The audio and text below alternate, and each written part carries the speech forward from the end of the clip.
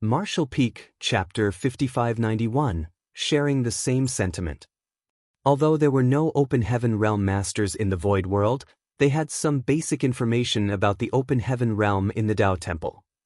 The First Order to Third Order were considered the low-rank Open Heaven Realm, the Fourth Order to Sixth Order were the mid-rank Open Heaven Realm, and the Seventh Order to Ninth Order were the high-rank Open Heaven Realm. The Fourth Order and Seventh Order were thresholds, and the powers of the cultivators in the different ranks differed greatly. The low and mid-rank Open Heaven Realm Masters, while powerful, could not be considered true powerhouses as their heritage simply wasn't ample enough. As such, even though they had formed their own small universes, they remained immaterial. Only after one ascended to the Seventh Order would their small universe materialize. Fong Tianci was only in the Sixth Order, so his small universe should be immaterial, but that wasn't the case. For some reason, his small universe had fully materialized. Moreover, he was certain that he had successfully made it to the Seventh Order, but for some unknown reason, he dropped down to the Sixth Order all of a sudden. Everything was a mystery to him. His ascension seemed different from those of the others. In front of him, a calming voice was heard asking, "Do you feel any discomfort?" Only then did Fong Tianci come to his senses as he promptly replied, "I'm fine. Many thanks for your concern, Tao Lord." Yang Kai nodded and placed his hands behind his back. After pondering for a moment, Fong Tianci cupped his fist and said, "Tao Lord, I have a question." Hearing this, Yang Kai turned to him and nodded, "Go ahead." Fong Tianci went on to say, "I think my small universe has materialized, but I'm only in the Sixth Order. How is that possible?" Hearing that, the people around him were surprised. It went against common sense for a Sixth Order Master's small universe to materialize. Furthermore, they had seen Fong Tianci's order plunging earlier. As such, his friends and juniors appeared worried. Yang Kai looked at him and replied calmly, "There were not many instances where a Sixth Order Master's small universe materializes, but it's not unprecedented." Hearing that, Fong Tianci was shocked. There were such instances in the past. Yang Kai replied, I am one such case. I suppose your mastery of the Tao of space is quite high." Fong Tianci replied respectfully, "I only know a thing or two. Tao Lord, do you mean that the transformation in my small universe has something to do with the fact that I've cultivated the Tao of space?" "I didn't say that." Yang Kai thought. However, there wasn't a better explanation now, so he could only nod. "When I ascended to the Open Heaven Realm, I didn't make it to the high rank. Nonetheless, the same thing happened to my small universe." Fong Tianci fell into his thoughts, but he was evidently relieved. It was reassuring to know that there were similar instances in the past, and the same thing had happened to the Tao Lord. As such, it didn't seem to be a serious issue. Just as he wanted to ask why his cultivation had dropped from the Seventh Order to the Sixth Order, Yang Kai beckoned to Hua Qingxi. She came over and called out, "Palace Master." Yang Kai ordered, "Bring them to the star boundary. After they manage to stabilize their cultivation, send them to profound nether territory to receive some training." Presently, there were a lot of Third Order and Fourth Order Masters on the different battlefields, and in profound nether territory, there were even First Order and Second Order Masters. On the other hand, the weakest disciples from the Tao Temple were in the Fifth Order, therefore, they had to go through some tempering. However, profound nether territory was no longer sufficient to meet the needs of training the human soldiers. That was because too many people had headed to profound nether territory in the past 300 years. Yang Kai was now preparing to open several similar training grounds. Only by having more great territories that could be used to train the next generation would they be able to meet the human race's growing needs. Having made up his mind, Yang Kai cupped his fist at Zhan Wu Hen, "Senior Ironblood, I'll take my leave now." Zhan Wu Hen nodded in response. The next moment, Yang Kai disappeared from the spot. The disciples who had cultivated the Tao of space were awestruck by this display. There was no denying the Tao Lord was a true master of the Tao of space. It was thanks to the Tao Lord's blessing that these disciples had a chance to cultivate the Tao of space, but none of them were able to see how Yang Kai disappeared just now. Hua Qingxi then gathered these disciples together and introduced herself before leading them to the star boundary. Lu Jingshan approached Fang Tianxi and gently nudged him with his elbow before saying smilingly, "Don't feel dejected, junior brother Fang. The Sixth Order Open Heaven realm is good as well. Didn't you hear the Tao Lord say that he didn't directly make it to the high rank when he first ascended? Given enough time, we can still become as powerful as him." He was worried that Fang Tianxi would feel downcast over the fact that his order had dropped inexplicably, so he came over and consoled him. Fang Tianxi nodded lightly. "You have a point, senior brother. I just don't understand why I failed to make it to the Seventh Order." In fact, he didn't fail. He could feel that he had succeeded, but the moment he achieved his ascension, there seemed to be a force suppressing his cultivation, causing it to drop from the Seventh Order to the Sixth Order. Regardless, he wasn't dejected, nor was he dissatisfied. In the past, he was someone with terrible aptitude, and in what he believed to be his final years, he just wanted to take in the wonderful sights of the void world before passing on. It was for such a simple reason that he left the Fang family village. It had been more than 2,000 years since then, and he had grown from an immortal ascension boundary cultivator all the way to the Sixth Order Open Heaven realm. There was still a broad and bright future ahead of him, so he was more than content. Lu Jingshan said, "I'm glad that you've come to accept it. By the way, that tree is enormous. What do you suppose it is?" Fang Tianxi looked in the direction Lu Jingshan pointed and saw the colossal tree in the center of the star boundary. All the disciples from the Tao Temple were amazed as they had never seen a tree of such enormity before. In fact, there was a similar tree in the void world, but no one had seen it before. Even in one of the newly formed small universes here, there was a similar sapling that swayed in the wind. However, the owner of this small universe was troubled by other matters and, as such, hadn't examined himself carefully yet. Otherwise, he would have discovered this sapling's presence. After these disciples from the Tao Temple followed Hua Qingxi and landed on the star boundary, they dispersed to enter seclusion and consolidate their new cultivation. On the other hand, Yang Kai headed to the great territory adjacent to the star boundary. Although there wasn't any war in this great territory, it was extremely bustling.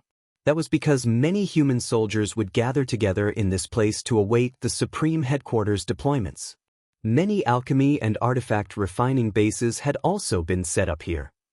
This was the Supreme Headquarters territory, and it served a similar purpose to that of the no-return pass back then. When Yang Kai arrived at this place, he made sure not to alert too many people and soon found Mi Jingluan in one of the grand halls. When they met up, Mi Jingluan appeared rather haggard. He was one of the top 8th Order masters, so it was rare to see him looking so exhausted.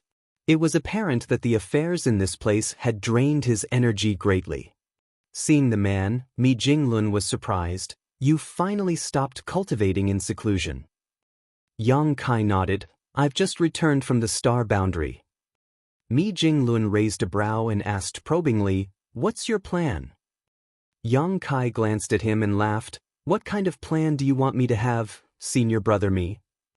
Mi Jingluan let out a sigh. "It seems that we share the same sentiment. We should cut to the chase, then.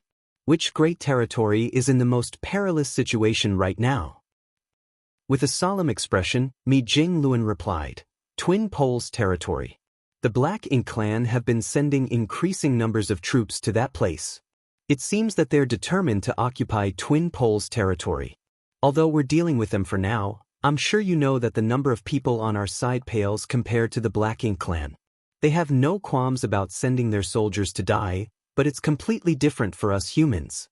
Now, Twin Poles territory is just like the profound Nether territory of the past. Although Xiang Shan has gone to take charge there now, it's impossible to turn the situation around without sufficient power." Yang Kai nodded. "Got it. I'll head to the Twin Poles territory, then." Mi Jingluan breathed a sigh of relief. "That would be for the best. However, if you show up, profound Nether territory..." Yang Kai sneered. "They don't have the guts to start a war."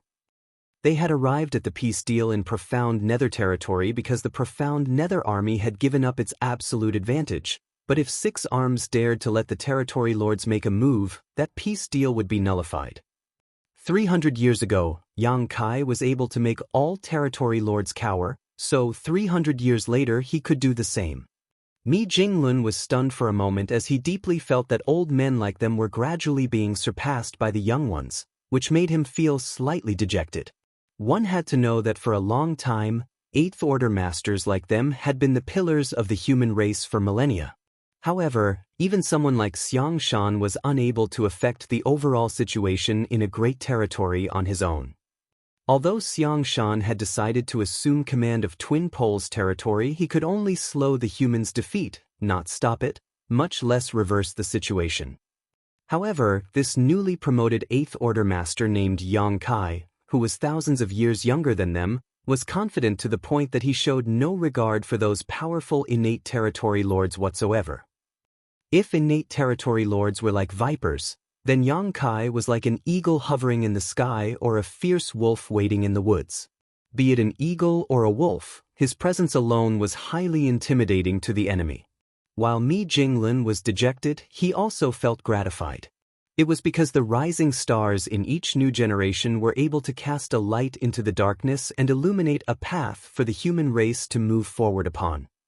They only had Yang Kai now, but there were bound to be more talented people in the future. On the Profound Nether territory battlefield, the new Open Heaven Realm Masters had started showcasing their strength as they made a name for themselves through the blood and lives of the enemy.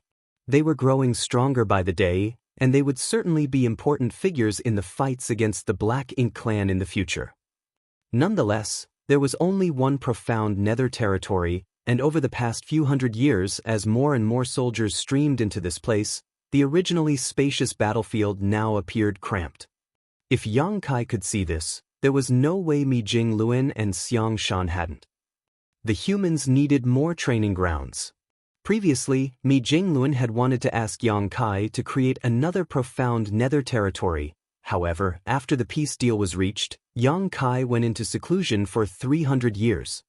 Before that, Yang Kai had ordered that unless there was an emergency that absolutely required his assistance, no one should disturb him.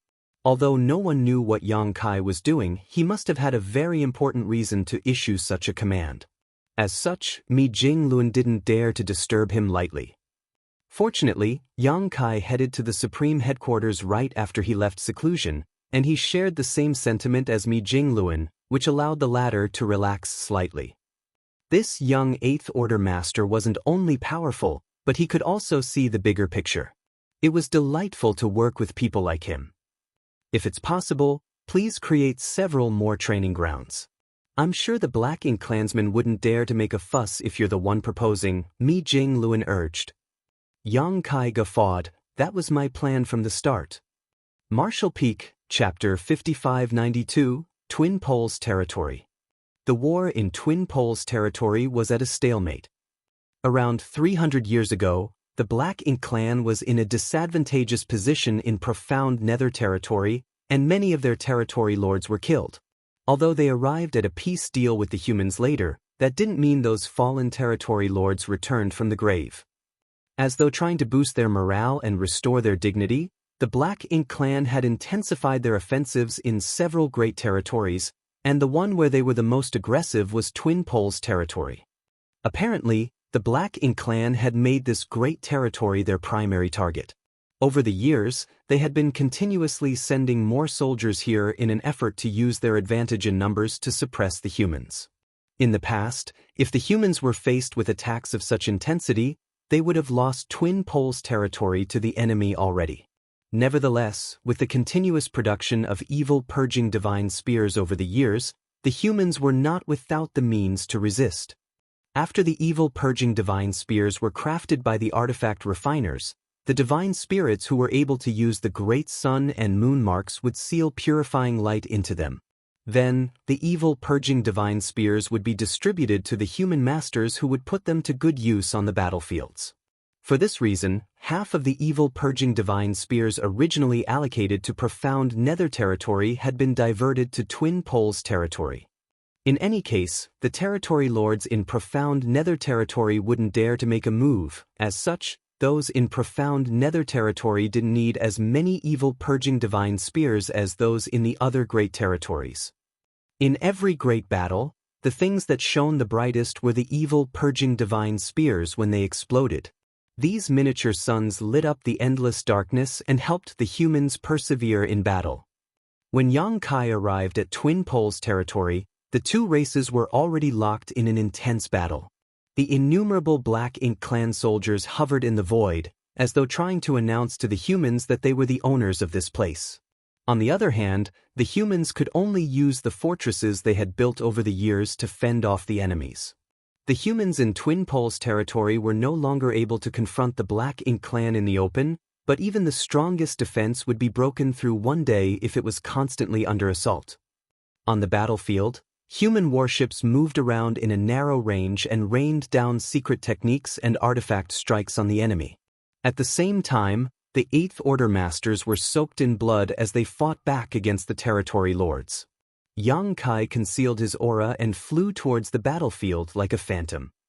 He didn't have a particular target in mind, for he didn't know any of these territory lords in Twin Poles territory. As such, it made no difference as to whom he would kill first. Since he had cultivated in seclusion for 300 years, he hadn't used his Azure Dragon Spear for a long time. It was time he let these Black Ink clansmen know what it felt like to be overwhelmed by fear. Somewhere on the battlefield, an Eighth Order Master was in a perilous situation as he was dealing with two enemies at once.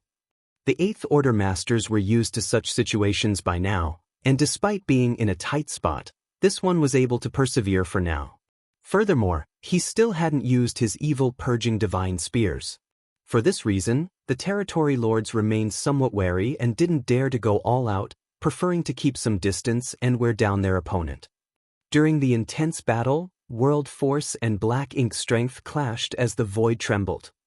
The Black Ink clansmen who didn't manage to dodge were either killed or injured by the fallout from this clash. At this moment, the Eighth Order Master was focused on dealing with the territory lords. He pondered on the feasibility of severely injuring one territory lord despite knowing that he would be wounded as well. When Eighth Order Masters and territory lords traded injuries, there was no doubt the humans gained the advantage. That was because when an Eighth Order Master was wounded, they could recuperate by consuming spirit pills and meditate to restore their strength. However, a territory lord couldn't do that. They could endure the pain if it wasn't severe, but if a territory lord was badly injured, they had to return to a Black Ink nest and hibernate to heal. There were not many mid-rank Black Ink nests in Twin Poles territory, and all of them were currently occupied by wounded territory lords. If more territory lords were injured, they had to head to the No-Return Pass where there were more mid-rank Black Ink nests, as well as some 100 high-rank Black Ink nests. Over the years, more and more wounded territory lords headed to the No-Return Pass to recuperate. On the other hand, the territory lords who had recovered would return from the No-Return Pass. It was by using such mutually damaging tactics that the Eighth Order Masters effectively limited the number of territory lords who took part in the war. If all the territory lords could join the fighting, there was no way the Eighth Order Masters could fend them off. They would have to give up at least 3 great territories to rally their forces together. However, once they did that, the Black Ink clan could also concentrate their forces to regain the upper hand.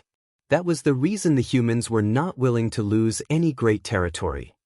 This Eighth Order Master soon made up his mind as was preparing to expose an opening at the right moment so that one of the territory lords would make a move. He was putting his life on the line, but as long as he didn't die, he would be able to achieve his goal. Nonetheless, before he could do anything, a divine sense transmission suddenly reached his ear. He was startled for a moment before becoming elated. Although he never showed a chance of expression on his face, he secretly got prepared. A few breaths of time later, he bellowed, "Bastards, let's all go to hell together." Following that, an evil purging divine spear appeared and turned into a light beam that shot towards one of the territory lords. The Eighth Order Masters seemed determined to destroy the other party no matter the cost. The two territory lords were fully prepared, however. As such, they immediately surged their black ink strength and formed a thick black ink cloud in front of them. This was the method the territory lords had come up with to deal with the evil purging divine spears. Purifying light was indeed the arch-nemesis of black ink strength, and once an evil purging divine spear was sent out, a territory lord would find it hard to dodge regardless of how agile they were. Since that was the case, their best option was to release a lot of black ink strength to block and offset the purifying light's power. The instant the light exploded, the Eighth Order Master and the territory lords were temporarily blinded. However, the battle intensified at that moment. Just as both parties believed they were on the winning side, fatal moves were cast all of a sudden. The thick black ink strength was dispersed in the blink of an eye. One of the territory lords, who was targeted by the evil purging divine spear, grunted as his aura plunged. On the other hand, the unaffected territory lord extended his hand towards the white light. Enduring the scorching heat, he sent his attack towards the Eighth Order Master. Both parties were in close quarters. Since the Eighth Order Master had just used an evil purging divine spear, there was no way he could dodge this attack. The territory lord could already imagine the human spraying out a mouthful of blood. However, just then, a flash of spiritual energy could be felt from nearby. Following that, the attacking territory lord felt like something had pierced into his head. The sharp pain in his mind made him lose focus for a moment and his black ink strength faltered. His hand froze as an excruciating pain suddenly came from his chest. When he looked down, he saw a spear penetrating through him. A violent force burst forth as his burly figure exploded into countless pieces, which then spread out across the void. These two territory lords had been guarding against the Eighth Order Master using the evil purging divine spear. As such, neither of them would have expected that someone would use a soul attack on them at that moment. The territory lord lost his life while completely unsuspecting. As the blood spattered, Yang Kai hovered in the void with his spear in his hand and arched his brow. After his most recent seclusion ended, it seemed it had become easier for him to kill a territory lord. He couldn't help thinking that an open heaven realm master, especially a high-rank one, indeed had to cultivate for a long time to build up their heritage. Over the past 300 years, Yang Kai had consumed an enormous amount of resources to strengthen his world force. With the purifying effects of the World Tree clone in his small universe, he estimated that he was now 10% stronger than before he entered seclusion. It was said that Old Ginger was spicier, and this seemed especially true for open heaven realm masters. Now, Yang Kai wasn't someone who had just ascended to the Eighth Order open heaven realm, he could be considered an experienced master. Besides the increase in heritage, he also had to literally tear his soul in half to cultivate his human self. This kind of tearing was unlike activating a soul-rending thorn where Yang Kai would only sacrifice a small portion of his soul. For this reason, he became weak for the past 300 years. It was only thanks to the soul-warming lotus help that he gradually recovered. With that said, the improvement this time was conspicuous. Before, whenever Yang Kai activated a soul-rending thorn, he would feel a sharp pain in his head, which he could somewhat endure thanks to many repeated experiences. However, when he used a soul-rending thorn today, the pain he felt was less aggravating. It went to show that his soul had strengthened. Many thoughts flashed across Yang Kai's mind as the pieces of the dead territory lord floated past him. On the other hand, the Eighth Order Master, who received the warning from Yang Kai earlier, forcefully struck out at the territory lord who had been affected by the evil purging divine spear. The turn of events had stunned the territory lord as he had no idea why his companion was killed all of a sudden. While in a dazed state, he turned to stare at Yang Kai. According to their original plan, he would get hit by the evil purging divine spear and offset the purifying light with the gathered black ink strength from earlier on. Then, he would join forces with his unaffected companion. He was confident that they could injure or even kill this Eighth Order Master. Nonetheless, his companion was killed in the blink of an eye. Following that, he saw a spear-holding young man with a dispassionate expression standing beside him. He found the young man familiar, as though he had seen him before. Yang Kai. After a moment of pondering, he finally recalled where he had come across this young man before. This guy was Yang Kai, the one who had managed to completely suppress the territory lords in profound nether territory. He was also the one who had kicked up a storm in the No-Return Pass and even escaped from the royal lord's pursuit. All the Black Ink clan's top masters had seen Yang Kai's image before. It was rumored that this human had some mysterious method he could use to kill innate territory lords in an instant. Some 30 territory lords were directly or indirectly killed by him in profound nether territory within just 30 years. The royal lord was so enraged by this that he had repeatedly reprimanded Six Arms, who was in charge of that place. Left with no other choice, the Black Ink clansmen in profound nether territory were forced to accept a peace deal Yang Kai had come up with. As such, the territory lords there couldn't have a hand in the war. When word got out, the Black Ink clan masters in the other great territories were both shocked and doubtful. Many of them felt that their comrades in profound nether territory were exaggerating Yang Kai's abilities. This human was only in the Eighth Order after all. Therefore, how was he supposed to suppress all the Black Ink clan masters in profound nether territory on his own? Even Xiang Shan was unable to achieve that. This territory lord had thought much the same, feeling that Six Arms and the others in profound nether territory were too weak and had simply let Yang Kai run rampant. If this Yang Kai had the guts to come to Twin Poles territory, he would certainly teach this arrogant human a lesson. Now, Yang Kai had really come, and it wasn't until this moment that the territory lord realized how naive he had been. It was said that Yang Kai was able to cow and intimidate all the Black Ink clan masters of an entire great territory on his own. Even if there was a bit of exaggeration, there was no denying Yang Kai was powerful, but up until now, the territory lord still had no idea how his companion was killed. There wasn't any time left for him to ponder though. While he was still in a daze, the Eighth Order master struck him with his fist. As the violent world force exploded, an indent formed on the territory lord's chest, which caused him to spray out a mouthful of black blood. Martial Peak, Chapter 5593, No One Seems Happy. The Eighth Order Master was surprised that he had succeeded. It never crossed his mind that the territory lord would fall into a dazed state because of his companion's death. Certainly, he wouldn't let him off while the other party was beside himself. He quickly called out to Yang Kai, "Kill him." Following that, he charged towards the territory lord again. Certainly, Yang Kai needed no reminder as he shot forward and made sure the territory lord couldn't escape. As he wielded his Azure Dragon Spear, the spear shadows rained down on the territory lord.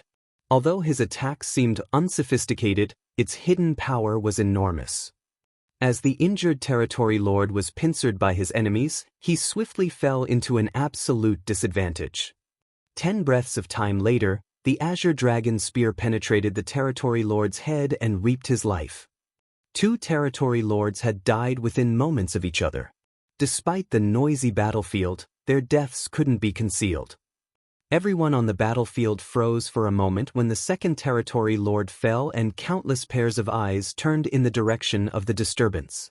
The Eighth Order masters were elated while the territory lords were soon overwhelmed with fear. All of a sudden, one territory lord yelled, "Yang Kai!" At that instant, all the territory lords realized who the murderer was. He was the human who had suppressed all the Black Ink clan masters in profound nether territory on his own. The royal lord had even issued a warning to all the territory lords to be cautious of this menace.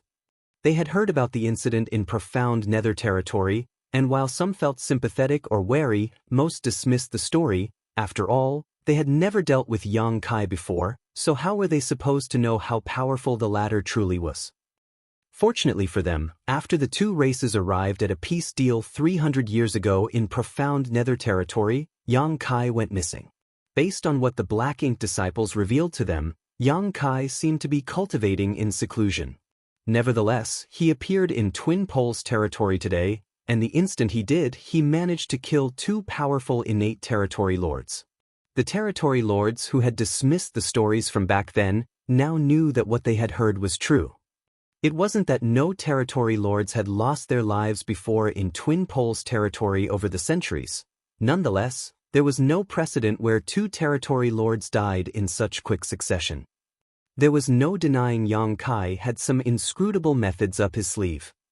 Fear and wariness soon spread across the Black Ink clansmen. With the spear in his hand, Yang Kai guffawed, his laugh as loud as thunder as he called out, "I'm back! Did you miss me? Why didn't you stay gone forever?" The territory lords cursed at him under their breath while wondering, what's wrong with 6 arms? This madman exited seclusion, but we've received no warning from profound nether territory at all. However, at this moment, the territory lords didn't have time to curse out 6 arms. When Yang Kai swept a gaze over them, they felt their chests tightening as they were worried they would be targeted next. Meanwhile, things got much better for the 8th Order Masters. Originally, the 8th Order Masters were at a disadvantage as they were greatly outnumbered by the territory lords. Nonetheless, at this moment, all the territory lords slowed down their attacks as they were wary of Yang Kai, allowing the humans to catch their breath. Many veteran 8th Order Masters couldn't help feeling amazed that Yang Kai alone was able to exude such deterrence on so many enemies. "No one seems happy to see me. That's fine, I won't force you to respond." As Yang Kai wielded his spear, he disappeared from the spot the moment he finished speaking. The territory lords nearby felt their hair standing on end. None of them had seen how Yang Kai vanished. As such, they had no idea where he would reappear. This kind of uncertainty was extremely unnerving. At this moment, the territory lords could only carefully guard their souls against any potential sneak attacks. That was because they knew that once Yang Kai made a move, he would directly use that strange method that could penetrate one's soul before launching life-threatening attacks on them. A shriek was suddenly heard from a certain direction on the battlefield. As expected, a territory lord was hit. The soul-rending thorns were extremely powerful, so even if a territory lord was determined to protect their soul, they couldn't possibly ward it off entirely, only somewhat weakening the impact. On this chaotic battlefield, once an individual's soul was disturbed, they would immediately find themselves in a life-and-death crisis. The territory lords who hadn't been hit felt relieved, which immediately after made them feel ashamed, but there was nothing they could do about it. When they looked at the source of the cry, they indeed saw Yang Kai appearing there like a phantom. Working with another 8th Order Master, he bombarded an innate territory lord with attacks. It was the first time the territory lords in Twin Poles territory witnessed Yang Kai's power. The power of his spear seemed able to shatter the void itself, so while the targeted territory lord intended to flee, space around him contorted and warped, causing his movements to become sluggish and disjointed. How was he supposed to escape under such circumstances? Just several breaths of time later, the targeted territory lord was horribly injured. His dark blood and black ink strength spurted out of his wounds at the same time as his aura plunged. Following that, the 8th Order Master, who had been dealing with the territory lord, pushed out a palm and smashed his opponent into a paste. How brutal! It wasn't until the territory lords witnessed Yang Kai's power that they realized he was more formidable than what they had heard. The 8th Order Master then flew to the nearest battle to offer his help. On the other hand, Yang Kai remained on the same spot and said something that horrified the territory lords. "Who's next?" It was as though he was playing some sort of sick game, and whoever he had his eyes on would die. Naturally, no territory lord volunteered to be the next victim. 3 territory lords had lost their lives in a very short period.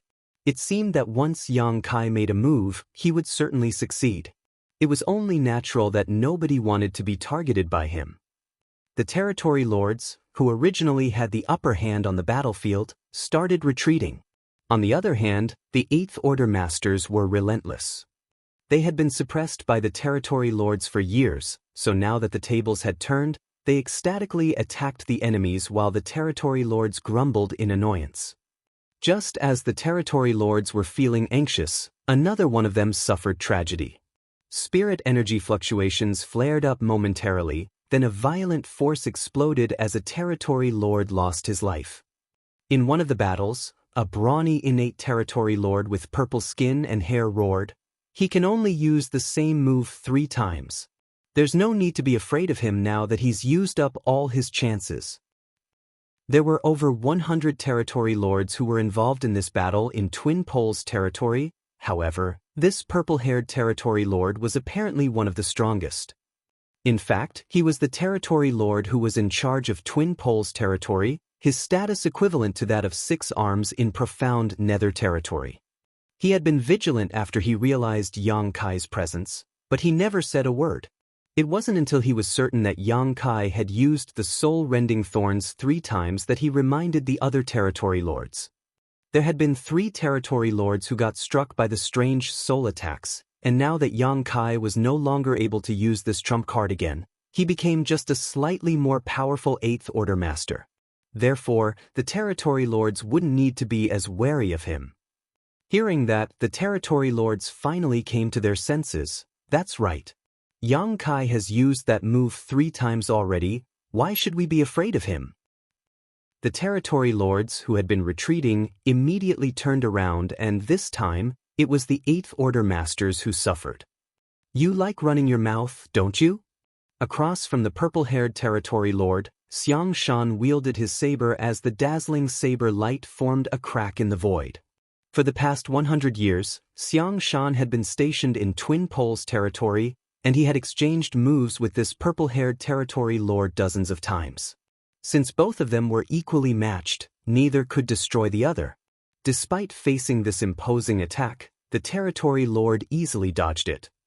However, the next instant, the purple-haired territory lord's expression turned solemn, for he realized that an aura had locked onto him. From the corner of his eye, he could see that Yang Kai, who was over 1,000,000 kilometers away just a moment ago, had appeared right beside him. A spear quietly extended towards him and was about to strike its mark. Instinctively, the purple-haired territory lord leaned backwards to avoid the attack. Nevertheless, when he detected the familiar spiritual energy fluctuation and was flabbergasted. He can still use his soul attack? Impossible. Yang Kai had used the same move in profound nether territory many times before, but in every battle, he only ever used it 3 times before he became powerless to fight. Why was it different now when he was in Twin Poles territory? It was only then that the purple-haired territory lord recalled that Yang Kai had been cultivating in seclusion for 300 years, so it was unlikely that his power hadn't increased at least a bit. His 3-time limit was information the Black Ink clan had gathered 300 years ago. Now, Yang Kai could probably use the same move 4 times, maybe even 5 times. Upon that realization, the purple-haired territory lord regretted opening his mouth. If he had known this would be the outcome, he wouldn't have called out and attracted Yang Kai's attention. Unbeknownst to him, even if he said nothing, Yang Kai had already saved his last soul-rending thorn for him. Xiang Shan was locked in an intense battle with this guy, so it was apparent that the purple-haired territory lord was an important figure in Twin Poles territory, most likely the commander of the Black Ink clan's forces. If Yang Kai could kill him, he could deal a heavy blow to the Black Ink clan's morale in Twin Poles territory. Certainly, Yang Kai could recognize such a tempting target. Around 300 years ago, he could only activate 3 soul-rending thorns in succession. Now that his soul had become more robust, he could easily use the same move for a 4th time. As his spiritual energy flared, the soul-rending thorn was silently sent. The purple-haired territory lord's soul was torn open, and the sharp pain in his mind caused him to roar. At the same time, all his Black Ink strength undulated violently. Yang Kai's spear brushed past the territory lord's face, the intense weave of Dao strength scraping off a large piece of flesh, drawing an even more pitiful wail from the latter's lips. Since his attack was unsuccessful though, Yang Kai swept his spear down like a whip, forcing the territory lord back. At the same time, Xiang Shan swung his saber, sending out a burst of saber lights that formed a cage, covering the section of the void around the territory lord. Xiang Shan was a veteran of thousands of battles, so he naturally wouldn't miss such an opportunity. The saber light cage swiftly contracted towards the center, and when they dissipated, the purple-haired territory lord's battered figure was revealed. His brawny figure was covered in wounds which were so deep that one could see his bones. There was no denying he was in a sorry state. All the same, he hadn't lost his life. As his thick black ink strength undulated, a fire seemed to ignite in his eyes as he charged towards Yang Kai instead of backing down. Now that he was so badly injured and both Xiang Shan and Yang Kai, two of the most powerful Eighth Order masters in the entire human race, were targeting him, this territory lord had no doubt he would die here today. As such, he abandoned all thoughts of escape and instead was determined to drag one of them down with him in death. Naturally, Yang Kai was his target. As long as he could kill Yang Kai, his death would be meaningful. The innate territory lord unleashed every last bit of his power, causing even more dark blood and black ink strength to spurt from his wounds. At that moment, the purple-haired territory lord was like a fierce god who emerged from the primordial chaos, his majestic presence causing the universe around him to tremble. Martial Peak, Chapter 5594, My Head is Harder. Since his return from the Black Ink battlefield, Yang Kai had dealt with a lot of innate territory lords and even killed many of them. His impression of these innate territory lords was that, even though they were powerful and overbearing, they were also extremely afraid of death. Bravery was something that had nothing to do with them. However, he finally met an exception today. It seemed that not all innate territory lords were the same, and that some of them were indeed not scared of dying. Perhaps it had something to do with their situation as well. The purple-haired territory lord knew that he was unable to leave this place alive. As such, his fighting spirit had been ignited. Xiang Shan moved forward to intercept the enemy, wielding his saber as he sent out a stream of saber lights to engulf the purple-haired territory lord. Nevertheless, the other party did not even attempt to dodge this flurry of attacks.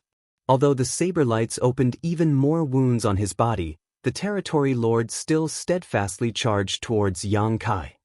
The next instant he was faced with a spear. The purple-haired territory lord jerked his head to the side, causing the spear to graze his neck. The fresh wound on his neck exploded as his dark blood spurted out, but despite that he relentlessly approached Yang Kai. Yang Kai tried to retract his spear, but his attempt failed. That was because the other party had already clenched the Azure Dragon spear and exerted an immense amount of force with his hand, ensuring that Yang Kai couldn't retrieve his weapon. "Get over here!" Determination was written all over the purple-haired territory lord's hideous face as he thrust his free hand towards Yang Kai. He had channeled all his power into this attack, causing the space around them to shatter in an instant. Initially, Yang Kai wanted to use space principles to dodge using instantaneous movement, but to his surprise, the other party had anticipated this move and preempted him. Furthermore, he had used 4 soul-rending thorns already, so his head was throbbing and his thoughts had become sluggish. With the nearby void shattered, Yang Kai's figure was rooted to the spot. While he was in a dazed state, the purple-haired territory lord seized his shoulder. Black ink strength madly surged as Yang Kai's shoulder was torn into. The territory lord's sharp nails penetrated Yang Kai's flesh, and even the dragon scales hidden under his skin were unable to block the intrusion. Seeing his gambit succeed, the purple-haired territory lord quickly pulled Yang Kai towards himself and trapped him with both arms. His face was covered with dark blood, so his original facial features were barely visible. When Yang Kai looked up, all he saw was the territory lord looking hideous and smug. "Let's see how you run away now." The purple-haired territory lord grinned while ignoring Xiang Shan, who was coming at him from behind. Then, he tilted his head back and brought it forward at a remarkable speed. He was trying to headbutt Yang Kai. Following a loud crash with the 2 tangled-up figures at the center, a violent shockwave propagated out. Even Xiang Shan found himself staggering back as he had no choice but to retract his weapon for fear of hitting Yang Kai by accident. Kong. Star. The purple-haired territory lord repeatedly struck Yang Kai with his head. At this moment, he looked nothing like a powerful innate territory lord with astonishing cultivation. Instead, he was more like a common thug engaging in a backstreet brawl. There were no sophisticated moves to speak of as he seemed determined to destroy the other party by smashing his head open with his own. The sight stunned all the other territory lords and Eighth Order masters. No one had ever seen a territory lord acting so brutal. Yang Kai started seeing stars from the first clash. He had already used a massive amount of spiritual energy on top of sacrificing a significant portion of his soul, which was why he was no longer able to keep fighting at full strength. Now that he was repeatedly struck by the opponent's head, he found himself in a passive position. Any other 8th Order master would have lost his life by now. Since his ascension to the 8th Order, Yang Kai had never suffered such a setback because of a lone territory lord before. Even though he was struck dizzy, he only turned more furious and aggressive. Yang Kai let go of his spear and grasped the purple-haired territory lord's arms. His face, which was covered with golden blood, became hideous as fire burned in his eyes. As the other party tilted his head back, he mirrored the action. A hint of surprise flashed across the territory lord's eyes, for he thought that Yang Kai had lost all his strength before now. The next moment, an even louder crash was heard. Xiang Shan, who was hovering nearby, waiting for a chance to strike, was dumbfounded as he felt a violent shockwave rush towards him and push him back even further. When he looked up, Xiang Shan felt his face twitching as a single thought flashed across his mind. This brat is crazy. The headbutt of a powerful master was no laughing matter, and now both parties were doing the same thing to each other, so the power of the clash was naturally astonishing. Xiang Shan even thought he heard the sounds of bones cracking. Hong hong hong. Several booms were then heard, and with the purple-haired territory lord and Yang Kai as the center, the countless limbs, black ink clouds, and black ink strength drifting in the void were all swept away. Every time their heads smashed, it was as though two universe worlds were colliding, sending shockwave after shockwave across the battlefield. A moment later, both Yang Kai and the purple-haired territory lords saw stars and were close to blacking out, their blood-soaked faces looking more menacing than ever. Nonetheless, Yang Kai could sense that the other party's grip had weakened. As such, he exerted more force with his hands while grasping the other party's arms. The purple-haired territory lord's eyes shook as his maddened determination turned to shock and disbelief. He had taken such an aggressive stance because he had been pushed over the edge, but for some reason his final desperate struggle had only caused this 8th Order master to become even more ferocious than him. Following another headbutt, the sounds of bones breaking became audible and the territory lord's arms lost all strength. Yang Kai roared, "All you bastards will never understand what it means to fight for the ones you love." They were in the 3,000 worlds, and this great territory was one of the last lines of defense for the human race. If they allowed the Black Ink clan to advance further, their very existence would be threatened. In this place, all the human soldiers who had been battling the Black Ink clan were fighting to protect those who huddled behind them. Unlike these evil invaders, the humans did not have a choice to retreat. Since the enemies were brutal and ruthless, they had to be even more savage. After another headbutt, a clear indent was formed on the purple-haired territory lord's head. His eyes had completely rolled back and his aura was weakening by the breath like a ball leaking air. All of a sudden, Yang Kai appeared bored as he said dispassionately, "It seems my head is harder than yours." Then he sent out one last headbutt, knocking the purple-haired territory lord's head off while sending a headless corpse flying away. Yang Kai hovered in the void alone. The pain in his body and soul almost made him lose his mind. However, his ferocity and murderous intent did not wane in the slightest after he killed his opponent. Instead, he became even more bloodthirsty. As a high-pitched dragon roar sounded as a golden light exploded into existence. Following a series of crackling sounds, a 70,000-meter-long behemoth manifested in the void. "Kill!" The ancient dragon roared as his dragon form whirled around and charged towards a place where many Black Ink clansmen gathered together. Wherever he went, a trail of bodies formed in the void. "Kill!" More roars were heard coming from all directions in Twin Poles territory. Following the purple-haired territory lord's death and the advent of the golden ancient dragon, the human soldiers, who had been suppressed for almost 400 years in Twin Poles territory, charged towards the enemies like maddened beasts. In the blink of an eye, The Black Ink clan found themselves on the wrong side of a raging slaughter. 5 territory lords had lost their lives in less than an incense stick's worth of time, which horrified the ones still alive. They finally realized the terror the territory lords in profound Nether territory must have felt 300 years ago. The deaths of the first 4 territory lords had already caused a storm to rumble in their hearts, but it was the sheer brutality of the 5th territory lord's demise that finally collapsed their will to fight. It was said that Jianghu was only able to use his special soul attack 3 times before becoming powerless to fight on, but that was no longer the case. The purple-haired territory lord, who was their commander, was dead. On the other hand, Jianghu had transformed into a 70,000-meter-long ancient dragon and charged straight into the center of their lines, his majestic presence causing the entire Twin Poles territory to shake. At this moment, none of the territory lords was willing to deal with Jianghu, worried that once they were targeted, they would not be able to survive. Hence, they decided to run as far away as possible. Back then in profound Nether territory, Jianghu had to fight over a dozen battles for 30 years before he fully intimidated the Black Ink clan there.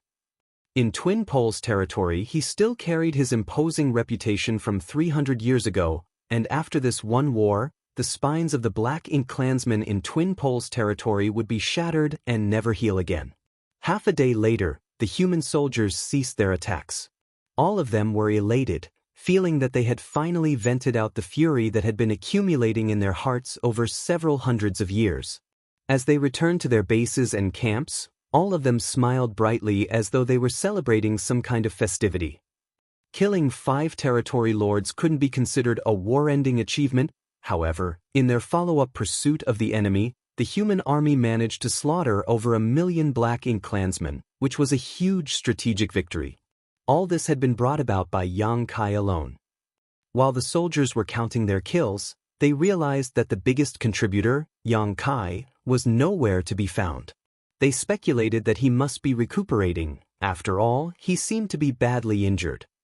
In fact, Jianghu wasn't just badly injured, he had almost lost his life. Other than the drawbacks of using 4 soul-rending thorns in quick succession, his clash with the purple-haired territory lord later had left him half dead. Although his body was robust as he had a dragon vein, the series of headbutts still cracked his skull. It would probably take him several years to heal these injuries. With that said, it was not like he hadn't gained something after this battle. After attacking so many territory lords using his soul-rending thorns, Jianghu had become confident he could easily kill them, which caused him to underestimate those innate territory lords as he thought that they were too cowardly to use their strength. Now, he realized he had overestimated himself and underestimated the enemy. The simple truth was no innate territory lord was easy to deal with. It was only because of his unique methods and great infamy that most territory lords simply lost the will to fight when they were confronted by him. As such, he could easily kill many territory lords. However, if every territory lord was like the purple-haired territory lord he met today, who was willing to sacrifice his life to drag him down with him, things would become far thornier. The purple-haired territory lord was struck by a soul-rending thorn, then hit by attacks from both Xiang Shan and Jianghu at the same time, but he remained undaunted.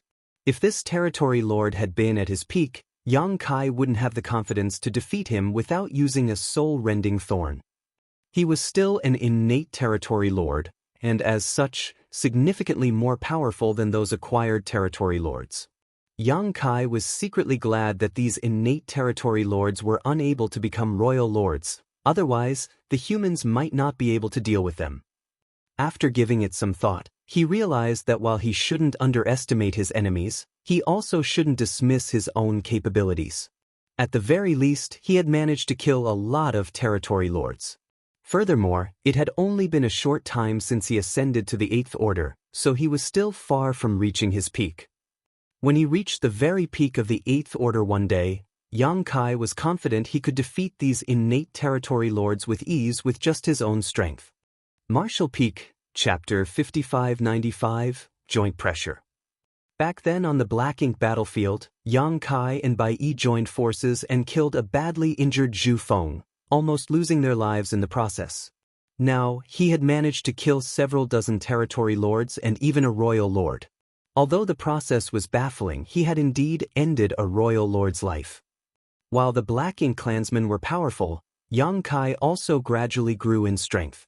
He had the confidence that there would come a day when he would be able to destroy any innate territory lords as he pleased, so calming himself down, he began to recuperate in silence. Yang Kai, who was supposedly in profound nether territory, appeared in Twin Poles territory all of a sudden and killed 5 territory lords. Even their commander, the purple-haired territory lord, was gone for good, which resulted in the Black Ink clan army in Twin Poles territory being routed. The advantage they had accumulated over the past several hundred years was lost in one go. When word got out, many Black Ink clan masters from different great territories were astounded. While they were shocked by Yang Kai's strength, they were also wary of his recklessness. Since this human was in charge of profound nether territory, he wasn't supposed to go anywhere else. It was unreasonable of him to appear in Twin Poles territory and slaughter the Black Ink clan masters there. One had to know that Yang Kai had been missing for 300 years before that. Such a period was neither long nor short. However, that was enough for his notoriety to fade somewhat. Still, he was able to shock the Black Ink clan the moment he reappeared. Rather than feeling astonished, the Black Ink clan masters were mostly anxious when they heard the news. Yang Kai had appeared in Twin Poles territory this time, but what about next time? Would he appear in Langya territory, soul-shaking territory, or some other great territory? It was definitely easier to sneak into someone's house than keep one's guard up against a thief all the time. If Yang Kai was allowed to go wherever he pleased, it would pose a huge threat to the Black Ink clan. They were worried that when they were dealing with the human masters at any given time, Yang Kai would suddenly appear out of thin air. Now, they could only try to restrict his movements. As such, all the Black Ink clan masters shifted their attention to profound nether territory. Since Yang Kai was from profound nether territory, this issue certainly had to be handled by the territory lords from there. Around 300 years ago, the humans and Black Ink clan arrived at a peace deal, which stated that the 8th Order Masters and territory lords had to abstain from taking part in the war. After that, the humans built 10 forward outposts in profound nether territory for the humans below the 8th Order to launch attacks from and recuperate when they were injured. Similarly, the Black Ink clan had built several forward outposts as well. However, every forward outpost built by the humans was guarded by 2 to 3 8th Order Masters to prevent any attacks. On the other hand, none of the Black Ink clan's forward outposts was guarded by any territory lords. That was because they didn't dare to do so. Simply put, if it was just 3 territory lords gathered in one spot, they wouldn't feel secure. Rather than scattering around and letting Yang Kai have a chance to deal with them separately, they reckoned that they would be safer all huddling together. Therefore, the innate territory lords had either assembled in the universe world where the Black Ink clan's main base was or recuperated in hidden locations, constantly keeping an eye on the humans' movements. Over the years, the profound nether army had broken up as the human soldiers practically moved around in squads or small groups as they roamed around the battlefield to battle the Black Ink clansmen. On the other hand, the Black Ink clansmen used similar tactics to fight back. Both parties repeatedly launched sneak attacks and skirmishes against each other, which often led to fierce but quick fights. Every breath of time there were countless battles taking place in this expansive great territory.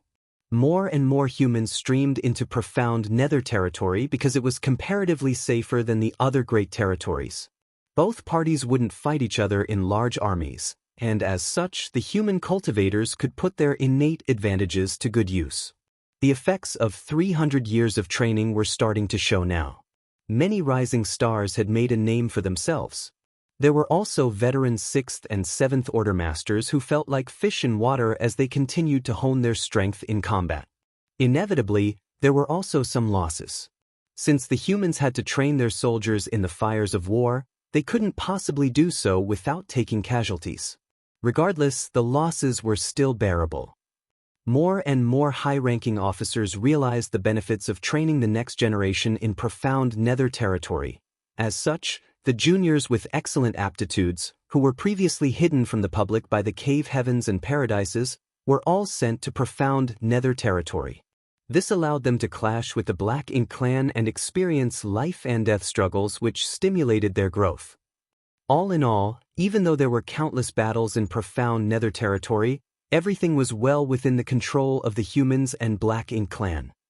For this reason, the territory lords in profound nether territory could enjoy their lives with peace of mind for hundreds of years as they were no longer worried about Yang Kai launching a sneak attack on them. However, their peaceful days had now come to an end. With those in Twin Poles territory leading the way, the territory lords from a dozen or so great territories joined forces to pressure those from profound nether territory, demanding they deal with Yang Kai. In the Black Ink clan's main base in profound nether territory, many territory lords had gathered together in the main conference hall. The atmosphere was rather gloomy. Six Arms was seated at the head of the hall as he swept a glance over them before solemnly declaring, "Let's discuss how we should deal with this matter." However, no one said a word. With a grim expression, Six Arms snapped, "Are you all dumb?" Although they were all innate territory lords, he was the commander appointed by the royal lord. Furthermore, he was also the strongest among them. Hence, the other territory lords were naturally afraid of him. One of the territory lords spoke up, "Sir Six Arms, it's not easy to handle this issue. The peace agreement we reached with Yang Kai only states that the Eighth Order Masters and Territory Lords are not allowed to interfere in the war in the profound nether territory. He hasn't broken his promise, so what can we do?" Another Territory Lord nodded in agreement and said, "He has a point. Over the past 300 years, the Eighth Order humans have never made a move. It is not an exaggeration to say they have rigidly stuck to the agreement. If we make a rash move, Yang Kai might retaliate by slaughtering us." Then a snort was heard. "That's what those blockheads from the other great territories are trying to achieve. Only when we make a move will Yang Kai be forced to return. That way, they'll have no more worries while we will be the ones suffering." A clever plot indeed. Just because they fear death, they want us to sacrifice ourselves in their stead? Sir Six Arms, you cannot agree to this. If a total war breaks out in profound nether territory again, what happened 300 years ago will simply repeat itself. The territory lords started talking incessantly as they cursed at the territory lords from the other great territories for being selfish, but as Six Arms listened to them bicker, he only felt dispirited. Certainly, he knew what was on these territory lords' minds. They were worried that if Yang Kai returned, they would be butchered by him. Although he was mad at these territory lords for being cowardly, he couldn't really blame them. Forget the other territory lords, even Six Arms himself was wary of Yang Kai. Around 300 years ago, he was confident that even if he was ambushed by Yang Kai, he still stood a chance to escape. Nonetheless, after what happened to the purple-haired territory lord in Twin Poles territory, his confidence had been smashed to pieces. He knew the purple-haired territory lord was just as powerful as him, but even he was killed by Yang Kai. It was even reported that Yang Kai was extremely brutal in that fight as he literally smashed the other party's head to pieces by repeatedly headbutting him. Six Arms would feel a chill running down his spine just by imagining this kind of savage fight. At the same time, he was furious at the territory lords from the other great territories for being so indifferent. They wanted those in profound nether territory to do something to lure Yang Kai back. However, if the territory lords in profound nether territory really did that, they would suffer miserably. The territory lords were still arguing and expressing their complaints when Six Arms raised his hand and turned to a particular person. "Emo Nayi, what do you think?" Among the territory lords, Emo Nayi was undoubtedly the most meticulous. Although what happened in Acacia territory back then was a huge failure and humiliation to him, it wasn't really Emo Nayi's fault. In fact, up until this day, the Black Ink clan still hadn't figured out how Yang Kai managed to flee even though the territory gates had all been sealed off. Furthermore, he had even taken a large number of human refugees away with him. It was an unresolved mystery. Emo Nayi had been silent all along, and it wasn't until Six Arms called out to him that he stopped pondering and replied, Sir Six Arms, have you ever thought about why Yang Kai headed to Twin Poles territory to raise chaos after cultivating in seclusion for 300 years? Six Arms frowned. Among all the great territories, the humans in Twin Poles territory were in the most perilous situation.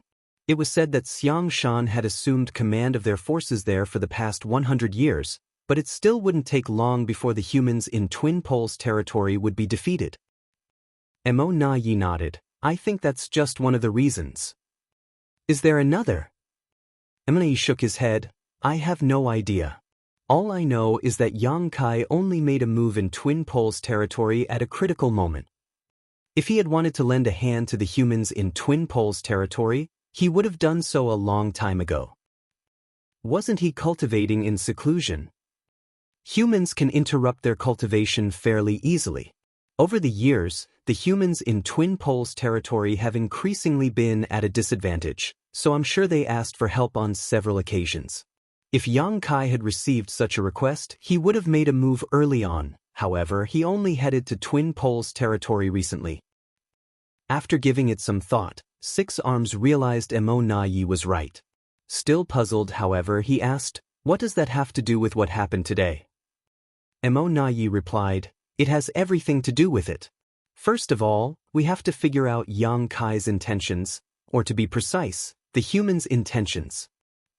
The territory lords were perplexed. Mo Na Yi went on to say with a smile, 300 years ago, Yang Kai acted extremely overbearing, like he couldn't wait to slaughter us all, but then, all of a sudden, he came over on his own to propose a peace deal with us. There's no denying it was good news to the Black Ink clan, but what benefits would the humans get out of it? Do you all remember what he said at that time? Many territory lords fell into their thoughts. One of them eventually replied, at that time, he said that he was worried the weaker humans would be injured or killed from the fallout of the fights between territory lords and Eighth Order masters. Moreover, there were significantly more territory lords than the Eighth Order masters, so most of the time, without the Eighth Order masters' restraint, the territory lords could butcher the humans to their heart's content. Mo Na Yi nodded. Yes, that was what he said. Was that a mere deception? Six Arms' face fell.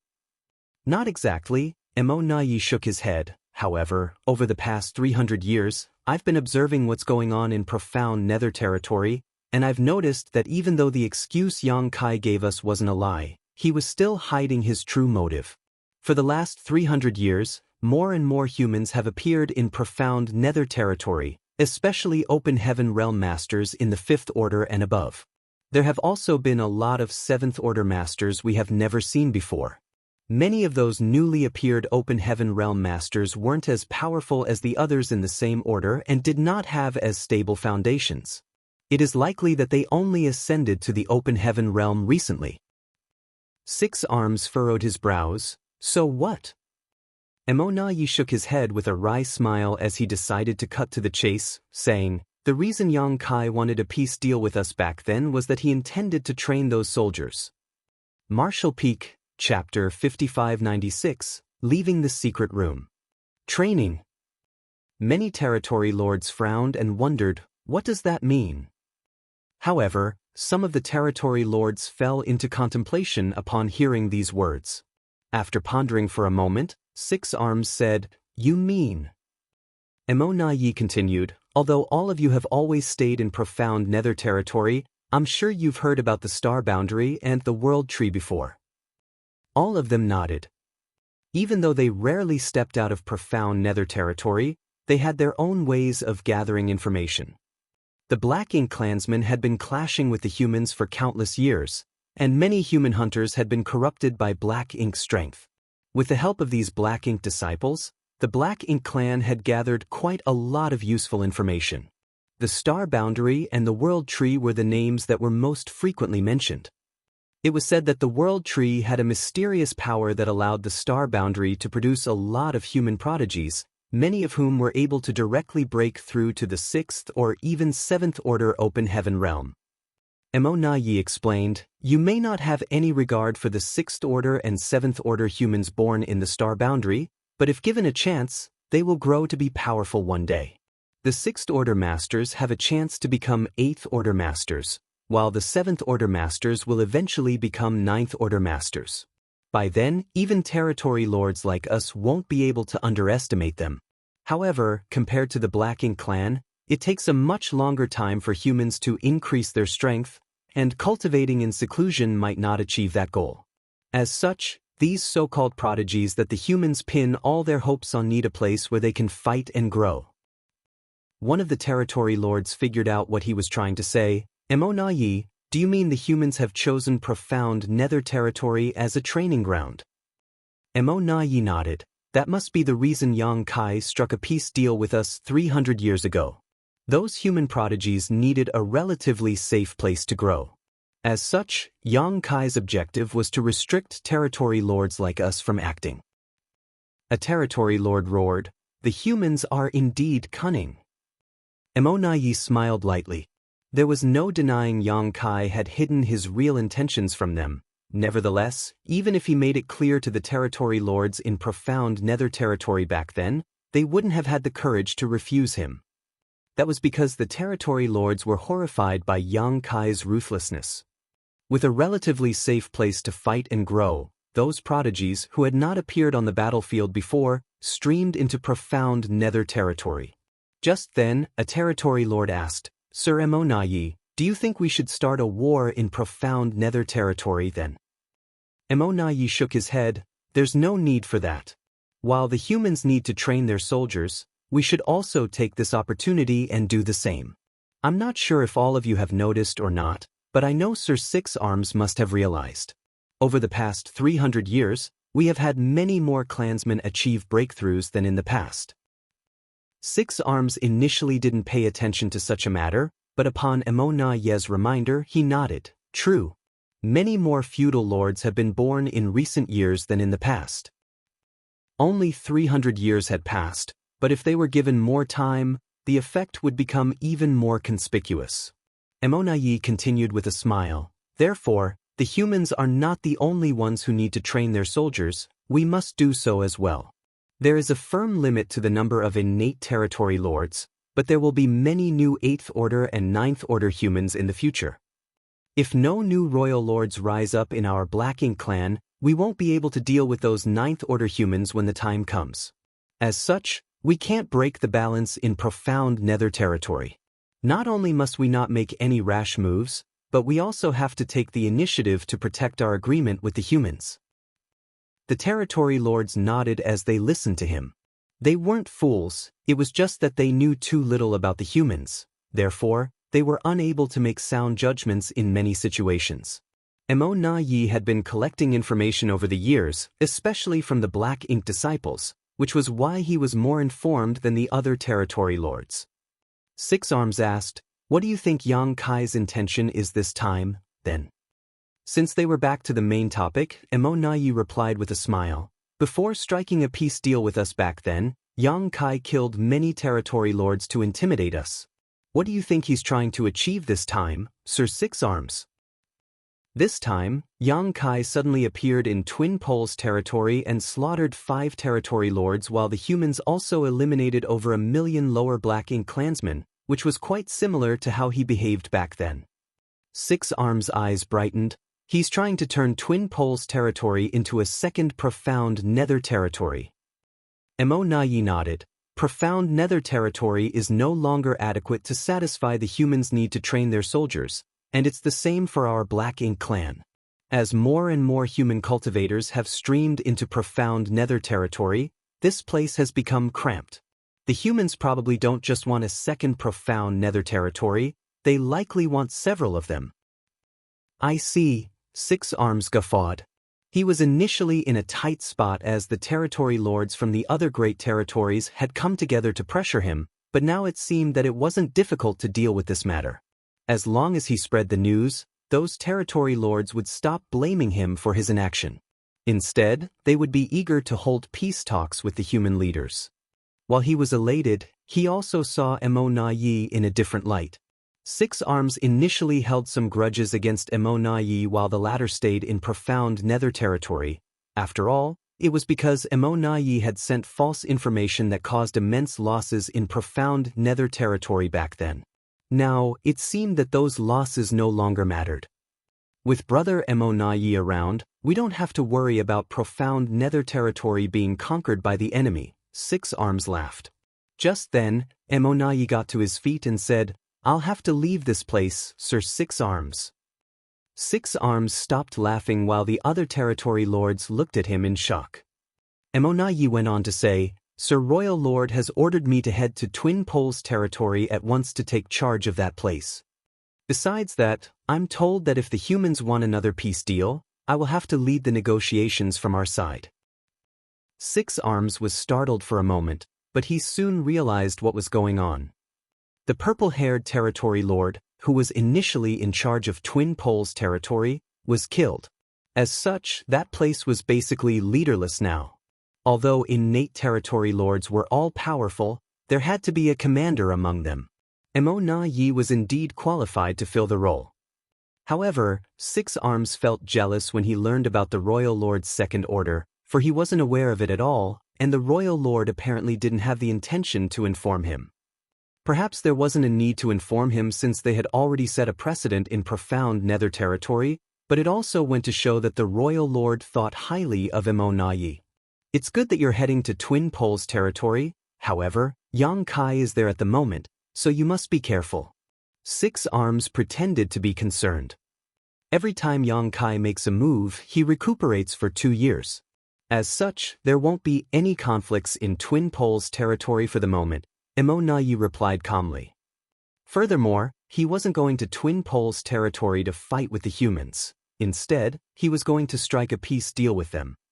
Just like what he had said to Six Arms, the humans were not the only ones who needed to train their soldiers. The Black Ink clan had to do the same.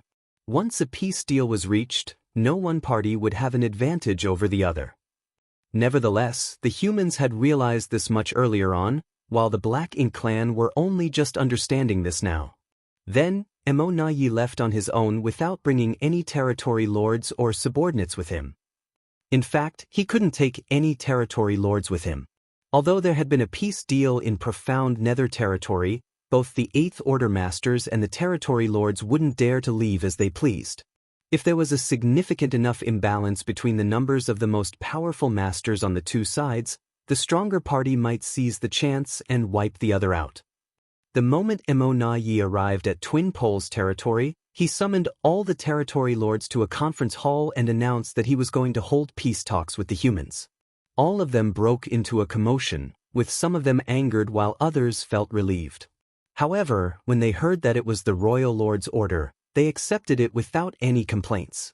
Many of them were even elated. If there was a peace deal in place, they wouldn't have to worry about bumping into Yang Kai on the battlefield. It wasn't that they were just afraid of death, but also that they wouldn't dare to disobey the royal lord. Since a consensus had been reached, Emonayi ordered some feudal lords to head to the humans' camp and convey his intention to hold peace talks. At the same time, he shared the information he had gathered with the other great territories. This resulted in the great territories, which were initially filled with intense battles, suddenly falling silent. Although there were still some conflicts, they were minor skirmishes compared to the full-blown war from before. What was more, the Black Ink clan were at a distinct advantage in a number of the great territories, but even there they decided to take the initiative to retreat. It was apparent that they were worried about being targeted by Yang Kai and ending up like those in Twin Poles territory. The Black Ink clan decided to keep a low profile for the moment. After all, the reason Yang Kai appeared in Twin Poles territory was that the situation there was the most severe for the humans. Every great territory had over 100 innate territory lords assuming command, and Yang Kai could only kill a few of them at any given time. However, no one could guarantee that they wouldn't be one of those unlucky few. While Yang Kai was still recuperating, those territory lords were already anxiously preparing for the future. Everything would be fine as long as they didn't push the humans over the edge and attract the killing star's attention. 3 years later, in one of the secret rooms in the humans' camp, Yang Kai opened his eyes. This time, it took him longer to recuperate than in the past. Besides the fact that his soul had been torn apart, he was also left with many physical wounds from his battle with the purple-haired territory lord. At that time, he repeatedly headbutted the territory lord and shattered the latter's head. As a result, many cracks also formed on his own skull. After the battle, Yang Kai also stopped underestimating the territory lords. He came to realize that it wasn't easy to deal with any of them if they suddenly rose up without fear of death. He had a right to comment on this topic, for he had defeated many who were much stronger than him in the past. His ferocity and fearlessness played a crucial part in those victories. The innate territory lords who were struck by the soul-rending thorns and subsequently killed due to their own fear couldn't represent all of the most powerful Black Ink clansmen. Nonetheless, Yang Kai wouldn't underestimate himself either. Regardless of how powerful the territory lords were, he had killed many of them, which went to show that he was a capable person, and he would kill even more of them in the future. In any case, he had to settle the issue in Twin Poles territory first. Then, he would head to the other great territories and slaughter the Black Ink clansmen there until they were thoroughly terrified of him. Only then would he talk to them. When he left the secret room though, he realized that someone had been waiting for him. The person promptly cupped his fist with a solemn expression and said, "You've finally left seclusion, sir." Yang Kai looked up and realized that he knew this person. It was Xiang Shan's adjutant, Li Xing. Back then in the Great Evolution Army, Xiang Shan was the army commander of the Eastern Army while Li Xing handled the miscellaneous affairs and passed on Xiang Shan's orders. Yang Kai had come into contact with him on several occasions. His gaze could not help being drawn to the other man's right eye as he asked, "What happened?" Initially, Li Xing was a handsome and dapper man, but he had become more mature after going through the vicissitudes of life. However, his right eye was blind, and there was a hideous scar that ran across his cheek, looking like a centipede crawling on his face. Martial Peak, Chapter 5597, Going with the Flow. Li Xing smiled. It's inevitable that we get hurt on the battlefield. Meanwhile, he thought back to when, back in the Great Evolution Army, just like him, Yang Kai was only a 7th Order Master who actually had less experience. However, Li Xing was still a 7th Order Master now, while Yang Kai was now an 8th Order Master who had made a name for himself.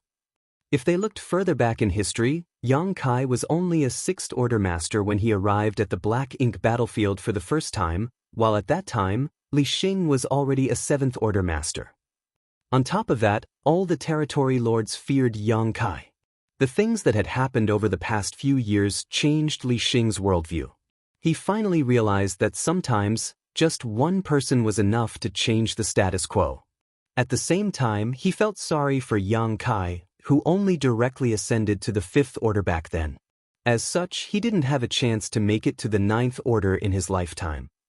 If he was able to ascend to the 9th Order, the chances of the humans winning the war would increase by at least 30%.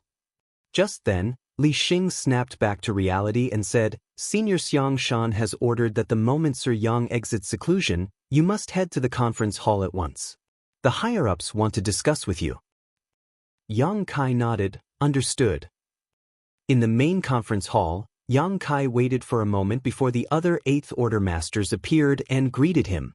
While they were having some small talk with smiles on their faces, Xiang Shan arrived. After they were seated, Xiang Shan tossed a jade slip at Yang Kai and said, "Before we begin, I want you to have a look at this. While you were recuperating over the past few years, things have changed a lot on the battlefields." Yang Kai's heart sank, for he thought that something terrible had happened.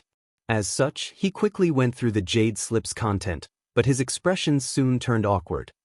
He looked up at Xiang Shan and asked, "What is the Black Ink clan trying to achieve?"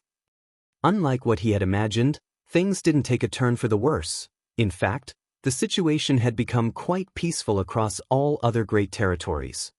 Profound Nether territory remained the same as there was already a peace deal in place, so more and more human soldiers continued to stream into that place. Meanwhile, the Black Ink clan soldiers in Twin Poles territory had been staying put. They still clashed with the humans from time to time, but those were minor skirmishes at best. What made Yang Kai speechless was the situation in all the other great territories. There were a total of 13 great territories where the humans and the Black Ink clan armies were fighting. In most of the great territories, the Black Ink clan held the advantage. In some of the great territories, the humans were not doing much better than in Twin Poles territory 3 years ago and were on the brink of being forced to withdraw. However, after Yang Kai reappeared from 300 years of absence, the Black Ink clansmen in all the great territories collectively retreated. Over the past 3 years, only a few large-scale battles took place in the various great territories. Furthermore, the humans were the ones who initiated those battles. What was more, apart from the profound Nether territory, the territory lords from the other 12 great territories subsequently sent some people to the humans' camps to convey their intention to hold peace talks. The peace deals were basically copies of the one established in profound Nether territory, which stated that the Eighth Order Masters and Territory Lords would not participate further in the war. The Eighth Order Masters were certainly pleased with the Black Ink clan's attitude, but they were not sure if they should agree to it. As such, the Eighth Order Masters from different great territories passed the information to the Supreme Headquarters and let the latter make a decision. Yang Kai was dumbfounded as he went through the information. After he stopped cultivating in seclusion, he was looking forward to killing some more territory lords. Twin Poles territory was no longer a suitable hunting ground, as after the incident back then, the territory lords here would surely have their guards up. With that said, Yang Kai could head to any other great territory. For example, Lanya territory would be a good choice. Nonetheless, he didn't expect things to turn out this way. It was no wonder that the Eighth Order Masters looked at him with meaningful gazes. The changes in these great territories naturally had something to do with what he had done 3 years ago. First of all, I guess they must be wary of you. Secondly, they must have seen through our intentions, Xiangshan explained. While we need to train our soldiers, they do too. As such, they've decided to just go with the flow. Yang Kai nodded. Did those from the Supreme Headquarters say anything about it? Instead of answering his question, Xiangshan asked, "What do you have to say?" Yang Kai had single-handedly changed the status quo of the entire war. As such, those from the Supreme Headquarters had to respect his opinion. Otherwise, they could have made a decision on their own instead of waiting for Yang Kai to stop cultivating in seclusion. After giving it some thought, Yang Kai replied, "Even though they've seen through our intentions, there's nothing we can do about it. It's not like we could have hidden it forever. We can't possibly give up on our plan just to stop the Black Ink clan from training their soldiers. We have to strike some sort of agreement with them." "Do you think we should agree to it?" Xiangshan asked. "Yes, but we still need to negotiate with them. Since they're the ones proposing peace talks this time, they should send a representative from each of the great territories over. Twin Poles territory is as good a place as any for the talks, so we just need to set a time. Both sides will put their cards on the table and hammer out an agreement. In any case, we can't make a deal without all the great territories being included in the negotiations." The reason the humans had to train their soldiers was primarily to let the young talents of the next generation experience life and death struggles, which would stimulate their potential and allow them to reach greater heights sooner. However, once a Seventh Order Master ascended to the Eighth Order, they wouldn't be allowed to take part in the war anymore if every great territory was included in this peace deal. The Eighth Order wasn't the ultimate goal of the humans training their soldiers, the Ninth Order was. As such, they needed a stage where Eighth Order Masters could shine. In fact, those from the Supreme Headquarters had considered all this without the need for Yang Kai to say anything. Since they had confirmed their agenda, they needed to decide how many great territories the Eighth Order Masters and Territory Lords couldn't have a hand in the war and how many great territories where things would go on as usual out of the remaining 12 great territories, including Twin Poles territory. To the humans, they naturally wanted things to go on as usual in the great territories where they had an advantage, while obviously the Black Ink clan would want the opposite. It was expected that there were bound to be disagreements over the details of this peace deal. These arguments were not only between the humans and Black Ink clan though, perhaps there would be some disagreement within the Black Ink clan as well. After all, none of the territory lords hoped that the situation in the great territories they were responsible for would go on as usual. Knowing what Yang Kai meant, Xiang Shan nodded. We'll assemble representatives from our side and hold the conference in 2 months, then. Those from the Supreme Headquarters can just make the arrangements. I'm fine with anything. You mustn't go anywhere else these 2 months. We'll need you to be there during the peace talk, Xiang Shan reminded him. He was worried that Yang Kai would disappear when he wasn't paying attention. Yang Kai was an expert in the Tao of space and was always elusive. If he wasn't present during the peace talks, though, the humans would be far less intimidating to their enemies. I know, Yang Kai replied. Certainly, he understood the matter's importance. Then, the Eighth Order Masters discussed the agenda that would be brought up during the peace talk. Although the details weren't confirmed, they soon had a general idea of what would be discussed. To the humans, it was necessary to gain several battlefields that were relatively safe. The Black Ink clan must have realized the humans' intention, which was why they proposed having a peace talk. While they were forced to do it, they were also pushing a sailing boat along at this point. To them, by killing the Open Heaven Realm Masters on the battlefields, they could strengthen their powers by absorbing the world force from the human corpses. They were able to directly grow stronger in battle, which was an advantage that the humans didn't have. Both parties seemed to pin their hopes on the growth of their respective rising stars, who were the key to their success or failure in this war. The Black Ink clan had the advantage of having a larger population, so given enough time, there would be a lot of new feudal lords, territory lords, and even royal lords. On the other hand, the humans had the advantage of having the star boundary, Myriad Monsters world, and Yang Kai's small universe. As time passed, there would be quite a number of 8th Order and 9th Order Masters rising up from these places. Perhaps the Black Ink clan was also trying to avoid a thorny issue. To the Black Ink clan presently, Yang Kai was the most difficult problem to deal with as he had managed to kill several dozen territory lords. However, once more and more royal lords were born, Yang Kai, regardless of how powerful he was, would no longer be a deciding factor in the war. Naturally, the Black Ink clan wanted to see the humans giving up on their biggest trump card. Despite it being called a peace talk on the surface, both sides were secretly waging a battle of wits. Both parties were preparing for the deciding clashes in the future where one party would emerge as the inheritors of the universe. For the next 2 months, Yang Kai focused on cultivating and did nothing else. He refined sets of cultivation resources and gulped down open heaven pills by the handful. To him, the most important thing now was to increase his strength and reach the peak of the 8th Order as soon as possible. If he wanted to have an impact on the war in the future, he had to strengthen himself first. Given his heritage, it wouldn't be difficult for Yang Kai to reach the peak of the 8th Order. At that point, even if he couldn't make it to the 9th Order, he wouldn't be powerless when he came across a royal lord. It was his forte to defeat enemies above his realm after all. During this period, many 8th Order Masters and territory lords from the other great territories arrived at Twin Poles territory. They had already chosen Twin Poles territory to be the place where the peace talk would be held, which was because Yang Kai was there. To the Black Ink clan, what they wanted to restrict the most was Yang Kai. As such, he had to be present during the peace talks. As the date of the peace talks was just around the corner, both parties frequently mobilized their soldiers in Twin Poles territory. Although they believed that there wouldn't be any problem with the conference, they still had to be prepared.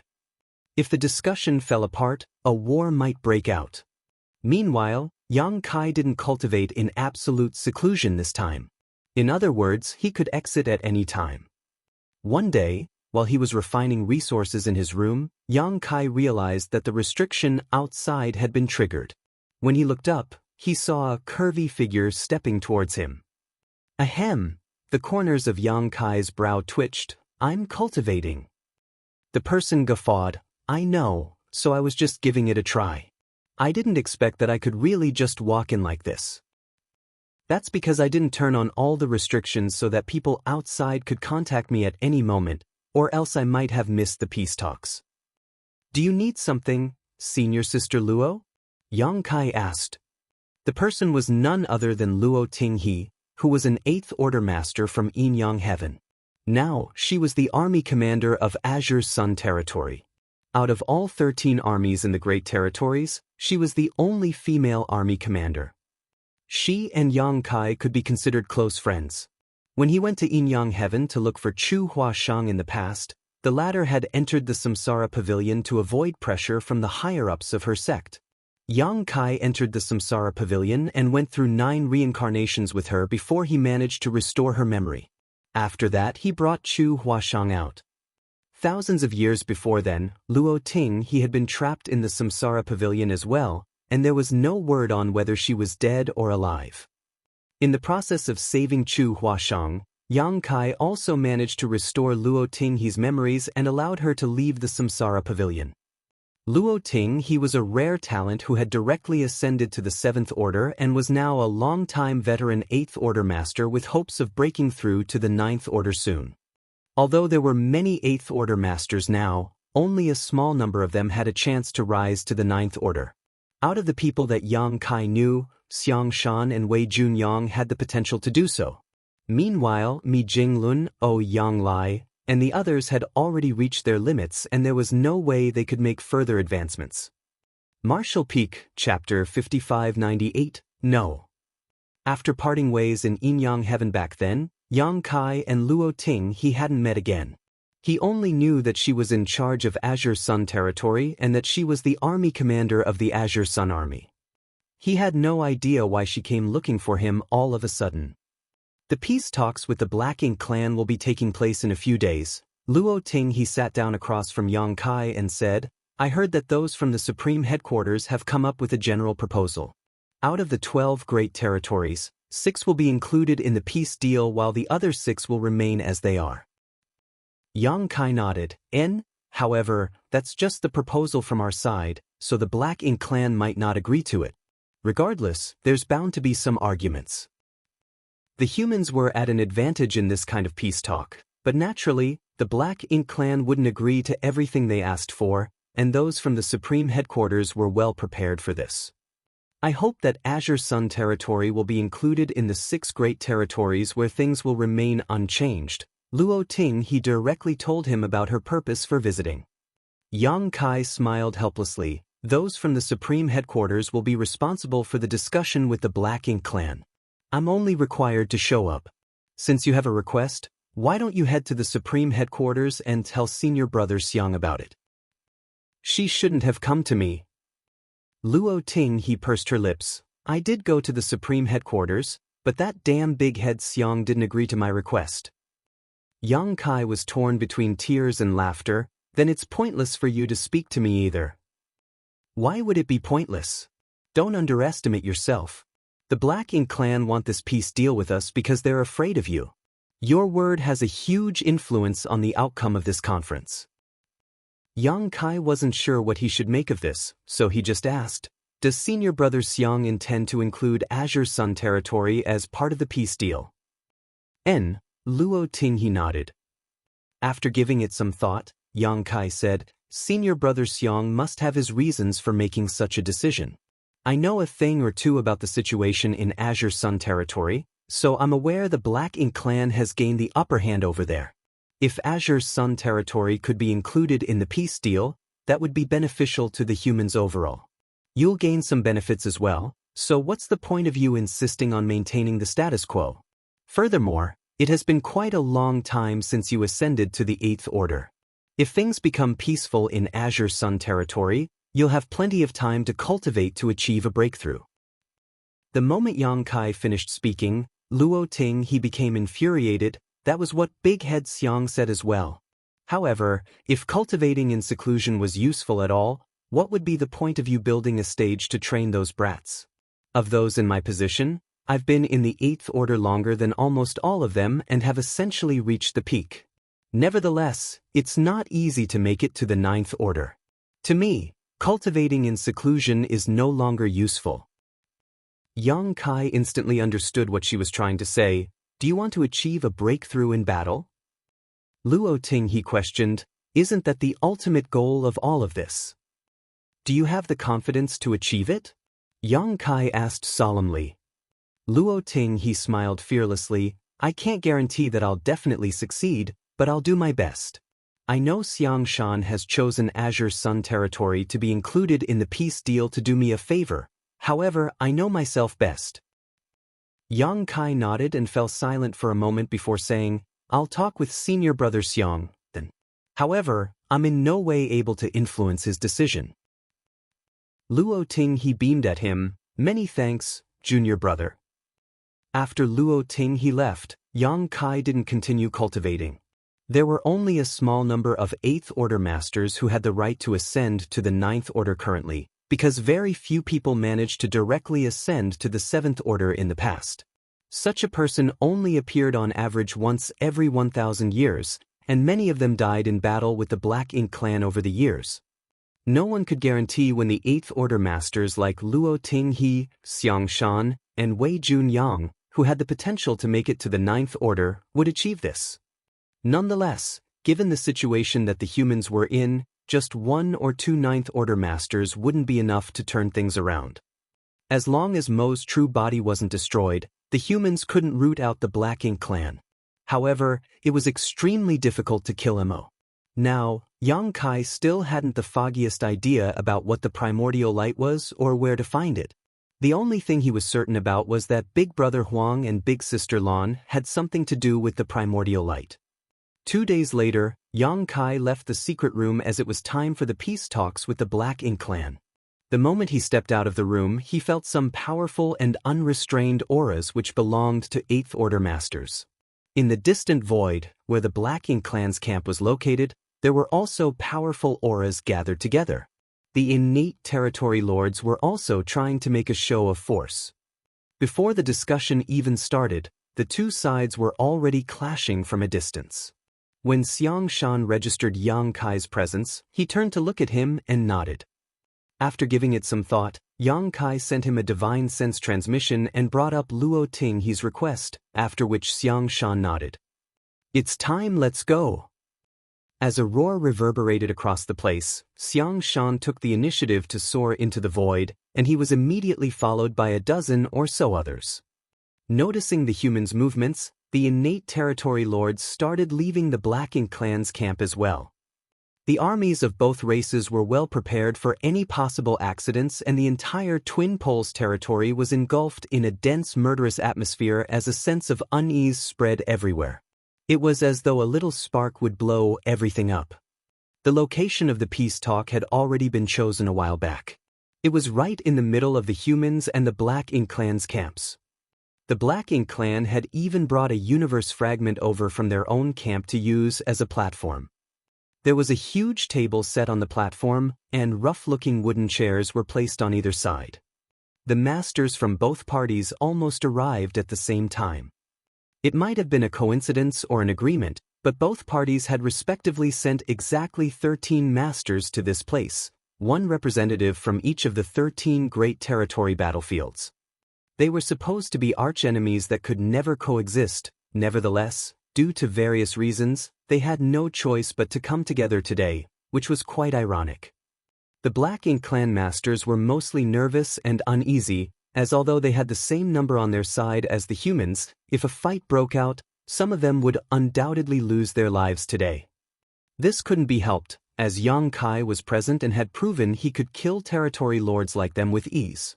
Nonetheless, they couldn't exclude him from the discussion. After all, he was the mastermind behind the initial peace deal. As such, these talks would be meaningless without him. Before this, the Black Ink clan had thought about sending more territory lords, but it wasn't like the humans couldn't do the same by sending more 8th Order Masters. In the end, they could only accept this arrangement. They only dared to steal glances at Yang Kai without looking at him for too long, for they were worried they would be targeted. These powerful innate territory lords were as timid as mice in a cat's presence. Although they still pretended to be unperturbed, they were terrified deep down. In comparison, the 8th Order Masters appeared calm and collected. Yang Kai swept a glance over the territory lords and realized he didn't know most of them. Nevertheless, he did recognize two.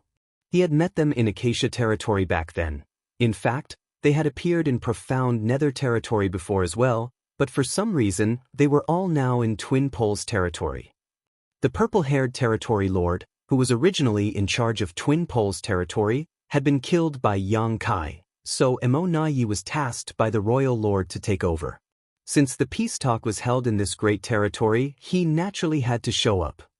Meanwhile, Yugong was actually the representative from Profound Nether Territory.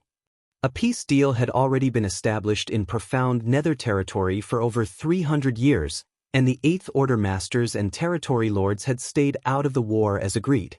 However, since this was a peace talk that encompassed all the Great Territory battlefields, Profound Nether Territory couldn't just stay out of it. Six Arms didn't want to meet up with Yang Kai, therefore he only sent Yugong to this place so that the latter could report to him about the outcome later. Naturally, Yugong didn't want to come, but he had no other choice as he couldn't disobey Six Arms' orders. As Yang Kai swept a glance over them, Yugong hurriedly hung his head low. He was still traumatized from the incident in Acacia territory back then.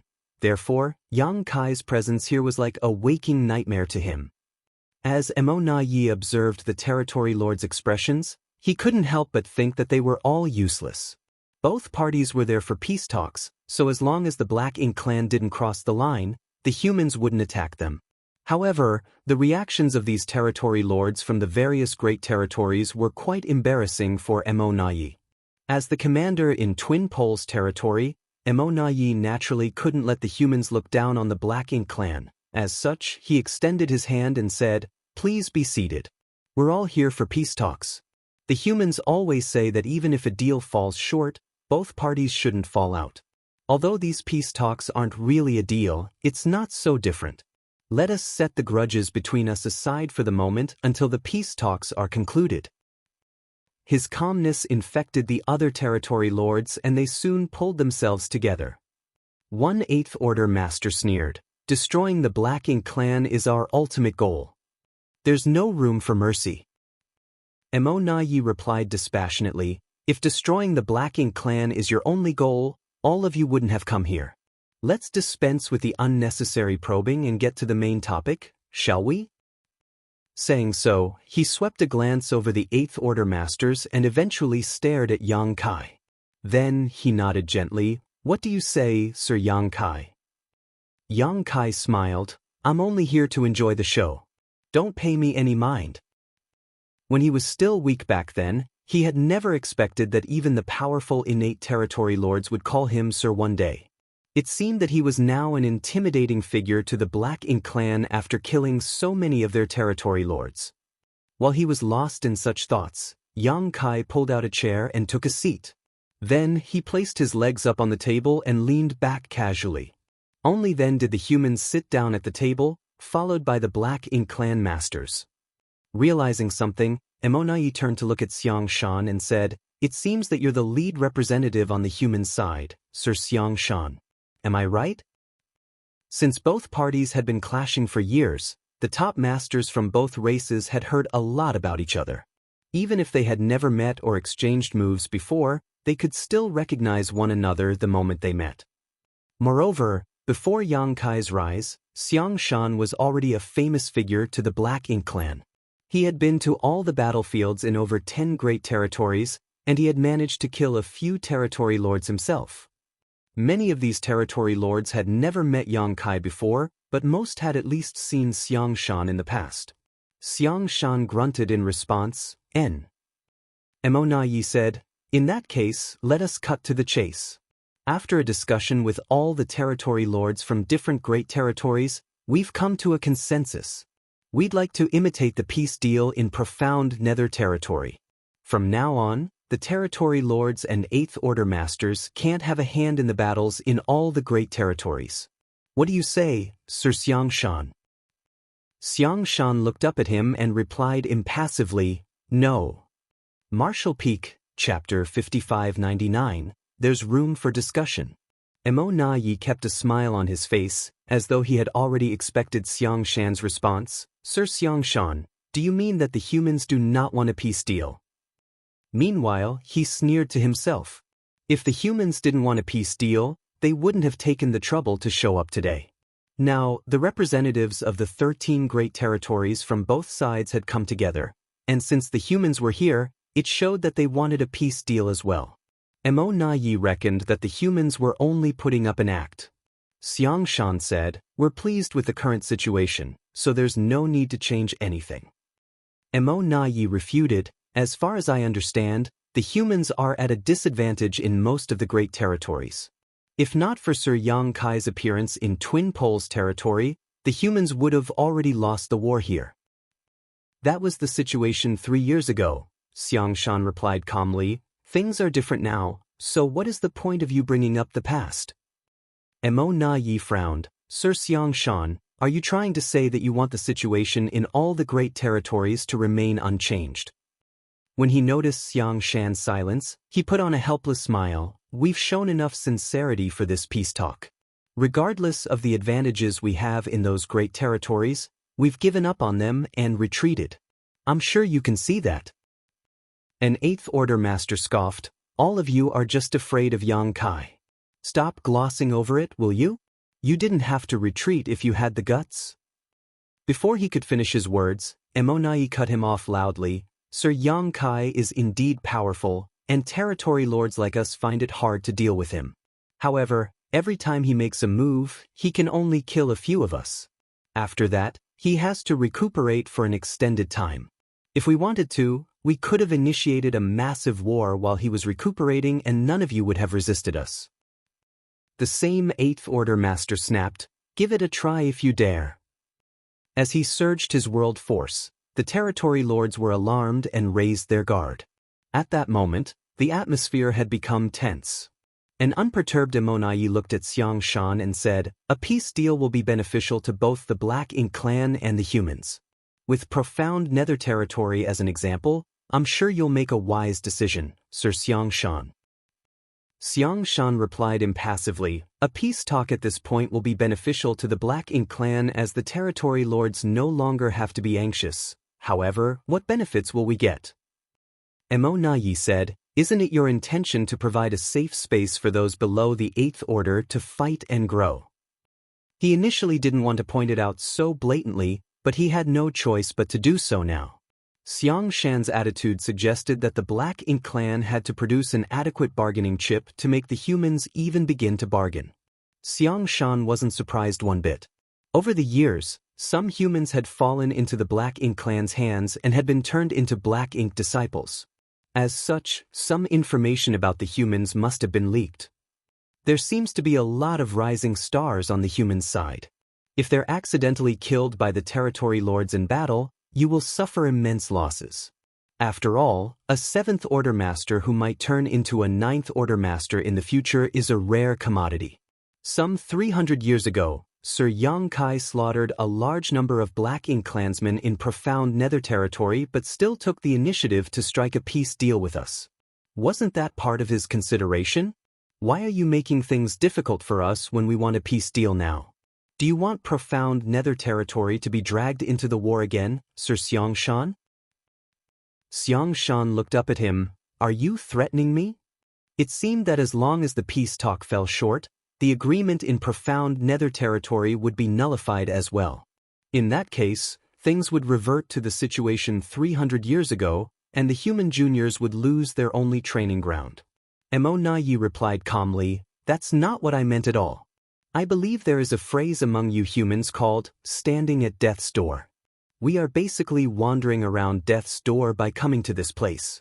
A peace deal is all we want, so we wouldn't dare to be provocative. After all, if Sir Yang Kai suddenly decides to act out, half of us will likely have to remain here forever." Despite knowing that Mo Na Yi's words were insincere, Yang Kai was still pleased. It felt good to have someone flattering him, especially when that person was a powerful innate territory lord. It was an enjoyable sensation on another level.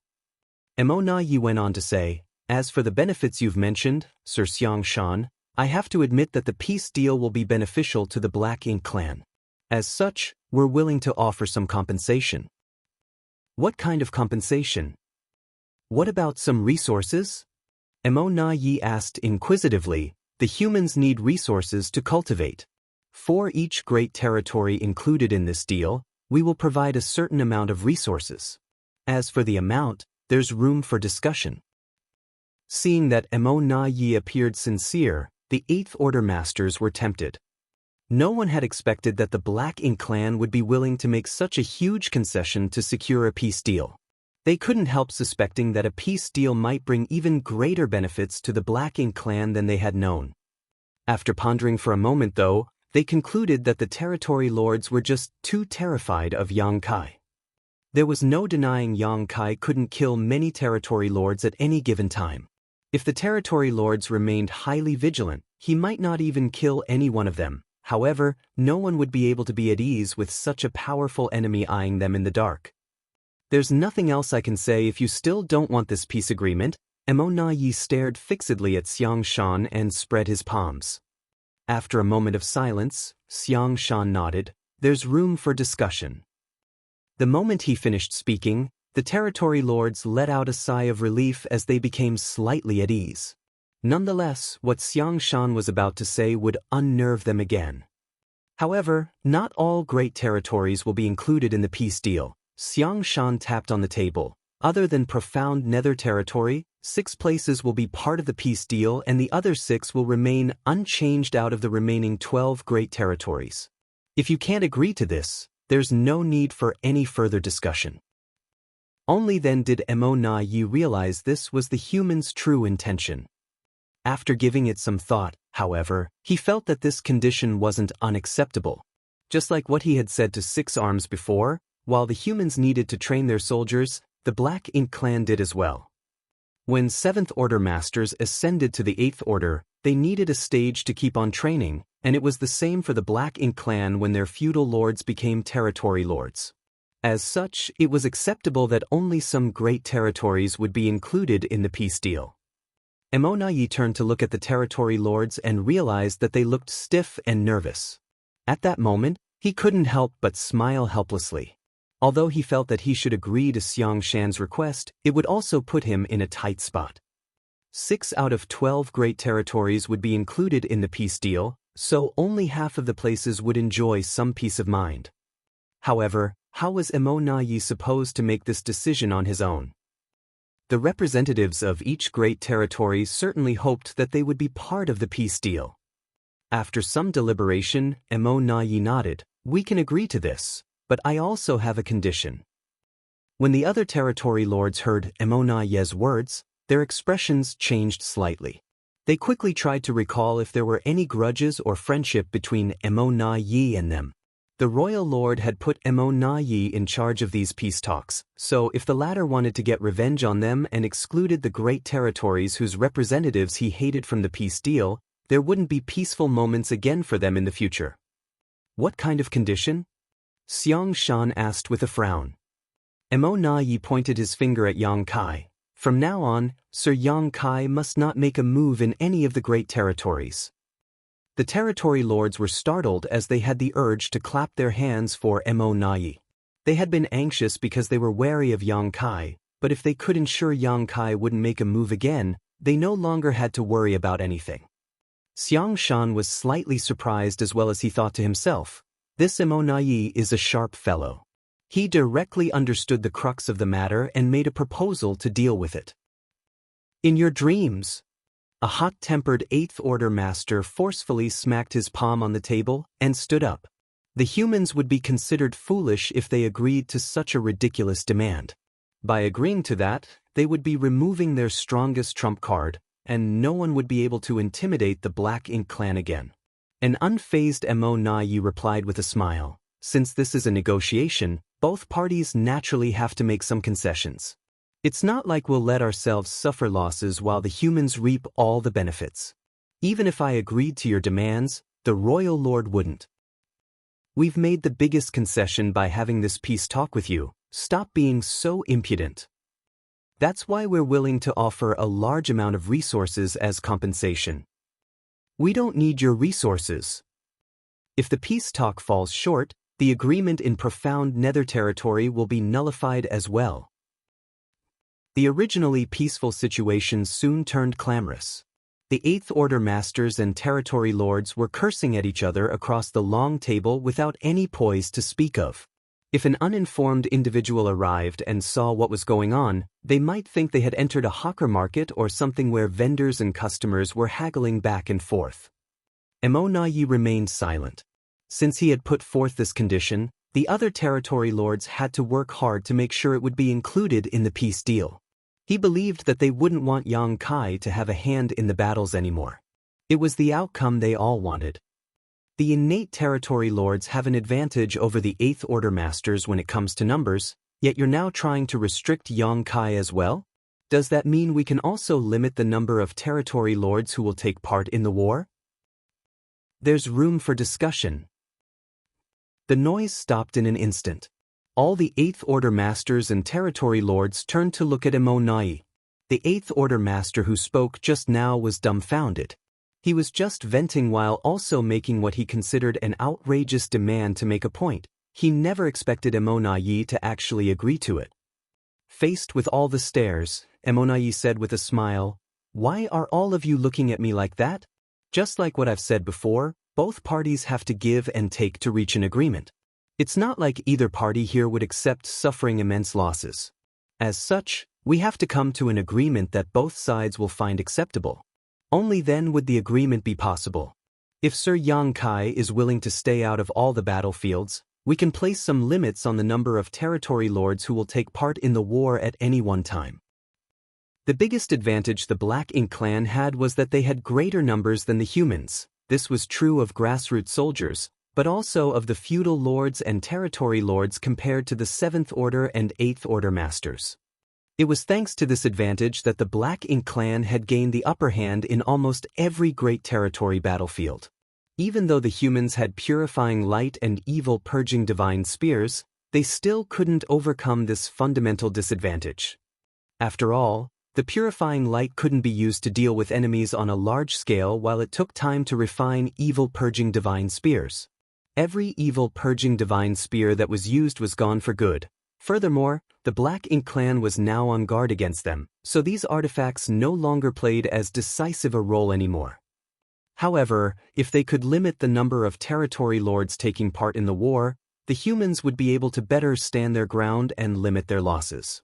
It had to be said that even though Emonayi was a Black Ink clansman, he understood the humans very well. Moreover, he was an intelligent and insightful individual. Martial Peak, Chapter 5600, Conditions. Yang Kai was suddenly interested. He didn't pay much attention to Emonayi in the past. Although he had exchanged moves with him in Acacia territory before and he had come across him in profound Nether territory on several occasions, he couldn't possibly pay attention to all the innate territory lords as there were simply too many of them. However, on this day, he suddenly had the urge to kill this fellow, for he seemed different from the other innate territory lords. If they allowed Emonayi to remain alive, he might prove to be a hidden concern in the future. As though noticing Yang Kai's murderous intent, Emonayi turned to look at him and nodded. "What do you say, Sir Yang Kai?"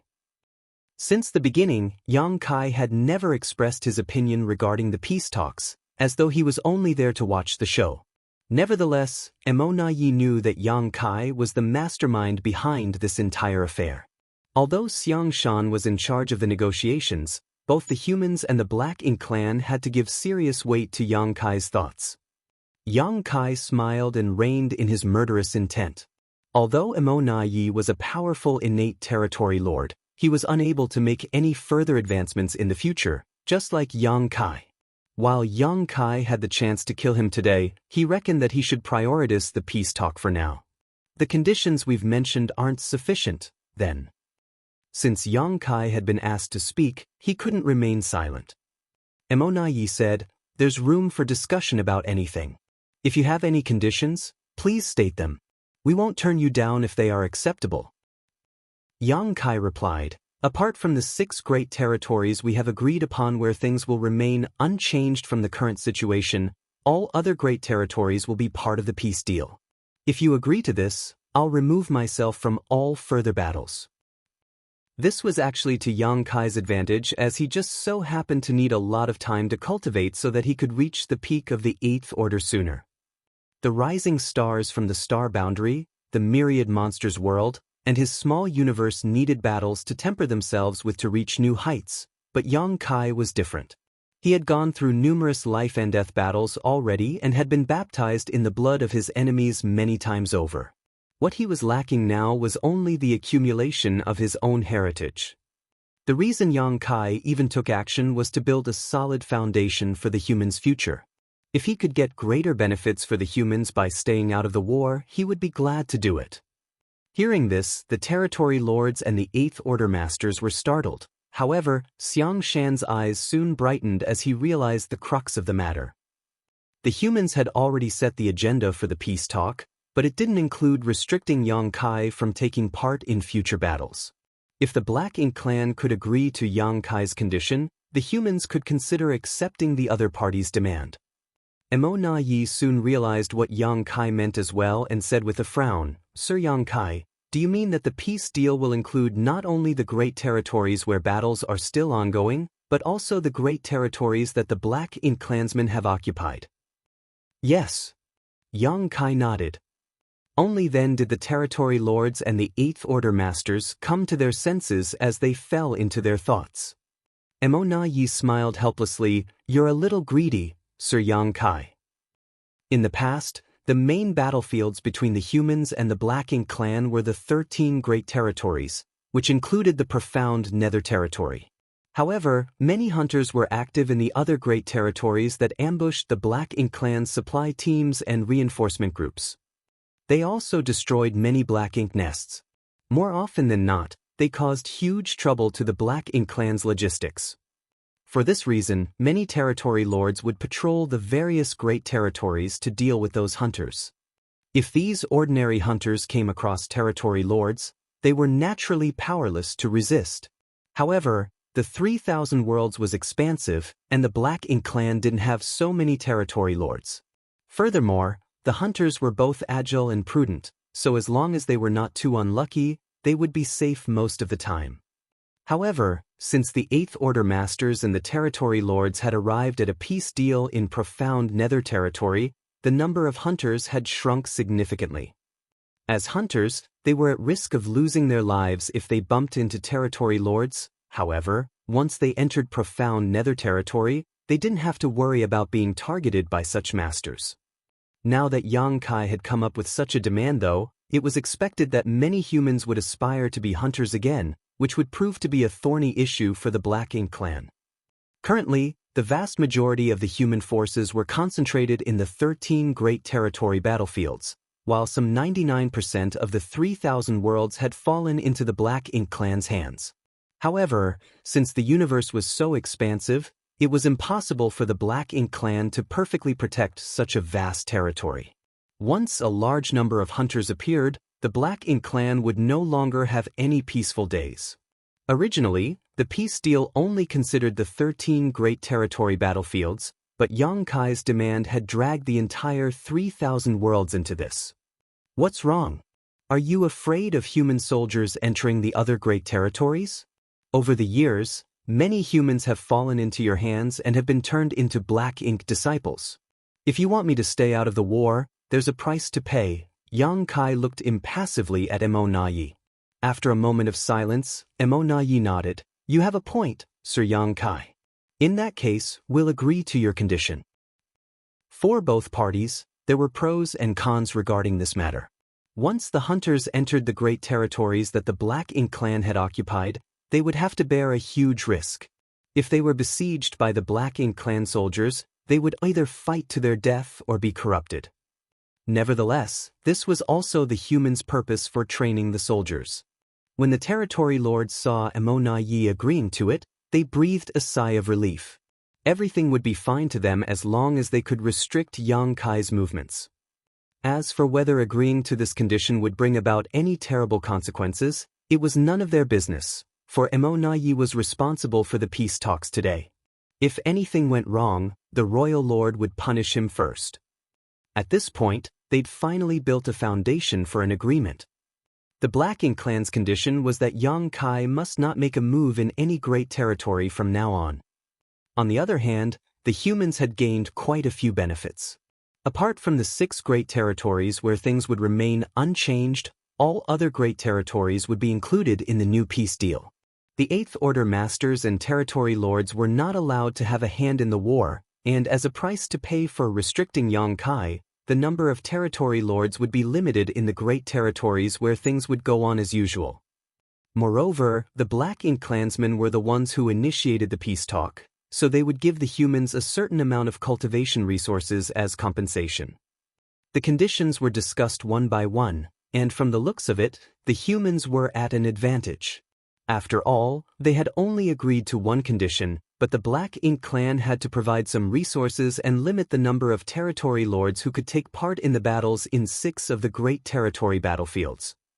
However, in truth, the territory lords' ultimate goal was to restrict Yangkai, as only this condition would allow them to be at ease when roaming around the battlefields. Since the general direction had been confirmed, it was time for some bargaining. Both parties were red-faced as they discussed the amount of resources that the Black Ink clan had to give the humans. Black Ink's strength and world force kept clashing, as though a fight would break out at any moment.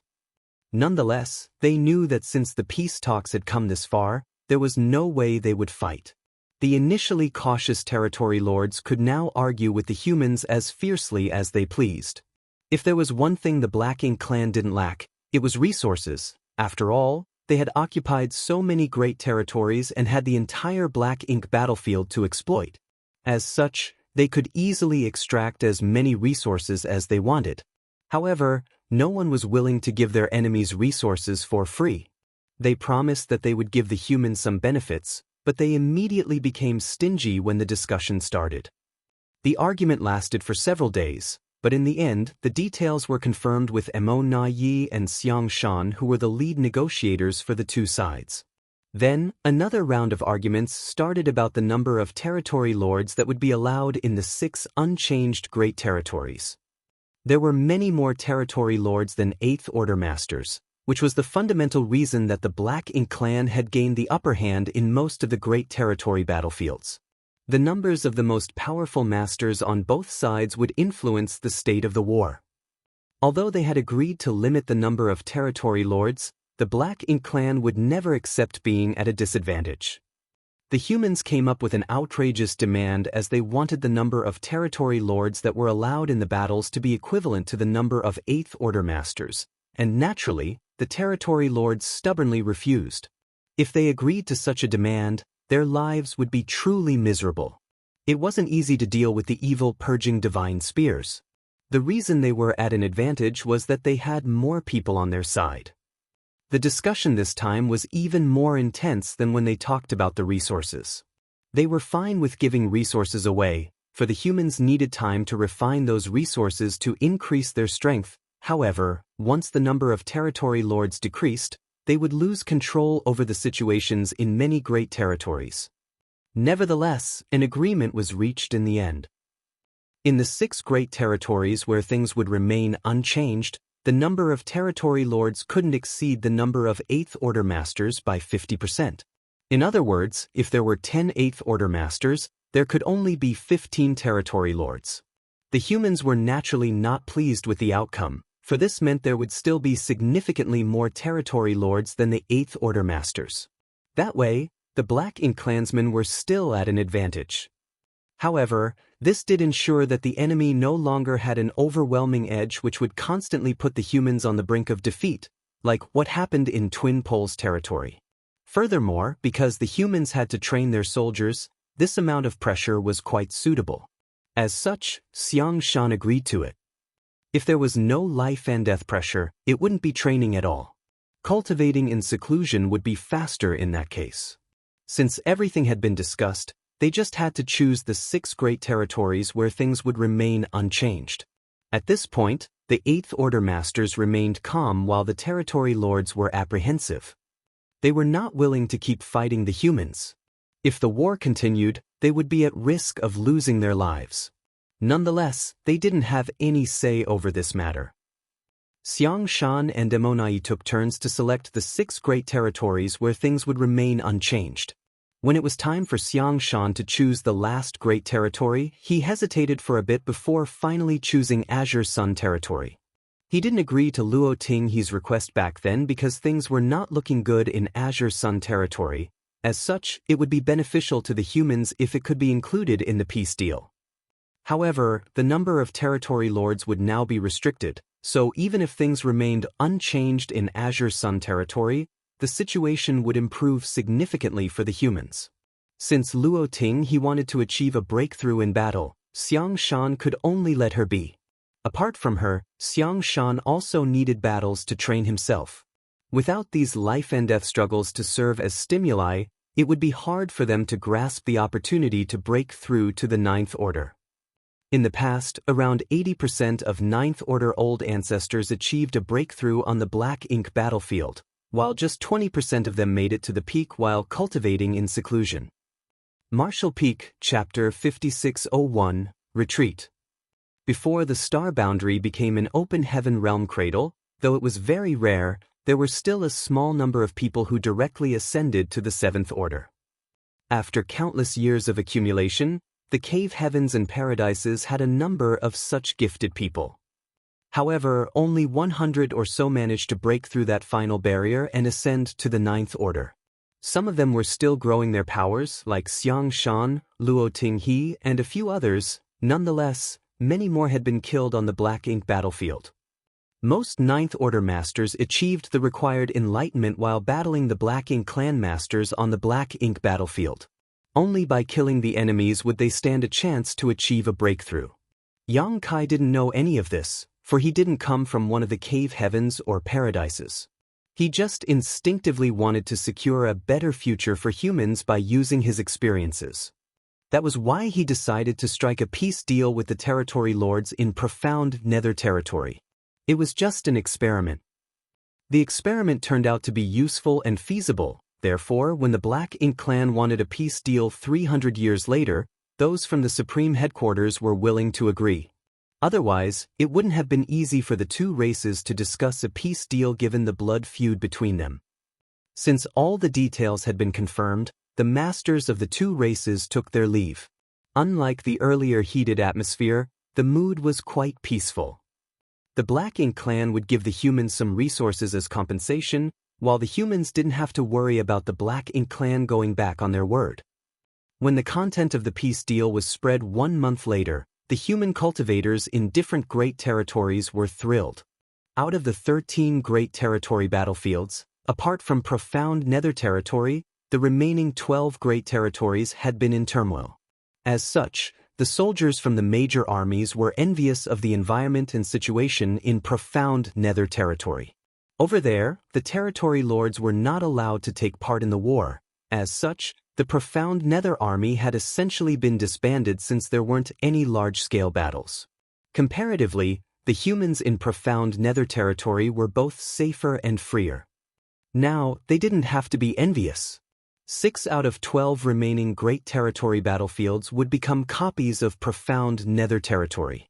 Although the other great territories would remain unchanged, things would become much better for the humans as the number of territory lords who could take part in the war would be decreased. Of course, those from the Supreme Headquarters had to look at the big picture and mobilize the human masters to different battlefields accordingly. The human cultivators from profound nether territory started streaming into the 6 new great territories that were included in the peace deal. As such, a lot of pressure had been lifted off the originally cramped profound nether territory. Many ambitious people even started penetrating the great territories that the Black Ink clan had occupied. As hunters, they naturally had to bear a higher risk, but it was nothing compared to the potential rewards. It was said that fortune favored the bold after all. As a peace deal was reached between the humans and the Black Ink clan, the situation in the expansive 3,000 worlds changed completely. This kind of situation would be sustained for many years to come. Perhaps there would come a time when a certain incident would shatter this agreement. After all, the humans and Black Ink clan couldn't coexist forever. One of the parties would be completely wiped out eventually. When some triggering event took place in the future, the two races would surely engage in a final decisive war. Everyone was working hard to prepare for that future. It had been 300 years since Yang Kai first visited the Myriad Monsters world. The sapling he had planted back then had grown into an enormous tree, its gigantic crown like a green cloud that covered the entire sky. A lot had changed in the myriad monsters world. Compared to 300 years ago, the world energy was undoubtedly richer and the grand daos and principles were more perfect as well. More and more humans appeared in this wild world as cities and towns of different sizes popped up everywhere. This world, which was originally fully occupied by the monster race, now had many human residents. Most humans living in this place had ancestors who had made contributions on the various battlefields. They used their military merits to exchange for a right to let their juniors or disciples reside in the myriad monsters world. Of course, there were also some open heaven realm masters responsible for standing guard over this world. As such, even though the humans and monster race weren't exactly compatible, the situation had been peaceful. There hadn't been any incident where the humans recklessly hunted the monster race or vice versa. In fact, many great monsters chose a different path forward, broke through their shackles, and gained human form. They took the initiative to come into contact with the humans and left the myriad monsters world before heading to the various battlefields to fight the Black Ink clan.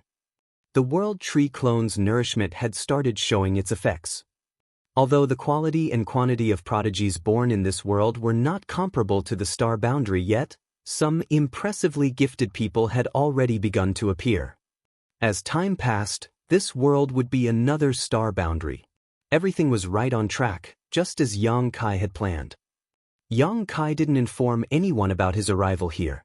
Even the open heaven realm masters responsible for monitoring this world were unable to detect Yang Kai's presence as they were mostly in the 4th Order and 5th Order. It wasn't until 2 years later that Yang Kai left the myriad monsters world. He didn't return to profound nether territory though.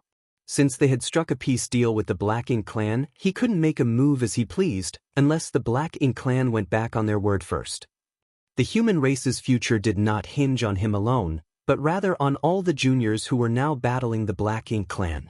Yang Kai was unable to bear the weight of saving an entire race. All the same, he had done his best. As for whether the future was bright or dark, that would be up to all humans to decide. Yang Kai thus returned to the star boundary and arrived at the place where the World Tree clone was located. After giving it some thought, he landed on a branch and directly opened a tree cave in its trunk before sitting down inside. The noise he made naturally alerted the open heaven realm masters who were recuperating or cultivating in this place. The World Tree clone was the very foundation of the star boundary and the most valuable asset for the entire human race. It could be said that without this clone, the star boundary wouldn't have become what it was today, and the humans' future would have been extremely bleak. As such, there were always at least 5 8th Order masters on guard here who were tasked with preventing any accidents from happening. What's more, due to the clone's mysterious powers, one would gain some benefits by recuperating or cultivating here. Therefore, there were many open heaven realm masters in this place who had to use a lot of military merits to obtain a quota. However, these masters only occupied a branch or sat down somewhere on the tree crown. They treasured the World Tree clone and wouldn't dare to damage it one bit. With 5 8th Order masters monitoring this place, no one had the guts to do so either. Hence, it was shocking that Yang Kai directly carved a hole in the trunk. The 5 8th Order masters widened their eyes in disbelief and quickly investigated. If anyone else had done this, they would have dealt with him like he was a Black Ink disciple. However, when they realized the responsible party was Yang Kai, they all turned a blind eye to his behavior. This couldn't be helped. Although the World Tree clone was said to be a treasure of all humanity, it was Yang Kai who actually brought it out from the grand ancient ruins boundary and planted it here. Even if he wanted to uproot the entire clone, the humans could only try to dissuade him from doing so, not to mention that he only opened a tree cave for himself. There was no way they could forcefully stop him. Furthermore, they were probably no match for Yang Kai to begin with. These 8th Order masters exchanged glances and communicated with each other using their divine senses. It seems that junior brother Yang is injured. His aura is quite weak. Since a peace deal has been struck, he can't make a move as he pleases, so how did he get injured? Did he go to the no-return pass and pick a fight with the royal lord? Since he knows he isn't a match for the royal lord, why would he invite trouble to himself? Moreover, I think he just returned from the new great territory. These Eighth Order masters were puzzled as they had no idea what happened to Yang Kai that caused his aura to plunge and made him look so frail. Nonetheless, it was apparent that Yang Kai had made a cave mansion in the trunk to recuperate. As such, they didn't dare to say anything or disturb him. Yang Kai used to be a little brat who had to call them seniors, but now he was significantly more powerful than they were. At the thought of this, these old Eighth Order masters couldn't help feeling dejected. However, it was thanks to these talented young people that they had a chance to oppose the Black Ink clan. If the next generation was weaker than the previous one, there wouldn't be a future for humans. Inside the clone, Yang Kai bore the excruciating pain in his soul and looked around, feeling pleased with this simple tree cave. He then began cultivating in seclusion in this place. He figured he had to cultivate for many years this time and only hoped he had the patience for it. At any rate, he knew that he had to grow strong so that he would have the power to protect himself when war broke out in the future. Now, he was one of the most formidable masters in the human race, but when a new batch of Ninth Order masters and royal lords appeared in the future, he would become far less useful. It would be best if he could make it to the Ninth Order, but even if he failed to do so, the peak of the Eighth Order would have to do.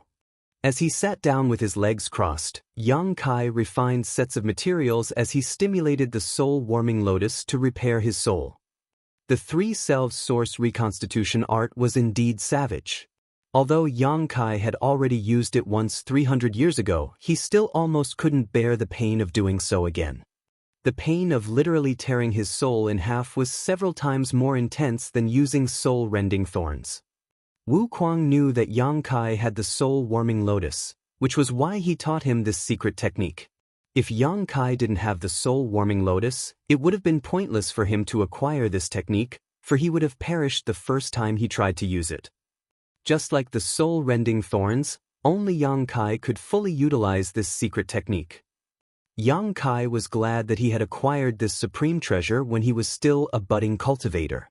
Without the soul-warming lotus, he wouldn't have become who he was today.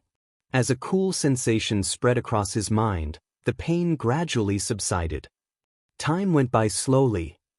Several years later, a man got to his feet in a secret room in High Heaven Palace. His aura was restrained, and he appeared calm and collected. Fang Tianci waved the jade in this hand and opened the secret room's restrictions before exiting. It took him 10 years of retreat before he finished stabilizing his Sixth Order Open Heaven Realm cultivation. The bright light made him squint as he felt as though a very long time had passed. Suddenly, he realized that he was no longer in the void world. He was in the 3,000 worlds, which was far more expansive. A disciple from High Heaven Palace had been waiting for him, and hearing the door open, he turned around and saluted Fang Tianci. "Greetings, Senior."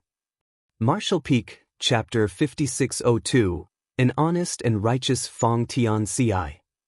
The head manager has ordered that once you come out of your retreat, you have to immediately go and see her, the disciple from High Heaven Palace said. The head manager. A woman's image flashed across Fang Tianci's mind. If he remembered correctly, the head manager was standing beside the Tao Lord at that time. It seemed that the Tao Lord valued her. Understanding this, Fang Tianci wouldn't dare to be negligent as he extended his hand. "Please lead the way." Soon, they arrived at a grand hall where Fang Tianci saw the head manager of High Heaven Palace, Hua Qingxi. This woman was fairly powerful. Just like him, she was in the Sixth Order Open Heaven realm. Nonetheless, it must have been quite a long time since she achieved her ascension, for she had an ample heritage and robust aura. Fang Tianci saluted her. "Greetings, head manager." Hua Qingxi responded with a smile and caringly asked him about his retreat. When she learned that he had stabilized his cultivation, she set her mind at ease. Over the years, when the Open Heaven Realm Masters who came from the Void World ended their retreat, they would be led to this place to meet her. Then, she would assign them to different Great Territory battlefields. After all, it was Yang Kai's order, so she had to meticulously execute the task. However, because these open heaven realm masters who came from the Void Dao Temple were not familiar with the outside world, Hua Qingxi had compiled some information to be given to them before they set off. Palace Master has ordered that once all of you are done stabilizing your cultivation, you are to deploy to the Great Territory battlefields for training. This is the information about those great territories. Take a look at it. If there's any particular place you want to go, you can tell me about it. As Hua Qingxi spoke, she fished out a jade slip.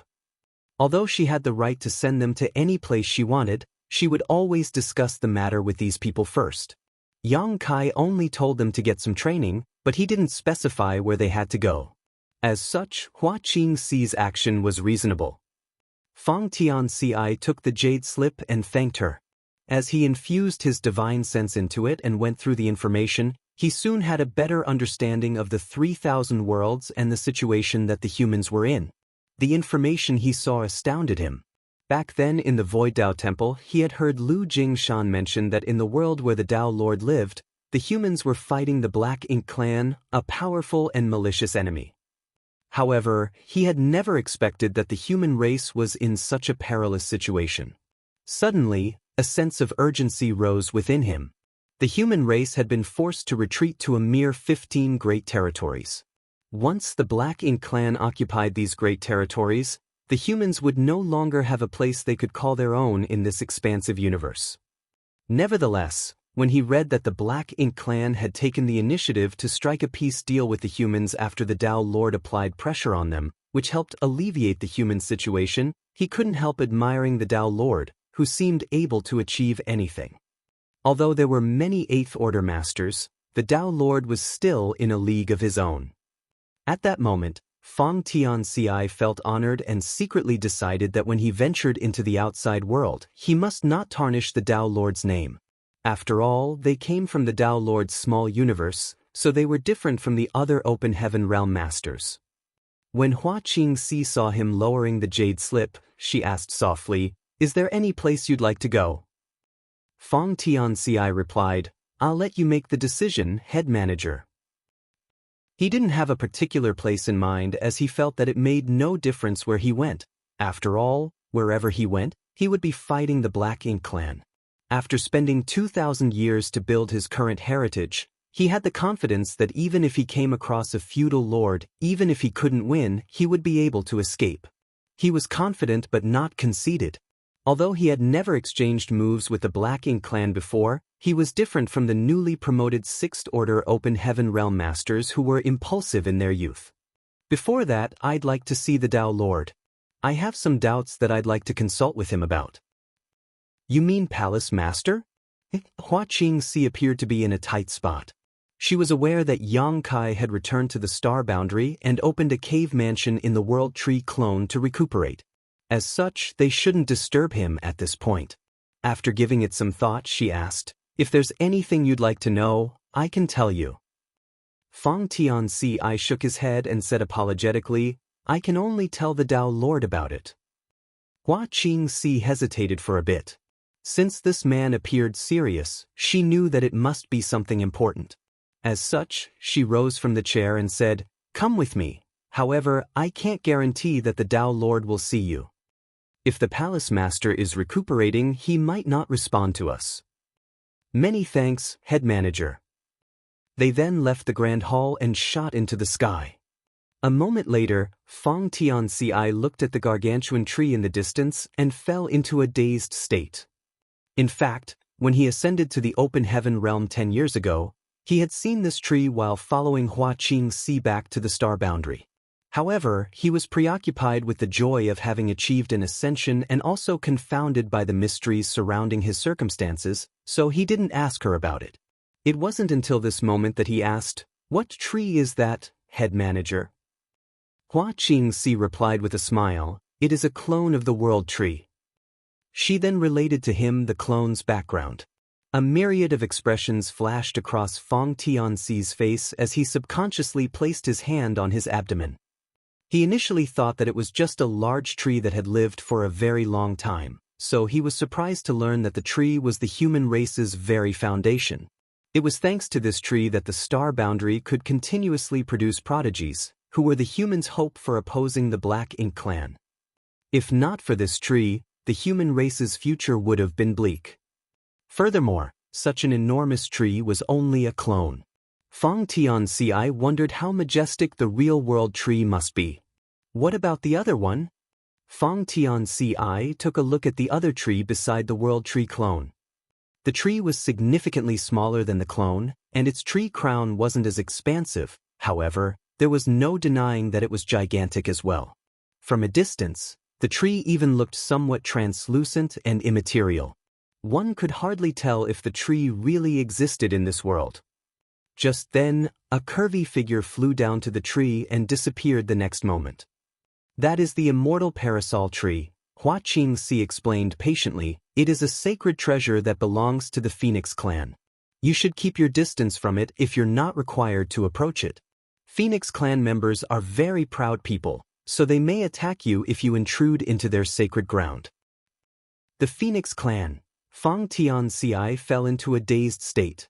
Although he had never met a phoenix before as he came from the void world, he knew that the Phoenix clan members were some of the most powerful divine spirits in existence, second only to the Dragon clan. Just then, another curvy figure appeared from the tree before leaping into the air. The next moment, a dazzling light exploded as a high-pitched phoenix cry reverberated across the sky. Feng Tianci instantly saw a stunning and glorious phoenix with a very long tail manifest before him.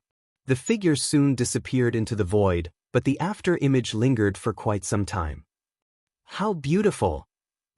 Feng Tianci couldn't help feeling awed. He wondered who would be capable of winning the favor of such beautiful and noble creatures. While he was lost in his thoughts, Hua Qingxi suddenly said, "I'll let you in on a little secret. One of the palace master's wives is a Phoenix clan member." Feng Tianci wasn't surprised one bit, for he thought that the Dao Lord totally had the right to marry a noble Phoenix clan member.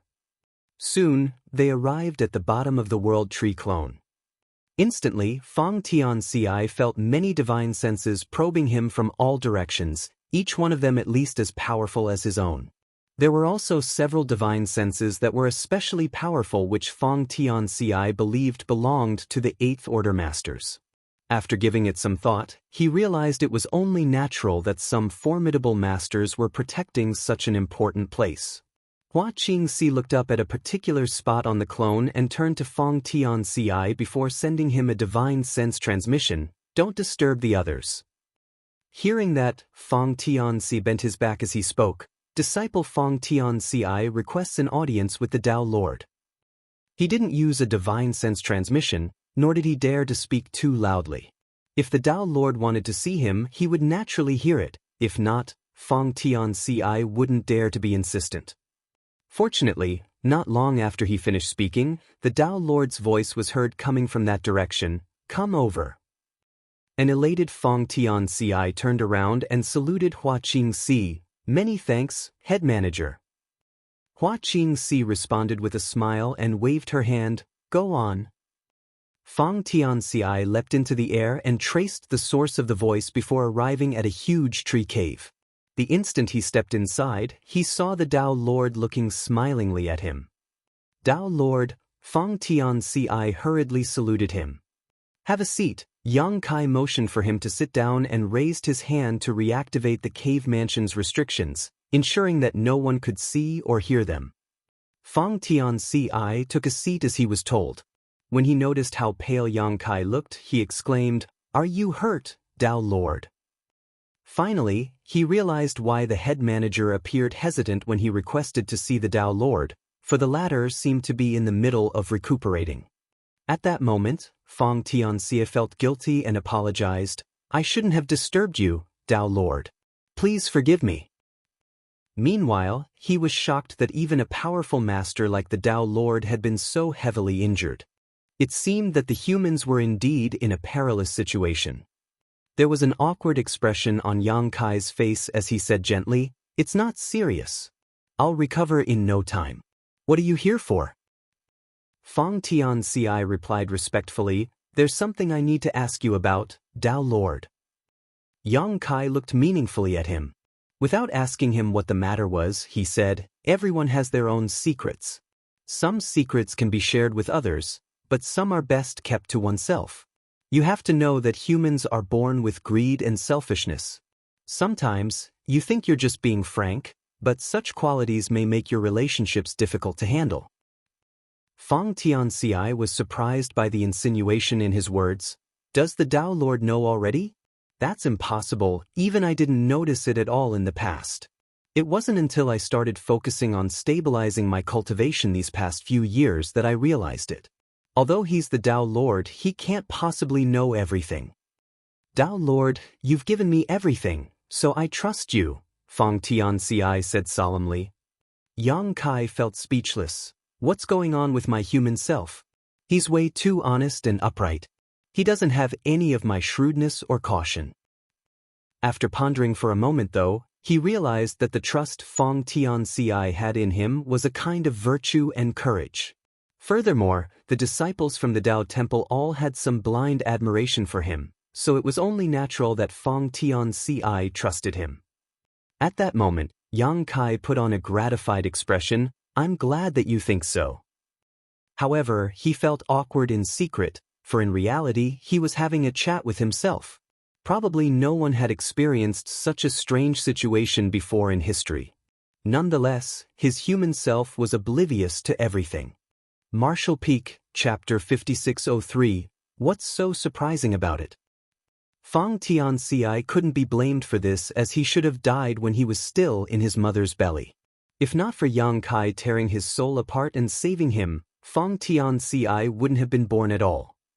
However, Feng Tianxi was only a fetus at that time, so he couldn't bear the immense power of half an 8th Order Open Heaven Realm Master's soul.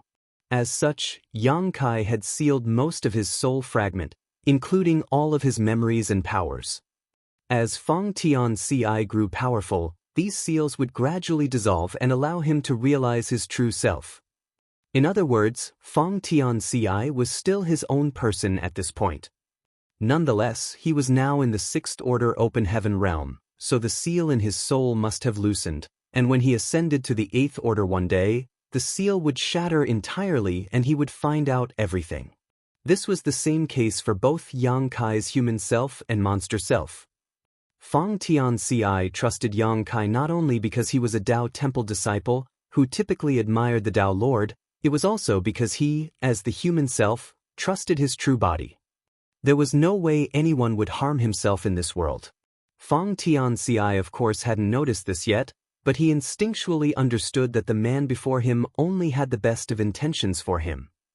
"Tao Lord, do you remember I told you before that my small universe had materialized?" Feng Tianxi asked. Yang Kai snapped back to reality and nodded. "Yes, I remember." Feng Tianxi went on to say, "You told me that perhaps it has something to do with the fact that I've cultivated the Tao of space. However, I feel that might not be the case." "Why do you think so?" Yang Kai pretended that he knew nothing. Feng Tianxi replied solemnly, "Please have a look, Tao Lord." Saying so, he suddenly opened a portal to his small universe and let Yang Kai see inside.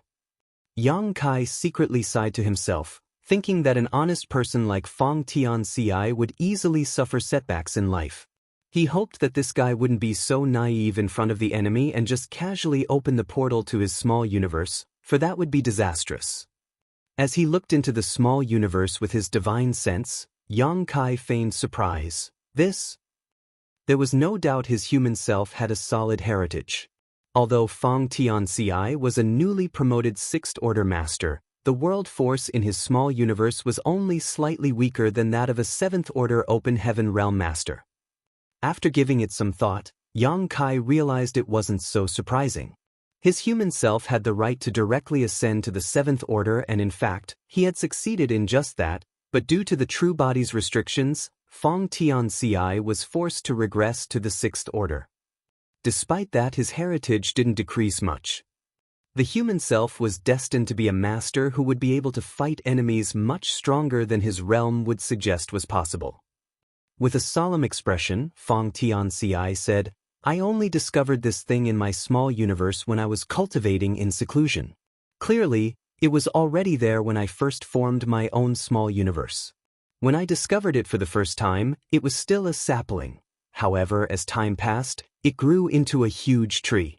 With this thing around, I feel that my small universe is stable and impervious to outside interference. I have a feeling that this thing seems to have something to do with the fact that my small universe has materialized. What do you think this thing looks like, Tao Lord? Yang Kai looked up at him. It's a world tree clone. I was the one who put it into your body, so how could I not know about it? Back then, Yang Kai acquired 3 world tree clones from the old tree.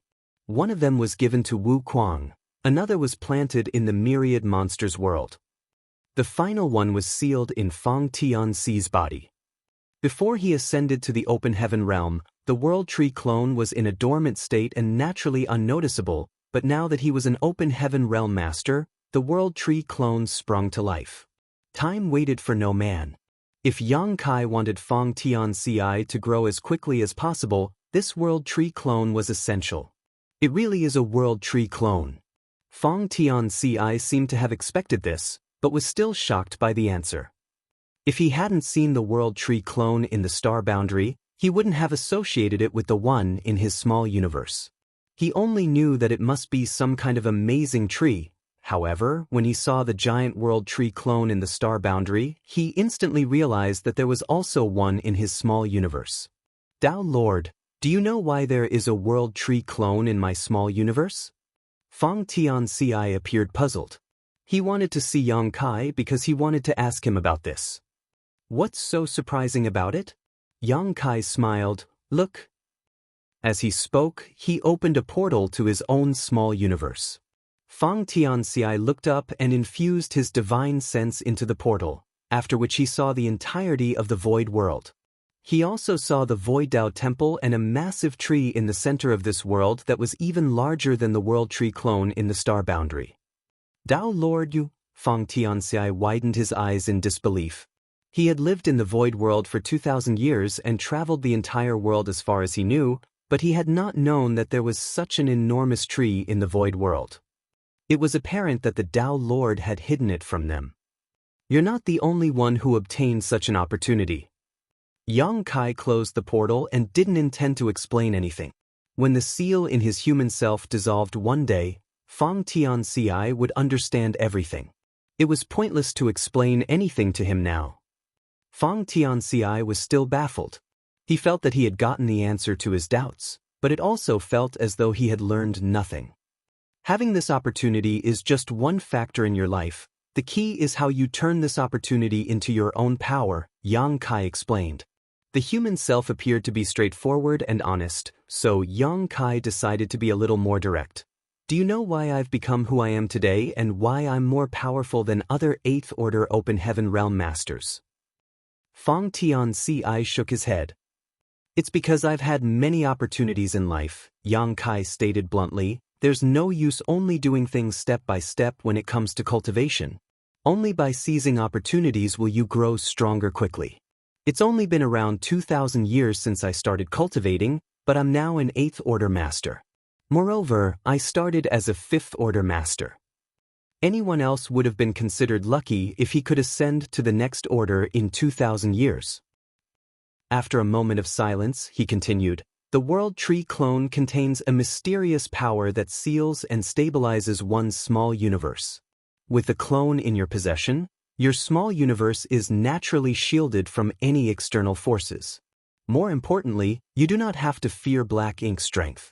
Other Open Heaven Realm Masters, even 8th Order Masters, have to divert part of their strength and attention to resist black ink strength while fighting the Black Ink clan, but we don't have to do that. Just let it wash over you, for you can suppress it with ease. You're not at risk of getting corrupted by black ink strength. Therefore, when you battle against the Black Ink clan in the future, go all out without fear. Don't let the other party off if you can defeat them. If you're less powerful than them, run. You're also an expert in the Tao of space now, and given your 6th Order Open Heaven Realm cultivation, no one can harm you unless an innate territory lord makes a move. Yang Kai paused for a moment before saying, also, the World Tree clone can condense and purify world force, which will help you refine your strength. You've been cultivating for many years already, so I'm sure you know that the purer one's power is, the more powerful one is. Feng Tianci nodded. What Yang Kai said was simple to understand. Hitting someone with a 1 kilogram wooden slab or a 1 kilogram iron block had totally different effects. Although they weighed the same, there was no doubt the latter would cause more damage. That was the benefit of having purer power. Over the years, Feng Tianci had fought many battles, but he had never been defeated. What he relied on wasn't his realm, but his solid foundation, which brought him very pure power. Most of the time, his opponents had higher cultivation than his own, but he remained more powerful. When Yang Kai saw that Feng Tianci was mesmerized, he went on to say, "Certainly, these benefits are useful for going against enemies, but let's also talk about the benefits this thing has when it comes to cultivation. When an open heaven realm master ascends to the 7th order, their small universe will materialize. That allows them to raise living beings in their body. However, if you ask around, you'll realize that no open heaven realm master, not even the 9th order old ancestors, keeps living beings in their small universes. Do you know why?" Feng Tianci shook his head as he appeared eager to find out more. Certainly, Yang Kai was pleased with his reaction. That's because, without something to seal and stabilize one's small universe, when an open heaven realm master deals with a powerful opponent, their small universe inevitably shakes violently. When that happens, the entire world is thrown into turmoil. In that case, how many living beings do you think will survive?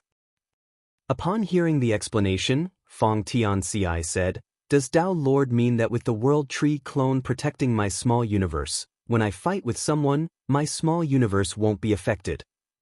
Yang Kai replied with a smile, "You're a promising young man. I've exchanged moves with countless masters before, and even some royal lords who tried to hunt me down. However, when you lived in the void world back then, did you ever feel any tremors? Without the World Tree clone to guard my small universe, the void world would have been destroyed instead of becoming as prosperous as it is today."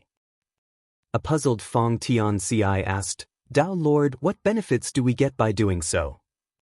"There are a lot of benefits," Yang Kai explained enthusiastically. "As living beings are born, live, and die in the one small universe, they produce a lot of world force.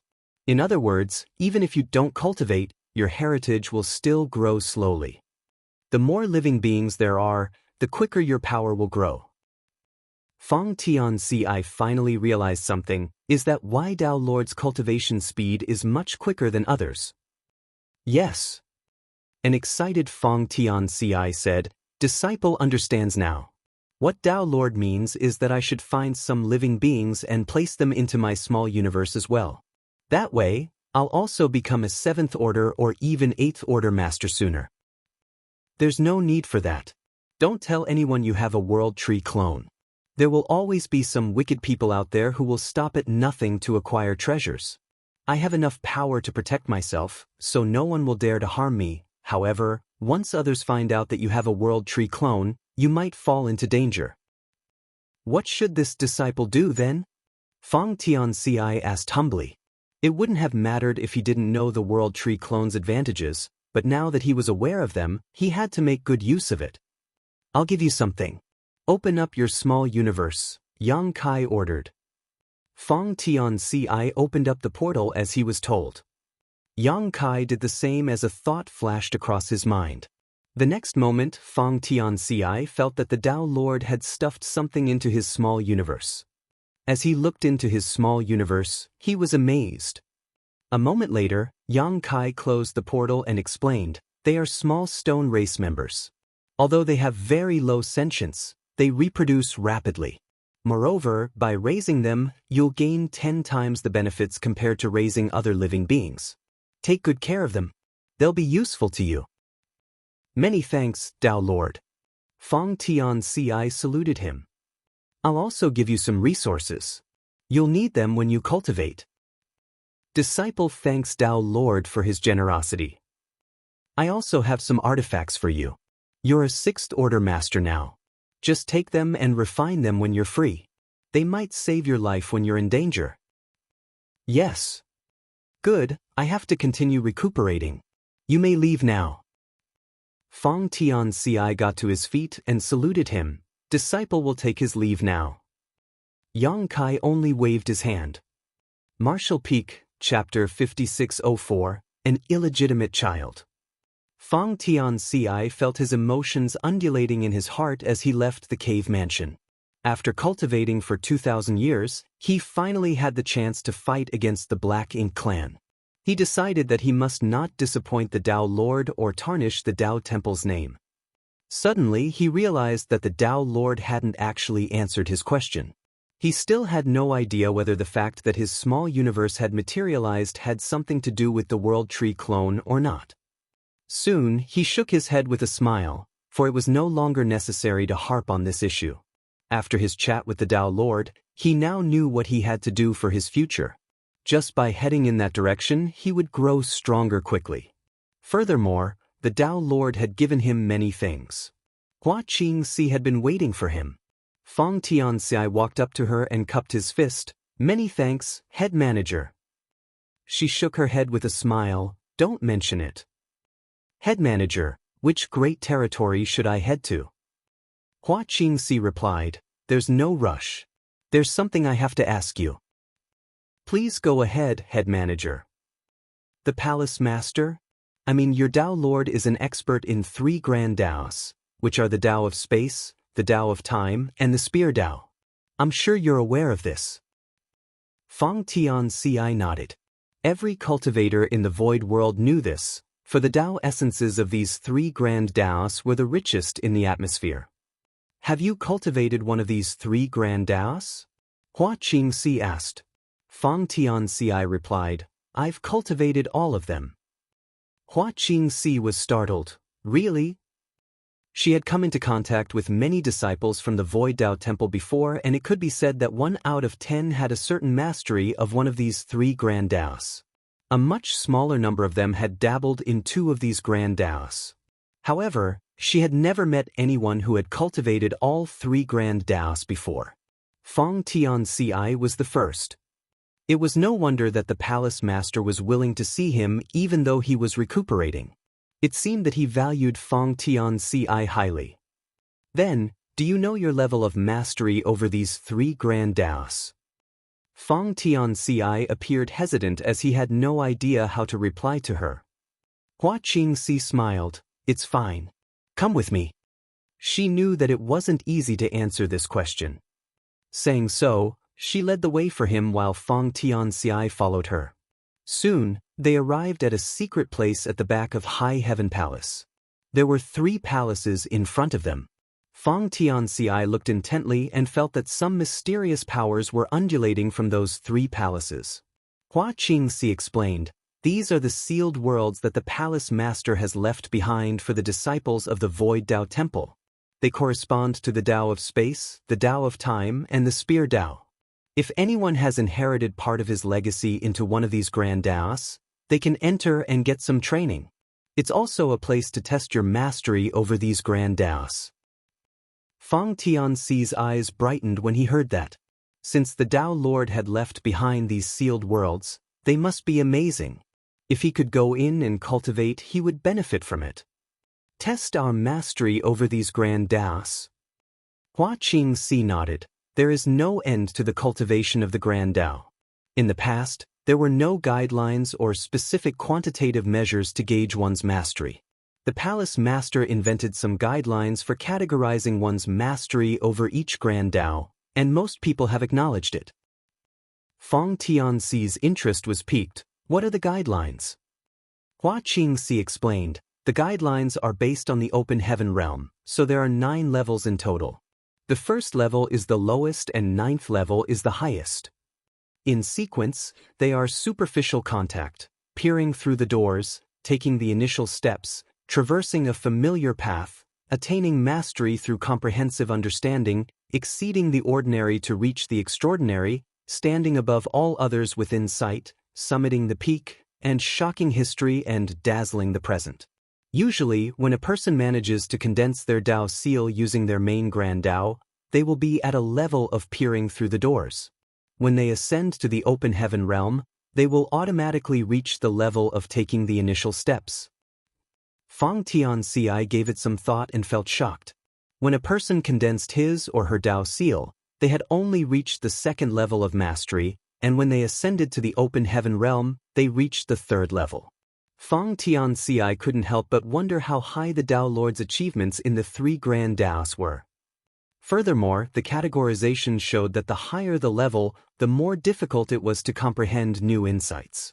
These three sealed worlds correspond to the three grand Daos. There are some hurdles inside, and every hurdle represents a level. Your limit will be the level of your mastery of a specific grand Dao, Hua Qingxi explained. Upon hearing her explanation, Fang Tianci nodded. Disciple understands. Which sealed world would you like to try first? Hua Qingxi looked at him. Fang Tianci replied, the Space Dao sealed world. Hua Qingxi pointed at the leftmost grand hall. That is the Space Dao sealed world. Just go in on your own. I'll be waiting outside. Fang Tianci saluted her and stepped into the grand hall while Hua Qingxi waited outside. After Yang Kai left behind these three sealed worlds back then, those from High Heaven Palace were the ones who built these palaces. Over the years, many disciples from the Void Dao Temple came to this place to get some training. They had inherited the three grand Daos thanks to Yang Kai's blessing. Even some Dragon Clan and Phoenix Clan members were interested in the Time Dao Sealed World and the Space Dao Sealed World. These sealed worlds were not only places to test one's mastery of Grand Daos but also wonderful training grounds. Hua Qingxi had never entered any of these palaces before, so she had no idea what was inside. However, she was sure that the palace master must have left behind many of his own insights. By breaking through the hurdles inside, those who had cultivated these three grand Daos would gain massive benefits. It wasn't until half a month later that an energetic Fang Tianci left the grand hall. Without stopping, he entered the second palace where the Time Dao sealed world was located. Half a month later, he stepped into the Spear Dao sealed world. When he finally shuffled out of the third grand hall, Hua Qingxi could feel that his aura had become far more stable. Although his cultivation didn't increase much, his strength must have improved significantly. I'm sorry to keep you waiting, head manager. Fang Tianci saluted her with a joyful expression. He had gained massive benefits by going through the three sealed worlds this time. Nonetheless, he had reached his limits. He reckoned that when he cultivated for a longer time and gained a deeper understanding of the Grand Daos, he would be able to cross even more hurdles. Hua Qingxi shook her head to show that it was fine. How many hurdles have you passed in the Space Dao sealed world? Fang Tianci replied, it's embarrassing, but I was stuck at the sixth hurdle. Hua Qingxi was slightly surprised. Fang Tianci had just ascended to the open heaven realm, but he had managed to overcome 5 hurdles. Such an achievement had never happened before. Many disciples had left the Dao Temple over the years, and some of them had cultivated the Dao of space. However, the best result achieved so far was the 4th hurdle. In other words, they were on the level of traversing a familiar path. Nonetheless, Fang Tianci had achieved the level of attaining mastery through a comprehensive understanding of the Dao of space. One must not underestimate the difference of one level, for it meant a vast disparity between achievements. The difference was akin to the differences in order in the open heaven realm. The palace master's first disciple, Zhao Yibai, had only achieved the 6th level when his mastery was tested. Hua Qingxi thought that it was such a shame. There was no doubt Fang Tianci was a talented person, but unfortunately, he had only ascended to the 6th order. Had he directly ascended to the 7th order, he could have attained amazing achievements like the palace master's 3 disciples. The mastery of a grand Dao was different from cultivation. As long as one hadn't reached their innate limit, they could improve their cultivation by putting in the effort and resources. However, comprehension and enlightenment were required to master grand Daos. Without enough wits, one couldn't advance far in any grand Dao regardless of how powerful their cultivation was. Hua Qingxi was also a veteran 6th order open heaven realm master, so she naturally understood this. She initially only wanted to find out Feng Tianxi's mastery over the Tao of space, but she couldn't suppress her curiosity as she asked, "What about your results in the Time Tao sealed world and the Spear Tao sealed world?" A bashful Feng Tianxi replied, "I only overcame the 5th hurdle in the Time Tao sealed world. It's worse in the Spear Tao sealed world.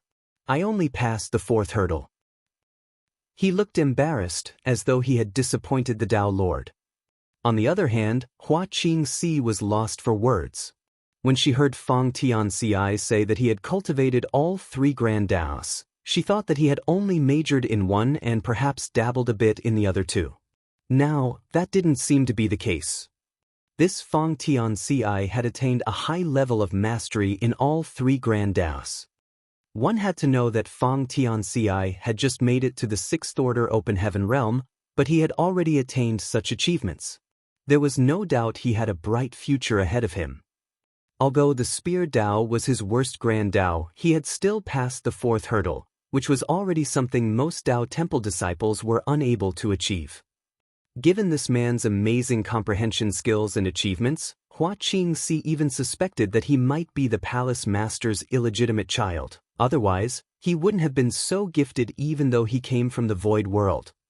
After examining his face though, Hua Qingxi shook her head, for Feng Tianxi looked nothing like Yang Kai. Finding her thoughts ridiculous, she smiled helplessly.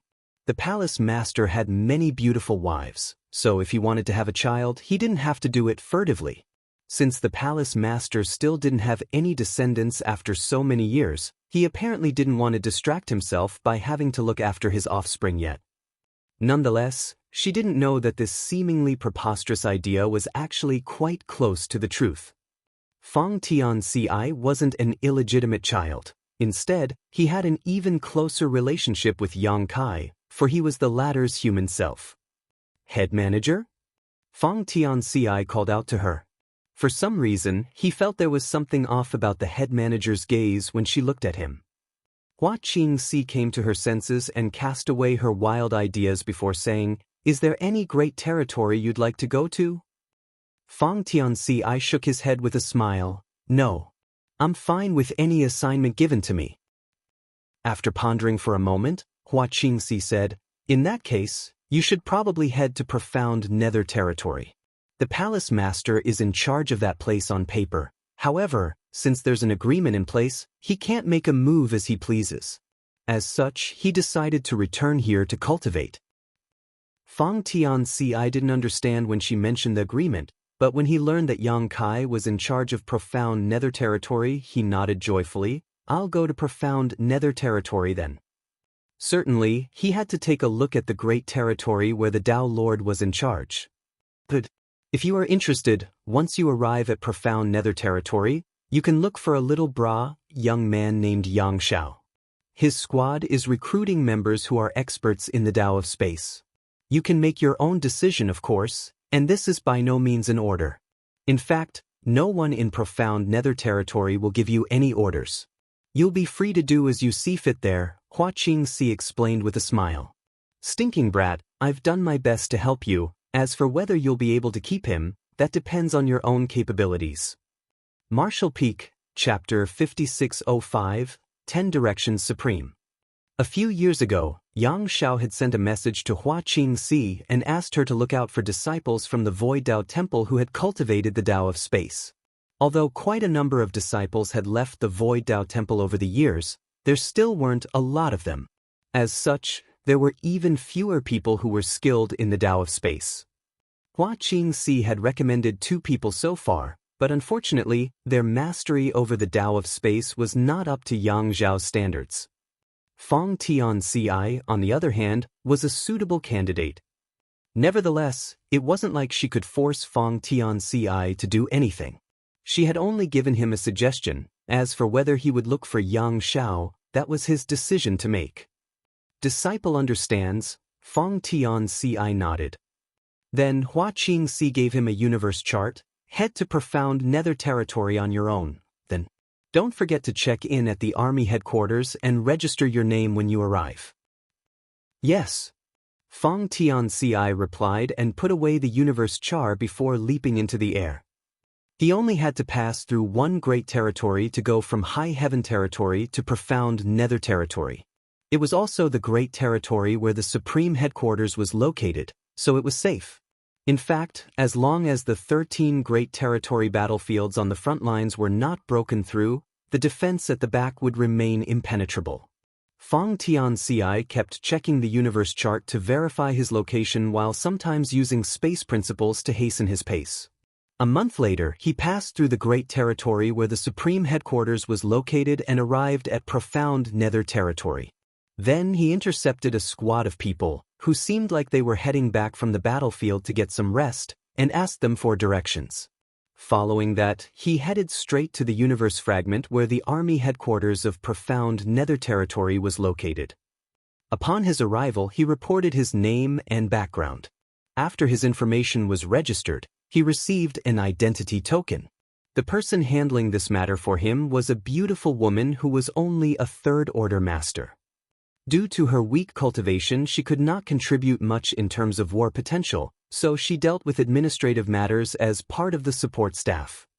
The woman was very patient, and upon learning that it was Feng Tianxi's first time in profound nether territory and that he had never fought with the Black Ink clan before, she explained many things to him, which Feng Tianci was grateful for. Then Feng Tianci asked, "Do you know Yang Xiao?" The woman's eyes brightened when she heard that. "Sir Yang Xiao? I know him, of course. Are you looking for him?" Feng Tianci was startled. Hua Qingxi only told him to come to profound nether territory and look for Yang Xiao if he was interested, but she never gave him any details. He initially thought that it would be hard to look for one person on this vast battlefield, but it now seemed that it wasn't so difficult. Since a cultivator dealing with administrative tasks in the rear was aware of Yang Xiao's name, it seemed that he was pretty famous. However, when Feng Tianci realized that the woman was blushing, he knew that Yang Xiao was not just famous for his battle record. Just as he expected, when the woman realized that he was looking for Yang Xiao, she appeared more enthusiastic. "Why are you looking for Sir Yang Xiao, senior brother?" Feng Tianci explained, "I just came from High Heaven Palace where the head manager told me to look for him." The woman's eyes became even brighter. "You're from High Heaven Palace?" Yang Kai was in charge of profound nether territory on paper, and he was the palace master of High Heaven Palace. Many of the cultivators in this place also came from High Heaven Palace. There was no doubt that High Heaven Palace was the most famous great force in the entire profound nether territory. Even the cave heavens and paradises were no match for it. "Do you have a universe chart?" the woman asked. "Yes." Feng Tianci promptly fished out his universe chart and passed it to her. The woman took it and surged her divine sense before giving it back to him. "Sir Yang Xiao's squad always remains on the front lines. Recently, they're supposed to be getting some rest at this forward outpost. If you head over now, you might find them there." Feng Tianci looked into the universe chart and saw a marked location in profound nether territory. "Many thanks," he nodded gratefully. Following that, he was ready to leave. "Wait a moment." The woman called out to him. "Is there anything else, junior sister?" The woman bashfully passed him a space ring. Feng Tianci was puzzled as to what was going on. The woman said sheepishly, "Please pass this to Sir Yang Xiao. Since I can't fight the enemy directly, I'd like to give Sir Yang Xiao some pills that can heal his wounds and restore his energy. Please tell him to stay safe." "All right," Feng Tianci nodded. Although he had never met Yang Xiao before, he thought that the latter must be quite popular among the ladies. That was why this woman only wanted to give some pills to Yang Xiao even though there were so many soldiers at the front line. "By the way, my name is Yun Shi," the woman added. Feng Tianci was torn between tears and laughter, thinking that Yang Xiao might not even know who this woman was if he gave him her name. Following the directions in the universe chart, Feng Tianci took a few days to arrive at the forward outpost. However, before he even entered the place, he was stopped. Although he had shown them his identity token, he was still asked to enter a purifying array. The soldiers who fought with the enemy were at risk of being corrupted by Black Ink strength. Once that happened, they would become Black Ink disciples, who didn't look different from the normal cultivators. Because it was impossible to tell a black ink disciple from an ordinary human just by observing them, a large purifying array was arranged at every forward outpost. Its design was based on the interior of a purifying black ink battleship, and it contained a lot of purifying light. Anyone who had been corrupted by black ink strength or had become a black ink disciple would have that black ink strength dispelled by purifying light the moment they stepped into this array. Someone who hadn't been corrupted by black ink strength wouldn't lose anything by entering it. When there was a change of affairs in profound nether territory back then, some black ink disciples tried to sneak into the forward outposts. However, their black ink strength was purified by the purifying array, which allowed them to regain their original nature. Soon, the Black Ink clan stopped doing such a futile thing. All the same, the purifying array remained, for some cultivators might be accidentally corrupted by black ink strength. The array could save their lives. The moment Fong Tianci stepped out of the array, he was amazed by what he saw. The huge forward outpost was like a prosperous city. The streets were neat and clean, with shops lining them for as far as the eye could see. There was also a massive number of people walking around. The cultivators who moved around this place were all Open Heaven Realm Masters. Fong Tianci had never seen so many Open Heaven Realm Masters in one place before, and this was just one of the forward outposts operated by the humans. It was said that there were a total of 10 similar forward outposts in profound nether territory. That wasn't even including the headquarters at the rear. Nonetheless, it also made Fong Tianci realize how formidable the Black Ink clan must be. So many Open Heaven Realm Masters had gathered in the same great territory, yet they were still unable to destroy the Black Ink clan, which went to show how powerful the enemy was. The cultivators were mostly in groups of 3 to 5 people, with some bigger groups reaching a dozen or so. Rarely was anyone on his own like Fong Tianci. While he was looking around, someone came up to him and cupped his fist. "Greetings, senior brother."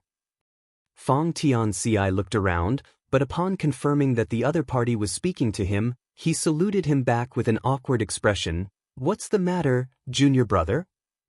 The other party's aura suggested that he was a 5th Order Master. Given the fact that Fong Tianci was a 6th Order Master, it was only reasonable that he called him junior brother. If they were in the same sect, seniority would be important. If they were not from the same sect, they would usually address each other according to their cultivation. "Is it your first time here, senior brother? If so, please come with me." Saying so, the person passionately took his sleeve and tried to drag him away. Fong Tianci found it strange. "Is it so obvious that it's my first time here?" Unbeknownst to him, his reaction was indeed conspicuous to the others. Only a cultivator who arrived at this place for the first time would be curious about his surroundings. Just then, another person leaped forward and intercepted them before politely greeting Fong Tianci. "Well met, senior brother."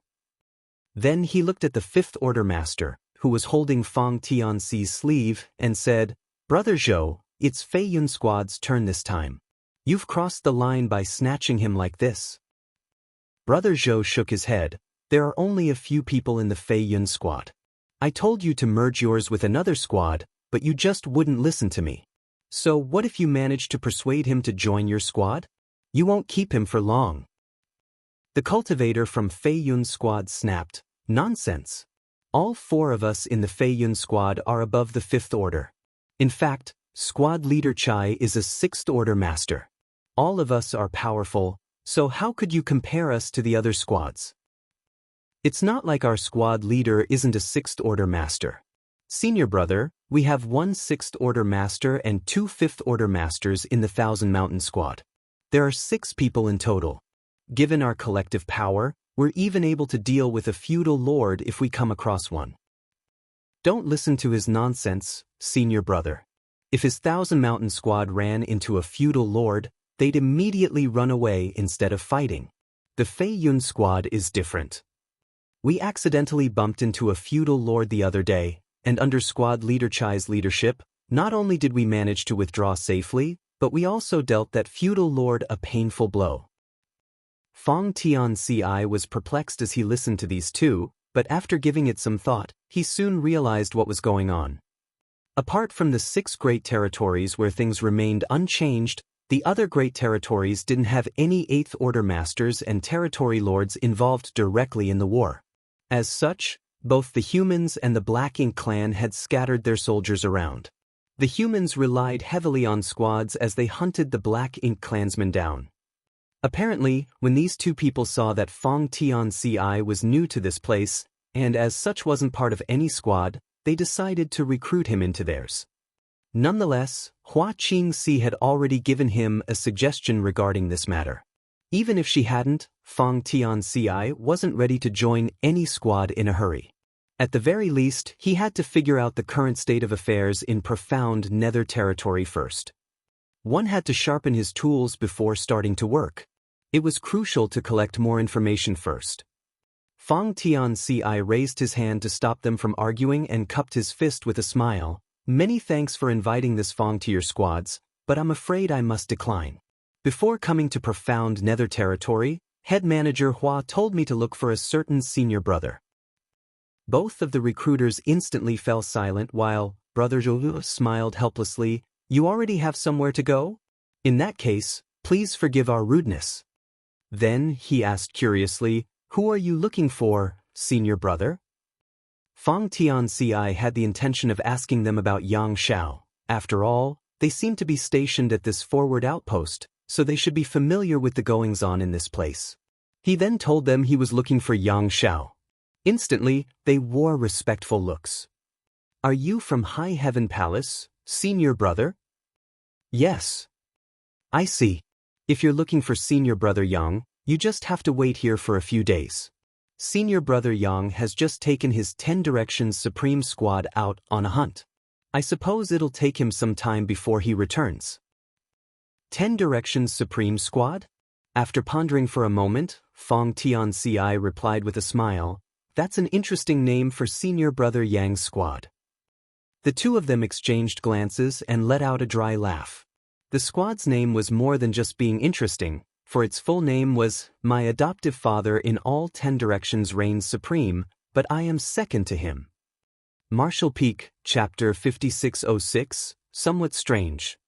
Upon learning that Yang Zhao's squad would come back sometime later, Fong Tianci decided to wait beside the purifying array. That way, as soon as Yang Xiao returned, Fong Tianci would find out about it, ensuring that he wouldn't miss the chance to meet him. Having cultivated for thousands of years already, Fong Tianci had grown to be a patient person. He could wait for years at a time, let alone a few days. No one came up to him again. As such, he was able to sit down and cultivate with peace of mind. Some 10 days later, Fong Tianci heard some shouts of excitement while he was cultivating. The 10 Directions Supreme Squad has returned. They've done something big this time by destroying a Black Ink clan army of 30,000. For real? It's true. I heard that they've even killed 8 feudal lords this time. He's just as formidable as his father. Well, that's nothing. We could do the same if our squad had so many powerful members. What nonsense are you saying? It's extremely difficult to destroy a Black Ink clan army of 30,000. No one would dare to challenge so many Black Ink clansmen if they weren't capable enough. Usually, it'll take more than 10 squads and at least the same number of 7th Order Masters to deal with so many Black Ink clansmen. The 10 Directions Supreme Squad hadn't sought any external help this time. Furthermore, it seems that they've returned unscathed. As Fong Tianci listened to the noise around him, he realized something and opened his eyes, only to see the cultivators around him staring fixedly at the purifying array. There was a look of reverence on their faces, as though they were waiting for a heroic general who had just won a great war to return. As a light flashed across the purifying array, a figure emerged. He was a young man who was clad in white robes. Even his hair was silvery white. Not only did he look handsome, but he also appeared noble and imposing. The moment he appeared, the people around him started greeting him hospitably. It seemed that this white-robed young man was quite popular in this forward outpost. The men looked at him with admiration while the women stared at him with fervor, as though they were trying to melt the young man with their eyes. They kept greeting him by calling him Big Brother Yang Xiao and Sir Yang Xiao. Is this the Yang Xiao that the head manager told me to look for? Fang Tianci examined the young man and realized that the latter was indeed an outstanding individual. After stepping out of the array, Yang Xiao greeted everyone with a faint smile. He wasn't aloof, but he wasn't passionate either. However, what puzzled Fang Tianci was that there was an old-looking turtle the size of a small plate sitting on the young man's head, looking just like a hat. As though noticing his stare, the old turtle extended his neck and took a look at him. Fang Tianci was startled, for this small turtle was obviously a powerful master. The aura he exuded momentarily suggested that he was no less powerful than a seventh-order master. Following behind Yang Xiao was a woman who was also clad in a white dress. Fang Tianci wasn't sure if it was just his delusion, but he felt that the woman and the Dao Lord looked similar. Then more figures shuffled out of the array. Following behind Yang Xiao and the white-robed woman were two young men and one young woman. One of the men looked like an honest and cheerful person, but something seemed to be troubling him as he kept shaking his head. The woman walked alongside him as she whispered to him. Although she was gorgeous, her expression was frigid, like an unsheathed blade. Fang Tianci only looked at her for a moment, but he still felt as though something had pierced into his soul. The other young man had a distinct bowl-cut hairstyle. Just like Yang Xiao at the front, he kept greeting the cultivators around him, seemingly enjoying the attention. Behind them was an ancient ominous beast. On its head sat a stone man with his arms crossed, looking as though he was full of himself. Meanwhile, riding on the ominous beast's back were a young boy and a young girl. The young boy appeared to be adorable, but when he smiled, his mouth tore apart and revealed a hideous set of teeth. On the other hand, the young girl appeared quite cute and delicate. This 10 Directions Supreme Squad's members are a bit strange. Despite their eccentricity, Fang Tianci could feel that they were all powerful. None of the members in the squad were weak, as most of them exuded a might equivalent to 7th Order Masters. As for those who didn't, they were all 6th Order Masters. It was no wonder that this squad was able to destroy a Black Ink Clan army of 30,000. Any Black Ink Clan army would be doomed if they came across such a lineup. Nevertheless, the fact that they were completely unharmed illustrated just how strong they were. The head manager had given Fang Tianci a good recommendation. If he could join such a squad, Fang Tianci would never be bored again. After giving it some thought, he stepped forward and soon arrived in front of Yang Xiao. Then he cupped his fist and said, "High Heaven Palace, Fang Tianci, greets senior brother Yang." It wasn't until this moment that he realized the Dao Lord and this senior brother shared the surname Yang. Are they related in any way? However, Yang Xiao looked nothing like Yang Kai. On the other hand, the white-robed woman beside him resembled the Dao Lord quite a bit. "Oh." Yang Xiao looked at him with surprise. "You're from High Heaven Palace?" Yang Xiao found the other man unfamiliar. Since he didn't know him, he reckoned that the latter was a newly promoted 6th Order Master. "Yes. The head manager said you're recruiting members, and she told me to look for you." Hearing that, Yang Xiao appeared pleasantly surprised. "Head manager Hua told you to look for me?" He then realized that this guy was from the Void Dao Temple, otherwise, head manager Hua wouldn't have asked him to seek him out. At that moment, Yang Xiao started feeling expectant. Hua Qingxi had recommended 2 people previously, but unfortunately, their abilities were not up to his standards. As such, he recommended them to other squads. Anyway, cultivators who had cultivated the Tao of Space were universally welcomed, so they were soon accepted. When fighting with the Black Ink Clan, even though strong masters could help kill more enemies, there would also be times when escaping was essential. In times like these, cultivators who had cultivated the Tao of Space proved to be invaluable. On all the battlefields, there was no doubt that the disciples from the Void Tao Temple were the most popular, especially those who had cultivated the Tao of Space. Once such people appeared, countless squads would invite them to join them by offering many perks. Yang Xiao was eager to find out Feng Tianxi's abilities, so without hesitation he turned to the honest-looking young man and said, "Junior brother Zhao, give him a test." Zhao Yibai stepped forward and motioned for Feng Tianxi to follow him. Feng Tianxi knew that it was a test he had to pass if he wanted to join the 10 Directions Supreme Squad. As such, he followed the other man without any questions. Soon, they left the forward outpost and disappeared into the void. An hour later, they returned together. While Zhao Yibai remained calm and collected, Feng Tianxi seemed to be lost in his thoughts. The test was nothing special as Feng Tianxi was only tested on his utilization of the Tao of Space. Feng Tianxi was initially confident, but he never expected that Zhao Yibai was also a master of the Tao of Space. Moreover, Zhao Yibai had a greater mastery over this grand Tao than he did. There was no doubt that Feng Tianxi had been defeated by the other man when it came to the Tao of Space, and it wasn't because Zhao Yibai was an order above him, but rather because his comprehension of the Tao of Space was greater. Feng Tianxi felt that he had learned a lot, and he also came to realize that there were always people beyond people. "How was it?" Yang Xiao asked eagerly. Zhao Yibai gently nodded in response. Yang Xiao guffawed and passionately patted Feng Tianxi's shoulder. "From now on, you're a member of the 10 Directions Supreme Squad. We can finally do something greater." His squad was basically unrivaled in the entire profound Nether territory. Others were envious that they were able to kill enemies with ease, but the truth was, how was it possible for them to improve themselves if they felt no pressure? Only the weak bullied those weaker than themselves, while those who were strong challenged those who were stronger. Their goal wasn't to make a name for themselves in profound Nether territory.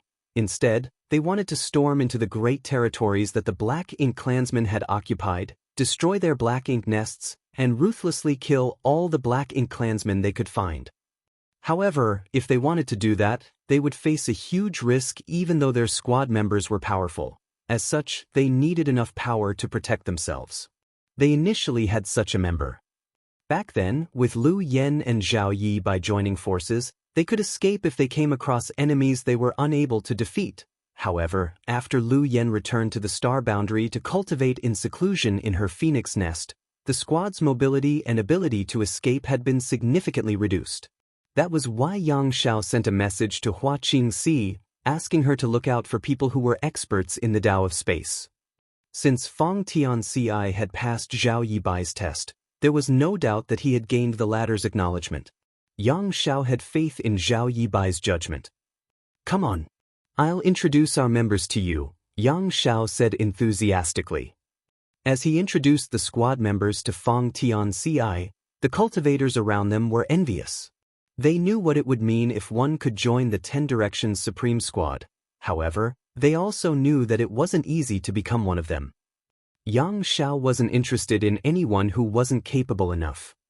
Although it was Feng Tianxi's first time meeting these people, he somehow felt as though he had known them for a long time. As such, he became close to them very quickly. He sincerely admired Zhao Yibai as he cupped his fist and said, "Please give me more guidance in the future, Senior Brother Zhao." Zhao Yibai smiled frankly. "If there's some free time, we can discuss the Tao of Space and have a friendly competition. Since you've cultivated the Tao of Space, you must be from the Void Tao Temple and have inherited the Honored Master's Grand Tao. As such, you shouldn't underestimate yourself." "Honored Master?" Feng Tianxi was stunned.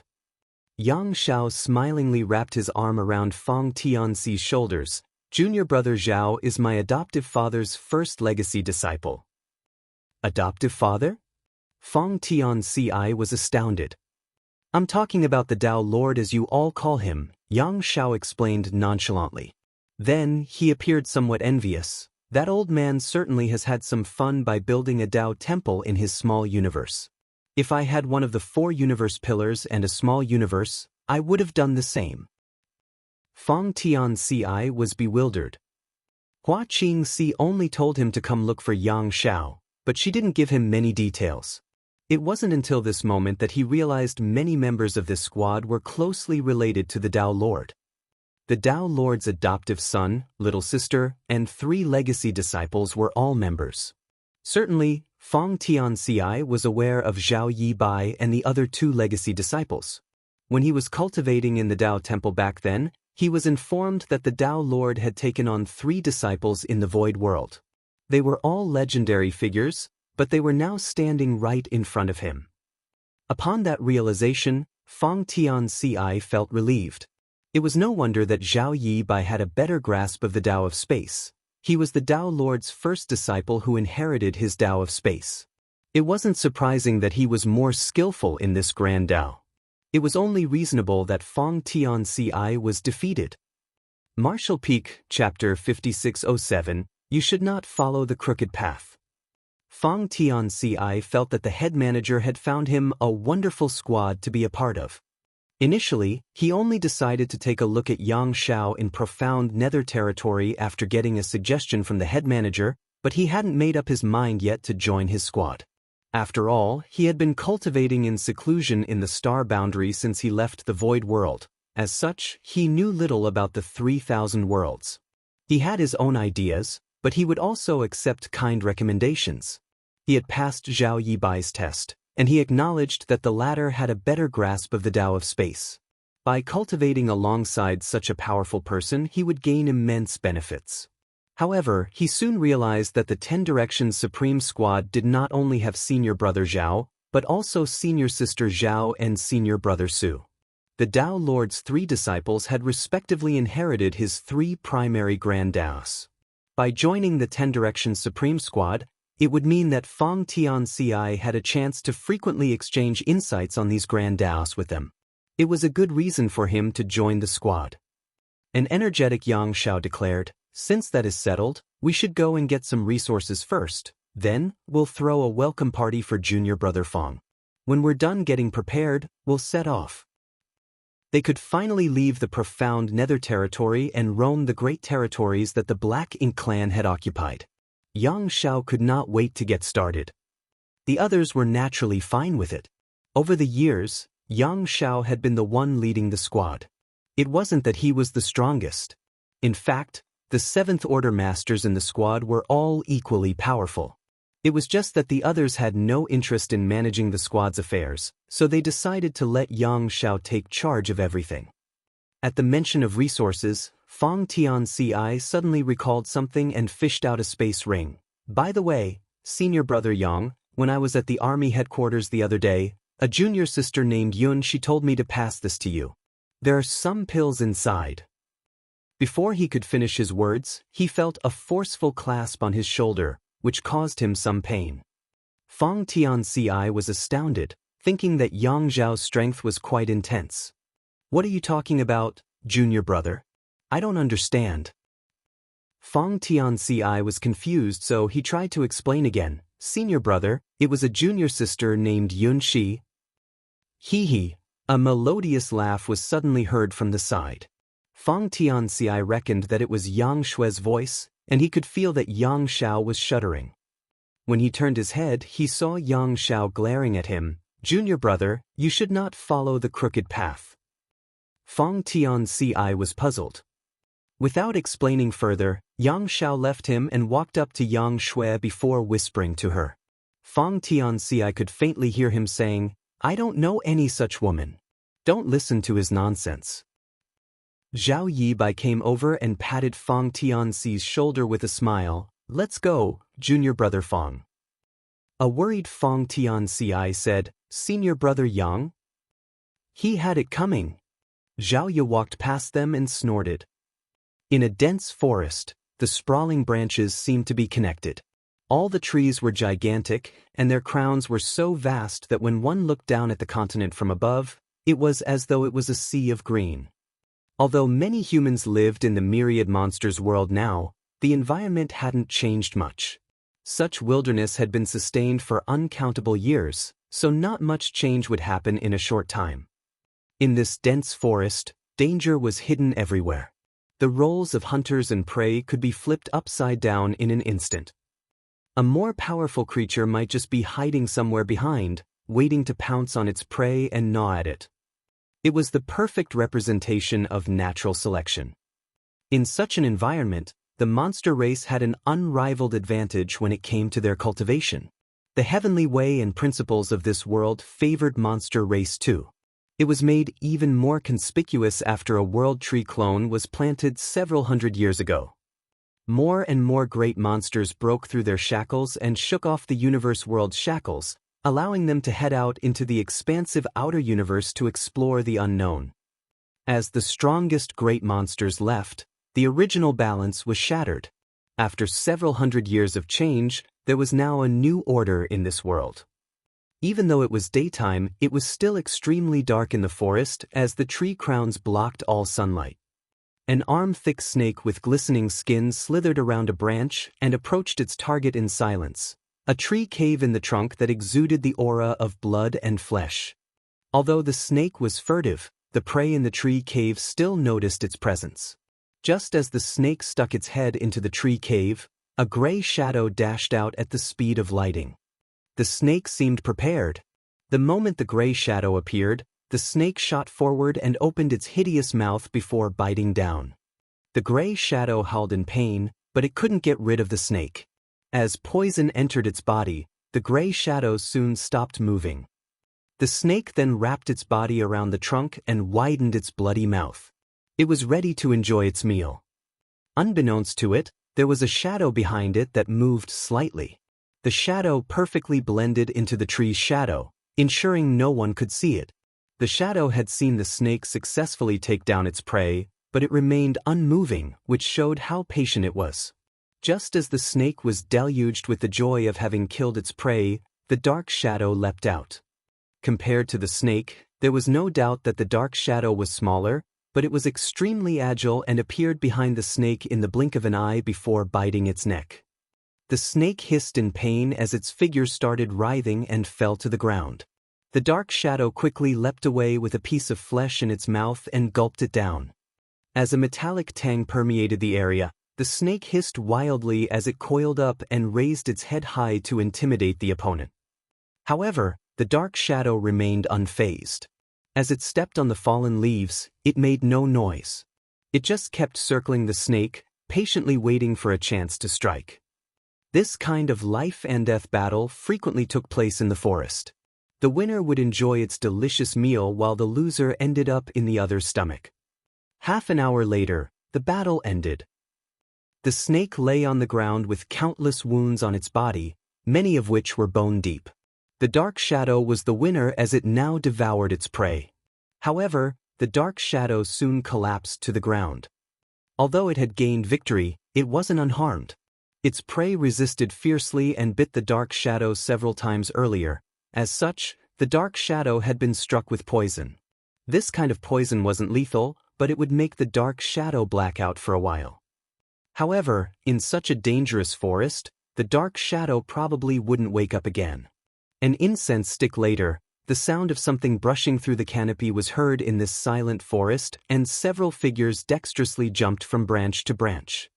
Although the human race had started living in the myriad monsters world over 200 years ago, this world remained a treasure trove that was yet to be fully exploited. Apart from monster beasts in this world, the things that were most useful to the humans were spirit flowers and herbs. After all, this was a universe world where ancient wilderness remained unexplored, and monster race knew nothing about alchemy. Other than the spirit herbs that could be consumed directly, the rest wasn't put to good use. As such, the humans living in this place would come together and enter the forest to collect precious resources every so often, gaining massive rewards each time. However, this came with many risks. Although Jianghu had told the great monsters in the myriad monsters world they could not hunt the humans back then, this kind of thing couldn't be prevented entirely. There were still some monster beasts who retained their wild nature and who functioned more on instinct than reason, so if they came across a human on their own, they would normally just eat them. Under most circumstances, the humans and monster race got along fairly well in the myriad monsters world. Neither side made a move on the other for no reason, which was why the humans dared to enter the forest and collect herbs. Without Jianghu's restriction in the past, these human cultivators would have been destroyed the moment they stepped into the forest. Suddenly, a petite figure stopped in her tracks. She looked like a beautiful young woman in her early 20s, and her aptitude was clearly quite good as she was already in the separation and reunion boundary. The metallic tang in the air was obvious, so she certainly noticed it. As she looked around, she soon saw the bloodied battlefield. She leaped from the branches and landed beside the snake. Then she saw the dark shadow lying on the ground.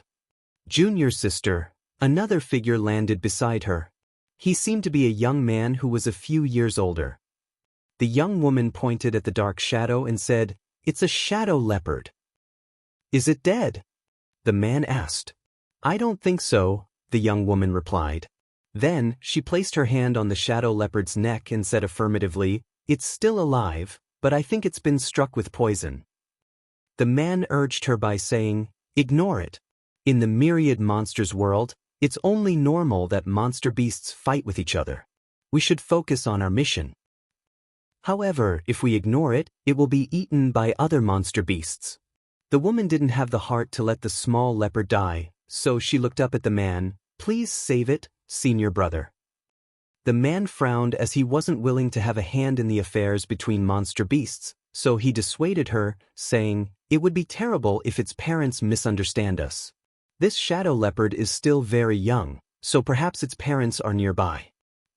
The young woman replied, "If they were nearby, they would have saved it already. Its parents must be dead.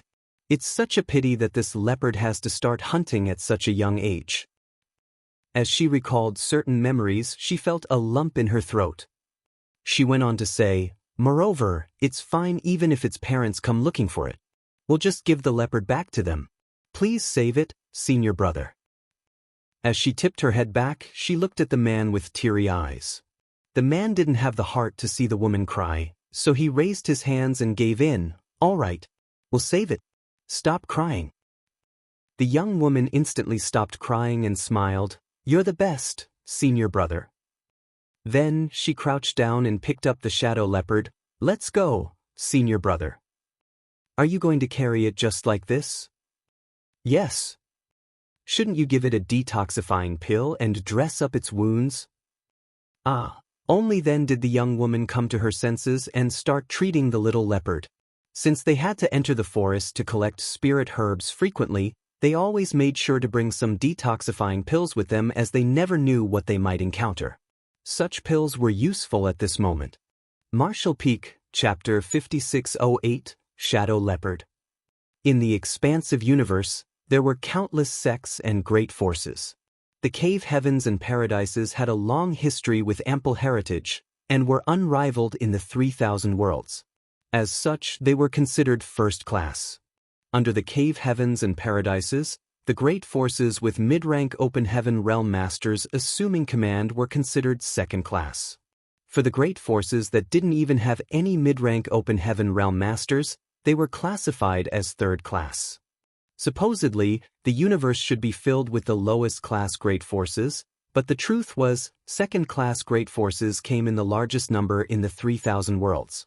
Mid-rank open heaven realm ranged from the 4th order to the 6th order, and as long as a cultivator's aptitude wasn't too terrible, he or she could make an initial breakthrough to the 2nd or 3rd order open heaven realm. After that, given enough time, effort, and resources, such a person would become a 4th order master. As such, there were a lot of 4th order and 5th order masters in any great territory, while there would be quite a number of 6th order masters as well. However, even if the two great forces were both second class, the difference in their heritages could be immense. As long as there was a single 4th order master in a sect, it was considered second class. On the other hand, a sect with several 6th order masters in charge was also considered second class, but no one would say two such sects were comparable. Great Feather Pavilion was a below-average second-class great force. At the peak of its power, it only had 2 5th-order masters and 4 4th-order masters. This kind of heritage could only be described as ordinary. However, even a great force like Great Feather Pavilion had occupied a great territory and had it named after their sect. Following the Black Ink clan's invasion, however, all great forces, no matter their size or strength, had no choice but to give up on their heritages and evacuate to high heaven territory, even the cave heavens and paradises. Back then, Great Feather Pavilion was visited by a human squad that was deployed from the barren territory. Following their instructions, they met up with the great forces from the other nearby great territories and headed to High Heaven territory. Although they experienced some dangers along the way, they safely arrived at their destination. Their lives in High Heaven territory were hard. At that time, there were countless cultivators from different great forces that had gathered together. Just like those from Great Feather Pavilion, they had left their homes and didn't have a place to stay. There were 2 universe worlds in High Heaven territory. One of them was the Star Boundary and the other was the Demon Realm.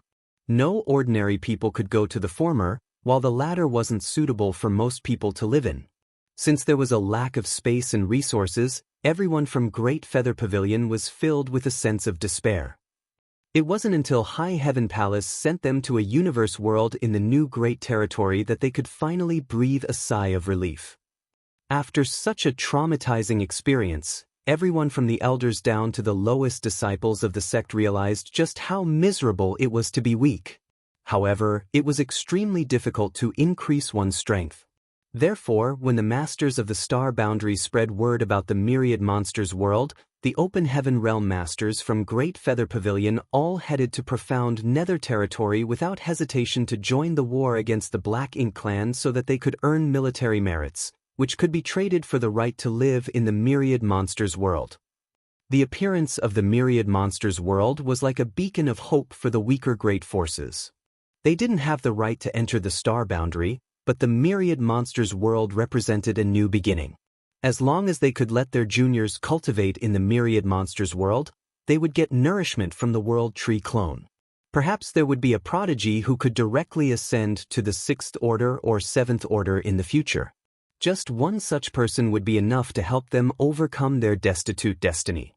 Finally, when the Myriad Monsters world was opened up, the first batch of people from Great Feather Pavilion settled down in that place. Initially, there were only 10 or so disciples from their sect, but as time passed, more and more moved into the Myriad Monsters world. They occupied a small spirit peak and rebuilt Great Feather Pavilion. Although the beginning was tough, they were no longer in the position like that of several hundred years ago where they were unable to even imagine a future for themselves.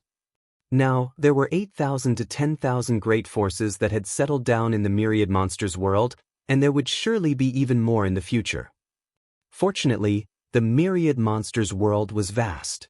When Yang Kai inspected this place back then, he realized that it was much larger than an average universe world. If it wasn't, it couldn't have accommodated so many great forces. Presently, the Open Heaven Realm masters above the 3rd Order from Great Feather Pavilion had headed to the battlefields to battle the enemy. Only several old and frail 2nd Order masters stayed behind in the sect to teach the younger disciples. Fortunately, there wasn't much danger in the Myriad Monsters world. Otherwise, these 2nd Order masters couldn't have ensured everyone's safety. Several young kids stood outside the sect's entrance and appeared expectant. Suddenly, one of them exclaimed, "Senior brothers and senior sisters are back." Following the cheers, many agile figures passed through the forest and approached them in the blink of an eye. There were fewer than 100 people, and they were all young people in their teens and 20s. The effectiveness of the World Tree clone's nourishment had a lot to do with cultivation and age. A young person with low cultivation would get the most benefits, while an old 3rd Order Emperor Realm Master might not gain any benefits at all. Every quota to live in the Myriad Monsters world was valuable. As such, those from Great Feather Pavilion wouldn't dare to waste them, sending those young disciples who had excellent aptitudes to this place with the bare minimum of elders to look after them. Chatters and laughter were heard in front of the entrance. Soon, the young kids were attracted to a particular anomaly. It was a little beast with black and smooth fur. The little beast seemed to be injured as it was asleep in a senior sister's arms. Blood had seeped through the bandages around its body. The young kids surrounded the senior sister and chirruped. It appeared they had instantly become fond of this little beast. A young disciple asked, "Senior sister Qin Shui, is this a monster beast?" Qin Shui smiled and nodded, "It's a shadow leopard." The disciple extended his hand in an attempt to touch the shadow leopard, but he soon retracted it as he was worried that the shadow leopard would wake up suddenly and bite him. A second-order master asked, "What's going on?" Qin Shui then briefly relayed to him what happened to the snow leopard and asked, "Elder, can I raise it?" The elder replied, "I don't mind you raising it, but how do you intend to feed it?" "I can bring it out and do some hunting." The elder shook his head. When that sir planted the World Tree clone in this place 300 years ago, he made an agreement with the great monsters that both races should coexist harmoniously and that we couldn't harm each other for no reason. Although there have been incidents of monster beasts hunting humans over the years, that was mostly related to beasts who had retained their wild nature. As such, we couldn't settle the score with them.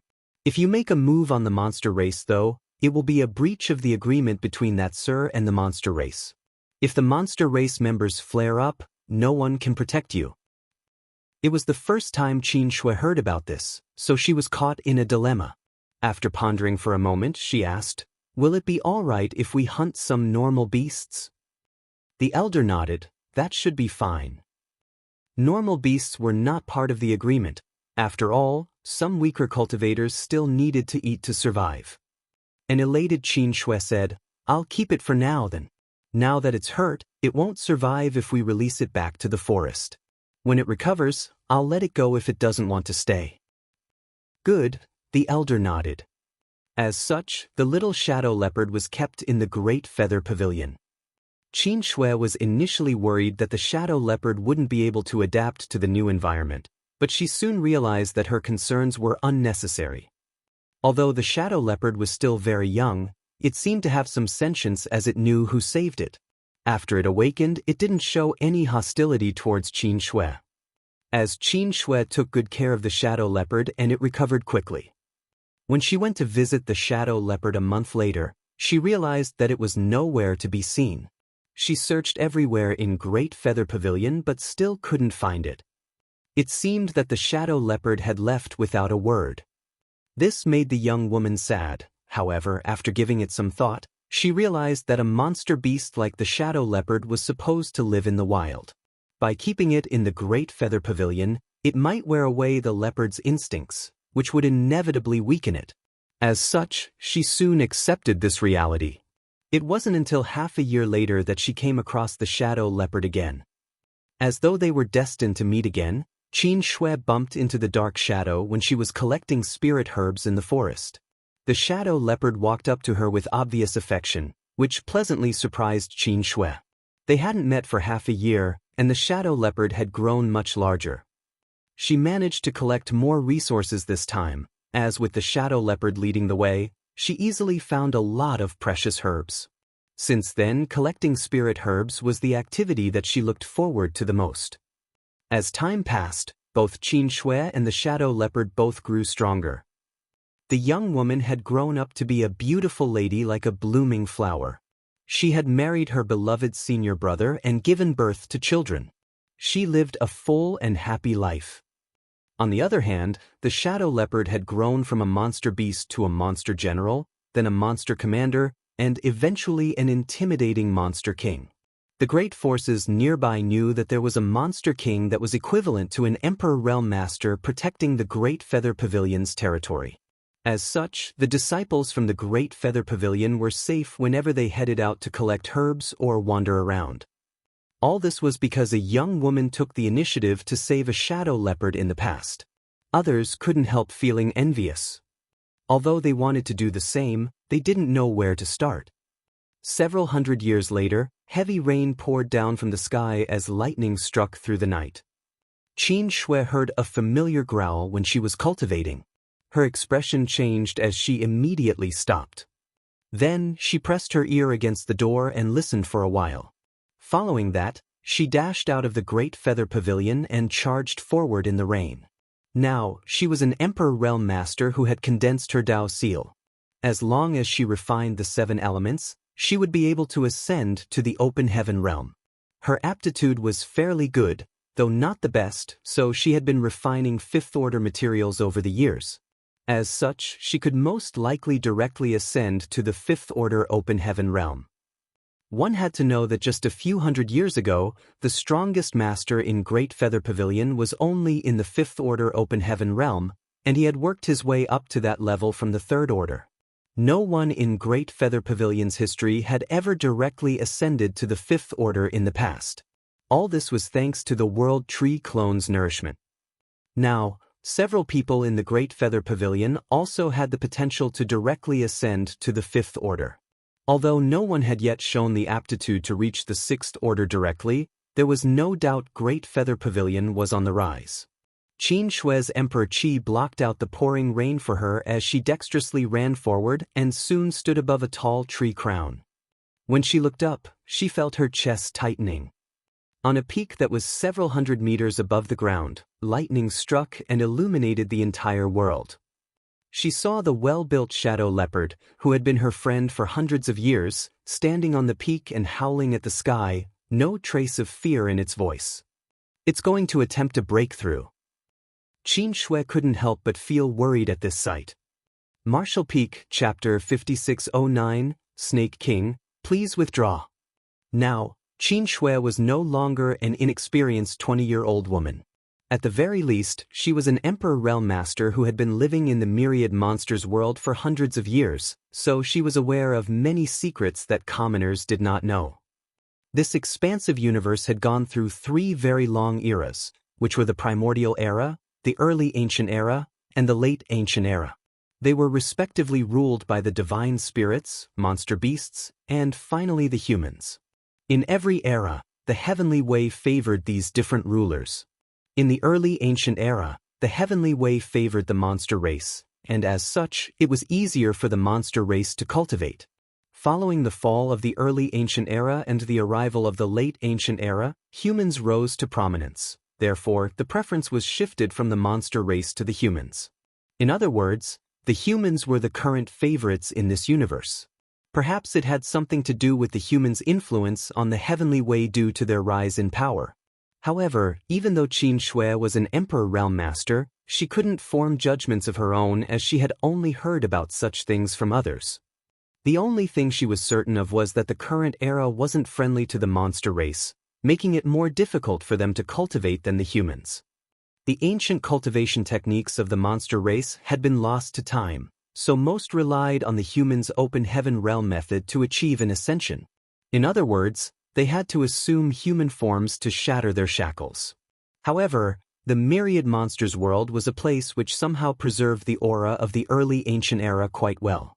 It was said that when the Lord of the Star Boundary arrived at this place several hundred years ago, the great monsters here had not only lost the ancient cultivation techniques, but they had also never met humans before.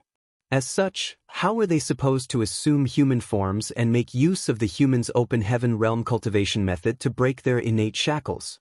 Therefore, in the past, the great monsters were unable to get rid of the world's restrictions. Once they became monster kings, they were unable to improve any further. The Lord of the Star Boundary did not only plant a world tree clone here though, he had also taught the great monsters the primal art. It was thanks to him that the great monsters were able to continue cultivating. Therefore, in the myriad monsters world now, there were 2 methods the monster race could use to cultivate. One was to use the primal art left behind by the Lord of the Star Boundary, and the other was the humans' open heaven realm method. There were pros and cons to both, so neither could be said to be superior. The monster race members had to make their own decisions. Many monster beasts became close to humans when they were still very young, and were subsequently raised by them.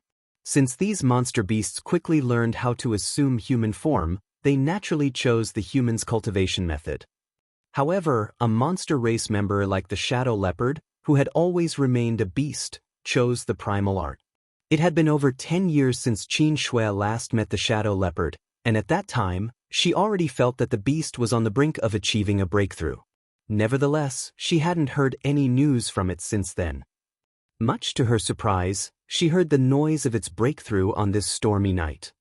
She had read a lot of ancient books and found out that monster race members who chose to achieve a breakthrough by using the primal art had to face a much greater risk than those who relied on the open heaven realm method.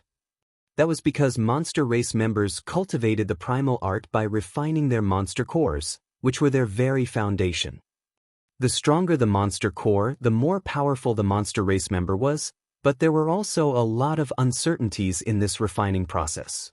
Qin Shui couldn't help feeling worried. She had spent the last few centuries with the shadow leopard, so she had already regarded it as her friend. In her heart, this monster race member was just as important as her husband and children. Now that the shadow leopard was at the most critical moment of its ascension, it was only natural that she was anxious. Just then, another roar reverberated across the sky. Following the roar, thick monster chi permeated the area as though it had materialized. In an instant, the peak was surrounded by a layer of fog. Kacha. As though responding to the shadow leopard's roar, a bolt of lightning struck from the sky. Qin Shui could faintly see that on the peak, the shadow leopard spat out a round object that soon hovered above its head. It was the shadow leopard's monster core. A bolt of lightning struck down at the small monster core like it was a long whip. Qin Shui flinched as though she was the one being whipped. She widened her eyes and looked intently at the shadow leopard. The originally still monster core started rotating around after being hit by the lightning. Threads of lightning whirled around the dark monster core and formed some cracks in it. The shadow leopard growled as its monster chi surged to repair its monster core. Just like how the humans had to go through a world baptism when achieving an ascension, monster race members experienced a similar trial. However, the current situation was more dangerous than the trials humans had to face. After all, the heavenly way was in favor of the humans presently. If a monster race member relied on the open heaven method to achieve a breakthrough, they were essentially complying with the heavenly way. However, if they chose the primal art, they were defying the heavens. As such, the wrath of lightning wasn't just a trial, but a heavenly tribulation. It was thanks to the primitive environment in the myriad monsters world that the tribulation was less severe. If a monster race member attempted a breakthrough in such a way in any other universe world, it would face an even more ferocious attack. Everything seemed frail beneath the heavenly tribulation. If the shadow leopard couldn't persevere, it would be killed and its monster core would be destroyed. However, if it could survive, it would gain massive benefits. Another, even more powerful flash of lightning struck just then, causing monster core to spin even faster. Seeing this, Qin Shui set her mind at ease. She had known the shadow leopard for years, so she was aware of its capabilities. This kind of heavenly tribulation supposedly wouldn't cause the beast serious harm. She secretly prayed that her friend would not get too greedy. If she had known what would happen, she would have looked for the beast and discussed with it earlier. Nevertheless, given the shadow leopard's temperament, she reckoned that it was useless to talk to the beast about it. This fellow was obstinate. When it was still a little beast back then, it left Great Feather Pavilion without a word after it recovered. As the bolts of lightning continued to strike, the shadow leopard remained unmoving. It only kept howling in response, as though it was trying to shatter the sky. "Who goes there?" Qin Shui's expression turned cold abruptly as she charged forward in a particular direction. While in mid-air, a sword appeared in her hand. Jade Moon Sword Arts, 3,000 sword lights. A rain of sword lights poured down like a storm as countless trees were instantly leveled. However, a momentary glint from within the chaos made Qin Shui's heart sink. Violent monster chi surged from below. The sword lights struck monster chi and disappeared, as though the latter was a mire. Certainly, Qin Shui hadn't fully unleashed her power, but it also showed how powerful the other party was. Finally, Qin Shui realized who had been acting furtively in this nearby place. It was a monster king, not a human. A series of hisses were heard. From the thick monster chi, a snake head that was as large as a house emerged. The snake head was angular, as though it was carved from a rock, and its scales looked extremely robust. The snake glowered at Qin Shui, who was standing on a nearby branch. There seemed to be a sense of ruthlessness behind those eyes. "Rock Snake King." Qin Shui's pupils dilated, but she soon calmed herself down. "Snake King, please withdraw." She secretly cursed, thinking that it indeed wouldn't be easy for the shadow leopard to achieve an ascension. Following the agreement between the Lord of the Star Boundary and the great monsters back then, the human race and monster race had been living together harmoniously in the myriad monsters world. However, the monster race still fought amongst themselves quite fiercely. Every living monster king made a name for itself by killing many other monster race members. The shadow leopard was no exception to this. When Qin Shui saw the shadow leopard for the first time, she felt that it was cute and adorable, but the truth was he was the most ferocious monster race member she was aware of. Moreover, it was quite arrogant. This kind of monster race member naturally had a lot of enemies. Qin Shui had saved the shadow leopard's life before. As such, a grateful shadow leopard never showed its wild side in front of her over the years. The Rock Snake King was one of the shadow leopard's enemies as their territories were next to each other. The shadow leopard was bullied by the snake when it was weak, so when it grew stronger, it was determined to get its revenge. Certainly, the Rock Snake King wouldn't allow its enemy to grow in power. If the shadow leopard passed through the tribulation and ascended above the Monster King realm, the Rock Snake King would be doomed. Therefore, the moment it realized that the shadow leopard was attempting a breakthrough, it slithered over and approached the shadow leopard in secret, waiting for a chance to deal a fatal blow to its enemy. Nonetheless, Qin Shui managed to detect its presence. The Rock Snake King was extremely powerful. Furthermore, its skin was as hard as steel. The shadow leopard had exchanged moves with it several times but could never defeat it outright. Although Qin Shui was an Emperor Realm Master, she didn't have the confidence to defeat the Snake King either. In fact, she might not even be able to protect herself. Even though it was difficult for monster race members to cultivate, they were innately more powerful than the humans when in the same realm.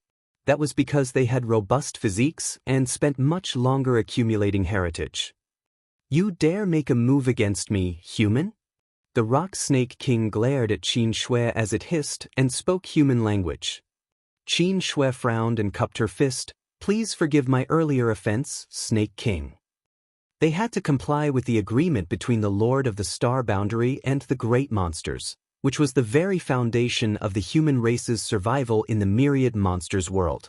Without this agreement, the humans would find it hard to live in such a world. The Rock Snake King snorted, "Scram. I don't want to waste any time on you." Following that, its burly figure zigzagged towards the shadow leopard. Certainly, Qin Shui couldn't back down, otherwise, the shadow leopard's ascension would be interrupted. Let alone break through to a higher realm, it might even lose its life. A hint of hesitation flashed across Qin Shui's eyes, but she soon brought down her sword and sent a sword wave slashing across the route where the Snake King was heading, forming a crack on the ground. Please retreat, Snake King. Rain poured down from the dark sky as the small woman stood steadfastly on the tree branch in front of the Rock Snake King. The eyes on the snake head beamed with an insidious glow as it hissed rapidly. Soon, a human-like smile appeared on its face. Good, this king has never eaten a human before. I'll devour you before dealing with that stupid leopard. The moment it finished speaking, its snake head appeared in front of Qin Shui all of a sudden and opened its hideous mouth, emanating a pungent breath. It was as though the snake wanted to swallow Qin Shui in one fell swoop. Martial Peak, Chapter 5610, Hard to Settle. A terrible stink exuded from the snake's gruesome mouth. Qin Shui's petite figure was stuck inside the mouth as though she would be devoured at any moment. At the most critical moment, she resisted the snake's teeth with her sword. Following a violent impact, she was sent flying away, thus widening her gap with the Rock Snake King. Although the snake was heavy, it zigzagged forward at an incredible speed. As its monster chi surged, the trees along the way cracked and fell to the ground as though they were just straws. The moment Qin Shui stabilized herself, she felt an immense force coming from behind. She swung her sword and infused her emperor chi into it to protect her back.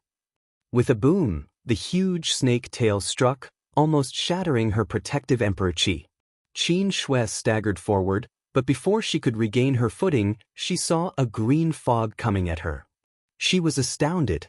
Although she knew that it wasn't easy to deal with a monster king, it wasn't until she exchanged moves with the Rock Snake King that she realized how powerful the other party was.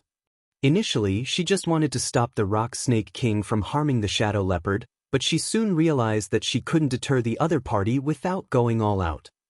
Snake King, forgive my disrespect. She wielded her sword and cast the fog away with a flash of sword lights that soon formed a light screen and covered the snake. She had used the most powerful method she possessed to strike back. Good. The Rock Snake King was enraged. It let the sword lights rain on it and cut across its robust skin. As its blood streamed down from the wounds, it roared, "Since the agreement has been nullified, what are you all waiting for?" Qin Shui's expression changed drastically. "Snake King, you..." The Rock Snake King smiled wickedly. "You're the one who broke the agreement first, so it is not our monster race's fault if your sect is destroyed." Several hundred years ago, that master who taught the monster race the primal art agreed with the strongest great monsters of the time, which stated that the two races must not harm each other for no reason. As such, both races had been living together harmoniously for the past few hundred years. However, the myriad monsters world originally belonged to monster race. More and more humans appeared in this place with each passing day, and although their existence posed no threat to the monster race, many of these humans had ample vitality in their bodies. Therefore, monster race members coveted them. If they could devour these cultivators, it would be beneficial to their growth. Many monster kings intended to eat these humans as food, however, they were unable to do so since there was an agreement in place. Nonetheless, several hundred years had passed, so the initial fear which enforced the agreement was less oppressive now. The monster race only needed a chance to nullify the agreement. Only now did Qin Shui figure out that the Rock Snake King did not only want to get its revenge, but was also plotting against the humans when it decided to interrupt the Shadow Leopard's ascension. Streams of monster chi started surging from all directions suddenly. They were all monster kings who were just as powerful as the Rock Snake King. These monster kings approached in the rain. Qin Shui was naturally flustered. Many figures emerged from Great Feather Pavilion and looked into the distance. The Shadow Leopard's ascension, the fight between Qin Shui and the Snake King, and the Snake King's roar were by no means quiet, so there was no way those from Great Feather Pavilion didn't hear them. Among the crowd, a young woman, who resembled Qin Shui, exclaimed with a flustered expression, "Mother is over there." Several second-order Open Heaven Realm Masters, who were in charge of the Great Feather Pavilion, sported solemn expressions. Given their strength, they were not afraid of those monster kings. Regardless of how powerful monster kings were, they hadn't broken free from the world's restrictions. On the other hand, even though their order was low, they were still Open Heaven Realm Masters. These monster kings were not comparable to them at all. However, these humans couldn't make a move, otherwise, the peace that had been sustained for hundreds of years in the myriad monsters world would be shattered. When that happened, the entire myriad monsters world would descend into chaos. They couldn't possibly bear the responsibility. How could Qin Shui be so foolish to make a move on a monster king? One second-order master snapped. As he spoke, he took a step forward. "I'll bring her back." The humans were not supposed to meddle in the monster race's affairs. Nevertheless, after the second-order master took 2 steps forward, a figure stood in his way. She was the young woman who resembled Qin Shui, and although her cultivation was low, she still spread her arms and stood steadfastly there. "You can't go, Elder. Leopard King is achieving an ascension, and the Snake King is its enemy. If you bring Mother back, Leopard King will be killed. If I don't bring your mother back, she will die. If she's killed by a monster king, we won't even be able to avenge her death." The second-order elder stared at the young woman, who appeared hesitant. "Step aside," the elder ordered. Tears welled up in the young woman's eyes as she didn't know what to do. After a sigh, a middle-aged man emerged from the crowd. "I'll go over." He was also an Emperor Realm Master. The young woman called out in pleasant surprise, "Father." The middle-aged man lovingly stroked the young woman's head and looked at the second-order master. "Please look after Schwanger, Elder." The elder frowned and said solemnly, "You mustn't act on a whim." The middle-aged man smiled. "Don't worry." The next moment, he turned into a ray of light and charged forward.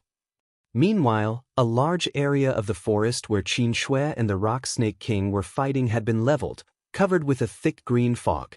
Inside the poisonous fog, sword lights could faintly be seen flickering. The fight between them had reached a climax. Although Qin Shui had condensed her Dao seal, she still found it hard to deal with a monster king who was only one step away from achieving a breakthrough. Moreover, her Emperor Qi was draining quickly as she needed to defend herself from the poisonous fog and fight at the same time. There was no doubt she was in a perilous situation. Just then, a figure boldly charged into the fog with a sword in hand and joined the fight. As he and Qin Shui joined forces, they were able to fend off the Rock Snake King's violent attacks. "There's one more here." "Very good." The Rock Snake King guffawed at how foolish these humans were.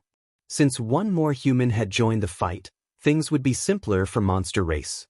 It had made the right decision to persuade the other Monster Kings to take action together. The middle-aged man wrapped his arm around Qin Shui's waist and flew backwards for several hundred meters.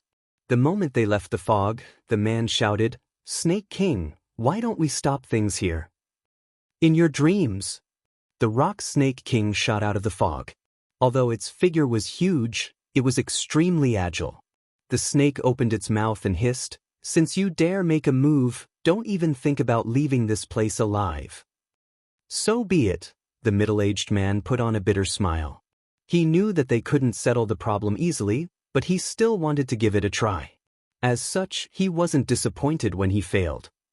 Then, he lifted his sword and surged his Emperor Qi before shouting, "I, Ho Qing Hai and my wife will take responsibility for today's matter. It has nothing to do with anyone else. Please abide by the agreement, Monster Kings. Don't be fooled by any unscrupulous villain and risk ruining your futures."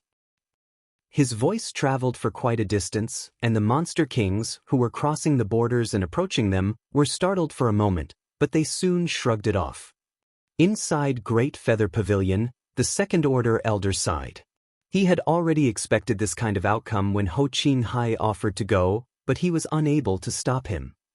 The young woman cried, "Father! Mother!" Just as she was about to dash forward, the Second Order Elder tapped his hand on her head, and the young woman collapsed. "Take her inside," the elder ordered. Some senior sisters who were close to her carried her and entered the pavilion. Several Second Order elders looked in the battlefield's direction and sighed. "I'm afraid this issue will be hard to settle. Since we're here, Great Feather Pavilion will be safe. The Monster Kings won't have the guts to attack us. I'm worried today's incident will affect the current affairs in the myriad monsters world. If the monster race members turn hostile against the humans as a whole, we will be held responsible. We have to inform the High Heaven Palace about this and ask them to help settle this issue. Do we just let Qin Hai and Qin Shui fight on their own? There are monster emperors in the myriad monsters world. If we make a move, those monster emperors won't stay silent and do nothing. Unless we're ready to fight the entire monster race, we mustn't act rashly." Someone let out a long sigh. They were powerless to solve this crisis. After all, they were only Second-Order Open Heaven Realm Masters, so they were not powerful enough to suppress all the monster race members in the myriad monsters world. It was a pity that two bright disciples were in trouble. Both Ho Qing Hai and Qin Shui had the potential to directly ascend to the Fifth Order. They had already condensed their Dao seals and just had to keep cultivating for another century or two before making that final breakthrough. Although the elders were frustrated, they were unable to stop it. They were aware of Qin Shui's relationship with the Leopard King. Since the Leopard King was attempting a breakthrough, it was only natural that Qin Shui would stand up for it. On the battlefield, Ho Qing Hai and Qin Shui joined forces and finally suppressed the Rock Snake King. However, they were not one bit pleased, for they could feel the streams of powerful monster qi approaching. "I'm sorry for dragging you into this, husband," Qin Shui sent a divine sense transmission apologetically. Ho Qing Hai chuckled as he replied, "What are you saying? Since we're married, we will live and die together. There's nothing for you to apologize about. Moreover, this matter is not irresolvable." Husband, you mean? Ho Qinghai shifted his attention to the shadow leopard. If Leopard King successfully breaks through, it will be able to protect us. Qin Shui's eyes brightened. Earlier, she was too anxious to realize this. Upon her husband's reminder, though, she finally understood they were not in a hopeless situation. Indeed, if the shadow leopard could achieve a breakthrough and become a monster emperor, it would be able to save them. Following a flash of lightning, a gigantic figure appeared in the sky and let out a high-pitched caw. Thick monster qi was approaching fast from the sky. Ho Qinghai's expression changed as he looked up and saw a huge figure descending. Iron Wing Eagle King. It would take most monster kings some time to arrive, but the Iron Wing Eagle King could move swiftly, so it naturally appeared sooner than the others. Seeing that the Rock Snake King was besieged, the eagle swooped down to lend its aid. The two Emperor Realm Masters had lost their advantage since they had to deal with two monster kings now. The Rock Snake King sneered, "You've come at the right time, Eagle King. We'll eat these two humans together, then kill that stupid leopard." Without responding to it, the Eagle King fiercely attacked the humans. Immediately, Qin Shui and her husband fell into a dangerous situation. During the intense battle, Qin Shui took a look at the shadow leopard and instantly felt a chill run up her spine. Martial Peak, Chapter 56:11, Heavenly Tribulation. Since the Heavenly Tribulation started, bolts of lightning had never stopped striking down mercilessly at the spinning monster core. The flashes of lightning were the manifestation of the heaven's might, and they were horrifyingly destructive. Whenever lightning struck, it would form a new crack in the monster core. The shadow leopard continuously activated its power to repair its monster core, and as long as it could do so faster than the lightning could damage it, the beast would successfully achieve an ascension. Moreover, this kind of uninterrupted destruction and repair would purify and strengthen the monster core while it absorbed part of the power of the lightning. Usually, it wasn't too risky for a monster king to attempt a breakthrough, only a bit more than an Emperor Realm Master trying to make it to the open heaven realm. As long as he had accumulated enough heritage, it wouldn't be hard for a monster king to succeed. Since the Lord of the Star Boundary left behind the primal art in the myriad monsters world back then, no monster king had failed to break through their limits. However, their strengths varied greatly after their breakthroughs. Nevertheless, the shadow leopard was different. Compared to the long years of accumulation the older generation monster kings possessed, it had only cultivated for a relatively short time. The shadow leopard managed to become a monster king after just several hundred years because it had devoured many other monster beasts. In doing so, it had offended many monster kings. Half of the Rock Snake King's offspring had been eaten by the shadow leopard. Therefore, it was only natural that it hated the shadow leopard to its core. In just several hundred years, the shadow leopard grew from a little cub to a powerful monster king by devouring many others, which naturally resulted in its power being mixed with many others. The Heavenly Tribulation was a crisis, but also an opportunity. The flashes of lightning could dispel any impurities from its monster core, greatly strengthening its foundation and heritage. Any other monster king would have successfully achieved a breakthrough after such a long time. However, the shadow leopard was still making use of the heaven's power to purify its strength. It already had a high level of sentience, so it knew that this was a rare opportunity. If it didn't seize the chance to temper its monster core fully, its future would be limited even if it became a monster emperor. Bolts of lightning continued to strike and form even more cracks in the monster core, indicating that it had already reached its limit. But limits were meant to be broken through. The shadow leopard was ambitious, so it wasn't content with only becoming a weak monster emperor in the myriad monsters world. Perhaps it had something to do with the fact that it had been friends with Qin Shui for years, but it had learned from her that there were extremely powerful humans. Even the current monster emperors were no match for those 7th Order, 8th Order, and 9th Order human masters. The moment Qin Shui turned her head, she saw the monster core was full of cracks and that some lightning whirled around it. It seemed to her that the monster core would shatter at any moment, which was why she was anxious. More importantly, the shadow leopard appeared to be running out of power. Unlike how upstanding its figure was when the heavenly tribulation started, it had now crouched down. Under heaven's power, even the hardest backbone would shatter eventually. "That's enough, Leopard King," Qin Shui exclaimed. If the shadow leopard forcibly attempted a breakthrough at this moment, it would most likely succeed. However, if this dragged on, the situation would get worse. "You should worry about yourself first," the Rock Snake King said insidiously as a glint flashed across its hideous teeth. The storm seemed to have intensified. Another flash of lightning struck just then. The shadow leopard seemed unable to persevere any longer as its knees came into contact with the ground. Blood streamed out of its wounds. The monster core above its head appeared ruined as lightning flashed out through the cracks. "Got you!" A yell was heard all of a sudden as a gigantic figure shot out from the side of the peak and attempted to assault the shadow leopard with its huge hand. A flash of lightning revealed that this gigantic figure was a white-haired ape. More importantly, before it flared up, no one had detected its aura. It seemed to possess a method to conceal its aura. Monster chi undulated wildly around the huge hand. Even if the shadow leopard was at the peak of its power, it would be instantly killed after getting struck by such an attack, not to mention in its current, powerless state. "White-hair ape king!" Qin Shui exclaimed as her heart sank. Just like the Rock Snake King, the White-hair Ape King's territory was adjacent to the shadow leopards. Since they were neighbors, conflicts were inevitable. While a lot of the Rock Snake King's offspring had been eaten by the shadow leopard, the same thing had happened to the White-hair Ape King. Since the Snake King had appeared, there was no way the White-hair Ape King would stay put. However, the Ape King had been hiding in the dark and waiting for a suitable chance, so it was even more insidious than the Rock Snake King. Following the bolt of lightning earlier, the shadow leopard's aura plunged. As such, the White-hair Ape King instantly appeared as it felt it was the best chance to make a move. Its strong hand struck the shadow leopard dead on, but the latter's skull was not shattered, nor was there any blood at all.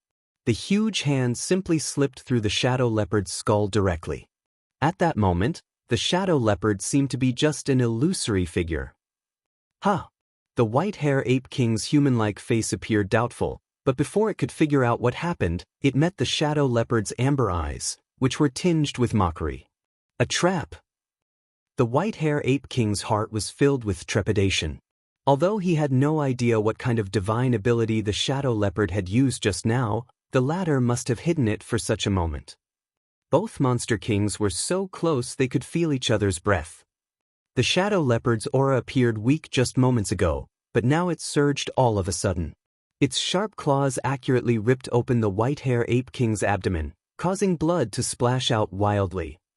Under normal circumstances, it wouldn't have been possible for the shadow leopard to kill the White-hair Ape King in such a way, not to mention that it was exhausted.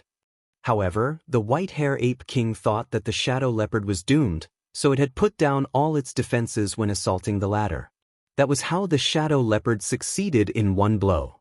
A single moment was long enough to determine the White-hair Ape King's fate. The instant the shadow leopard retracted its claws, a fist-sized monster core was pulled out. Without hesitation, the shadow leopard stuffed the monster core into its mouth and gulped it down. The White-hair Ape King wasn't dead yet, but since its monster core was lost, around 90% of its cultivation was gone for good. Nonetheless, it was a monster race member, so it had intrepid vitality. If it could escape and spend some time recuperating, it might just survive. However, it would take a very long time for it to become a monster king again, if that was even possible. Gotcha. Another bolt of lightning struck. The White-hair Ape King's face filled with terror. The shadow leopard didn't have the spare time to finish its opponent off, but the Ape King couldn't possibly resist the heavenly tribulation in its current state. As lightning hit the Ape King, it exploded and turned into ash. The shadow leopard was at the most critical moment of its ascension and it was initially running out of power, but after it devoured a monster king's monster core, its power had been significantly replenished. Some of the monster core's power was of course wasted since the shadow leopard didn't have time to absorb it properly. Nevertheless, it was the last of the beast's concerns. Presently, it surged its monster chi to repair its monster core, healing the old cracks just as more were formed under the heavenly tribulation. The shadow leopard knew that if this dragged on, it would lose its life, so without hesitation, it swallowed the monster core in front of it. At that instant, lightning swirled around its figure. Beams of lightning were seen shooting out of its wounds, making it look like a lightning leopard. Not enough. It's still not enough. The shadow leopard roared as its amber eyes had been dyed red. It turned its head and glared at the two nearby monster kings who were fighting with the two Emperor Realm Masters. Both the Rock Snake King and Iron Wing Eagle King shuddered when they met the shadow leopard's gaze. They were already flabbergasted by the White Hair Ape King's death. They initially thought that the shadow leopard was doomed, so it stunned them when they realized the latter had been concealing its power. The divine ability that helped its figure turn illusory didn't seem like something a monster race member could master. Instead, it looked more like a human secret technique. The White Hair Ape King could never have expected that it would be killed in such a way. Presently, the two monster kings were shaken to the core since the shadow leopard had targeted them. Snake King, many thanks for everything that has happened today. I must give you something in return. The moment the shadow leopard finished speaking, it disappeared from the peak. Damn! The Rock Snake King secretly cursed. If it had known this would be the outcome, it wouldn't have tried to interrupt the shadow leopard's breakthrough today. The White Hair Ape King was a fool, letting himself be killed so easily by the shadow leopard. The Snake King was certain that the shadow leopard was on its last legs, so all the Ape King had to do was wait patiently and the heavenly tribulation would have taken care of everything. Nevertheless, the Ape King's monster core had become the shadow leopard's source of power now. Without hesitation, the Rock Snake King turned around and shot off. It had given up on the idea of avenging its offspring's death. It stuck its head close to the ground and quickly retreated to its territory. Meanwhile, the Iron Wing Eagle King was doing the same. However, unlike how flustered the Snake King was, the Eagle King was still calm and collected. It was a monster king that specialized in flight, after all, so its speed was far greater than average. Furthermore, it didn't have a blood feud with the shadow leopard. If the shadow leopard chased after the Snake King, the Eagle King could flee with ease. While it was still thinking so though, it felt a figure approaching it in the sky. The Eagle King was shocked, wondering why the shadow leopard had targeted it instead of its arch-nemesis, the Snake King. Just then, it felt a weight on its back as the shadow leopard landed. The next moment, a flash of lightning struck. Both monster kings quivered. Unlike when its monster core was out there withstanding the heavenly tribulation earlier, the shadow leopard had swallowed it now. As such, the heavenly tribulation now directly struck the shadow leopard, putting it in a more dangerous situation. However, the shadow leopard wasn't bothered. If it couldn't overcome the heavenly tribulation, it would lose its life. Both monster kings stiffened when they were struck by the heavenly tribulation, after which they fell from the sky. The shadow leopard had become somewhat adapted to the lightning and was prepared for its onslaught unlike its opponent, so it was the first to recover as it extended its claws and tore the Eagle King's back apart. After digging its monster core out, the shadow leopard directly gobbled it up. Then, the shadow leopard landed on the ground as lightning swirled around its burly figure. It looked in the direction the Snake King was fleeing and roared, "Since you've come today, don't even think about leaving." Following that, it streaked across the land like a flash of lightning and reached the Snake King in the blink of an eye before pressing its claws against the snake and forcing its head down. "Why are you running off so quickly, Snake King?" Following a shriek, another monster king's monster core was dug out. Martial Peak, Chapter 5612, Wild Ambition. As the shadow leopard swallowed several monster cores of monster kings who were just as powerful as it was, its aura reached its peak. The invisible shackles broke apart as the shadow leopard achieved a breakthrough. While it roared painfully and wildly, its aura transformed into something new. Claps of thunder were still heard. While the heavenly tribulation was harming the shadow leopard, it was also purifying its power. There came a moment when, with the shadow leopard as the center, a round of visible shockwaves spread out in all directions. An extremely powerful aura exuded from the shadow leopard. It succeeded. Qin Shui, who had been paying close attention to the shadow leopard, cried tears of joy, oblivious to the fact that she had dug her fingers into her palms from all her worrying. She initially thought that the shadow leopard was doomed, so it surprised her when the latter overcame a seemingly impossible crisis and even achieved greater heights. Incredible! Ho Qinghai was standing beside her and was astounded by the shadow leopard's determination. If he were in the shadow leopard situation, he reckoned that he wouldn't have survived. As he felt the shadow leopard's aura, he remarked, "It's now a third-order monster emperor." After a monster king achieved a breakthrough, it would become a monster emperor, and the orders were categorized based on the human's open heaven realm method. As such, the orders corresponded to those of the humans. In other words, the shadow leopard, who was now a third-order monster emperor, was equivalent to a third-order open heaven realm human master. This kind of cultivation was low compared to human standards, and if the shadow leopard had achieved an ascension through the open heaven realm method, its limit would be the fifth order. On the various Great Territory battlefields, there were innumerable fifth-order open heaven realm masters. However, the shadow leopard had achieved a breakthrough using the primal art, so its potential was limitless. As long as it continuously tempered its monster core and absorbed enough power, it would reach the ninth order one day. Certainly, it would take the beast a long time to achieve that. After all, the strongest monster emperors from the myriad monsters world were currently only in the fifth order. In the dense forest, many monster kings were initially making their way over from all directions, but following the deaths of the White-Hair Ape King, Iron Wing Eagle King, and Rock Snake King, these monster kings quickly hid themselves and retreated. They had wanted to hold the humans responsible using today's incident and invade several human sects to feast on them. They were determined to nullify the agreement and chase the humans out of the myriad monsters world. However, the monster kings who were the masterminds behind this plot were dead, so what was the point of the others staying there? Not enough. It's still not enough. The shadow leopard growled. Finally, Qin Shui realized that something was off. Supposedly, since the shadow leopard had successfully achieved a breakthrough, its aura would stabilize soon. Instead, the shadow leopard's aura, which showed that it was a third-order monster emperor, was still rising. As a bolt of lightning struck, the shadow leopard disappeared once again. Soon, a shriek was heard from the distance as a monster king questioned furiously, "Why?"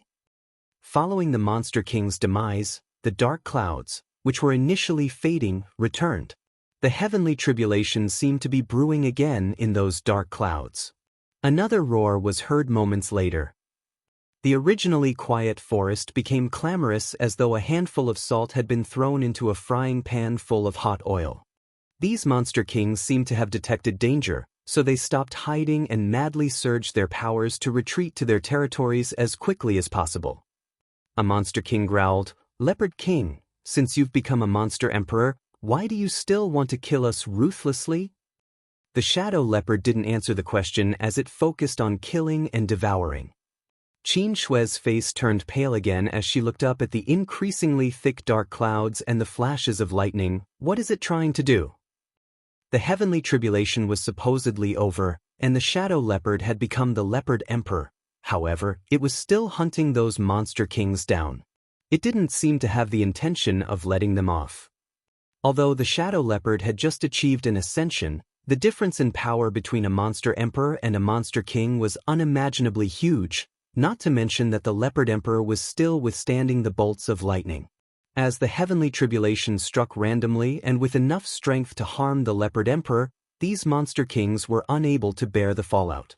The auras of these powerful monster kings subsequently disappeared, and in the blink of an eye, 4 or 5 monster kings had been killed. The shadow leopard was dexterous to begin with, and now that it had become a monster emperor, it could move even faster.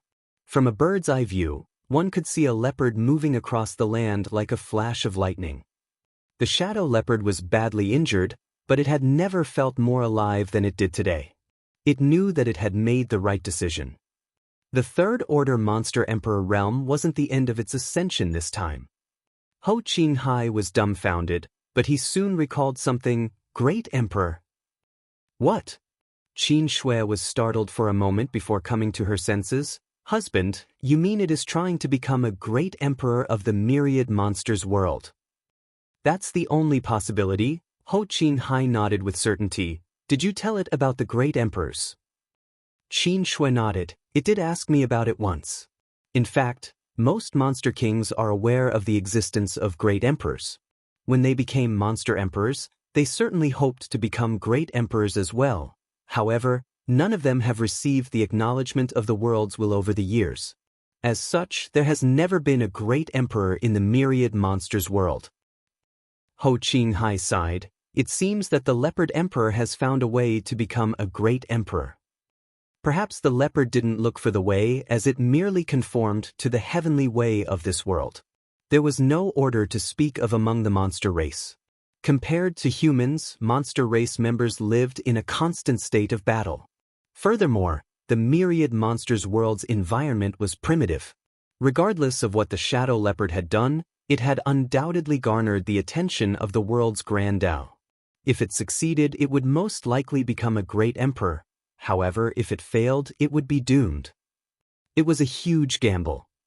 The dark clouds showed signs of dissipating after the shadow leopard first became a monster emperor, but as its aura continued to rise and it relentlessly killed and devoured other monster kings, the dark clouds reconstituted and grew in scale. Flashes of lightning struck down at the shadow leopard like whips, both wounding it while also purifying its aura all at once. The shadow leopard, which was originally a third-order monster emperor, was about to break through to the fourth order. As such, it became increasingly easy for it to kill other monster kings. A monster king that looked like a fox had returned to its territory and withdrawn its aura. While hiding in its den, it shuddered.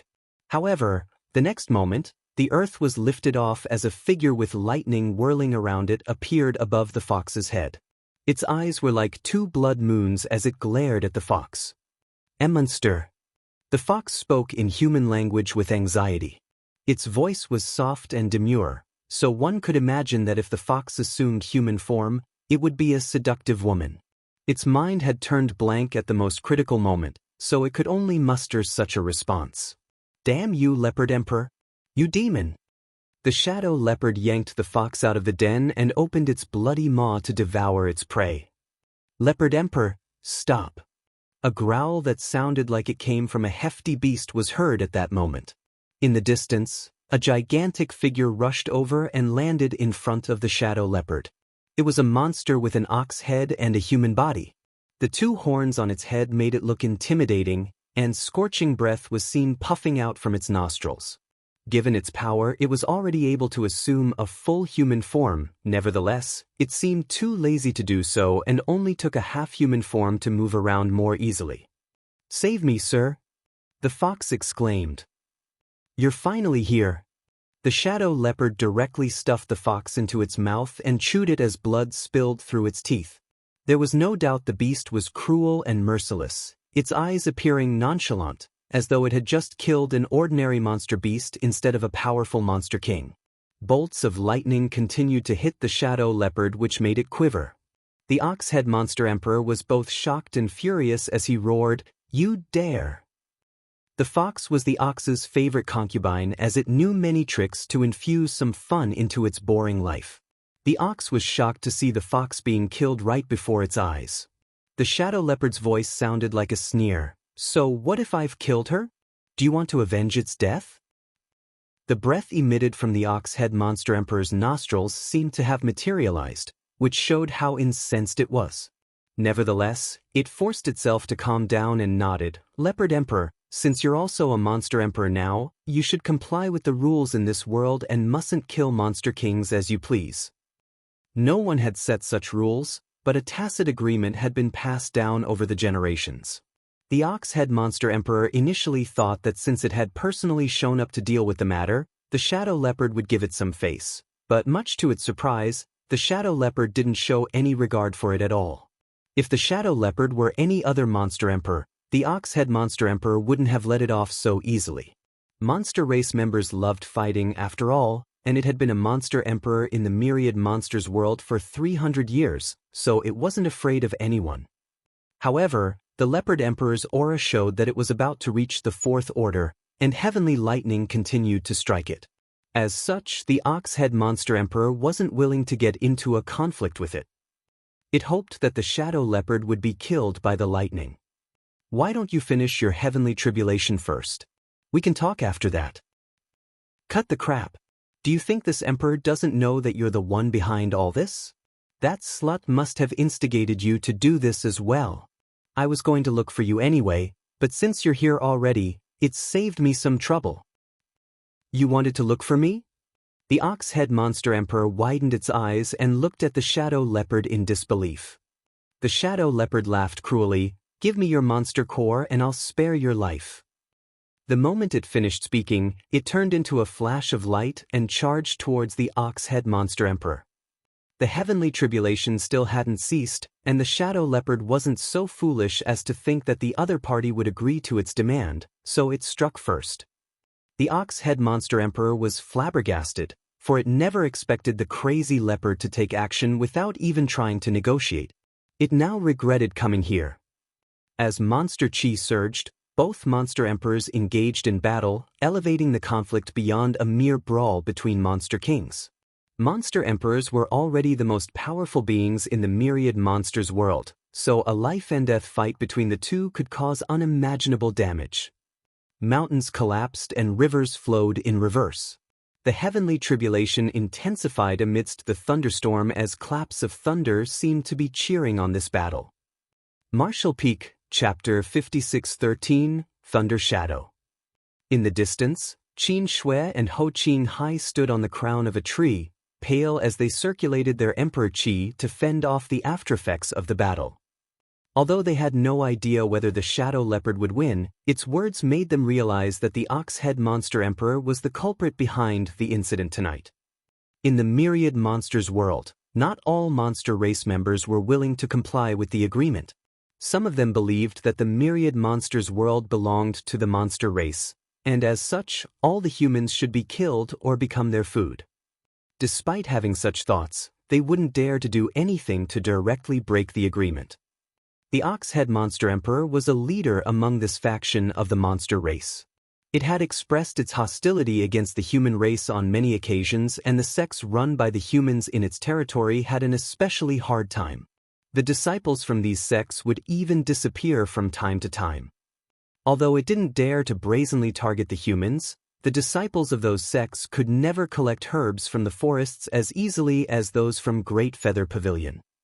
The disciples in its territory didn't have the guts to move far away from their sects as they were worried they wouldn't be able to return. Similarly, there were several monster emperors who shared the same sentiment as the Ox-Head Monster Emperor, but most never showed their intentions explicitly. Upon hearing Shadow Leopard's words, Qin Shui and her husband were certain that the Ox-Head Monster Emperor was the mastermind behind this incident. Qin Shui and Shadow Leopard had been close friends for hundreds of years, which was no secret.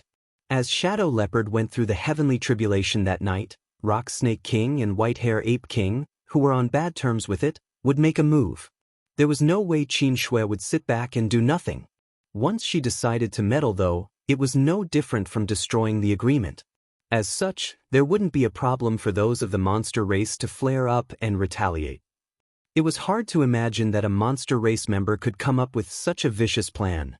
After all, the Ox-Head Monster Emperor looked like a forthright being. Nevertheless, monster emperors were no less intelligent than humans. Everywhere in the myriad monsters world, some monster race members were secretly paying close attention to the battle between these two monster emperors. They were not monster kings, who were unable to have a hand in the battle between two monster emperors. Those who could watch this fight were all monster emperors in the myriad monsters world. This single breakthrough had affected the entire myriad monsters world. Qin Shui was worried that if Shadow Leopard lost the fight, the myriad monsters world would descend into turmoil. She wasn't certain if Shadow Leopard would win. Although its aura suggested that it was only one step away from becoming a fourth-order monster emperor, it was badly injured because of the heavenly tribulation. Moreover, it had just achieved a breakthrough, so no one knew how much of its power it could utilize. On the other hand, even though the Ox-Head Monster Emperor was only a third-order monster emperor as well, It had been 300 years since it entered that realm. Not only did it have ample heritage, it was also steady and obstinate. There was no doubt it was a formidable opponent for Shadow Leopard. Shadow Leopard's growls and Ox-Head Monster Emperor's bellows reverberated across the sky. These two gigantic figures crashed into the ground, causing a radius of 10,000 kilometers around them to tremble. Lightning continued to strike Shadow Leopard, increasing its wounds. Presently, it was fighting against the heavens and a monster emperor, making this the greatest crisis it had ever faced. However, it was the Ox-Head Monster Emperor who felt increasingly terrified. Although the heavenly tribulation mainly struck Shadow Leopard, its fallout was giving the Ox-Head Monster Emperor a hard time. Although it was a third-order Monster Emperor, such fallout was still deadly to it, and as more time passed, the impact would only become more pronounced. The Ox-Head Monster Emperor was also astonished that instead of plummeting, Shadow Leopard's aura continued to rise. "Just die already!" Shadow Leopard roared. The Ox-Head Monster Emperor was both terrified and furious. It had already regretted making use of the Shadow Leopard's ascension to deal with the humans. Initially, it was worried that the stronger Open Heaven Realm Masters might intervene to ruin its plan, but it never crossed its mind that before it could even carry out its plot, it would be destroyed by Shadow Leopard. Another bolt of lightning struck, as though responding to Shadow Leopard's roar. The Ox-Head Monster Emperor widened its eyes in disbelief because it realized that Shadow Leopard had broken through to the Fourth Order Monster Emperor realm. Such an incident was simply unheard of. Usually, when a Monster King became a Monster Emperor, its order would be fixed. It was inconceivable that even though Shadow Leopard had become a Monster Emperor, it could still ascend to the next order during its heavenly tribulation. Initially, both of them were third-order Monster Emperors, so the Ox-Head Monster Emperor had the confidence to oppose Shadow Leopard since it had been hundreds of years since its own ascension. However, the moment Shadow Leopard became a fourth-order Monster Emperor, the Ox-Head Monster Emperor knew that it was doomed. What's more, it felt uneasy because the myriad monsters world seemed to be favoring Shadow Leopard. Presently, Shadow Leopard was no longer defying the heavens. Instead, it was harmonizing itself with the will of the myriad monsters world. The Ox-Head Monster Emperor suddenly realized that this was the true grand Tao of the monster race. If it could survive this day, it would only take a short time to make it to the Fourth Order, and in the future, it would probably have great achievements. However, could it escape from death's door? Its epiphany at this point seemed laughable. "It's incredible! Great!" Shadow Leopard seemed to have gone mad as its amber eyes were filled with ecstasy when all of a sudden, it stepped backwards. The Ox-Head Monster Emperor, who had been bearing the storm of attacks, could finally take a breather. Although it had no idea why Shadow Leopard suddenly retreated, it did not question this unexpected reprieve. While panting, it took a look at Shadow Leopard, but just as it was ready to say something, it saw Shadow Leopard's robust figure crouching down. One of its paws was in front of the other while it bent both of its back legs. The leopard looked like a bow that was ready to shoot. The Ox-Head Monster Emperor felt a chill running down its spine, for it was most familiar with Shadow Leopard's posture. The posture showed that it was ready to take down its prey. "Hear me out, Leopard Emperor," the Ox-Head Monster Emperor exclaimed despite feeling embarrassed. An unfazed Shadow Leopard roared, "Block my move, and I'll spare your life." Upon finishing its words, it seemed to draw in all the lightning around it before vanishing into the darkness. However, the Ox-Head Monster Emperor wasn't elated at all as it felt the aura of death coming right at it. Faced with the leopard's glare, it involuntarily stiffened. As the lightning struck, the Shadow Leopard's figure was illuminated. It leaped into the air and pounced on the Ox-Head Monster Emperor. As it opened its hideous maw, lightning flickered in it. It was as though the leopard had bolts of lightning in its mouth. Thunderbite. Following a flash of lightning, a low shriek was heard reverberating across the myriad monsters world. Upon hearing the shriek, all monster race members shuddered and remained silent in their dens. A powerful aura died out in the next instant. It had been 800 years since the myriad monsters world opened up to the outside world, but the Ox-Head Monster Emperor was the first monster emperor to pass away on it. Following the use of Thunderbite, the Ox-Head Monster Emperor didn't even have the strength to counterattack. It stiffened after the lightning struck its figure. Shadow Leopard bit its neck and dug out its monster core before gulping it down. A third-order Monster Emperor's monster core was quite nourishing to the leopard. The heavenly tribulation seemed to have become more violent at that moment as 9 lightning columns struck consecutively. The peak where Shadow Leopard was located became a valley upon impact.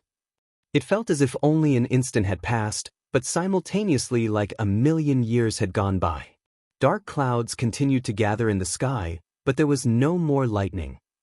In the mountain valley, a battered Shadow Leopard got up with difficulty and roared at the sky, after which the dark clouds dissipated. In the void, the figure of a sturdy black leopard was reflected. The figure looked exactly like Shadow Leopard, right down to its fur. Throughout the entire Myriad Monsters world, wherever the humans and monster race members were, as long as they looked up, they could see this magnificent figure. The world hummed as it seemed to be filled with joy. The Shadow Leopard's illusory figure in the sky warped before transforming into 2 ancient characters. The language didn't belong to the humans or the monster race and seemed to be a direct manifestation of the heavenly way. They represented the world's will, so everyone could recognize their meaning in an instant. Thunder Shadow. The trillions of living creatures in the Myriad Monsters world instantly realized that there was a new great emperor that had gained the world's acknowledgement, and Thunder Shadow was its title. While the humans were astonished, the monster race celebrated. They had only heard about great emperors from the humans. However, while many monster race members had managed to become monster emperors over the years, none had risen to claim the mantle of great emperor. They initially thought that it was because the monster race was different from the humans. After all, the heavenly way in this era favored humans while the monster race was only the darling of the previous era. As such, they were worried there would never be a great emperor from the monster race. The birth of Thunder Shadow Great Emperor allowed them to see new hope. Fortunately, the heavens had not cut off the dream of becoming great emperors. They were in the Myriad Monsters world where the environment and aura were primitive and favored them, which was almost like an extension of the previous era. Since Shadow Leopard had become a great emperor, it meant that the other monster kings had such a chance as well. In comparison, the deaths of more than 10 monster kings and a third-order monster emperor were nothing worth mentioning. Initially, many longtime monster emperors were worried about Shadow Leopard's actions and planned on suppressing it after the dust settled to let it know that it couldn't kill as it pleased. Now though, none dared to suppress it, nor were they capable of doing so. Shadow Leopard was the only great emperor in the Myriad Monsters world, so they would consider themselves lucky if Shadow Leopard didn't find fault with them. How would they have the audacity to challenge it? This fellow had killed countless monster race members to get to where it was today, so if it was disgruntled one day, it might just kill some monster emperors and eat them as a snack. Soon, the 2 abstruse characters turned into rays of light and shot into Shadow Leopard's body, leaving a mark in the deepest part of its soul.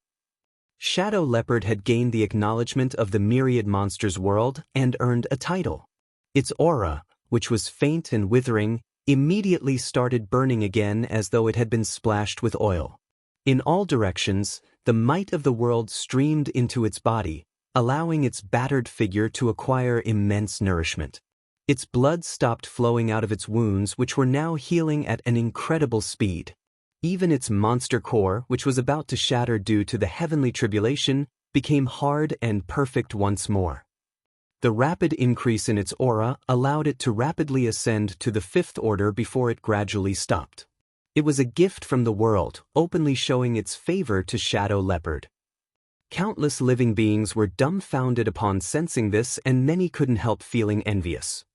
Martial Peak, Chapter 5614, Congratulations from all around. The One-Legged Ox clan offers congratulations to Thunder Shadow Great Emperor. From now on, you will be our leader, and we will always obey your commands. A loud voice was heard coming from the southwest. It was a monster king from the Ox-Head Monster Emperor's clan who was expressing his loyalty. Since their clan's monster emperor was killed, there was supposed to be a blood feud between them. However, to the monster race, strength mattered above all else, so the dead monster emperor no longer mattered. The Ice Frog clan congratulates Thunder Shadow Great Emperor. May you reign over the myriad monsters world for generations to come. A croak was heard coming from the northeast. The Snow Mink clan congratulates Thunder Shadow Great Emperor. It was from the southeast this time. One by one, monster emperors and monster kings raised their voices. Besides monster race members, even the Open Heaven Realm masters from various sects congratulated Shadow Leopard. After it became a great emperor, congratulations came from all around. To the humans, a fifth order monster emperor was certainly not worth much attention. After all, millions of Open Heaven Realm masters ranged from the 5th Order to the 7th Order on the various battlefields. A great emperor was nothing special either, as every universe world could produce their own great emperors who were powerful in their domains, but insignificant in the expansive universe. However, a great emperor of the myriad monsters world was different. After all, Thunder Shadow Great Emperor was of the monster race. The humans were fully aware of the achievements of the great emperors who came from the star boundary. Apart from the universe-famous Yang Kai, there was Zhan Wu Hen, Duan Hongchen, Mo Huang, and others who were also well-known figures. They all had made a name for themselves on the battlefields as they slaughtered Black Ink clansmen. These great emperors only directly ascended to the 6th Order when they made it to the Open Heaven Realm in the past, but now, most of them were already in the 8th Order. 2 or 3 of them were still in the 7th Order, but it wouldn't be long before they made it to the next order. The key was that it had only been about 2,000 years since they first ascended to the Open Heaven Realm. It would take the average person 2,000 or more years just to ascend from the 6th Order to the 7th Order, while it should be impossible to make it to the 8th Order no matter how many resources they had available. After all, it took time to refine resources too. However, by relying on their identities as Great Emperors or the Star Boundary, they were able to take advantage of the abundant world force drawn in and purified by the World Tree clone to shorten the time they needed to cultivate, allowing them to create countless miracles. Unfortunately, every universe world had its limit. The world's bottle in the Star Boundary was already full, and all the positions had been occupied. Unless a great emperor fell, there wouldn't be new ones rising up. Hence, no one else could enjoy this advantage. Perhaps the capacity in the Star Boundary would increase in the future, but that would take a long time, and there would surely be fierce competition for any newly open spot. In the beginning, the world's bottle of the Star Boundary could only accommodate 10 great emperors, but that number had expanded to 12 now. Apart from the Star Boundary, though, there was also the Myriad Monsters world. The first great emperor from the monster race was born in the Myriad Monsters world today.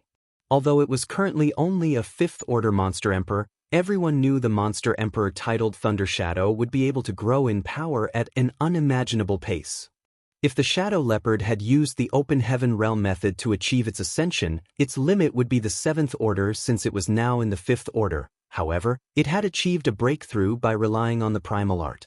As such, it had a chance to make it to the 8th Order or even the 9th Order.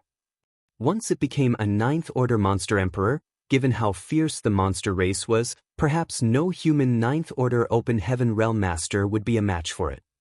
Certainly, the humans wouldn't dare to disregard such a rising star, not to mention that it was the only great emperor in the Myriad Monsters world for now. In other words, the entire universe world was its territory. Since the humans wanted to make a living in this world, they had to give face to the Shadow Leopard. At that instant, many people shifted their attention to the Great Feather Pavilion. They were aware the Great Emperor was good friends with a woman from the Great Feather Pavilion. It was a well-known fact that it was hard to get along with the monster race, but they reckoned that they could try approaching those from the Great Feather Pavilion. As long as they could strike up a relationship with Thunder Shadow Great Emperor through Great Feather Pavilion, that would be beneficial to their sects. Currently, the sects found in the Myriad Monsters world were all smaller great forces. The truly powerful great forces of the 3,000 worlds had already settled down in the Star Boundary. The disciples from these smaller great forces wouldn't dare to ignore a great emperor's influence. This was destined to be a restless night. The great forces started planning on how to establish ties with Great Feather Pavilion. Although Great Feather Pavilion was ordinary, it was now the center of attention in the entire Myriad Monsters world. Since the sky was now clear, stars shone down brilliantly at this moment. The heavenly tribulation was over as the dark clouds had dissipated. However, Thunder Shadow Great Emperor had fallen into a deep slumber. It was exhausted from all the battles, not to mention that it had to go against the heavenly tribulation at the same time. Although it had become the Fifth Order Monster Emperor, its body and soul were now quite weary. Just then, two figures came over. They were Qin Shui and her husband, who had been paying close attention to the shadow leopard. When they heard its loud snoring from a distance, they were startled, but after exchanging glances, they were torn between tears and laughter. While the Myriad Monsters world experienced a paradigm shift, the one who caused everything was flopped onto its belly, snoring away peacefully, leaving them quite speechless. "Please go back first, husband. Don't let Shuang'er and the others worry about us." Qin Shui sent him a divine sense transmission. "I'll stay here and take care of it." Ho Qin Hai nodded. "Good." There wasn't a need to say anything else. The shadow leopard was on good terms with Qin Shui, and now that it was a great emperor, no one in the Myriad Monsters world would dare to harm her. After Ho Qin Hai left, Qin Shui walked over lightly and took a seat beside the shadow leopard. As she ran her fingers through its smooth fur, she couldn't help but recall the first time she met the shadow leopard several hundred years ago. It never crossed her mind that the little cub from back then would grow up to be so powerful one day. She decided to hurry up and break through to the open heaven realm to catch up to it. As for the agreement between the two races, there was no need to worry about it. Since the Ox-Head Monster Emperor was dead, its plan had failed miserably. Moreover, the Shadow Leopard was now the sole Great Emperor, so as long as it was willing to uphold the agreement, everything would remain the same even though it was just an oral agreement. No humans or monster race members would dare to disobey a great emperor in the Myriad Monsters world at this point. Shadow Leopard had never shown any hostility towards humans, and it had always let the disciples from Great Feather Pavilion roam its territory and collect spirit herbs at will. The monster race members in its territory had also never antagonized the humans. As the Shadow Leopard continued to snore, it changed to a more comfortable position. All of a sudden, its eyes shot open and it gazed up into the sky, but its amber eyes reflected nothing. "What's wrong?" Qin Shui asked. "Nothing," the Shadow Leopard replied while feeling doubtful. Earlier, it sensed that someone was observing it, but it discovered no one upon scanning the surroundings. Either it perceived wrongly, or the one spying on it was far more powerful. It was a monster beast with a sensitive perception, so the former was unlikely, hence, the person lurking in the shadows must be significantly more powerful than it. It reckoned that the person was either a 7th order or 8th order human master, as only such a formidable being could hide its presence so completely. Nevertheless, it wasn't worried because it didn't detect any hostility from this gaze. The other side was merely examining it. As such, it closed its eyes again and dozed off. Up in the sky, Yang Kai looked down with a faint smile. It seemed that his monster self indeed had sharp senses. It had been 500 years since he built a cave mansion in the World Tree clone in the star boundary to enter secluded cultivation. Over the years, he had been refining all sorts of resources to strengthen the heritage of his small universe and had gained a lot. If not for a sense of danger suddenly washing over him one night, he wouldn't have stopped cultivating and exited retreat. Since he was only cultivating inside the World Tree, he naturally wouldn't fall into danger. The feeling he had suggested that either his human self or monster self was in peril. The two soul clones were independent beings who didn't even know of their connection to the true body's existence. However, they were still closely related to him. After pondering for a moment, Yang Kai concluded that his human self was likely fine, so he immediately left the star boundary and headed to the Myriad Monsters world. Given his strength, it only took him 2 hours to travel from the star boundary to the Myriad Monsters world. Upon his arrival, he saw the Shadow Leopard facing its heavenly tribulation. Although he was mentally prepared, Yang Kai was still shocked by Shadow Leopard's cultivation speed. It only took Shadow Leopard 500 years to grow from a little cub to a monster emperor. The average monster race member could never have achieved this. Although monster race members were powerful, their cultivation rate was innately slower compared to that of humans. It usually took them a long time for them to reach the same relative realm as their human counterparts, though they were usually more powerful as a result. It was for this reason that many monster race members assumed human form early on and gave up on refining their monster cores through the primal art. Nevertheless, the Shadow Leopard's achievements went against common sense. Its cultivation speed was even quicker than that of talented humans. When Shadow Leopard came across Qin Shui back then, it was only 2 years old. At that time, Qin Shui was already in the separation and reunion boundary, but now it was a great emperor while Qin Shui had only condensed her Dao seal. Although Qin Shui's cultivation speed wasn't considered fast among the humans, it wasn't slow by any means. The Shadow Leopard's growth had broken all rules and conventions. Even some human prodigies paled compared to the Shadow Leopard when it came to their cultivation speed. Certainly, this wasn't solely due to the Shadow Leopard's capabilities. It was thanks to an amazing secret art named the Heaven-Devouring Bloodlight Scripture. It was the combination of the Heaven-Devouring Battle Law and Grand Evolution Immortal Bloodlight Scripture. Yang Kai had cultivated both secret arts before, and given that he was an 8th Order Master now, it wasn't hard for him to combine these heaven-defying secret arts and devise a new one. The secret art was specifically prepared for his monster self. When he split his soul to create his monster self back then, Yang Kai imprinted this secret art into Shadow Leopard's petite figure, turning it into its own innate secret art. That was the reason Shadow Leopard had been making enemies everywhere over the years. To cultivate the heaven-devouring bloodlight scripture, it had to kill and gobble up the physiques and monster cores of other monster beasts to strengthen itself. Now, it seemed that Shadow Leopard had done a great job. Martial Peak, Chapter 5615, Exiting Retreat. Yang Kai had traveled far and wide since he started cultivating and considered himself quite knowledgeable, but the heaven-devouring battle law was still the most profound and powerful secret art he had ever encountered. This wasn't a surprise, though, seeing how it was deduced by the martial ancestor most skilled at creating secret arts and techniques, sure.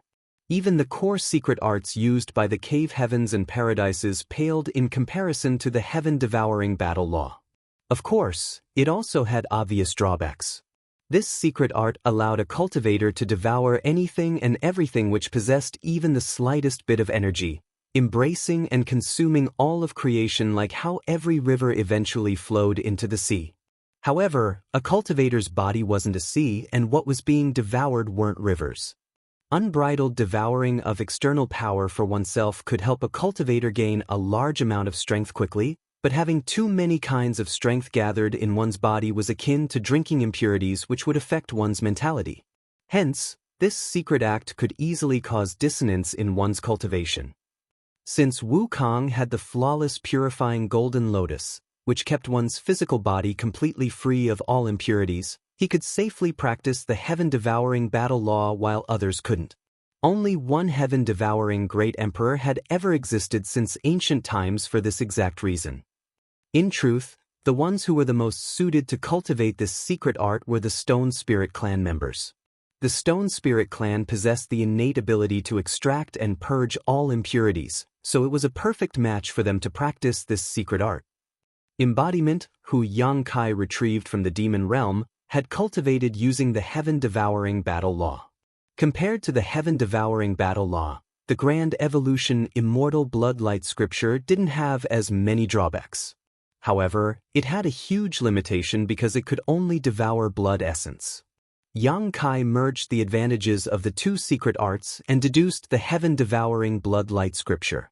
Though it wasn't as profound as the heaven-devouring battle law or even the Great Evolution Indestructible Bloodlight Scripture, it was incredibly well suited for his monster self. The growth of the monster race had always been accompanied by bloodshed. After a battle, the victorious monster would devour the losing monster's physique and monster core. This sort of devouring was instinctual, so Yang Kai only turned that instinct into an innate secret art which greatly accelerated his monster self's growth rate. This only worked because devouring and refining power from a monster beast's physique and monster core wouldn't have large drawbacks compared to the heaven-devouring battle law. Since the power contained in a monster beast's physiques and monster cores was already compatible with other members of the monster race, even without the flawless purifying golden lotus, a monster race member's body could naturally expel any impurities, while this new secret art helped it far more efficiently and effectively refine that strength for its own use. Now, there were clear results. In just a short 500 years, his monster self advanced to the Monster Emperor realm and rose to claim the mantle of Great Emperor. Yang Kai only felt a bit remorseful now because his monster self would no longer be able to kill other members of the monster race recklessly and devour their monster cores and essence. Now that his monster self was a great emperor, the entire myriad monsters world was its territory, and all monster race members looked up to him. So if it did start a massacre, it would break the balance and might even lose the acknowledgement of the myriad monsters world. Fortunately, Yang Kai's monster self didn't necessarily need to use such methods to gain more strength. Moreover, there weren't many monster emperors in the myriad monsters world in the first place, so even if it killed them all, it wouldn't gain much growth. His monster self was now the myriad monsters world's only great emperor and could follow the example set by Jianghu and the others by absorbing world force directly from the world itself to cultivate. In that sense, it could use the entire myriad monsters world's power without having to share it with any others. Unless a second great emperor rose up, Yang Kai's monster self could easily break through to the 6th order, 7th order, or even the 8th order monster emperor realm extremely quickly. In this way, its growth rate would greatly surpass even Jianghu and the other star boundary great emperors. His human self had a world tree clone inside his small universe, while the title of great emperor gained by his monster self allowed it to cultivate the power of the world tree clone in the myriad monsters world. Both his soul clones had promising futures. Currently, the humans and Black Ink clan were maintaining a delicate balance. The agreement between the two races stated that besides the 6 great territories where any form of war was permitted, the 8th Order Masters and Territory Lords were not allowed to interfere in the ongoing battles. However, no one could be sure when this balance would be broken. After a rough estimation, Yang Kai realized that it had been about 1,000 years since the great armies had retreated from the barren territory battlefield. During this millennium, the human race had seen the rise of many talented individuals, but so had the Black Ink clan. Even though Yang Kai was in retreat inside the World Tree, it didn't mean he didn't know what was happening outside. He was a great emperor of the Star Boundary, so nothing that happened in the Star Boundary escaped his senses. There were also reports coming in from the 13 battlefields, so Yang Kai knew the humans had gained several rising stars that shone brightly in each of the great territories. Of course, many highly regarded and aspiring youths had also died in battle. On the other hand, the Black Ink clan had successfully nurtured a new batch of territory lords. Though these territory lords weren't as strong as innate territory lords, they symbolized infinite possibilities as they could one day become royal lords. With how much territory and resources the Black Ink clan had conquered, they could nurture quite a lot of royal lords if they were willing to dedicate all their resources to this pursuit. Both races were gathering their strength for the future, so the relative calm they were maintaining was just an illusion. Once one of the clans gained enough of an advantage to wipe the other out, the final battle would commence. How long would that take? 2,000 years? 3,000? No one could say for certain. However, Yang Kai knew that there wasn't much time left. Judging by the situation on the battlefields, the human race didn't have much of an advantage. Many aspiring individuals had directly broken through to the 6th Order and 7th Order Open Heaven realm, saving them a lot of cultivation time. However, these individuals still needed a long time to enhance their heritages before advancing to the 8th and 9th Order Open Heaven realms. On the other hand, with their Black Ink nests, though the Black Ink clan had to steadily rise up from the very weakest as well, they could still advance quicker than the humans. Therefore, it could be estimated that when a new 9th Order Open Heaven Realm Master appeared among the humans, The Black Ink clan would also see the birth of new royal lords. After returning to the star boundary, Yang Kai threw himself into his secluded cave mansion and started another round of cultivation. Years went by. Yang Kai had completely lost track of time, and his secluded cave mansion had slowly been covered in a thick layer of green leaves. Now, if passing Open Heaven Realm Masters didn't look closely, they would never notice that there was a tree cave here. A full 1,200 years later, the sealed-up cave mansion opened again, and Yang Kai emerged. After more than 1,000 years of seclusion, and adding on the time from before he was interrupted by his monster self's advancement, Yang Kai's retreat lasted for 1,700 years. This wasn't the longest time Yang Kai had ever spent cultivating. That distinction belonged to his stay in the temporal rivers inside the Great Sea celestial phenomenon, where from his perspective he had secluded himself for some 4,000 years.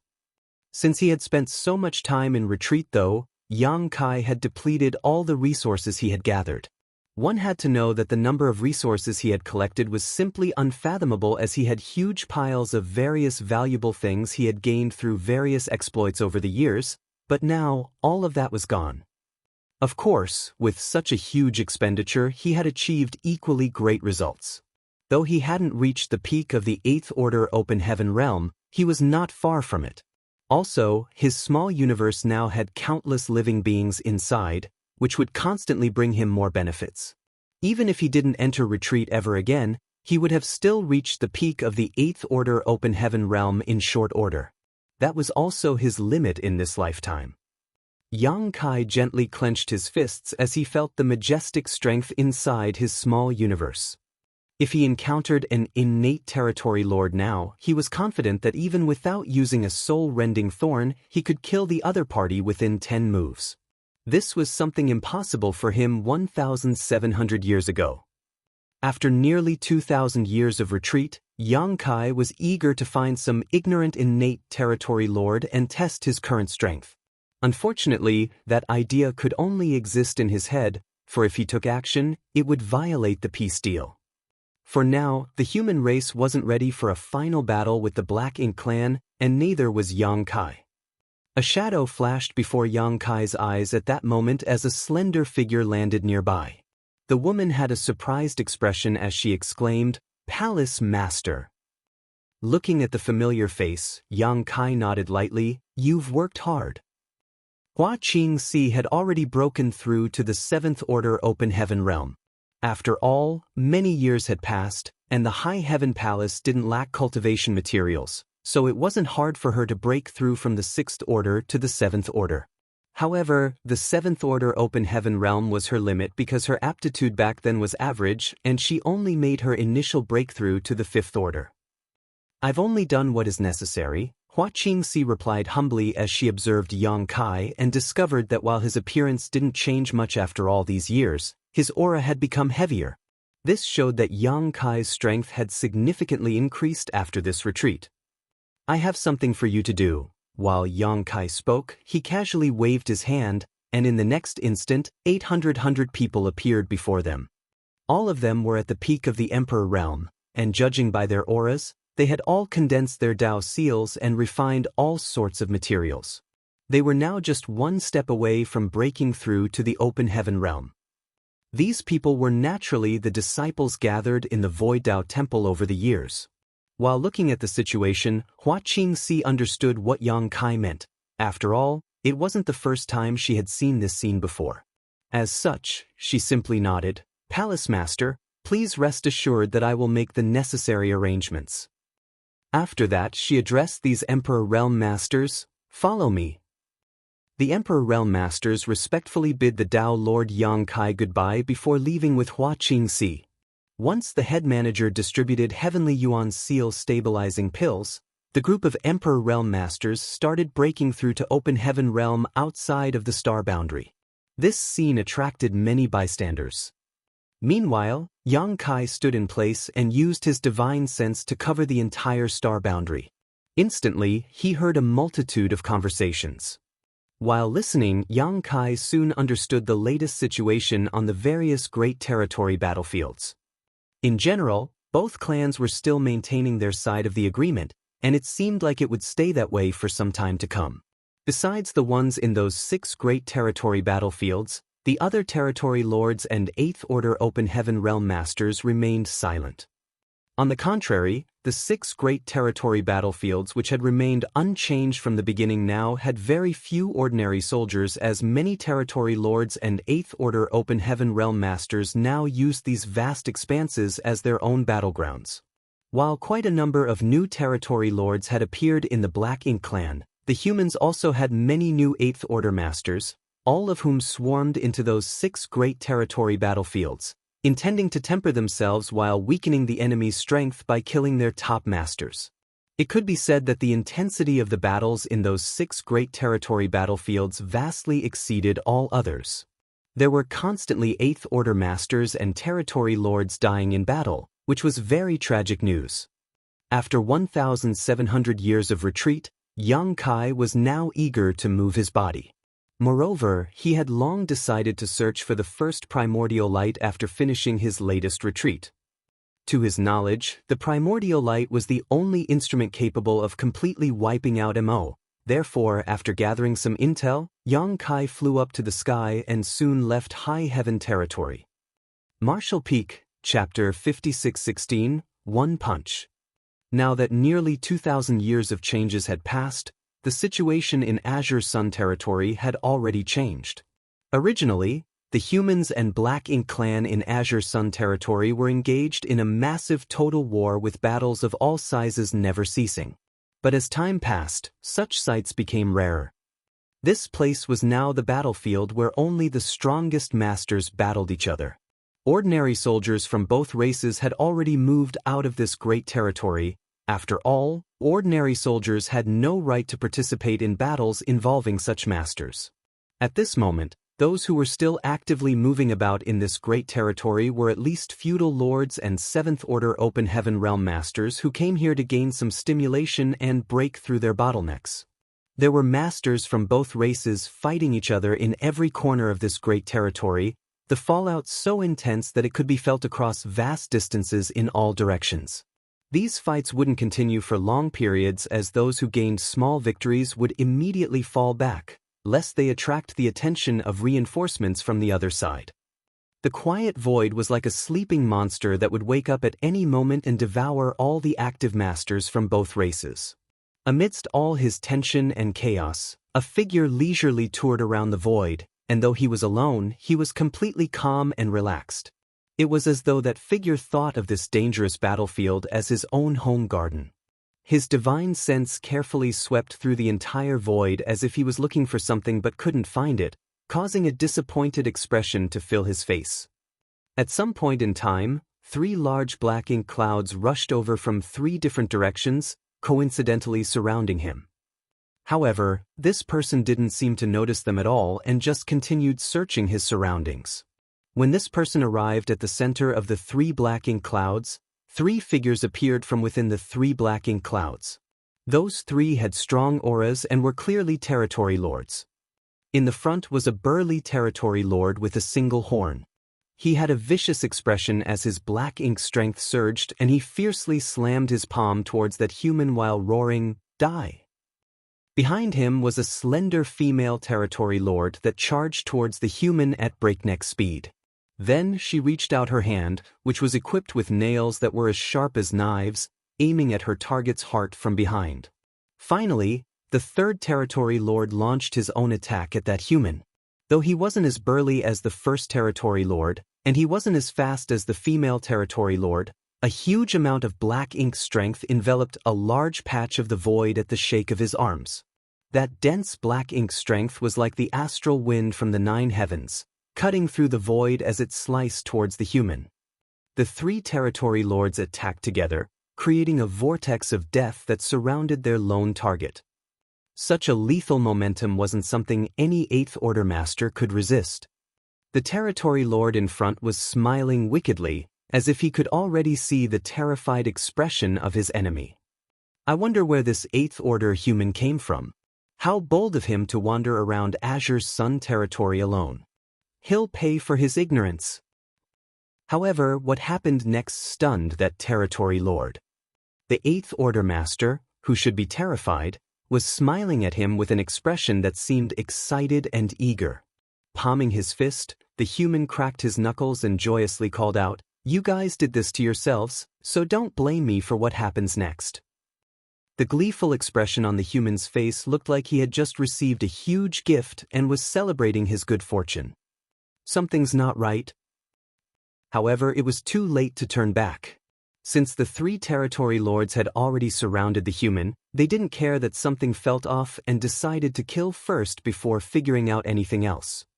Instantly, all three territory lords arrived before the lone Eighth Order Master, and the first burly territory lord threw a punch as a violent wave of black ink strength surged out. The next moment, however, his expression froze and the look of determination and resolve on his face quickly warped with confusion and doubt. It was because that Eighth Order Master had also thrown a punch. Even though this punch seemed small and weak, it shattered his own attack. The burly territory lord clearly saw how the other party's fist seemed to vaporize his arm as it advanced towards him, an overwhelming strength surging behind it. The next moment, this seemingly slow punch moved upwards unimpeded and landed on his head. Like an exploded watermelon, the burly territory lord was instantly turned into a headless corpse. The Eighth Order human turned around abruptly, his bright eyes coincidentally meeting those of the female territory lord attacking him from behind. Both of them were so close their faces were practically touching. The female territory lord felt her body tremble as she suddenly felt as though she wasn't facing an Eighth Order human, but some ancient ominous beast that had been caged for countless eons. The shocking and terrifying murderous intent that radiated from this human gave the female territory lord chills as her heart continuously sank. In desperation, she gathered all her black ink strength at her fingertips as her nails turned black before striking at the human. To her astonishment though, rather than the feeling of her nails sinking into flesh, she felt a tight grip around her wrist, clearly indicating that the enemy had somehow caught her. A low whisper sounded from beside her ear, causing her heart to clench, "You're next." Suddenly, there was a sharp pain in her abdomen, followed by a violent energy that resembled a volcanic eruption exploding inside her. She felt like her enemy had punched through her body and completely broken her spine. The violent energy then surged out and attacked her strong body, and in less than a breath's time, the female territory lord exploded into a mist of blood. It was only after the death of the first two territory lords that the violent black ink strength wave created by the third territory lord reached its target. This was supposed to be a powerful secret technique that could create an optimum battleground for his two companions, but now, it was what saved the third territory lord. Seeing his two companions being decapitated and exploded by a single attack each from the mysterious human before him, the third territory lord didn't dare to remain any longer. In a state of utter shock, the third territory lord instinctually tried to escape, but the space around him warped, instantly giving him an illusion that it was being stretched out infinitely. No matter how hard he tried, he couldn't move from the spot where he stood. At that moment, a figure shot out of the rolling black ink strength, splitting the black ink cloud apart before arriving in front of the third territory lord in the blink of an eye. Then, the human casually reached out and easily grabbed the territory lord's neck like he was picking up a chicken, tilting his head as he wondered aloud, "You guys are so weak." Weak. When the remaining territory lord heard that comment, he didn't know what to say. Are we weak? Since they were territory lords, of course, they weren't weak. Though the joint attack these three territory lords used wasn't invincible in Azure Sun territory, there was rarely anyone who could beat them. They had killed some human masters using this tactic and thought that since this human was alone, it would be impossible for him to do anything to them, no matter how strong he may be. However, it was only now that this territory lord understood the human expression, "There are always mountains beyond mountains." It wasn't that they were weak, it was just that their enemy was absurdly strong. How could there be such a strong Eighth Order master? Perhaps it was because the territory lord was near death that his memory was suddenly jogged and he recalled a name that had disappeared for nearly 2,000 years. All right, time's up. Yang Kai didn't let the territory lord finish his words as he simply exerted some strength with his hand before separating the latter's head from his body, causing a fountain of blood to spurt everywhere. But, as I expected, these 1,700 years of retreat weren't in vain. I'm now far stronger than I was before. However, Yang Kai immediately understood that he could kill these 3 territory lords so easily because they weren't innate territory lords but acquired territory lords. Back when they were on the Black Ink battlefield, it was common knowledge that under normal circumstances, a territory lord's strength would be weaker than an 8th Order master's because humans acquired their strength through long-term accumulation. Yang Kai had killed quite a few innate territory lords, so these acquired territory lords were nothing to him. With his current ability, he could kill one of them with a single punch, just like when he was at the peak of the 7th Order Open Heaven realm back then and slaughtered feudal lords like chickens and dogs.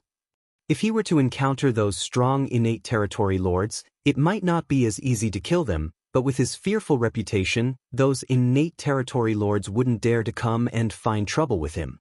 Only these acquired territory lords who never experienced his terror would have forgotten his infamy and mistakenly targeted him. Though Azure Sun territory was vast, the sudden annihilation of 3 territory lord auras was enough to attract the attention of many masters. Following that, several divine senses came from all directions, including divine senses from territory lords, feudal lords, and 7th and 8th Order masters.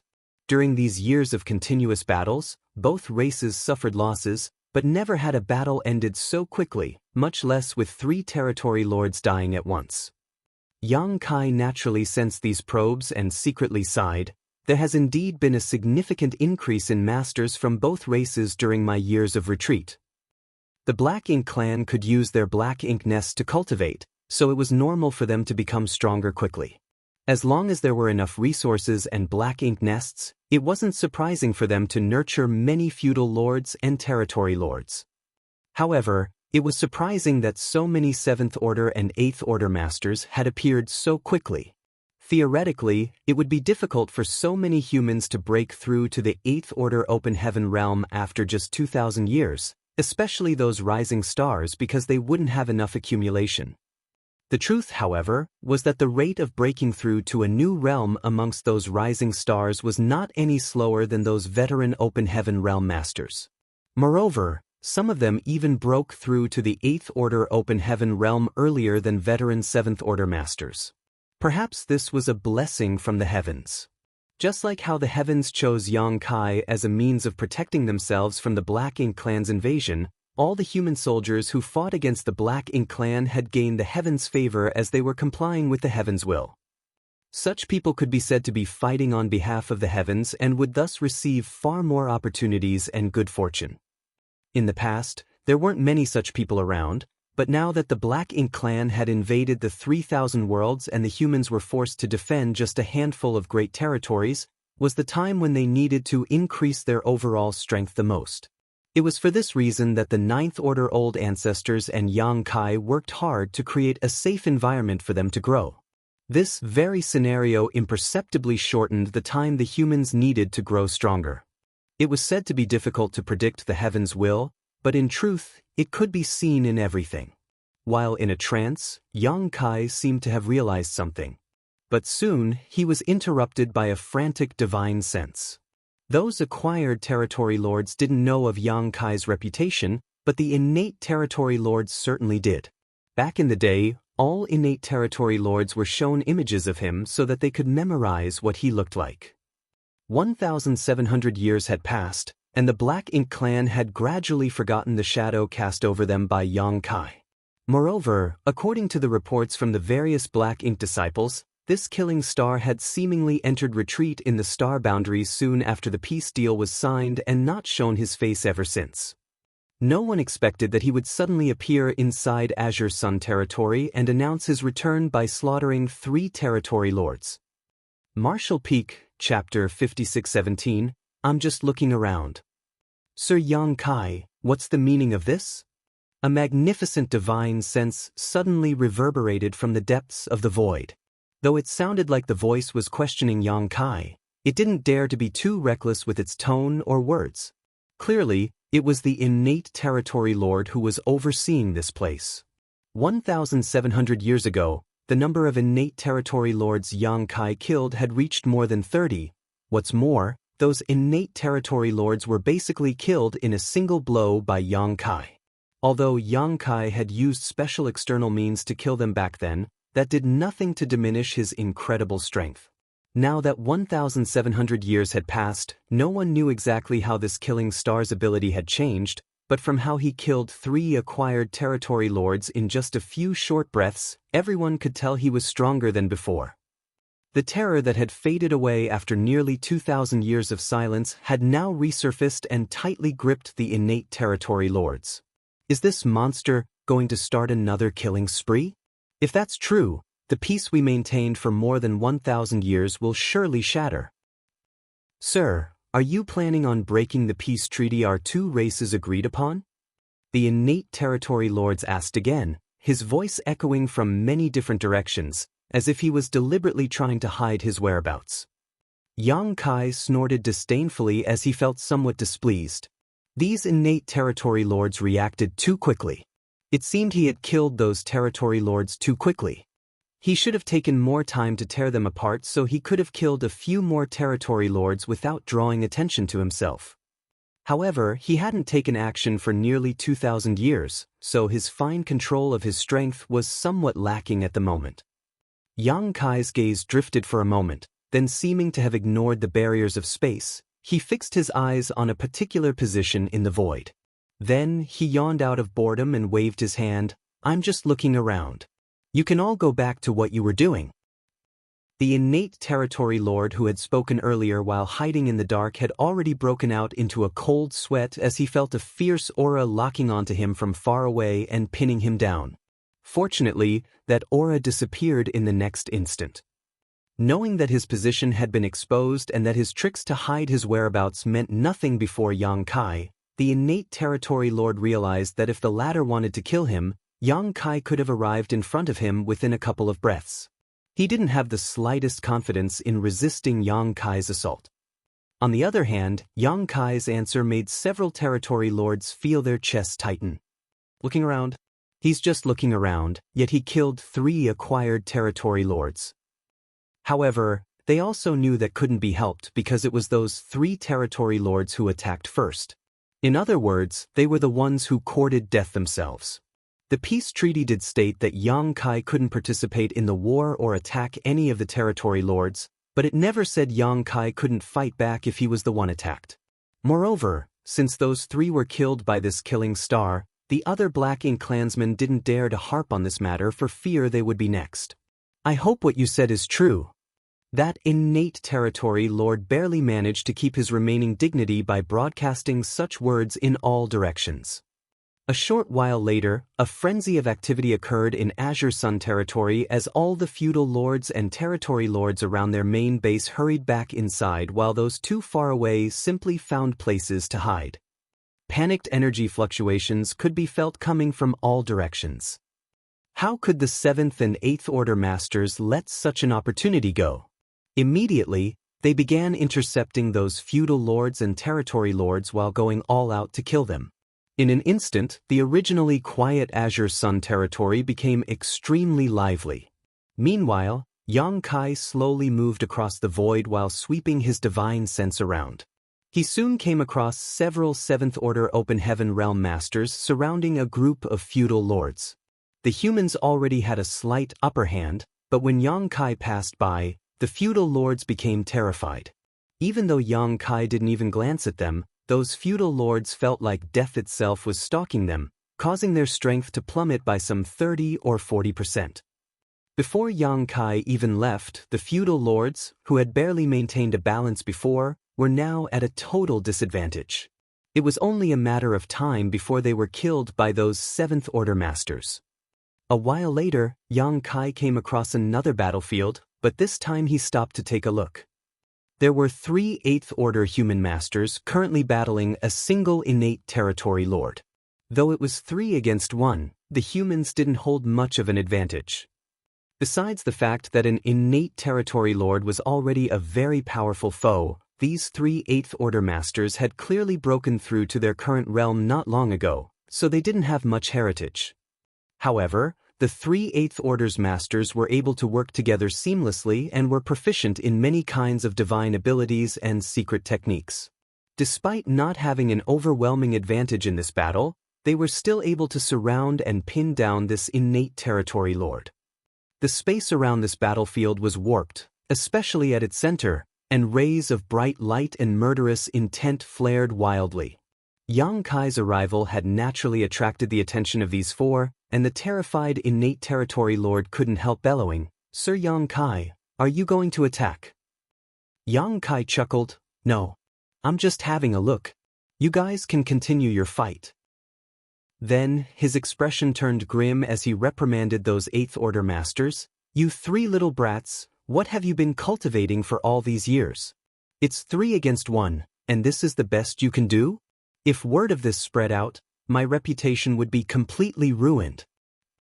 A young man with an innocent expression immediately wore a bitter look on his face as he complained, "Honored Master, we only broke through to the Eighth Order 300 years ago, and this guy is an innate territory lord." If their opponent had been an ordinary territory lord, their fight wouldn't have been nearly this difficult, but innate territory lords were far more powerful than the current generation of acquired territory lords. Yang Kai's face darkened. "You dare talk back to me? Has this honored master's teachings been in vain for all those years?" He then raised his head slightly and spoke in a sorrowful tone. "Didn't your honored master ever tell you that he killed a royal lord just after breaking through to the Eighth Order Open Heaven realm?"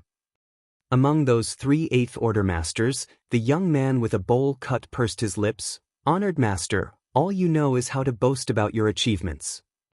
They would have believed Yang Kai if he had said he killed an innate territory lord, as they had heard about how powerful he was for many years. However, killing a royal lord? Even they, Yang Kai's legacy disciples, wouldn't believe him, let alone others. All three of them were silently complaining about how they never knew their honored master was so shameless. "How could you all get distracted during a battle? Do you want to die?" Yang Kai scolded them. The only female Eighth Order Master amongst them gripped her spear and swept it out fiercely with an angry roar, "Kill!" Yang Kai applauded. "Yi Bai, you should learn more from your junior sister. How can a man not have any murderous intent? When fighting an enemy master, it's either you die or they do, so if you don't give it your all, you won't be the one to laugh in the end." "Yes." Zhao Yibai's expression became stern as his murderous intent surged. The innate territory lord was already afraid that Yang Kai would suddenly make a move and kill him, but now he felt completely hopeless after listening to this conversation. "Honored Master? Yang Kai is these three Eighth Order Masters' honored master? What the hell am I supposed to do now?" If these three had been any other Eighth Order Masters, it wouldn't have mattered if he killed them, but these were Yang Kai's disciples. Once he made a killing attack, would Yang Kai really just stand there and do nothing? Even if Yang Kai killed him today, the Black Ink clan would not bring up the peace agreement for discussion and would just let the matter slide. At that instant, the innate territory lord fell into a dilemma. Meanwhile, the three Eighth Order Masters had been through many battles, so they wouldn't show any mercy to their enemies when given such a good opportunity. Now that the innate territory lord could only defend himself and had no way of striking back, the three redoubled their assault, sending out all sorts of divine abilities and secret techniques which illuminated the entire void. Yang Kai nodded lightly. "You three can barely achieve 1 or 2 parts of my strength back then." Hearing that, Zhao Ye felt her veins bulging and couldn't stand it anymore, so she spoke while thrusting out her spear. "Honored Master, why don't you go look around somewhere else? We 3 senior brothers and sister are fighting a life-or-death battle. It's fine if this old fart can't help us, but can he not just stand there boasting shamelessly while making sarcastic remarks?" Yang Kai raised his hand and knocked her head. "What's wrong? Don't you want me here?" Zhao Ye felt aggrieved, but at the same time, she was secretly astonished at her honored master's ability. Although she didn't have her guard up against him and was fully focused on fighting the innate territory lord, she was still an Eighth Order Master, after all. However, she didn't even notice when her honored master arrived beside her. While thinking of that, she couldn't help but exclaim inside, "Indeed, old ginger is spicier than young ginger." Boasting might be a habit every man has, but this old man does have some skill, it seems. I guess I'll just let him continue to boast. As such, she didn't say anything. "Why is it only the three of you? Where's that little bastard Yang Xiao?" Yang Kai looked around curiously. If he remembered correctly, his three disciples should have been with Yang Xiao because they seemed to have formed a group called the 10 Directions Supreme and had also made a name for themselves. But now, there were only the three of them, and Yang Xiao was nowhere to be seen. Su Yi used time principles to disrupt the innate territory lord senses while finding a moment to answer. "These years, our fellow brothers and sisters have broken through to the 8th Order Open Heaven realm one after another, so it's not suitable for us to stay in a single squad and kill enemies together anymore. The three of us parted ways with senior brother Yang some time ago."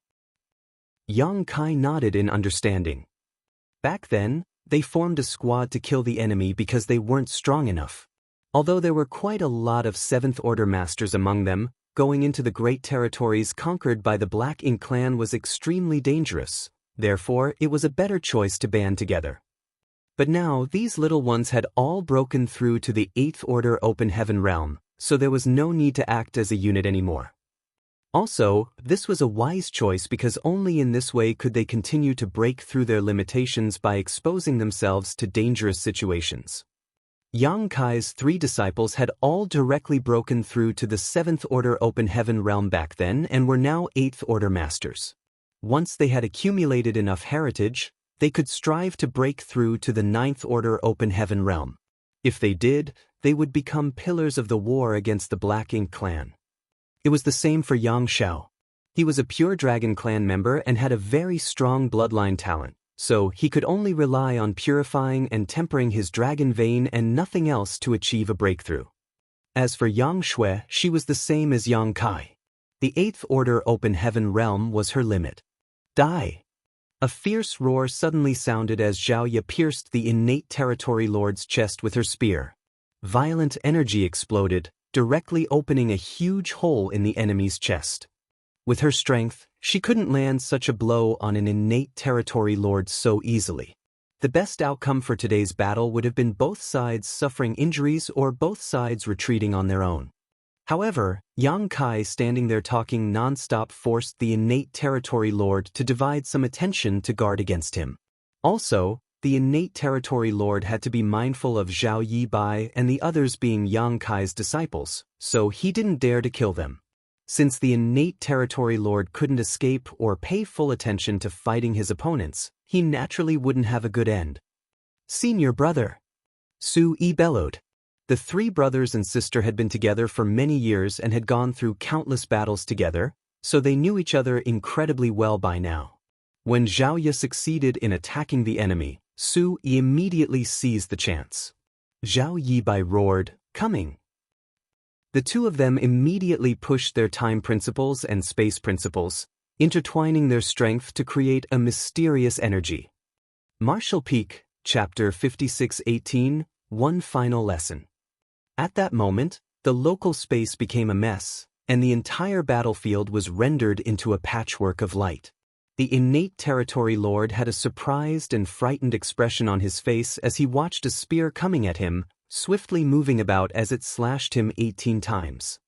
During this critical life and death moment, the territory lord no longer cared about Yang Kai.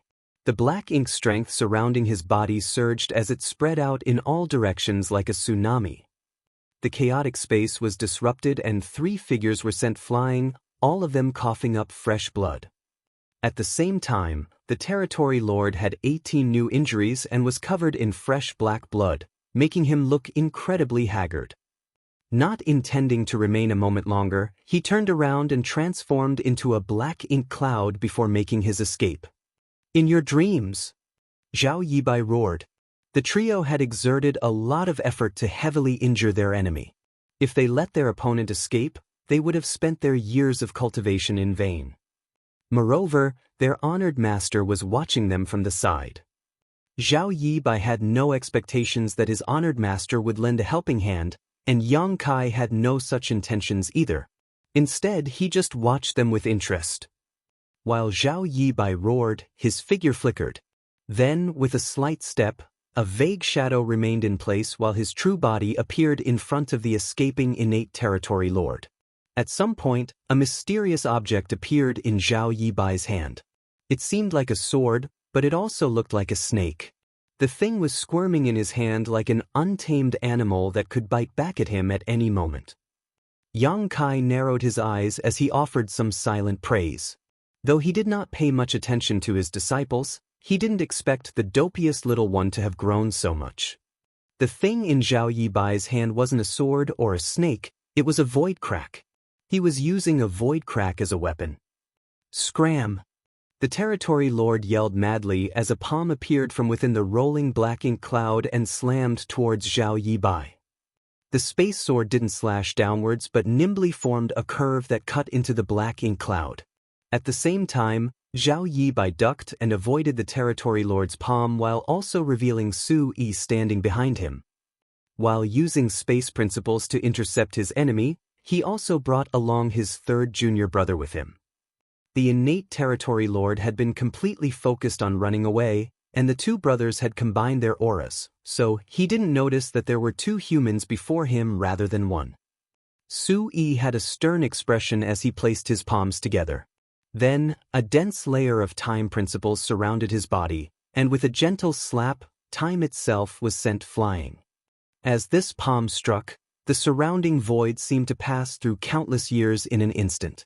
When the innate territory lord's attack reached Su Yi's palm, only half of its power remained. With a shake of Su Yi's body, the innate territory lord was sent flying, and Zhao Yibai's space sword slashed downwards. The huge black ink cloud roiled and split, revealing the territory lord's figure with a large wound at his waist that was gushing out blood. The wound didn't look like it was from a sharp object piercing him. Instead, it was as if some beast had ripped a chunk of his flesh out. Before the territory lord could steady himself, an intense murderous intent struck him from behind. Zhao Ye had harnessed the essence of the supreme limitless spear art and transformed her weapon into a giant phantom image that swiftly enveloped the innate territory lord. At that moment, the innate territory lord could no longer escape. Kill! Su Yi called out and charged forward with his eldest senior brother. However, the trio didn't dare to be reckless, and the fight with the innate territory lord lasted another half an hour before they finally took him down with great difficulty. After Zhao Ye used her spear to blast the innate territory lord's head off, she withdrew it while all three of them looked pale and panted heavily. However, they were feeling indescribably happy inside. This was the first innate territory lord they had killed. Even though they had fought innate territory lords before, it would always end with them suffering a loss and the three of them escaping under their eldest senior brother's lead.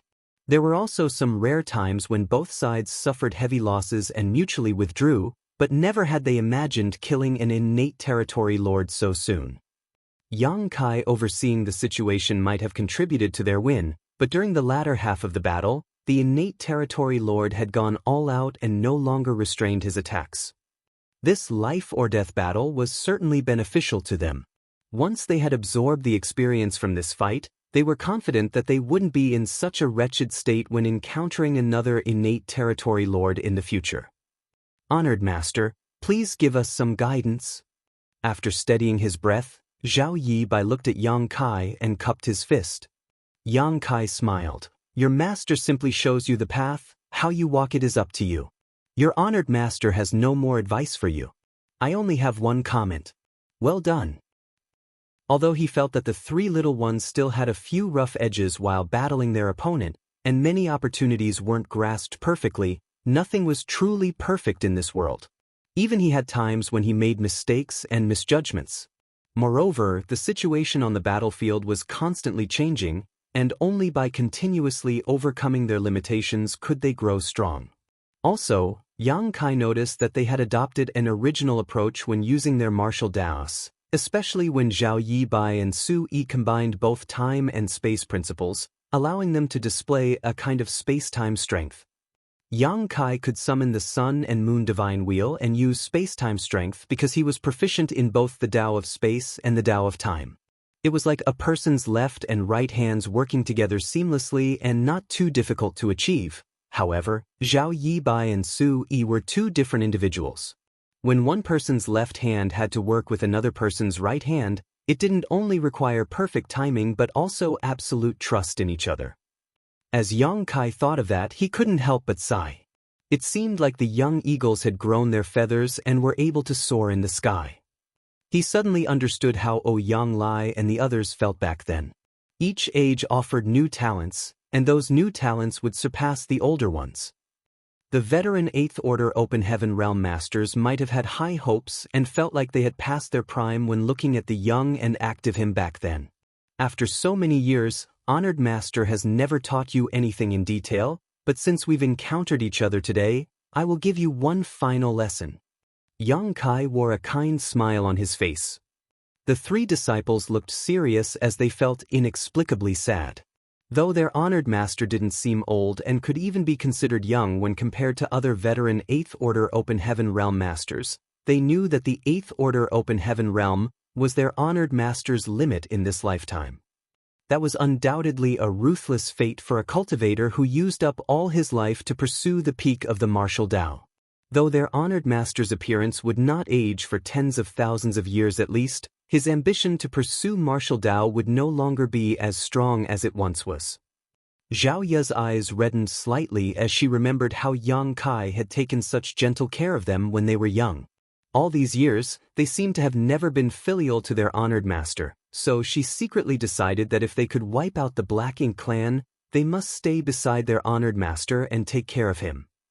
However, while such thoughts flashed across her head, Yang Kai raised his fist to his lips and coughed twice before suddenly shouting, "This king's 3 legacy disciples are right here. An eye for an eye, a tooth for a tooth.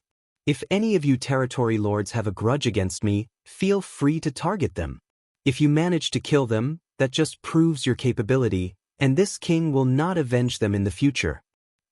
The 3 disciples slowly widened their eyes as their sadness instantly disappeared while looking at their honored master with stunned expressions. Yang Kai then winked at them. "The final lesson is that your honored master can't protect you for a lifetime, so you have to learn how to fend for yourselves." After saying that, Yang Kai didn't bother to see what their reactions were before taking a step and appearing 1,000,000 kilometers away from them. Then he laughed from afar and announced, "There will come a day when the eagle learns to fly and soars high in the sky." He seemed to be in an extremely pleasant mood. In just a few short moments, his aura disappeared from Azure Sun territory, obviously indicating that he had left through one of the territory gates. At that instant, many divine senses swept towards Zhao Yibai and the others from all directions, and the trio felt like countless pairs of eyes were now staring at them from the dark. "Run!" In a panic, Zhao Yibai grabbed his junior sister and brother before turning around and dashing towards one of the human race's forward outposts. "Master! How could there be such a terrible master in this life? I'm going to drop out of the master's sect." Su Yi felt like he was going mad.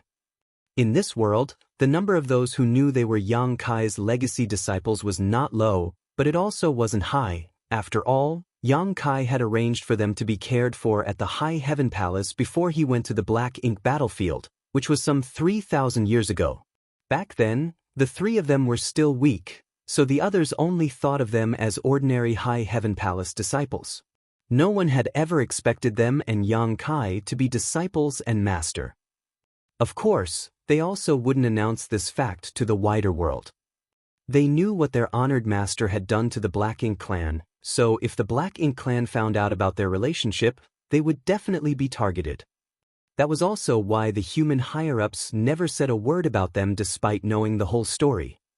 Never would they have imagined that Yang Kai would take the initiative to expose their master and disciple relationship today.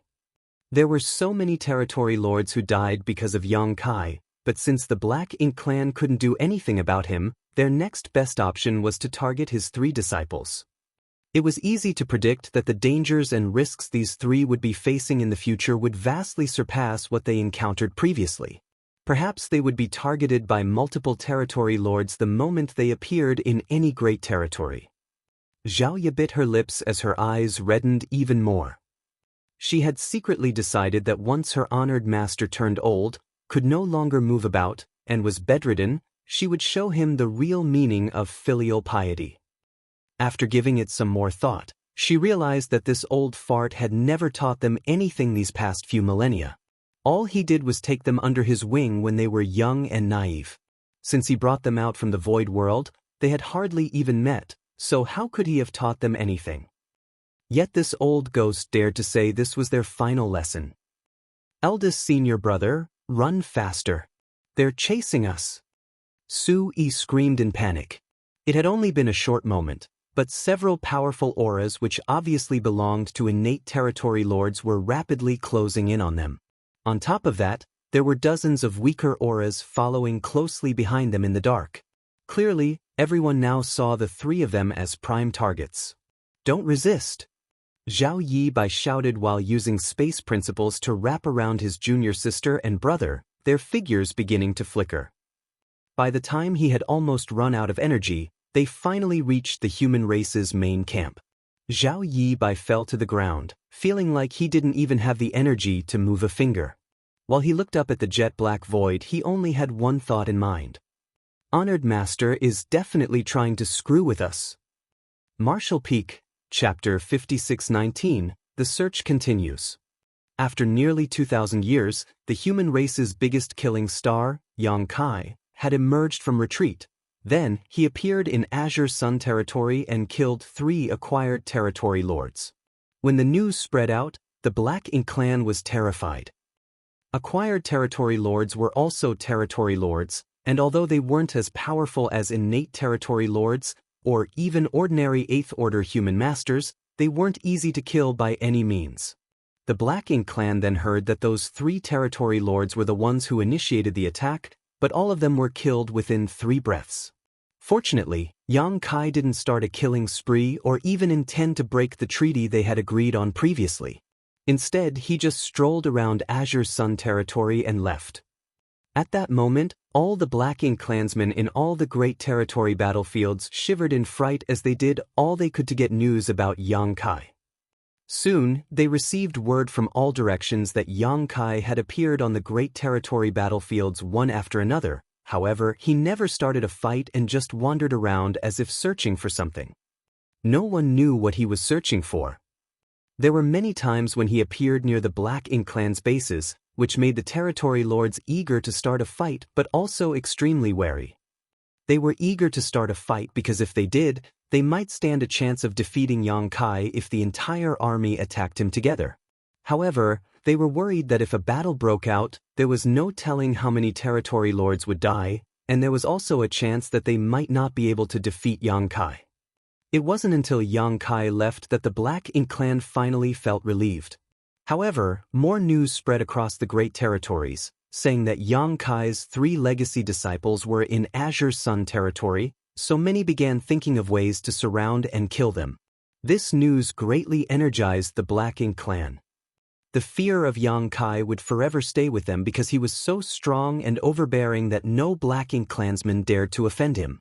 Since the Black Ink clan couldn't do anything about Yang Kai though, they could take out their frustrations on his 3 legacy disciples. Moreover, it was Yang Kai who exposed their relationship before leaving Azure Sun territory. Also, he said that if the Black Ink clan managed to kill his disciples, he would not take revenge. Just as countless Black Ink clansmen were focusing their attention on Azure Sun territory, they heard even more news from other great territories. Yang Xiao and Yang Yu, who made a name for themselves recently, were revealed to be Yang Kai's adopted son and younger sister. Also, a few women who had recently broken through to the 8th Order Open Heaven realm were said to be his wives. In an instant, the Black Ink clan began targeting everyone with close connections to Yang Kai. The Black Ink clan had also devised several plans to round them up and slaughter them. However, whether they would actually kill them was doubtful as none of the higher-ups in the Black Ink clan believed Yang Kai would really not seek revenge. If they could capture these important people and corrupt them with Black Ink strength though, turning them into Black Ink disciples, It would certainly allow them to restrain Yang Kai's actions greatly. Undercurrents surged throughout the various battlefields surrounding those cultivators with close relationships with Yang Kai. The human race and the Black Ink clan continuously fought each other in battle after battle, turning the situation into a chaotic mess. Meanwhile, Yang Kai had long left the 13 battlefields. With a universe chart in hand, he began touring around all the great territories. If the human race wanted to get rid of the Black Ink clan once and for all, they had to find the primordial light. Although Yang Kai had ventured into the chaotic dead territory to ask Big Brother Huang and Big Sister Lan about it, the information he received wasn't of much use. Therefore, Yang Kai still didn't have a clue about what the primordial light was or where to find it. Now, he could only use the dumbest method of performing an exhaustive search, hoping he would get lucky. Song had previously said that when the primordial light was born, primordial darkness appeared alongside it. Light and darkness were opposite sides of the same coin and were inextricably linked, but now, that darkness had become MO and was set on devouring the universe while the light was nowhere to be seen. The primordial light might not take the form of light, just like how darkness had taken the form of MO. The light could be a blade of grass, a simple tree, or even a monster or a human. There was even the possibility of it being everything in this world. Yang Kai wasn't sure if he could find it, but he believed that where there was a will, there would be a way. Moreover, his cultivation was approaching his personal limit. Though it hadn't reached the peak of the 8th Order Open Heaven realm yet, the heritage in his small universe was constantly increasing without the need to go through bitter, secluded cultivation. After chasing his limits for all his life, Yang Kai had reached the end of his martial Tao, but he didn't feel the slightest joy. That was because he knew that this wasn't the peak of the martial Tao. This knowledge was undoubtedly the greatest despair to a cultivator. Since he didn't need to cultivate and couldn't head to the battlefield to fight the enemy, Yang Kai couldn't stay idle. If he were an ordinary man, he could stay with his family and be filial to his parents, or spend the rest of his life in peace, but he wasn't an ordinary man. It would be best if he could find the primordial light, but if he couldn't, he would take this journey as a trip to reorganize his mind and calm his spirit. His divine sense was constantly surging like the tide, leaving no stone unturned. In every great territory he visited, he would bring out his universe chart and use his divine sense to draw a cross on its corresponding position. Now, most of the great territories in the 3,000 worlds were conquered by the Black Ink clan, and the universe worlds that used to be flourishing and filled with vitality were now dead because they were depleted of world force and had their grand Daos destroyed. Numerous Black Ink clansmen could be seen moving about the void, and there were many Black Ink nests above the dead universe world. Back when the Black Ink clan had just started invading the 3,000 worlds, Yang Kai had also visited many great territories, but back then, he was rushing about refining the universe worlds in an attempt to save as many living beings as possible. That journey was frantic and brief. This time, his journey was more deliberate as he performed a thorough search of every corner of each great territory, including all the dead universe worlds and universe fragments. In comparison to back then, the great territories were now undoubtedly duller. Even the void was permeated with the extremely wicked and loathsome aura of Black Ink strength. The dead universe worlds were like decaying corpses. Black Ink strength had swept through the universe. No one could avoid their personal responsibility when faced with such a tragedy. During his journey, Yang Kai met quite a few hunters. These hunters traveled around each great territory, destroying Black Ink nests and being chased after by the Black Ink clan, which they all considered exciting and terrifying experiences. While facing such dangers, though, they also gained a lot. As Yang Kai passed through each great territory, the number of crosses on his universe chart gradually increased and soon almost covered the entire map. He didn't pay much attention to how many years he had been searching for until he suddenly came to an extremely quiet place. After cross-checking with his universe chart, he suddenly realized that this was actually the chaotic dead territory. Yang Kai was very surprised as he had visited the chaotic dead territory thrice, but no matter when he came, this place had always been in complete chaos. Big Brother Huang and Big Sister Lan were extremely powerful but couldn't control their own strength, Therefore, wherever they were, the violent might of Yang and Yin they possessed shattered the void. It was because of this that Yang Kai didn't succeed when asking them to descend the mountain and help the humans deal with the Black Ink clan. If they did so, many other great territories would become a part of the chaotic dead territory, which was something the humans couldn't accept. Although many great territories now were filled with dead universe worlds and were conquered by the Black Ink clan, restoring them in the future was still possible. However, if a great territory became a part of the chaotic dead territory, there would be no hope for restoration. When Yang Kai came again this time and noticed there was actually something different, he couldn't help but be curious. Therefore, he flew deeper into the void while calling out, "Big brother Huang, big sister Lan, your little brother is here to visit." Following a faint aura he sensed, Yang Kai soon found big brother Huang and big sister Lan, but when he saw them he was taken aback. "What are you two doing?" Standing before Yang Kai was a single figure, or more precisely, the combined figures of big brother Huang and big sister Lan. The left half of the figure looked like big brother Huang, while the right side looked like big sister Lan. The figure's appearance seemed extremely strange, as if some sort of power had forcefully merged them together but failed. The strange combined figure looked at Yang Kai, and its two different colored eyes also showed different emotions. Then, with a roll of their eyes, the combined bodies split into two. With a soft popping sound, big brother Huang and big sister Lan were separated entirely. The two of them looked a little exhausted and depressed. Big brother Huang massaged his temples, looking like he had a headache. "We're trying to fuse. When you were here the last time, didn't you say we might have a connection with the primordial light? We thought about it after you left and thought perhaps you were right, so we gave it a try. What's the result?" "The result is what you just saw." Big brother Huang spread his hands. "It's your fault. If you hadn't tried to gain control, I wouldn't have fought with you because I was afraid to get devoured," big sister Lan complained. Big brother Huang looked aggrieved. "How can that be my fault? You initiated it. How could I comply silently? As a proper little brother, you should carry out your big sister's will," big sister Lan chastised. "Nonsense." Big brother Huang jumped 1 meter high. "I'm the big brother, so you should listen to me."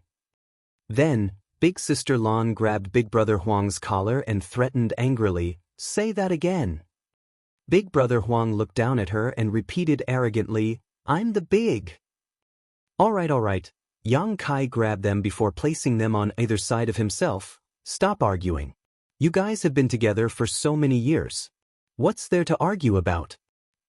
They had been arguing about who was the big sister or big brother for eons, but they still hadn't reached a conclusion. *Comph. Both of them coldly snorted before turning their heads to the side as if they didn't want to talk to each other anymore. Yang Kai touched his chin and commented, "When this little brother saw your condition just now, I seem to have seen signs of integration. We can integrate with each other." Big brother Huang sighed and shook his head. After so many tries, he finally understood something. "However, unless one of us is willing to be devoured by the other, we'll never truly become one." Big sister Lan added, "Also, even if one of us is willing to be devoured, the most likely possibility is that we'll simply destroy each other entirely." They were originally the manifestation of Yang and Yin, so their powers were opposed, the epitome of incompatibility, so how could they possibly integrate? If that's true, then why are you guys still trying? Yang Kai was confused. Big brother Huang shrugged, "We have nothing to do anyway. Also, she wouldn't let me devour her." Martial Peak, Chapter 5620, Catalyst. That answer was impeccable. It was the same reason why Yang Kai went to look for the primordial light. He felt he had to do something, but there was literally nothing else for him to do. In short, he was bored. "But we did learn something," big sister Lan suddenly spoke up. Yang Kai's expression turned serious. "What did you discover?" Instead of answering him, big sister Lan asked a question, "Do you know alchemy?" Not knowing what alchemy had to do with this situation, Yang Kai still answered honestly, "I know a little." He had some alchemic Tao essence inside his small universe. Though he wasn't as proficient in it as his 3 primary grand Taos, his accomplishments weren't low either. If he was willing, Yang Kai figured he could easily become an alchemy grandmaster. Moreover, he actively cultivated the alchemic Tao in his youth. Since there were many cultivators in his small universe, they were able to benefit from this, and some became quite talented in the alchemic Tao. Big Sister Lan continued, "Since you know alchemy, you should know that there are many times when herbs that have opposing natures are put together inside the same furnace. But not only do they not destroy each other, they enhance each other's medicinal efficiency." Nodding, Yang Kai replied, "Indeed. The alchemic Tao is profound and boundless, and what it focuses on is the ratio of herbs and how they counteract and enhance each other." After thinking about it, he questioned, "Are you saying, if you think of me and Big Brother Huang as counteracting herbs, what would you do to blend our medicinal efficacies?" Yang Kai's eyes lit up. "A catalyst." It wasn't true that two counteracting herbs couldn't be placed in the same furnace. One only had to add a suitable medicinal catalyst, and disaster could be turned into a miracle. Not only could a catalyst help maximize the two herbs' medicinal efficacies, but it could help them fuse together and produce new and astonishing effects. "I understand now." Yang Kai was elated, like a terminally ill patient who suddenly found a cure after searching for so long. He was acting almost epileptic. The last time Yang Kai came to the chaotic dead territory and talked with these two, he realized that they had a huge connection with the primordial light, and perhaps were even part of it at one point. That was because Big Sister Lan previously said that she vaguely remembered being abandoned. Who would abandon them? And what kind of being could abandon them? The answer to that was undoubtedly the primordial light. Although Yang Kai didn't know the reason behind all of this, the primordial light did separate from the yang and yin that eventually became the sun's burning light and moon's serene glimmer. That was why they vaguely remembered feeling like they were abandoned. They were originally the same being but were separated by a powerful force. If they wanted to fuse, they would have to reverse what happened. So, there must be a special existence in this world, and that existence was the medicinal catalyst to help Big Brother Huang and Big Sister Lan reintegrate with each other. If he could find that catalyst, perhaps they might be able to recreate that glorious light. Big Brother Huang and Big Sister Lan looked at each other, feeling speechless. But soon, Yang Kai's expression turned stiff, and he frowned deeply. It only took a moment for his happy expression to disappear.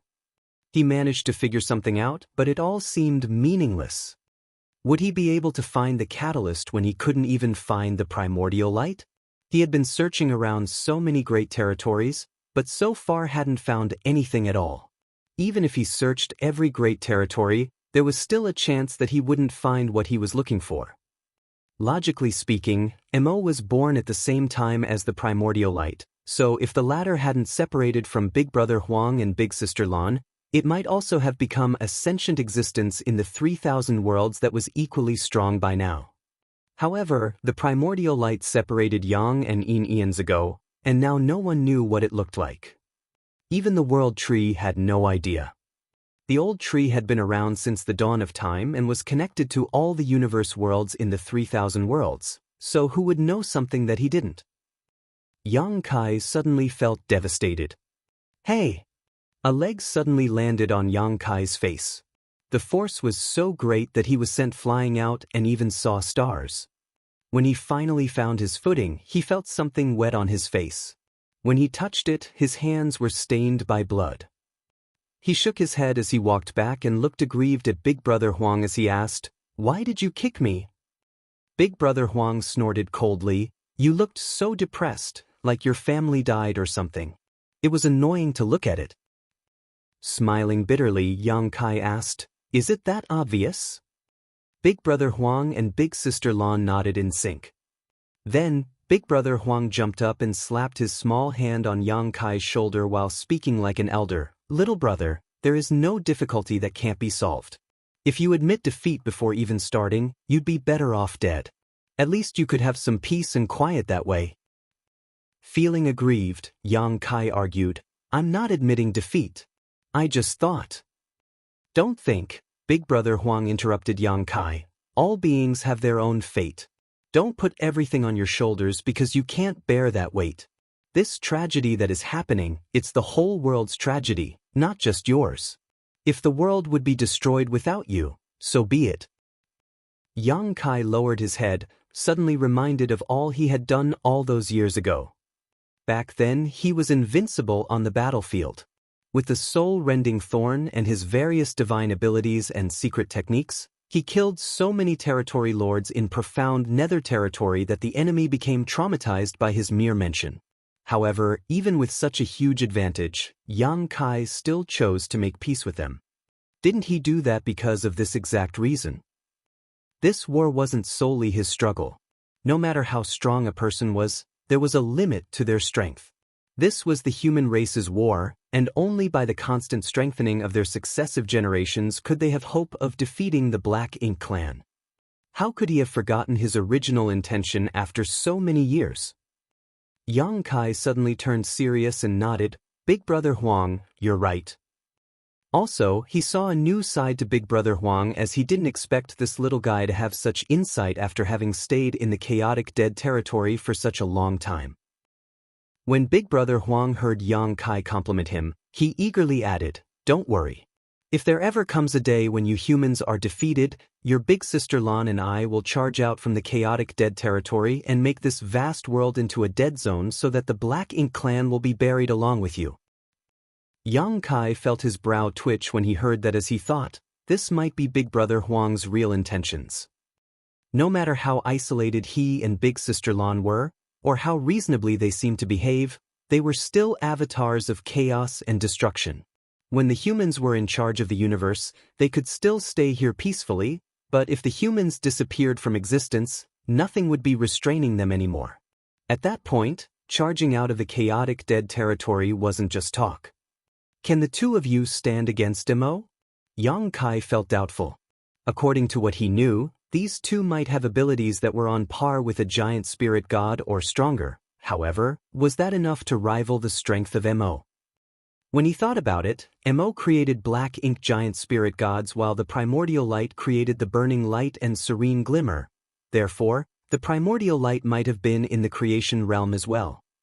After pondering for a moment, Big Brother Huang replied, "We aren't his opponent, but nothing will happen if you don't act. Besides, we can't just sit here and wait for death." Yang Kai exhaled lightly before sighing, "That's right. We can't just give in and wait for death to come." No one knew whether they could find the proper catalyst, but they had to try before knowing the answer. Slapping his cheeks, Yang Kai thought, "Cheer up, the future is full of difficulties, but you can't let that stop you from forging ahead." Suddenly, he thought of something. Since these two represented chaos and destruction, how could they have peacefully stayed in the chaotic dead territory for so many years? Shouldn't they be freely roaming around the 3,000 worlds and releasing their strength? When Yang Kai unconsciously asked that question, Big Brother Huang and Big Sister Lan looked at each other and saw the confusion in each other's eyes. "You're right." Big Brother Huang was puzzled. "This is a good question. Why do we have to stay in the chaotic dead territory?" Frowning, Big Sister Lan said, "But we don't have the urge to wipe out the humans and destroy this world. What's more, I think staying here is quite good." Could this be the thoughts left by the primordial light? Yang Kai asked. The two couldn't answer him. At that moment, Big Brother Huang suddenly felt frustrated. "Hey, why do you have so many questions? There aren't that many whys in the world." For so many years, they had been living their lives this way and didn't find it unusual, but this annoying little brother kept coming over and asking them so many questions that left them confused. "Is there anything else? If not, please leave." Big Brother Huang had no trace of politeness when he said that. Ugh. Yang Kai was speechless and thought about it before saying, "Please bestow me some yellow and blue crystals. Also, after so many years, the small stone race." Although Yang Kai had brought away a huge batch of yellow and blue crystals and a massive small stone race army from the chaotic dead territory, so many years of war with the Black Ink clan had consumed many of the yellow and blue crystals, while few small stone race were remaining. The small stone race soldiers still remaining were mostly the ones who had strength on par with the 7th Order and 8th Order Open Heaven Realm Masters, but thanks to their low sentience, they couldn't exert nearly as much power as the humans. "You're so annoying." Big Brother Huang felt a headache. "You've already taken away everything the last time you were here, yet you're doing it again." Even though it had been nearly 2,000 years since Yang Kai's last visit, that wasn't actually a long time from the burning light and serene glimmer's perspective. But despite Big Brother Huang's complaints, he and Big Sister Lan had already prepared a huge pile of supplies for Yang Kai. It didn't matter if Yang Kai didn't mention it, but now that he did, they wouldn't be stingy with him. Therefore, Big Sister Lan waved her hand, and a giant mountain-sized pile of yellow and blue crystals floated over from deep inside the void. Then she shouted out an order, and several small stone race armies charged out from all directions in the chaotic dead territory. Yang Kai happily opened his small universe, and under Big Brother Huang's constant grumblings, he put away the huge pile of materials and small stone race armies. After that was done, burning light and serene glimmers, nearly 2,000 years of accumulation were gone. Such a huge pile of materials and reinforcements were enough to influence the final result of the war between the two races. Without mentioning anything else, if Yang Kai distributed the small Stone Clan armies he received to the various battlefields, they could deliver a huge blow to the Black Ink Clan, as those small stone race armies had many that were on par with 8th Order Open Heaven Realm Masters. Once Yang Kai was done, he respectfully thanked the two. Since the two races still wanted to maintain their current situation of the war, Yang Kai wasn't in a rush to head back and distribute these small stone race armies. Also, he had to start his search for the medicinal catalyst. "I think you should try visiting the Divine Spirit's ancestral land." Before he could go though, Big Sister Lan suddenly made this suggestion. Martial Peak, Chapter 5621, Thieves. According to ancient stories, the sun's burning light and moon's serene glimmer were the ancestors of all divine spirits. The various divine spirits only appeared after these two, followed by the primordial era and the glorious days when divine spirits ruled the universe. During that era, all sorts of different divine spirits were found throughout the 3,000 worlds. It was a pity that a brutal war that went on for millennia caused the extinction of many divine spirit clans. Today, only a handful of divine spirits remained, and many of those divine spirits that managed to survive were on the verge of disappearing. The undeniable fact was that divine spirits were incredibly powerful, and every mature divine spirit was equivalent to a 7th Order Open Heaven Realm Master at least. What's more, all they needed to do was constantly refine their bloodline, and their strength would increase until one day they stood on par with 9th Order Old Ancestors, if not higher. However, according to the information Yang Kai received from Big Brother Huang and Big Sister Lan, the rumor about them being the first ancestors was made up. Since they first gained sentience, the only matter that had concerned them was deciding who was the elder sibling. Moreover, Yang and Yin were counteracting forces, so how could they produce so many divine spirits? The only real joint creation of these two supreme beings was when Yang Kai used the great sun and moon marks to fuse their power to create purifying light, which was the most effective method the humans currently had to restrain black ink strength. Before purifying light appeared, the only thing that could restrain black ink strength was the power of divine spirits. Of course, the divine spirit's power wasn't as effective as purifying light, but it was still far better than what mere humans were capable of. Ancestral strength from the divine spirit ancestral land was particularly good at this and could be thought of as a purer, stronger version of the divine spirit's power. At the end of the early ancient era, a black ink giant spirit god was suppressed and sealed in the demon's sealing land by the Dragon Emperor and Phoenix Empress of that generation with the help of the sacred treasures from 16 powerful divine spirit clans and more than half of the ancestral strength of the ancestral land. After so many years, even the black ink strength inside that black ink giant spirit god had been continuously ground away by the ancestral strength. When Yang Kai opened the demon's sealing land back then, the black ink giant spirit god was only an empty husk. If Mo's soul clone hadn't been injected into the dead black ink giant spirit god, it would have been impossible for it to be revived. The primordial light was the opposite of the initial darkness, and both the burning light and serene glimmer were separated from it. That was why the combination of Big Brother Huang and Big Sister Lan's strength could perfectly counter Black Ink's strength. If that were true though, why could the divine spirits also resist Black Ink's strength? Did the divine spirits really have no connection with the primordial light? Now, the divine spirits were on the brink of extinction, and there weren't many of them still alive. Only a few divine spirit clans were left, but even they were no longer as glorious as they were during the primordial era. However, the divine spirit ancestral land endured, so even if Big Sister Lan didn't suggest this to Yang Kai, he was already preparing to head over there as he might find some clues. The Shattered Heaven was the land of exile in the 3,000 worlds. It was where the wicked gathered, so there had been all sorts of characters living there in the past. Back then, those Open Heaven Realm Masters who wanted to break through to the 7th Order Open Heaven Realm, but weren't from any cave heaven and paradise would head to the Shattered Heaven. That was because even the cave heavens and paradises couldn't control that place. They could peacefully break through to the 7th Order Open Heaven Realm without having to worry about being besieged by the masters from the cave heavens and paradises. Of course, looking back now, the cave heavens and paradises did have the ability to wipe clean and control the Shattered Heaven. They simply chose not to because the world needed a place to hide its dirty and dark secrets. Even though the 3,000 worlds was a vast and endless place, it couldn't be entirely clean. Order and chaos were like light and dark, impossible to exist on their own. Everything had a positive and negative side, and both sides relied on each other to survive.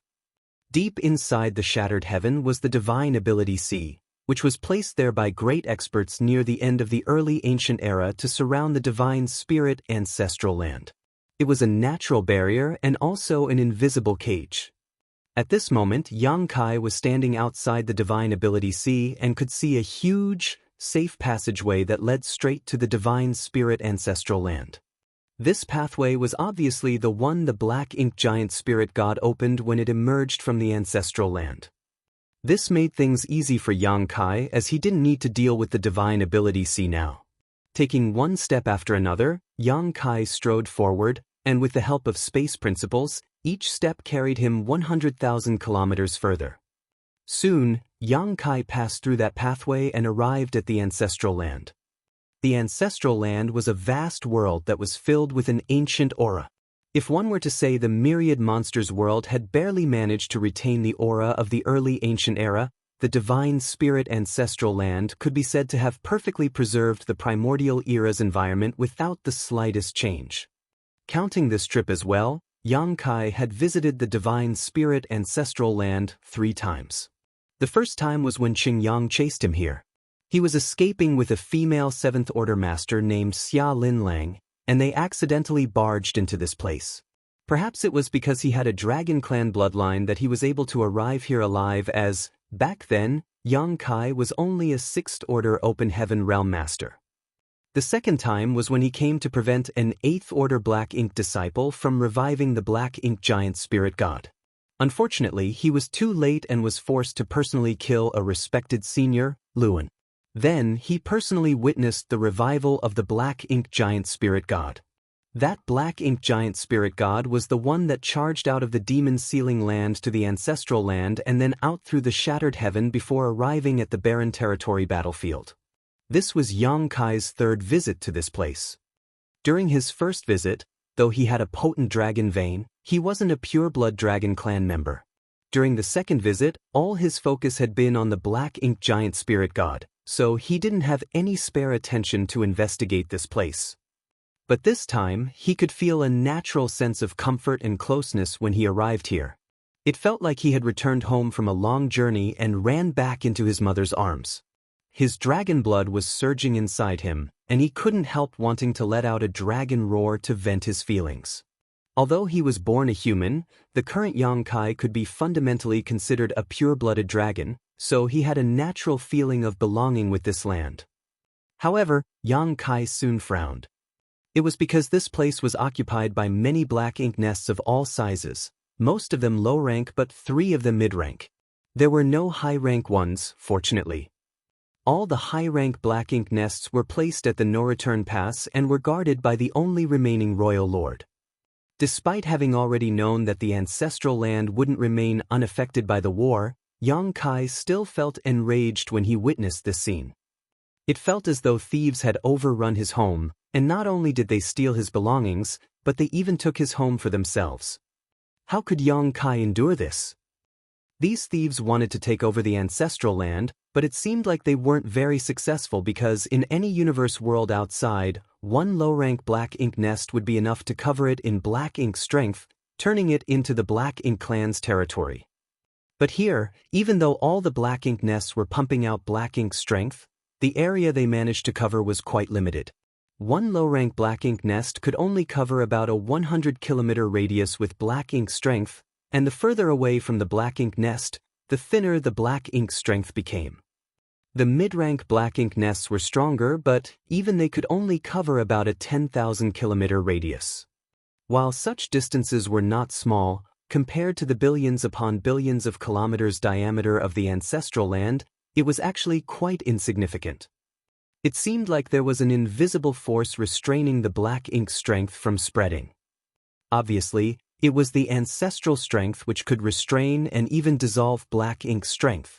Though it wasn't as effective as purifying light, with the vast ancestral land supporting the ancestral strength, it could uninterruptedly resist the corruption and spread of black ink strength without much difficulty even after a couple of millennia. Judging from the scene before him, Yang Kai became even more certain that the divine spirits had some link to the primordial light. It was because of the ancestral land's resistance that so many black ink nests had appeared here. Otherwise, why would the Black Ink clan arrange their black ink nest in such a way? A human? A shocked and puzzled voice sounded. Yang Kai lowered his head to look in the direction of the voice and saw a feudal lord looking up at him from one of the low-rank black ink nests. Since Yang Kai didn't hide himself, the feudal lord immediately discovered him when he entered the range of the ancestral land. When their four eyes suddenly met, the feudal lord was certain that the other party was a human. He immediately grinned and revealed a vicious smile before bellowing, "Kill him!" Where did this human come from? How insolent of him to appear here!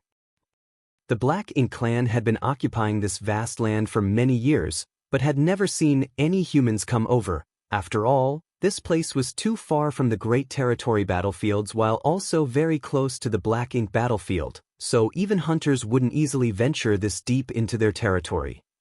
In this place, the Black Ink clan didn't live a comfortable life because some kind of mysterious energy was suppressing their black ink strength and preventing it from spreading. If they had a choice, the Black Ink clan here would rather fight on the battlefield than remain here. Previously, there were territory lords that had tried to destroy this vast land, but even when an innate territory lord used all his strength to bombard its surface, much of their strength would dissipate before it even struck the ground, which made it impossible to do any real damage. Unfortunately for them, their progress was still very slow despite their long years of effort. Now that a human had appeared here, it naturally stimulated the feudal lord's predatory instincts. He thought of capturing this human and turning him into a Black Ink disciple to be commanded at will. Once the feudal lord gave the order, numerous Black Ink clansmen from the surrounding 100-kilometer radius charged over, including some feudal lords. Those feudal lords didn't have their own Black Ink nest and could only obey the feudal lord who gave out the order. Instantly, Black Ink strength surged, and a dense stream of figures flew at Yang Kai, swiftly surrounding him. That first feudal lord stood above his Black Ink nest and watched the scene with interest, but suddenly he had a bad feeling and frowned as he noticed that the other party was behaving a little too calmly. Moreover, he couldn't sense this human's cultivation. Once that thought flashed across the feudal lord's mind, a burst of light suddenly appeared in the middle of the encirclement. Following that, every Black Ink clansman that went over froze in place like they were struck by lightning. Then, the sound of spurting fresh blood sounded, and all at once, every Black Ink clansman, no matter their strength, fell to pieces, literally. The feudal lord's pupils contracted as he turned around to retreat towards his Black Ink nest without hesitation. When the human attacked, the feudal lord immediately sensed his cultivation. An 8th Order Open Heaven Realm Master. Although the feudal lord didn't know why this human came here, he knew this wasn't someone he could mess with. However, just as he turned around, an oppressive force appeared above him. This pressure was like a mountain, rendering him immobile. He barely managed to raise his head to see a palm coming down on him, followed by complete darkness. Then he didn't know what had happened next. Martial Peak, Chapter 5622, Resist 3 moves and you're free. In the sky, Yang Kai slowly withdrew his palm. A large palm print had appeared on the ground, and not only did it crush the feudal lord, but also the black ink nest below him was smashed to pieces. That movement wasn't big, but it wasn't small either. Soon, even more black ink clansmen were attracted by the noise. Inside the area covered by the black ink nests, numerous black ink clansmen were alerted by the movement and came over to investigate. When they discovered Yang Kai's aura, they immediately became excited. Their lives in this vast land were too bitter and boring as there was nothing to do but resist the suppression of the strange force. It was unheard of for a human to barge in here, so how could the Black Ink clansmen's violent desires not be stimulated? Soon, numerous Black Ink clansmen arrived from all directions. Yang Kai laughed out loud, "Very good." If these Black Ink clansmen didn't take the initiative to attack, Yang Kai couldn't start a killing spree because of the agreement between the two races.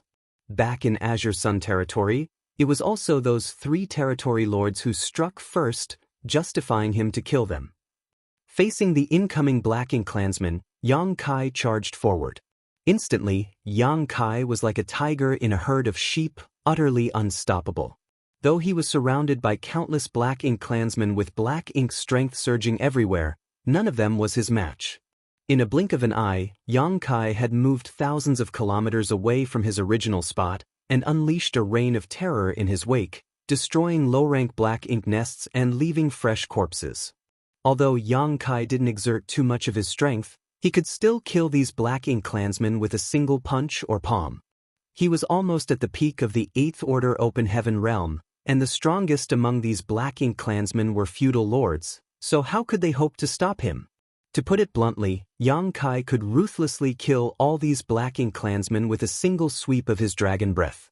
The huge difference between their strength was not something these Black Ink clansmen could make up for with numbers alone. A loud roar suddenly came from the distance. "Yang Kai, stop!" Yang Kai was instantly frustrated. Did my identity get exposed so quickly? It wasn't because Yang Kai didn't take care to hide his strength, but that the Black Ink clan had been tracking him. Before this, he had been visiting one great territory after another in search of the primordial light. He didn't even leave out the universe worlds taken over by the Black Ink clan and personally went over to investigate each and every one of them. It could be said that the Black Ink clan knew his whereabouts at all times because everywhere he went, the Black Ink clan in that territory would use their Black Ink nest to report it as soon as possible. This meant that it was only after Yang Kai entered the chaotic dead territory that the Black Ink clan lost track of him. The Black Ink clan seemed to know that he had been searching for something recently, but they had no idea what it was. Also, orders had been passed down from the no-return pass saying that the Black Ink clan was not to interfere no matter what Yang Kai did. History had proven that if not provoked, Yang Kai would maintain the agreement, so the best option was to just let him be. All the Black Ink clansmen in all of the great territories had received these orders, so many who were overseeing each great territory were on edge, afraid that Yang Kai would suddenly appear in their territory and lash out. Of course, the ancestral land had received the order from the royal lord as well. Everything happened so suddenly that the feudal lords didn't have much time to think about it, but how could the territory lord overseeing this place not know what was going on? When he sensed the eruption of battle, he immediately used his divine sense to scan the place and realized Yang Kai had come. There were 3 mid-rank Black Ink nests in the divine spirit ancestral land, so 3 innate territory lords had been dispatched here to act as supervisors. The territory lord who just spoke up was a black-faced individual that seemed to resemble a human at first glance, but he was taller and much bulkier than a human. However, some masters were skilled in body tempering amongst the humans and had figures that weren't much worse than this territory lord's. Since those Black Ink clansmen and Black Ink nests killed and destroyed by Yang Kai were all under his jurisdiction, He was naturally furious and called out. But Yang Kai didn't seem like he was going to stand down, so the territory lord became even more furious and threw out a punch from afar while roaring, "I said stop." Yang Kai's palm slammed down again and destroyed another low-rank black ink nest before he faced the punch coming from afar without any intention of dodging and accepted it. Instantly, his body trembled, and a shimmer of light appeared across his body. He wasn't the slightest bit injured by the attack. He then turned his head to look at the black-faced territory lord charging at him and asked, "Did you just attack me?" Both of Yang Kai's eyes lit up as a trace of cunning flashed in their depths, making him seem overjoyed. The black-faced territory lord was beyond furious at first, but when he met those eyes, he couldn't help but be reminded of what happened in Azure Sun territory. He silently cursed himself for letting his anger take over and cause this situation. Hurriedly stopping, the territory lord stammered, "It wasn't me. I didn't." Since the Black Ink clan invaded the 3,000 worlds, this territory lord had been ordered to oversee the divine spirit ancestral land and used Black Ink's strength to corrupt this piece of land, so he had not battled a human race master in several millennia. However, with the use of his Black Ink nest, he could still gather information from battlefields without having to leave this place. There were quite a lot of masters amongst the humans, and there were even a few that were stronger than innate territory lords, but no matter how strong, all humans had their limits, except for one who defied all reason. During these recent years, a single 8th Order master named Yang Kai undoubtedly shone the brightest. From what this territory lord heard from the No-Return Pass, Yang Kai had gone to the No-Return Pass alone, killed several territory lords, and destroyed many high-rank Black Ink nests before escaping from the pursuit of the royal lord. Later, news came from Profound Nether territory, saying that the number of territory lords killed directly or indirectly by Yang Kai had reached over 30. News that came from the Acacia territory said that 10 territory lords had worked together to besiege Yang Kai, but 7 of them died while in the end, Yang Kai and the over 10,000 human refugees mysteriously escaped. Fortunately, after Yang Kai returned to Profound Nether territory, he made peace with the territory lords there, allowing them to finally breathe a sigh of relief. 300 years later, Yang Kai appeared in Twin Poles territory and killed 4 innate territory lords in a single battle, forcing the Black Ink clan there to retreat to their camps in panic. The Black Ink clan didn't dare to come out and were even forced to take the initiative to offer peace. In the subsequent peace talks, the Black Ink clan established numerous restrictions on Yang Kai and finally restrained the humans' most terrifying killing star. During the 1,700 years after that, there were no signs of the killing star on the battlefields, so the territory lords didn't have to be on edge anymore because the Black Ink disciples they corrupted occasionally all confirmed that Yang Kai had been in retreat all this time. Once those 1,700 years were up though, Yang Kai exited his retreat and instantly killed 3 acquired territory lords in Azure Sun territory. Later, no territory lord dared to challenge him as he was allowed to wander around freely. Following that, Yang Kai began his long journey, until this day when he appeared in the divine spirit ancestral land. Despite the fact that the black-faced territory lord hadn't fought with a human master in many centuries, he knew that he wasn't this killing star's opponent. Amongst all innate territory lords, his strength only ranked somewhere in the middle, and he personally knew several territory lords who were stronger than him that had died at Yang Kai's hands. If those territory lords had died, would he be able to survive if Yang Kai attacked him? He attacked in a moment of anger and didn't consider the situation too seriously. Moreover, his attack from a distance had only been intended to get Yang Kai's attention and stop him from killing more of his subordinates. Therefore, Yang Kai only had to dodge slightly to not get hit by that punch. The reason Yang Kai didn't dodge was not that he couldn't, but that he didn't want to. Those 3 acquired territory lords from the Azure Sun territory died because they had no eyes and accidentally offended this killing star. I have also offended him today. The black-faced territory lord instantly felt chills enveloping his whole figure. You dare to attack me? Good, very good. Then I'll attack you too. Yang Kai had a wicked grin as he raised his large fist and acted like an angry child who stubbornly wanted revenge. This time, I can finally have a good battle. I've been in retreat for so many years, and regrettably, I have no way of testing out my current strength. Those 3 acquired territory lords in the Azure Sun territory were only the appetizers. If I want to test out my full strength, I have to find an innate territory lord, but none of them have dared to challenge me so far. The black-faced territory lord immediately turned around and ran without intending to fight Yang Kai. A black ink cloud rolled in and encased the territory lord's figure while he screamed frantically, "Save me!" He was naturally screaming towards the other 2 territory lords overseeing this place. Those 2 had also swept over the moment they sensed the fallout, but they had frozen in place after hearing the black-faced territory lord screaming Yang Kai's name. Most territory lords weren't that fearless. In fact, many feared death greatly, so if they could stay out of this mess, they were more than happy to do so. Accept 3 of my moves. If you can survive, I will let you off. Refuse, and no one can save you today. Yang Kai's voice was like a gust of cold wind blowing from the depths of hell, making that territory lord shiver even more. However, besides being terrified, the territory lord also felt a sense of hope. If it's just 3 attacks, I might be able to resist them. After all, I'm still an innate territory lord, so of course, I'm not weak. No matter how powerful this killing star is, he's being too arrogant. Thinking so, the black-faced territory lord decisively stopped, and his voice echoed from inside the black ink cloud, "Really?" The territory lord knew he couldn't escape because, according to rumors, Yang Kai had astonishing attainments in the Tao of space and was unmatched when it came to fleeing and chasing. Therefore, trying to outrun this human was impossible. Also, it wasn't realistic to hope that the other 2 territory lords would come to his aid because they were trying to stay out of this situation. Otherwise, they would have come forward and helped him long ago.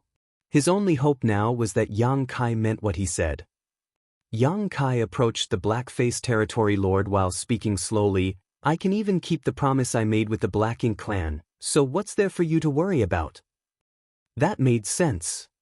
Although this killing star had caused the Black Ink clan to suffer a huge loss, he had integrity. Since they made peace, he had never voluntarily broken the agreement. He only attacked those territory lords in Azure Sun territory because they attacked him first. The Black Ink clan couldn't complain about him acting in self-defense. Deal. The black-faced territory lord gritted his teeth and accepted the challenge. He had 3 attacks to decide his fate, and he didn't believe that he would be that useless. All sorts of intel on Yang Kai appeared in his mind, and he immediately used his divine sense to protect his soul.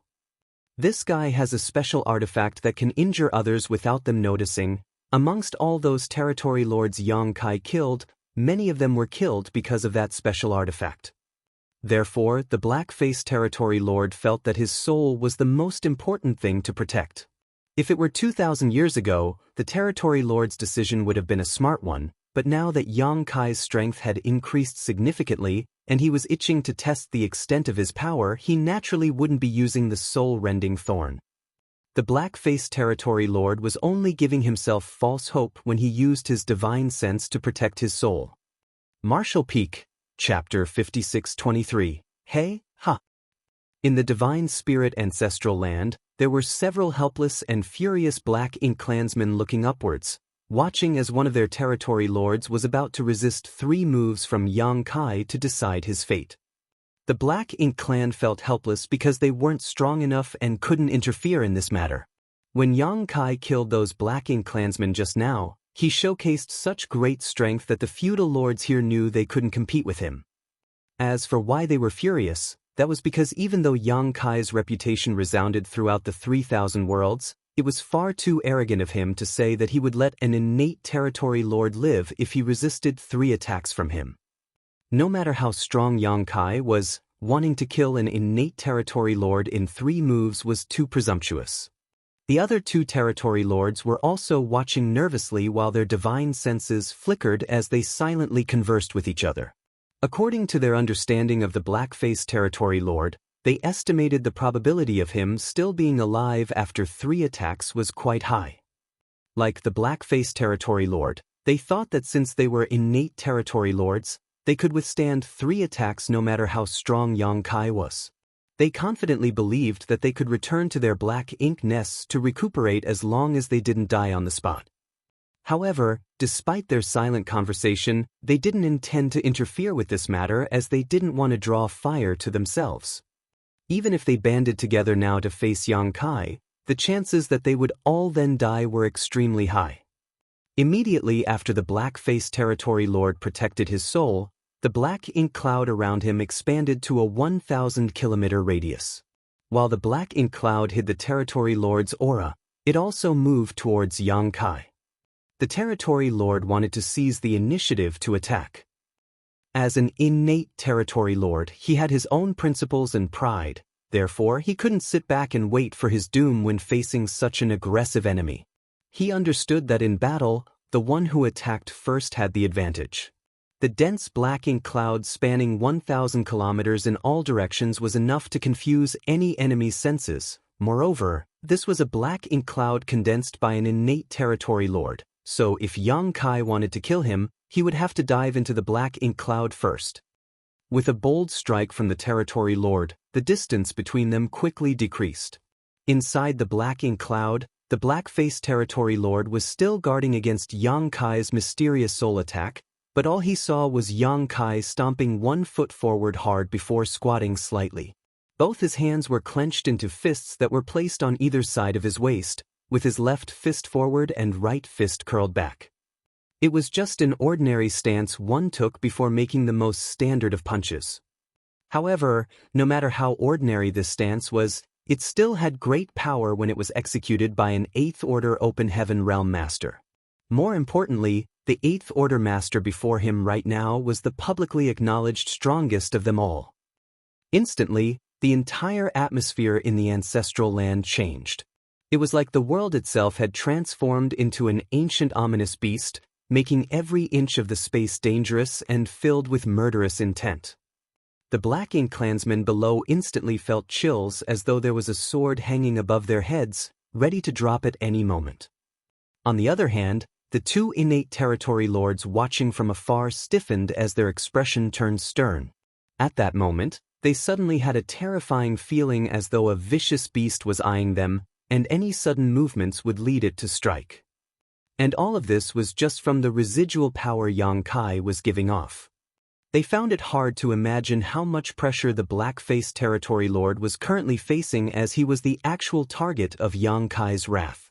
They previously felt there was a high chance their black-faced companion would make it out of this duel alive, but they were quickly losing confidence in that prediction.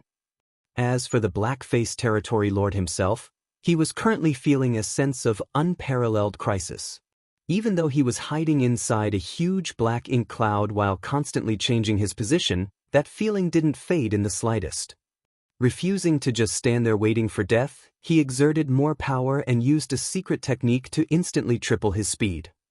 It was at that moment that Yang Kai finally moved. His right fist slowly moved forward, seemingly pushing through unbearable resistance as he thrust it forward. As his fists continued to slowly extend out, space itself seemed to compress layer upon layer. When Yang Kai's fist finally fully extended, the entire world rumbled in response. The 1,000 kilometers wide black ink cloud that was charging at him abruptly stopped just 100,000 kilometers away from him. The originally fiercely roiling black ink cloud instantly froze and became perfectly still, as if a rushing river had suddenly turned to ice. Even the tiniest of waves were frozen in place. Hey! At that moment, Yang Kai let out a low growl. That growl was like a trigger as the ice exploded, and the 1,000-kilometer black ink cloud was instantly shattered into wisps of black mist that revealed the black-faced territory lord hidden inside. In fact, it wasn't the black ink cloud dissipating, but rather the space which encompassed it fragmenting. That was because the strength coming out of Yang Kai's fist was filled with incredibly dense space principles. Like the broken fragments of a smashed mirror, many pieces of the void brushed past the black-faced territory lord's body, leaving all sorts of deep cuts on him. He was just fortunate that he possessed incredible strength and durability, or else he would have been cut into pieces by the void cracks then and there. Even if he did keep his life though, he was as haggard as could be. Looking into Yang Kai's eyes across the gap between them, the black-faced territory lord was filled with terror and reluctance. Unleashing a fierce roar, he tried to break free of the space principle's entanglement, but like a mortal caught in a swamp, the more he struggled, the deeper he sank. Forget charging out to meet Yang Kai, just moving forward at all proved almost impossible. Yang Kai drew back his right fist with a calm expression. At the same time, he thrust his left fist out. But this time, his left fist moved extremely fast, so fast that even the other two territory lords who were watching closely couldn't tell just how this punch was delivered. While they were still in a daze, the punch was already sent out.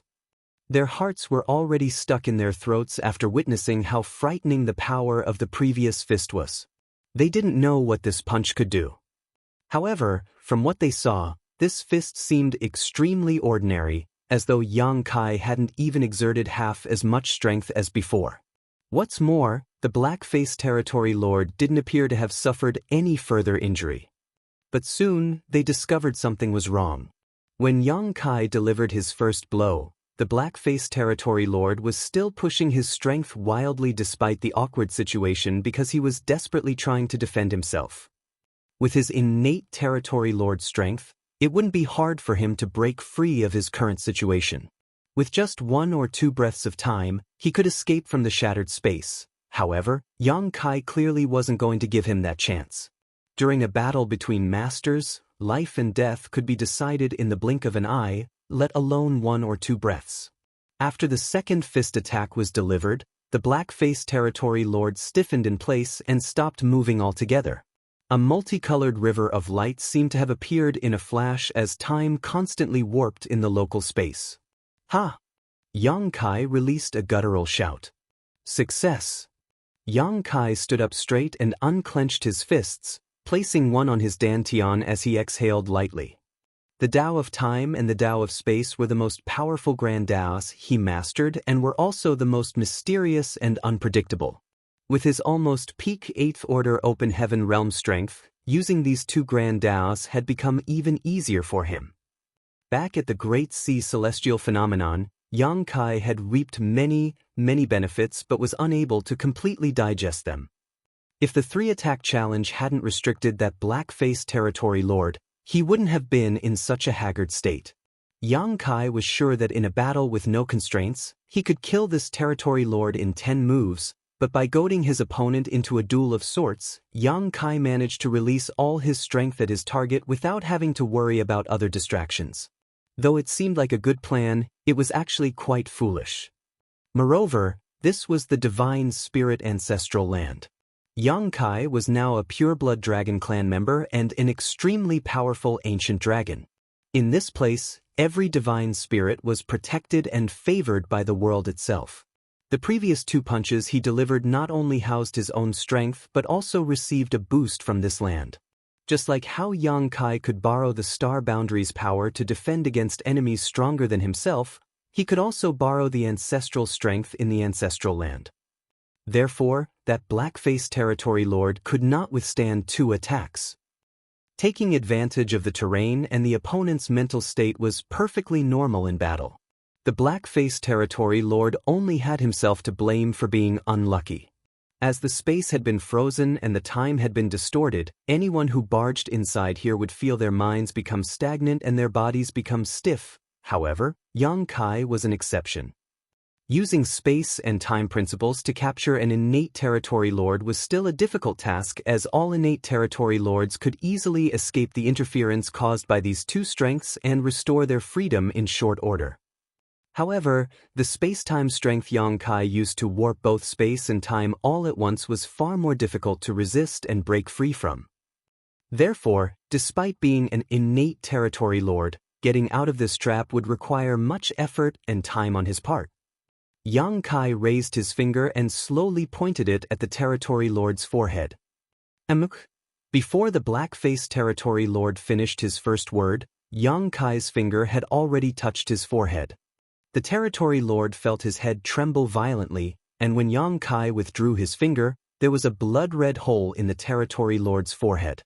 His eyes quickly dimmed and black ink strength leaked out of the hole but was quickly trapped by the surrounding space-time strength and was unable to disperse. Meanwhile, Yang Kai's expression looked calm, even somewhat bored as he felt that this territory lord had lost before he could really experiment with his new strength. The two territory lords watching from afar were now feeling like someone had pulled their souls from their bodies. Their knowledge of Yang Kai came from the intel they received from elsewhere, so they only knew he had killed quite a lot of territory lords by relying on a special soul-type artifact. As such, there would always be slight spiritual energy fluctuation every time he attacked. But this time, they didn't sense Yang Kai using any kind of soul-type attack. He only used two seemingly ordinary punches to easily incapacitate an innate territory lord who was just about as powerful as they were on the spot before casually walking over and executing him with a poke to the forehead. This human was far stronger than those reports described. Such a strong human master was the Black Ink clan's greatest misfortune. Once the two races started their final conflict in the future, there was no telling how many Black Ink clansmen would die at this human's hands. I'll give you a cup of tea's time to scram, otherwise, this king doesn't mind none of you ever leaving here. Yang Kai glanced over and ordered. Once he said those words, the Black Ink clansmen, who were still in a state of shock, became frantic and immediately sped off. Even the two territory lords shivered and quickly flew towards their Black Ink nests. Ordinary Black Ink clansmen could easily leave this place, but they couldn't because their Black Ink nests were still here. If they lost their Black Ink nests, they wouldn't have a place to recuperate after being wounded. Moreover, each mid-rank Black Ink nest was extremely important to the Black Ink clan. The feudal lords with low-rank Black Ink nests had similar thoughts. At that moment, Yang Kai roared, "Everything in the ancestral land is mine, you dare try to take my things away?" With a loud clap of thunder, the feudal lords who were trying to remove their Black Ink nests abruptly halted. The two territory lords exchanged bitter looks as they felt unresigned. Still, they knew they couldn't take their Black Ink nests away now. Martial Peak, Chapter 5624, From Adopted to Favorite Son. Soon, all the Black Ink clansmen in the ancestral land had curried away, leaving only their Black Ink nests of various sizes behind. Even after leaving the ancestral land, the Black Ink clan didn't dare to stop as they were afraid the killing star might suddenly chase after and slaughter them ruthlessly. Under the two innate territory lords' lead, the Black Ink clansmen ran for their lives. In the meantime, Yang Kai floated above the ancestral land, silently feeling the land's slight changes. If he were to say that the feeling he had when arriving at the ancestral land was like coming home, now he felt like this world had given him a trace of recognition. Was it because he chased away the Black Ink clan who came here and committed such outrage? Yang Kai didn't know the answer, but the feeling of being recognized by the ancestral land didn't seem false. With his current 8th Order Open Heaven Realm cultivation and the dragon vein from his 70,000-meter-long ancient dragon form, he could feel even the subtlest change in the world around him. Suppose that the ancestral land was a matriarch, and all the divine spirits were her children. This land had nurtured generation after generation of divine spirits from the primordial era to now. Therefore, the ancestral land had many, many children. When the Black Ink clan invaded the 3,000 worlds, even the ancestral land couldn't escape their grasp, so the divine spirits were forced out, leaving the ancestral land, their matriarch, alone and without anyone to rely on. The Black Ink clan, who moved into the ancestral land, were the ruthless invaders of this land. They hatched numerous Black Ink nests here, trying to turn this place that had been here since ancient times into their territory. Perhaps they could even crack the secret behind why the divine spirits could resist Black Ink's strength and find a solution in time. As the old and lonely matriarch couldn't stop them on her own, she could only silently resist. That was until Yang Kai came and chased all the Black Ink clan away. Like any universe world, the ancestral land had its own will and acknowledged Yang Kai's actions. Yang Kai wasn't a true pureblood. He started out as an ordinary human, but was lucky to gain the golden divine dragon source through an opportunity in his youth. Coincidentally, that golden divine dragon source originally belonged to the third-generation dragon emperor. After so many years of constantly refining his bloodline and cultivating in the dragon pool, Yang Kai had managed to purify his bloodline and become a real member of the dragon clan. Now, he also had the right to enter his name in the dragon tome. However, Yang Kai was still nothing more than an adopted son to the ancestral land. In comparison to her biological children, Yang Kai naturally wouldn't be given as much attention and favor. It was the same with humans. Even if their children were good for nothing, they were still their blood-related children. What Yang Kai did today successfully helped him move closer towards the biological son level from the adopted son level. This period was when the ancestral land was at its loneliest and most helpless. Even the divine spirits found it hard to do anything, but Yang Kai, the adopted son, came and chased away all the invaders. That was why Yang Kai immediately felt the slight change between this land and himself after he drove out the Black Ink clan. He felt as though this land was more affectionate to him, and there was even the feeling of the omnipresent ancestral strength entering his body. Such a feeling made Yang Kai raise an eyebrow. The one who nurtured numerous divine spirits. I guess matriarch would be a fitting way to address it. I wonder if she really exists. If chasing away the Black Ink clan could cause such a change, what about removing all the Black Ink nests and dispelling all the Black Ink strength? Yang Kai couldn't help but feel some anticipation, so he didn't hesitate as playing tricks with the world's will was unnecessary. It was better to simply be straightforward. Moreover, even without the favor of the ancestral land, Yang Kai would still remove the Black Ink nests and Black Ink strength here. With a wave of his hand, all the Black Ink nests were uprooted from their positions and thrown inside Yang Kai's small universe to be suppressed and sealed. Then Yang Kai used purifying light to dispel all the Black Ink strength still lingering in the land. Yang Kai's hard work, or rather his filial piety, wasn't in vain because, following the removal of Black Ink nests and Black Ink strength, the connection he felt with this land became even closer. When all the Black Ink nests and Black Ink strength were cleaned out, Yang Kai could feel that he had surpassed the level of a biological son and jumped straight into being the matriarch's favorite son.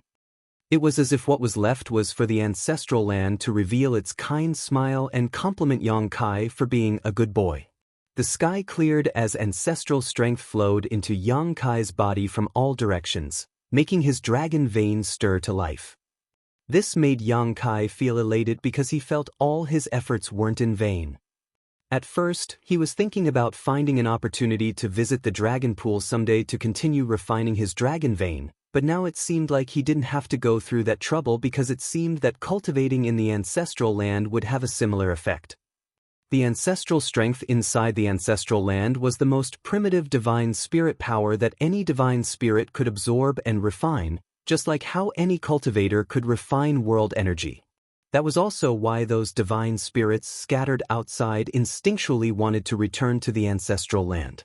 While being here, they could greatly improve their strength and bloodline. It was especially so for young divine spirits because living in the ancestral land could greatly shorten their growth period. Yang Kai wasn't in a hurry to cultivate though, because the aim of his journey here wasn't to refine his dragon vein but to find clues about the primordial light. Now that he was here, he still didn't have any idea about how to find those clues. Worse, looking around probably wouldn't be of much use because the clues about the primordial light couldn't be seen. After 1 month, Yang Kai had almost circled the entire ancestral land, but still couldn't find anything. But that was reasonable because if there were any unique clues, it was impossible for those divine spirits living here not to know about them. Yang Kai couldn't help but feel defeated and wondered if his approach was all wrong. While strolling around, Yang Kai suddenly came to a huge empty area. This was where the ancestral strength was the strongest, seeming to be the center of the entire ancestral land. It wasn't the geological center, but rather the core of its power. Also, this was the exact place where the third-generation Dragon Emperor and Phoenix Empress sealed that Black Ink giant spirit god. They had even sacrificed half of the ancestral land's territory and used the sacred treasures from 16 of the divine spirit clans to form a grand array to transform this place into one giant seal. This place continuously extracted ancestral strength to grind away the black ink giant spirit god's black ink strength. Therefore, this place was considered the center of the ancestral land, making it the optimal location to suppress the black ink giant spirit god. Yang Kai sat down cross-legged, thinking of whether it was plausible to put his hopes on the primordial light to defeat the Black Ink clan. According to what he knew, the burning light and serene glimmer certainly had a high possibility of being forces separated from the primordial light. The divine spirits might also have a connection to the primordial light, but Yang Kai had no clue about what that connection was. The primordial light no longer had the same appearance as before, and no one knew what was left of it after separating the burning light and serene glimmer. Yang Kai estimated that he had to find something like a medicinal catalyst to help Big Brother Huang and Big Sister Lan fuse together and rebuild the primordial light. Without even mentioning whether he could find a catalyst he had no clue about, even if he did somehow accomplish that, would he really be able to use that to fuse Big Brother Huang and Big Sister Lan back together? And if he was, would Big Brother Huang and Big Sister Lan still exist in this world? That thought had been on his mind since he left the chaotic dead territory. Big Brother Huang and Big Sister Lan had been nothing but good to him. Purifying light was something essential for the humans to defend against the Black Ink clan, and the small stone ray soldiers nurtured by the two of them had provided the humans enormous help during many instances. In the humans' eyes, even though those two had been living in the chaotic dead territory all this time and never descended the mountain to directly help them, they had still made massive, irreplaceable contributions to the war effort. If wiping out Mo required sacrificing Big Brother Huang and Big Sister Lan's lives, Yang Kai would never agree to it, no matter the reason. He never had a chance to think carefully about this matter before, or perhaps he had unconsciously been avoiding doing so. But now that he calmed down and began to ponder the issue, he suddenly felt as though had betrayed Big Brother Huang and Big Sister Lan. Could those two not have thought of what would become of them if Yang Kai ever found the fusion catalyst? Of course they had. When Yang Kai went over and saw them trying to fuse together, though it seemed like they were playing around, would they have even attempted such a monumental thing without considering the consequences? They had provided so much assistance to the human race, but never asked for anything in return, so how could Yang Kai just discard them after all they had done? If the only way for the human race to survive was to betray their greatest benefactors, repaying kindness with enmity, would they even be worthy of continuing to exist? Once Yang Kai changed the way he thought about this matter, the issues that had been plaguing him for so long melted away. Relying on external forces and the benevolence of others to end this tragedy was not but an act of desperation born from weakness. Even without the primordial light, was there really no other way to completely eradicate Mo? Song and the others could use the primordial heaven's source grand restriction to seal Mo, which meant that Mo wasn't omnipotent. The human race couldn't do anything about Mo now purely because they weren't strong enough. If the human race could transcend their current limits, they wouldn't even have to bother about all this complicated primordial light or darkness. In the end, the fundamental problem was strength. It wasn't enough to be in the 8th order or 9th order open heaven realm. Humans had to at least reach the creation realm, like Mo, to be able to defeat it. Song and the others couldn't reach that peak, but that didn't mean that he couldn't. New talents appeared in each generation, and though the great achievements of their forefathers were admirable and worthy of praise, that did not mean the descendants should stop striving to outdo them. Perhaps the ancestral land felt her favorite son's strong desire for power, or maybe realizing it could not escape unscathed from a disaster that threatened her whole family, the matriarch who had always been fair to every divine spirit, finally revealed her doting side to Yang Kai. The entire ancestral land suddenly began shaking, and an unimaginable amount of ancestral strength from all directions flowed towards Yang Kai like a torrent and poured into his body. Yang Kai's figure trembled, but he was only surprised for a moment before calming down. He then opened his heart and mind to accept the world's gift. He was currently almost at the peak of the 8th order, But ancestral strength wasn't of any help to his open heaven realm cultivation. Instead, it was extremely beneficial to his strength as a divine spirit. Yang Kai could feel his dragon vein surging. Following the ancestral strength entering his body, he felt like he had lost control of the suppressed dragon force within him, and tiny dragon scales began appearing on his outer skin. Martial Peak, Chapter 5625, A Chance. 2 lumps had appeared on his forehead as well, and Yang Kai felt as if something was about to pop out of them. Even his bottom felt a little itchy. Yang Kai hadn't activated the dragon transformation secret art. His body was simply showing signs of dragon transformation on its own.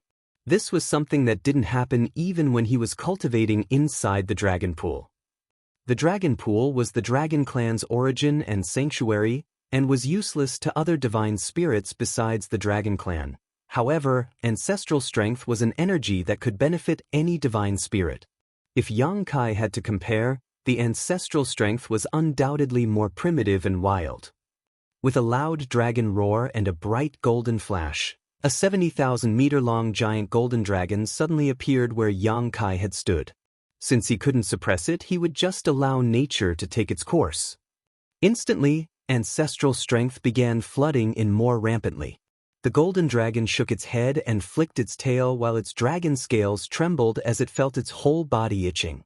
It could also clearly feel its size increasing rapidly, and following that increase, it felt elated.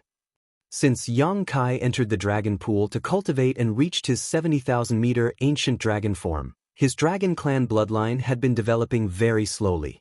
It had been nearly 3,000 years since then, but his dragon form hadn't even grown another 1,000 meters. The main reason was that he had no time to purify his dragon vein. Also, besides cultivating inside the dragon pool, it was extremely hard for a dragon to continue growing after its dragon vein reached Yang Kai's level. Previously, Fu Guang was healing his injuries inside the dragon pool, and after he came out, Yang Kai was still in his retreat. Therefore, he didn't have the time to head over to the dragon pool. Now that ancestral strength was pouring into his body, Yang Kai's dragon form was clearly growing, and at breakneck speed, just like when he was cultivating in the dragon pool back then. Though this didn't help him in increasing the order of his open heaven realm cultivation, the increase of his dragon vein was also an increase in his strength. Yang Kai instantly felt like this trip was worth it, and he finally stopped obsessing over finding the primordial light. While the wind was blowing and the ancestral strength was surging inside the ancestral land, 2 innate territory lords led the large group of Black Ink clansmen that had escaped back to the No-Return Pass. Sitting on a tall throne was the only royal lord of the Black Ink clan. His face was pale and colorless, which gave others a demonic but also feminine feeling. He had his chin propped on his hand while listening to the 2 territory lords' fearful and trepidatious report. Huge bones formed the throne he was sitting on, and every one of them was glowing with colorful lights and flowing with various Tao strengths. These weren't any ordinary bones, but rather the bones of divine spirits. After so many years of battles, the divine spirits also suffered casualties. Some of those dead divine spirits would have their corpses collected and buried by their allies, but some would be taken away by the Black Ink clan and have their bones extracted to add to the royal lord's throne. Building such a huge throne must have taken over 10,000 large bones, so one could guess how many divine spirits had died in battle during these years. Even many Dragon and Phoenix clan members died in battle, especially during the battle when the No-Return Pass was breached. During the final battle in the Barren Territory, even the Dragon and Phoenix clan leaders had perished. Although the royal lord didn't release his aura and was simply listening quietly, the 2 territory lords below felt like they were standing on pins and needles. Retreating without a fight was considered a dereliction of duty. They were responsible for guarding the ancestral land, but after one of their fellow innate territory lords was killed, they chose not to fight with Yang Kai and ran away. Instead, they even discarded their mid-rank Black Ink nests. Such crimes were enough for them to lose their heads. Of course, an innate territory lord was a precious asset to the current Black Ink clan, and many of them had died in battle over the years, so there was a huge decrease in their numbers. The royal lord wouldn't easily execute these two and would most likely just send them to the 6 battlefields that had masters from both races so that they could atone for their sins. On the 2 sides of the main hall were 2 rows of innate territory lords. Though the Black Ink clan had quite a lot of acquired territory lords now, they were either battling the human race masters on the battlefields to fine-tune themselves, or devouring Black Ink's strength inside Black Ink nests as they cultivated their strength. The only ones free were the innate territory lords because their abilities were fixed right after birth. At this moment, most of those territory lords had sympathetic expressions on their faces. They had also heard of Yang Kai's reputation during these years, so they knew that it was already lucky to be able to survive after an encounter with that killing star. Of course, it was also because that fellow was worried about the agreement between the 2 races and didn't dare to break it easily, otherwise, these 2 territory lords might have already been killed. Once the 2 territory lords finished their report, they looked up at the throne, waiting nervously for their fate to be decided. After a long time, the royal lord asked, "What you mean to say is, Yang Kai has entered the divine spirit ancestral land, yes?" Indeed, a territory lord with 2 large wings on his back, which made him look like a huge bat, answered respectfully. "Why did he go there?" the royal lord asked as he was reminded of the appearance of the human who escaped from him around 2,000 years ago. That territory lord answered, shaking, "I don't know." The royal lord frowned. To think of it, he had encountered Yang Kai twice. The first time was when Yang Kai led the remnant army to attack the No-Return Pass.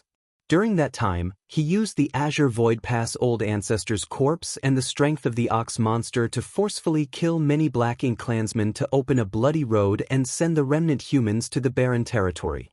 The other time was when Yang Kai came back from the Black Ink battlefield alone. That time, he destroyed 7 high-rank Black Ink nests, killed numerous innate territory lords, and finally escaped all on his own. Back then, the royal lord flew into a rage because of that, but couldn't do anything about it. He soon heard the news about Yang Kai from the frontline battlefields and knew that Yang Kai had killed numerous territory lords. That fellow was now the biggest hidden trouble for the Black Ink clan. If the royal lord hadn't learned that Yang Kai could never break through to the 9th Order Open Heaven realm, he would have ordered his death no matter the cost.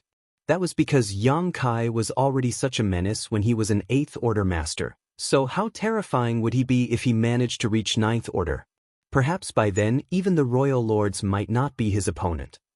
It was because the Black Ink clan knew that Yang Kai was destined to be unable to reach the 9th Order Open Heaven realm that they slightly suppressed their intentions to kill him and maintain their peace agreement with the human race, though the bigger reason was that both sides needed time to accumulate strength. Once the Black Ink clan had nurtured enough royal lords, Yang Kai would no longer be able to affect the overall situation despite being a menace. Of course, the Black Ink clan wouldn't give up a chance to kill Yang Kai either.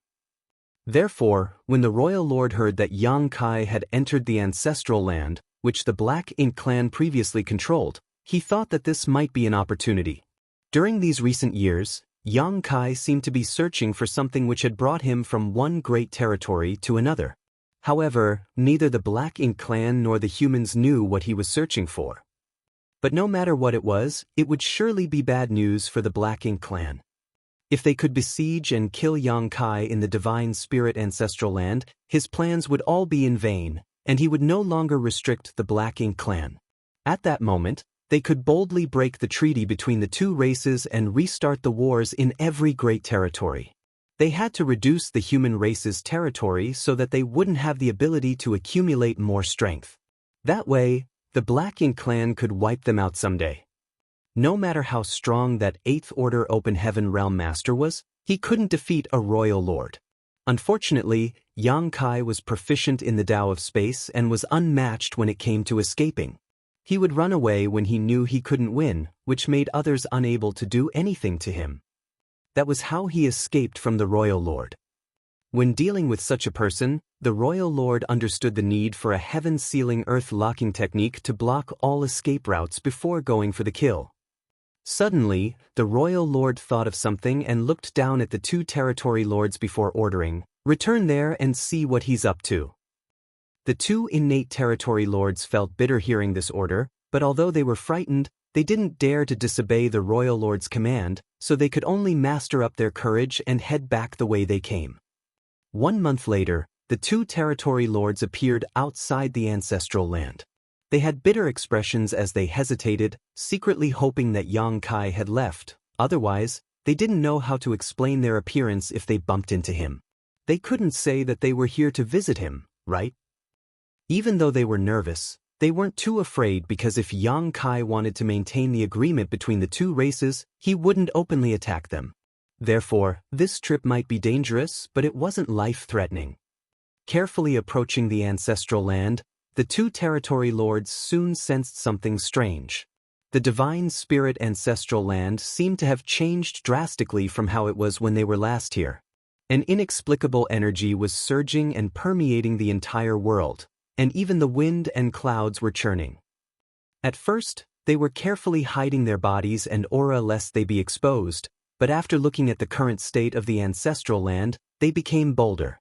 Then, they released their divine senses to look around and gradually discovered what was happening. All that energy seemed to be moving in one direction. There was a vague golden light shining in that direction and a huge being hibernating amidst the clouds. When they looked through the clouds, they could vaguely make out a figure of a curled-up dragon clan member. It was Yang Kai. With all the intel the Black Ink clan had gathered, the fact that Yang Kai could transform into a true dragon was no longer a secret. After all, there were many Black Ink disciples who were loyal to the Black Ink clan hiding in the dark now. Those two territory lords looked at each other and revealed ecstatic expressions. They suddenly realized why the royal lord wanted them to return here. Silently retreating, they hurried back to the no-return pass. This time, it didn't take them a whole month to reach the no-return pass. When they got back, they once again bowed down before the royal lord's throne of bones and reported everything they saw and heard to him. The royal lord sneered, "As I had expected."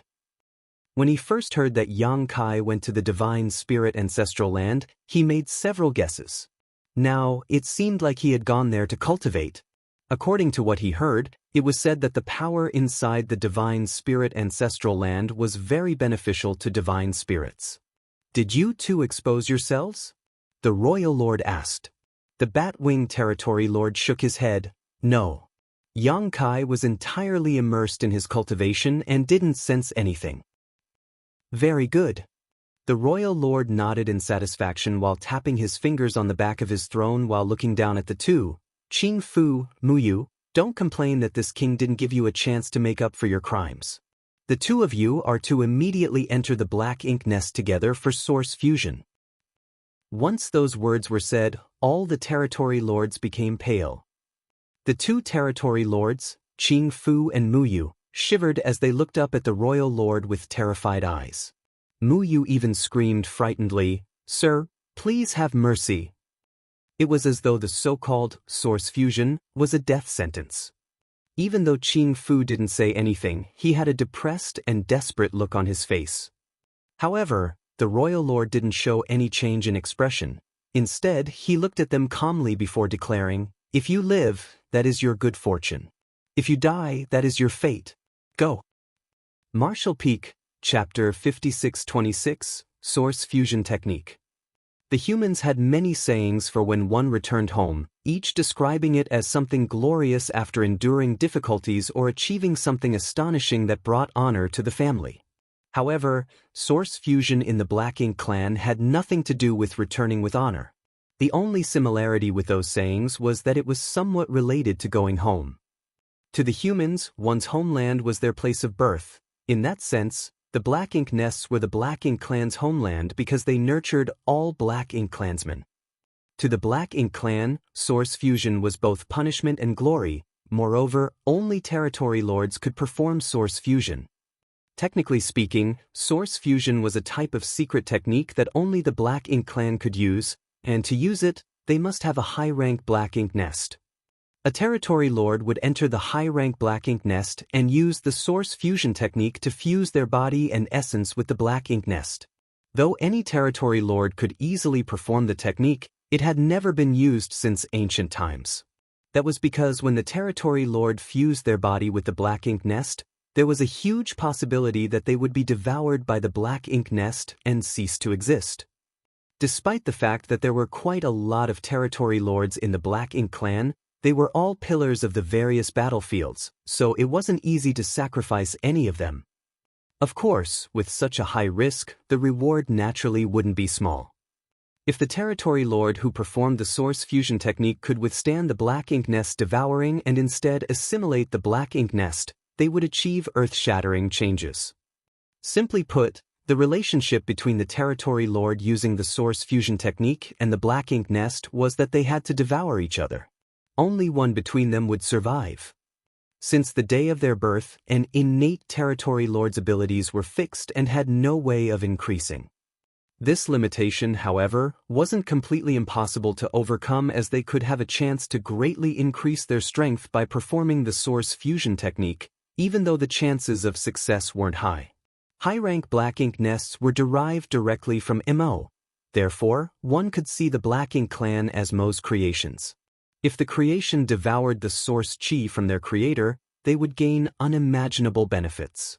By using the Source Fusion technique, an innate Territory Lord would have the chance to become a Royal Lord. Of course, such a Royal Lord would inevitably be weaker than an ordinary Royal Lord and could only be called Pseudo-Royal Lord. Such a secret technique needed the Black Ink clan to sacrifice many Territory Lords to succeed, and even if they did, they would lose a high-rank Black Ink nest. Each high-rank Black Ink nest was connected to dozens, if not over 100 mid-rank Black Ink nests, and thousands of low-rank Black Ink nests which birthed and served massive Black Ink clan armies. Back when Yang Kai destroyed a few high-rank Black Ink nests in the No Return Pass, the Black Ink clan had been distressed about it for many years.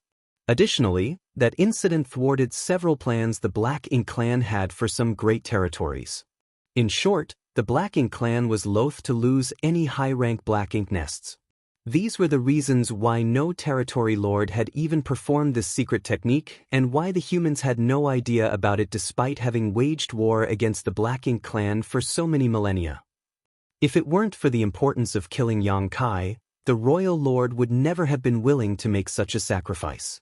However, that killing Star had now become a dangerous obstacle to the Black Ink clan's plans, so if they could remove him, the situation between the two races would change entirely. At the very least, the Black Ink clan would no longer have to obey the so-called peace deal between the two races. It would be best if one of these two Territory Lords could succeed, but it didn't matter if they didn't because their failure would contribute to the next Territory Lord's chances of success. When it came to the Source Fusion technique, the more Territory Lords that failed to consume the high-rank nest, the greater the chances the following Territory Lords who performed the secret technique would have of succeeding. Therefore, as long as the Black Ink clan was willing to make enough sacrifices, they would eventually succeed. However, the Black Ink clan weren't sure what the odds of success were because there had never been a Territory Lord who had used this technique. Even the Royal Lord only had a rough estimation that the initial chances of success were around 10% and would increase by about that much for successive attempts. In other words, even if things went smoothly, they still had to sacrifice around a dozen Territory Lords before a pseudo-Royal Lord could be born. Of course, those estimations didn't account for the amount of Territory Lords, Feudal Lords, and ordinary Black Ink clansmen that the destruction of a high-rank Black Ink nest would implicate. Such a huge sacrifice for such a small reward was obviously not cost-effective for the Black Ink clan outside of extremely special circumstances. However, sending Territory Lords was no longer a viable method to deal with Yang Kai, so a Royal Lord was required. Unfortunately, there was only one Royal Lord in the entire Black Ink clan currently, and he had to oversee the No-Return Pass and couldn't leave at will. The Royal Lord clearly remembered the incident where a pure White Dragon clan member boldly barged into the No-Return Pass roughly 1,000 years ago. According to the intelligence they possessed, the Black Ink clan naturally knew that this divine dragon was stronger than any Ninth Order Open Heaven Realm Master. Luckily for them, that White Divine Dragon didn't attack the No-Return Pass and seemed to just be passing by as he dashed off into the depths of the Black Ink battlefield. That Dragon Clan member disappeared and hadn't returned since then, and no one knew what he was up to. However, the mere existence of this kind of master made it impossible for the Black Ink clan to leave the no-return pass undefended. A pseudo-royal lord was also a royal lord. Therefore, no matter what price they had to pay, the Black Ink clan had to kill Yang Kai in the Divine Spirit ancestral land. Qing Fu and Mu Yu felt devastated as they left. Though they were reluctant to die in such a way, it was in the Black Ink clan's nature to obey those superior to them. Since the royal lord had given the order, they could only abide. After finding a high-rank Black Ink nest, the two innate territory lords looked at each other and saw the despair in each other's eyes. They smiled bitterly at each other before flying into the Black Ink nest. When they arrived at the innermost part of the Black Ink nest, the two territory lords sat cross-legged and began performing the source fusion technique. At that instant, the fleshy walls of the Black Ink nest squirmed as the two territory lords' bodies gradually sank downwards as if they were in a swamp. Their figures disappeared in a few short breaths as the Black Ink nest completely devoured them. Only their auras remained, trying to resist the Black Ink nest from within. As time passed, the two territory lords' auras weakened before finally disappearing. Back inside the main hall, the royal lord and many territory lords were monitoring the situation. When they were certain that the two territory lords' auras had completely disappeared, many of the innate territory lords sighed. It seemed like the source fusion technique really wasn't something that could be easily used. But the sacrifice these two made was destined to not be wasted, as they soon heard the royal lord asking, "Is there any of you who is willing to perform source fusion with this Black Ink nest?"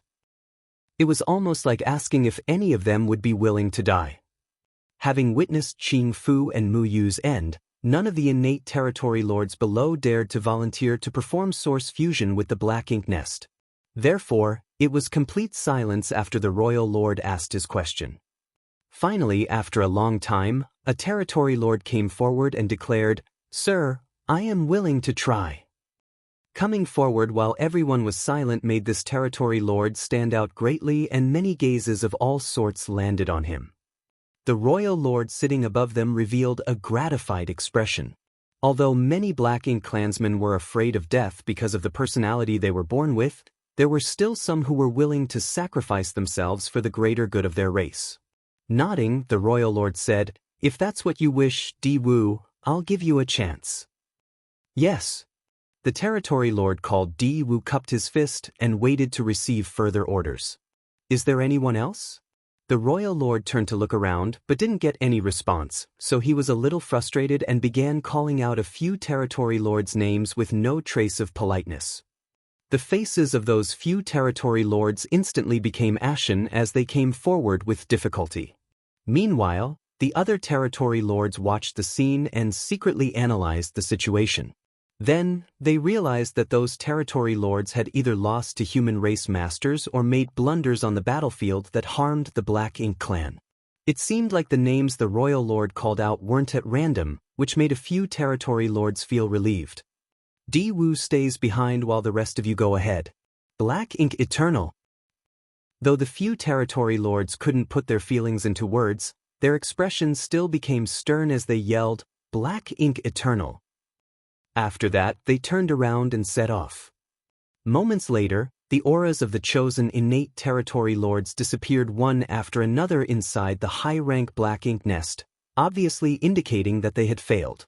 Although it all failed, those auras were hung on for longer and longer, which meant that the source fusion technique was getting closer to success.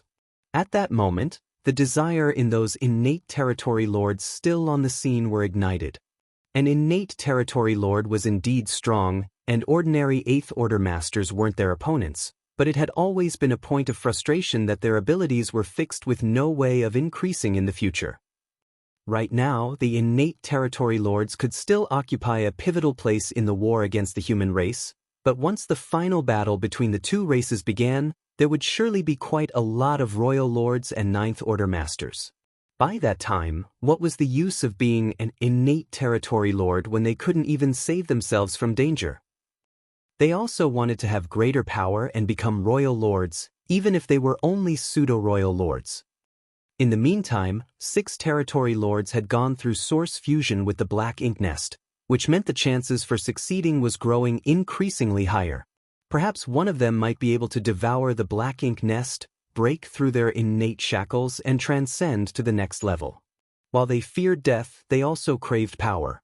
If the innate territory lords in the hall could be said to be avoiding the source fusion technique before, they were now feeling a little excited. After the 8th territory lord had fallen, the royal lord asked again, "Who else is willing to give it a try?" The territory lords were now far more enthusiastic than before. Of course, the royal lord knew what they were thinking, but he still nodded lightly while looking at them with a gratified expression. However, he didn't let the territory lords take action together this time. The ones before were to build a foundation, and now that it had been built, it was time to carefully collect his harvest. Under the royal lord's command, the first territory lord in line entered the black ink nest and performed the source fusion technique. Half a day later, his aura disappeared. Following that was the second territory lord, then a third. Each territory lord was able to last much longer than the previous one, which meant they were creeping closer to success. However, it wasn't until the 13th territory lord failed to return that the other territory lords below the throne began looking at the royal lord with burning gazes. Anyone could see that success was near. Perhaps it would be the next one or the one after that. Since the royal lord hadn't said anything, none of them dared to move, and those whose names were called out were looking at the royal lord with anticipation filling their eyes. Martial Peak, Chapter 5627, 4 Gates 8 Palaces Great Pagoda Array.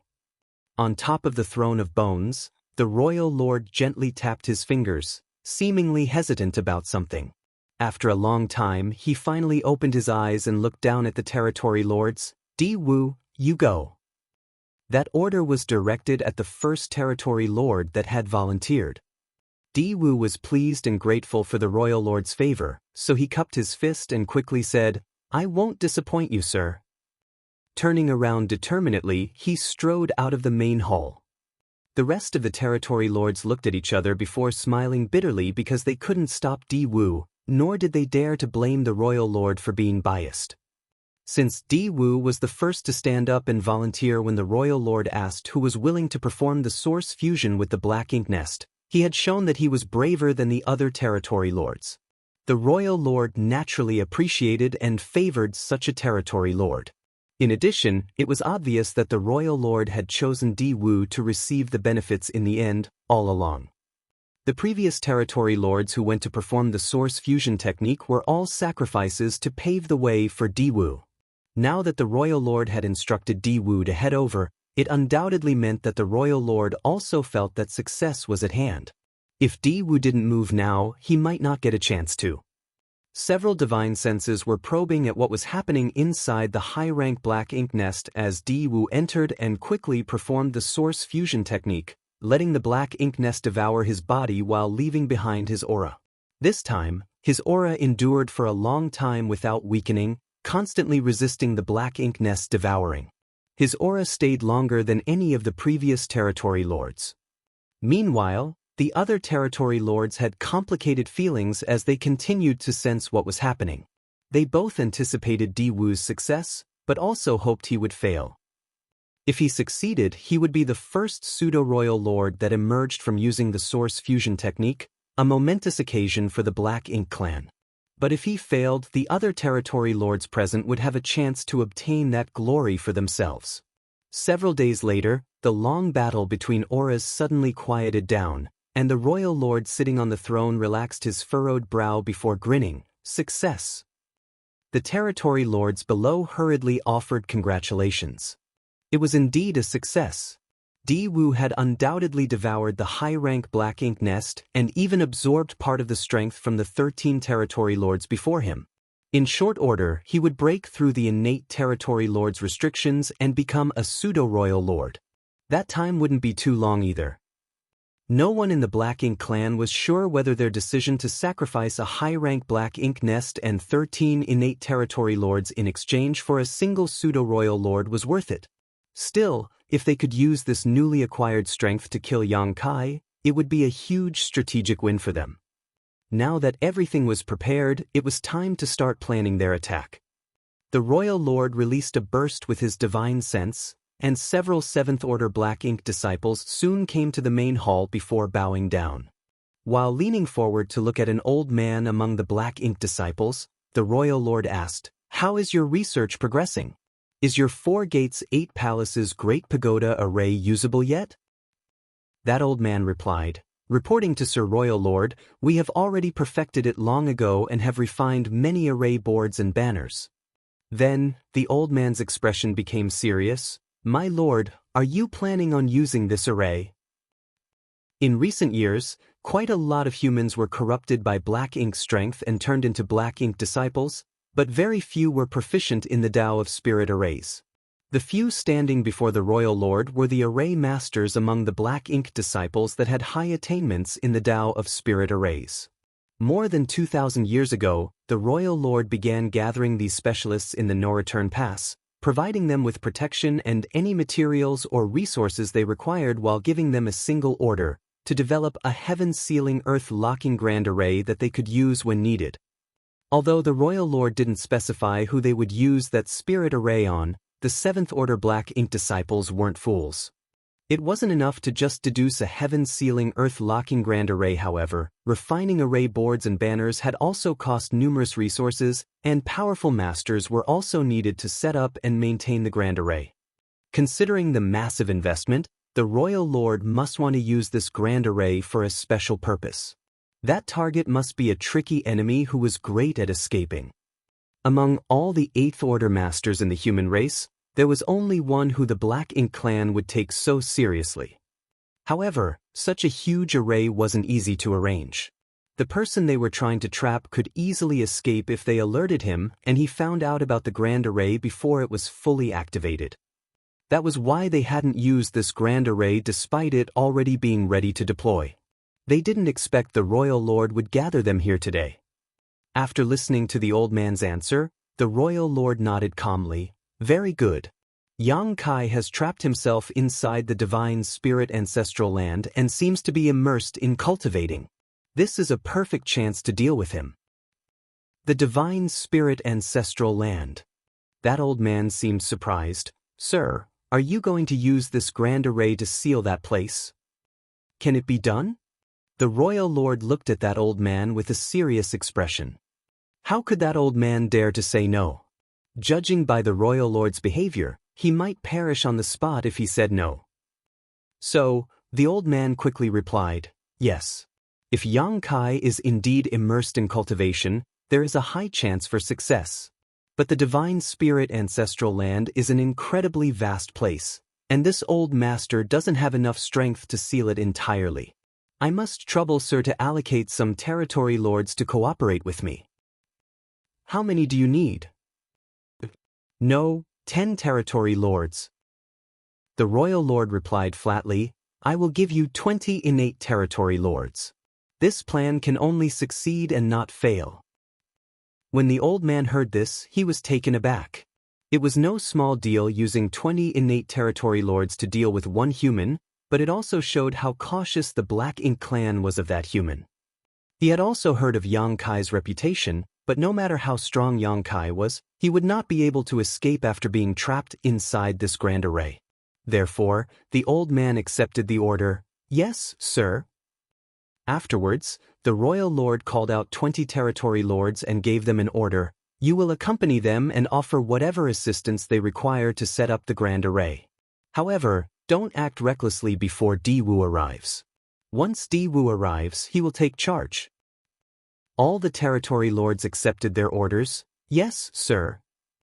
"Go." With a wave of the Royal Lord's hand, the 20 territory lords and several 7th Order array masters immediately left the main hall and flew away. Looking outside the main hall, the Royal Lord appeared gloomy.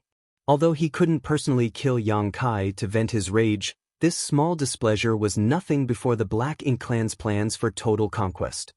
In fact, if they hadn't lost more than a dozen territory lords to the Source Fusion technique already, he wouldn't have only sent 20 territory lords but 30.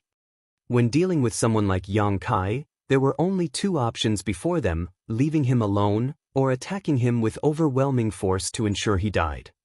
Once this battle was over, the Black Ink clan would no longer have any worries, and that agreement between the two races would become meaningless. The Black Ink clan masters immediately left the no-return pass, but soon after, a Black Ink clan army consisting of 1,000,000 troops followed behind under the leadership of many feudal lords. They were also heading for the Divine Spirit ancestral land, but weren't in a rush to get there, so the territory lords departed before them. After all, no one knew how long Yang Kai would remain in the Divine Spirit ancestral land. It would be a total waste of effort if they arrived too late and Yang Kai had already left. As they were moving quickly, it only took the group of masters 20 days to pass through the Divine Ability Sea and arrive at the outskirts of the Divine Spirit ancestral land. Even though they had the advantage in numbers, they didn't dare to expose their whereabouts and auras lest Yang Kai notice them. Next, they let a territory lord who was skilled in concealment go forward to scout the place. Soon, that territory lord returned and told the others what he discovered. Strange things were happening inside the Divine Spirit ancestral land. The wind and clouds constantly churned, causing a huge commotion, but Yang Kai was obviously still immersed in his cultivation and unaware of his surroundings. That news made the other territory lords feel relieved. In the meantime, that seventh-order old man laughed mockingly. That fool is courting death by creating such a huge commotion while cultivating, but the commotion gives us cover while we prepare. Enough nonsense. Hurry up and tell us what we have to do, one of the territory lords asked impatiently. Black Ink disciples never had much of a status among the Black Ink clan. Therefore, the group consisting of only innate territory lords naturally would look down on them. However, the territory lords didn't act outrageously because they still needed these Black Ink disciples to arrange the grand array. That was because the Black Ink clan had little to no aptitude in the Tao of spirit arrays. Yes, sir. That seventh-order old man nodded and bowed before instructing them politely, "Please, come with me." While saying so, he took the lead and flew away. He had already told the territory lords the basics of the grand array and even gave them a jade slip each to let them better understand it. These territory lords might be powerful, but it was difficult for them to understand anything about spirit arrays. That was why these territory lords still didn't know much about the 4 Gates 8 Palaces Great Pagoda array, despite having 20 days to study it already. If possible, that old man would rather work with the other 6 7th-order Black Ink disciples to set up the grand array, not these innate territory lords. However, he needed these powerful territory lords to enhance the spirit array's power, so he was stumped. For now, his only choice was to teach them while hoping these territory lords wouldn't be too ill-tempered. Under the 7th-order old man's guidance and directions, the territory lords stood in prearranged positions while holding an array banner each. Then, the old man followed down the line and placed several array boards before arranging for the other 7th-order Black Ink disciples to stand in the critical nodes. This arrangement took them more than 10 days. The old man was tuckered out and secretly grateful to the royal lord for sending 20 territory lords over. At first, he thought they would only need a few territory lords for this spirit array, but after arriving here he discovered that he had greatly underestimated how vast the Divine Spirit ancestral land was. In the end, they used 12 innate territory lords and every 7th-order Black Ink disciple to seal this place up. Luckily for them, Yang Kai, who was cultivating in the ancestral land, had no idea of the changes being made outside and was still immersed in his cultivation. Once everything was ready, the old man secretly breathed a sigh of relief. He went over and stood at one of the critical nodes of the grand array and with a serious expression, pulled out an array banner and channeled his strength into it. Instantly, world force surged. Around the void, the grand array's nodes and array boards hummed simultaneously while the anxious territory lords also inserted their strength into their array banners. Martial Peak, Chapter 5628, Going Back in Time. Following the activation and trembling of each array banner, the array boards also quickly released their aura and intertwined with them. Invisible energy appeared and passed through the place where the 7th-order Black Ink disciples and 12 innate territory lords stood. After 10 days of hard effort, they succeeded in activating the grand array. Instantly, the void where the divine spirit ancestral land was located was entirely enveloped by the Grand Array, isolating it from the outside world. It was only then that the old man responsible for setting up the spirit array finally felt relieved. He was terrified of the possibility that Yang Kai might realize the Grand Array was being assembled before it was done. If that happened, they wouldn't be able to trap him. Now that the Grand Array had been activated though, no matter how proficient Yang Kai was in the Tao of space and escaping, he would have no way to flee. The only way out was to destroy the Grand Array, but now that it enveloped the entire ancestral land, that would be no easy task. The old man's expression became stern as he used the array banner in his hand to inform everyone. The Grand Array's successful formation has caused a substantial change in the surrounding void, so Yang Kai must have already noticed it. Sirs, please be on guard. If others were trapped inside the 4 gates 8 places Great Pagoda Array, they might not sense any changes. Moreover, they went with a more stable plan and used 12 innate territory lords to activate this Grand Array and seal the entire ancestral land to guard against any unexpected events. However, Yang Kai was different. He was proficient in the Tao of space, and this was a heaven-sealing earth-locking Grand Array that would isolate the inside from the outside. Such a huge commotion wouldn't be able to escape Yang Kai's senses. The territory lords felt anxious after hearing the old man's warning and raised their guard up while using their divine sense to scout their surroundings, afraid that Yang Kai might suddenly appear and attack them. After waiting for an entire day though, they didn't notice any suspicious movements. They waited another day, but it was still very quiet.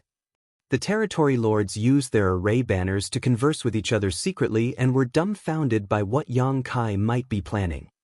One of the territory lords couldn't help asking, "Are you sure that guy is still here?" It wasn't their fault for doubting, because if Yang Kai was here, how could he remain so idle? According to how domineering he usually treated the Black Ink clan, he would definitely have caused a huge scene if he noticed he was sealed inside this place. Even if he didn't cause a commotion, he would at least show his face and not be as quiet as he was now. There were several territory lords with the same doubts. Soon, another territory lord's voice came from the array banners. "He should be here. When I scouted this place earlier, I felt a strange change in the ancestral land, which is clearly his doing." "Did you actually see him?" "I didn't, since the territory lord didn't dare to expose his whereabouts. He was very careful when scouting ahead and didn't dare to investigate too deeply. What if he accidentally alerted Yang Kai while scouting, causing him to get suspicious and leave? He wouldn't be able to handle the consequences. Let's just wait. Maybe he's lurking around in the dark." The group of territory lords calmed down and continued to wait. But several more days passed and there were still no signs of Yang Kai. By now, all the territory lords had grown anxious. All the signs pointed to the possibility that Yang Kai might no longer be inside the divine spirit ancestral land. If that was really the case, all their efforts would be for naught. Another silent conversation was exchanged, and they decided to send someone out to investigate. They had been afraid of Yang Kai sensing their presence before, but now that the Grand Array was active, they had already revealed themselves. Therefore, it didn't matter if they went over to investigate the situation. However, they couldn't reach a conclusion on who would be going. All of them were aware of Yang Kai's reputation, and any territory lord who encountered him back then had a high chance of dying once he struck out. Now, they even used a heaven-sealing earth-locking Grand Array, which was clearly meant for him, so how could Yang Kai show mercy when they encountered each other? Therefore, all the territory lords passed the responsibility among them as no one was willing to enter the ancestral land. Luckily for them, the Black Ink clan army from the No-Return Pass, that had departed after them, had now arrived. So, the territory lords picked out a feudal lord and ordered him to lead 3,000 soldiers into the ancestral land. That unlucky feudal lord felt bitter but couldn't do anything but follow his orders. Moving forward carefully, the troops soon arrived in the sky above the ancestral land, but before landing, the feudal lord sensed a suppressive force coming at him from all directions. He had never felt this kind of sensation, and under this suppression he found that he couldn't circulate his Black Ink strength as smoothly as before. Even his feudal lord aura had slightly decreased. Such a change surprised him, and he quickly stopped moving before looking around. He noticed the 3,000 Black Ink clan soldiers he brought with him also wore uncomfortable expressions. Is this the suppression of the ancestral strength? The feudal lord's expression turned gloomy as he wondered. Of course, he knew that the divine spirit ancestral land had ancestral strength. After all, the Black Ink clan had occupied this place for thousands of years and had sent back comprehensive reports describing the ancestral strength in the ancestral land that had a certain amount of resistance to Black Ink strength. Therefore, the Black Ink clansmen with lower strength would feel more uncomfortable being in this place. However, the feudal lord didn't expect the suppression to be this intense. He was barely at the outskirts now and hadn't even entered the ancestral land. What would happen if he dove deeper inside? Though he was worried, he didn't dare to disobey the orders given to him by the territory lords, so he could only muster up his courage and lead the Black Ink clan soldiers to continue forward. As the feudal lord expected, the closer they got to the ancestral land, the more obvious the suppression of their strength was. His feudal lord aura was constantly weakening as if there was a mysterious force suppressing the strength inside him. When he finally arrived at the ancestral land, his expression had already turned extremely stern.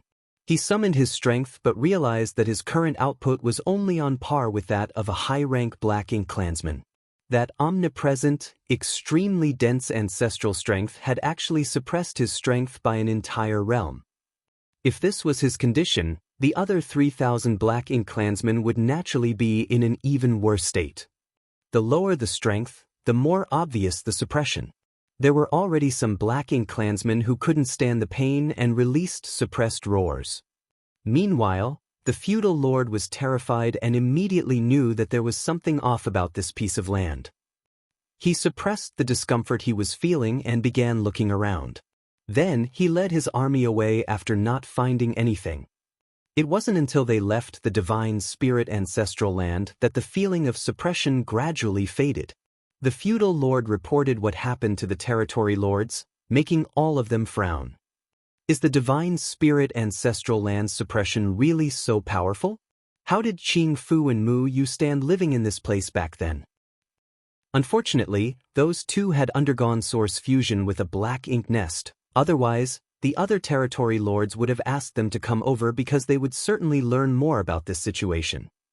They're dead, but there are a few feudal lords that escaped alive at that time. So, we'll know the answer after asking them, one of the territory lords said. It was a plan.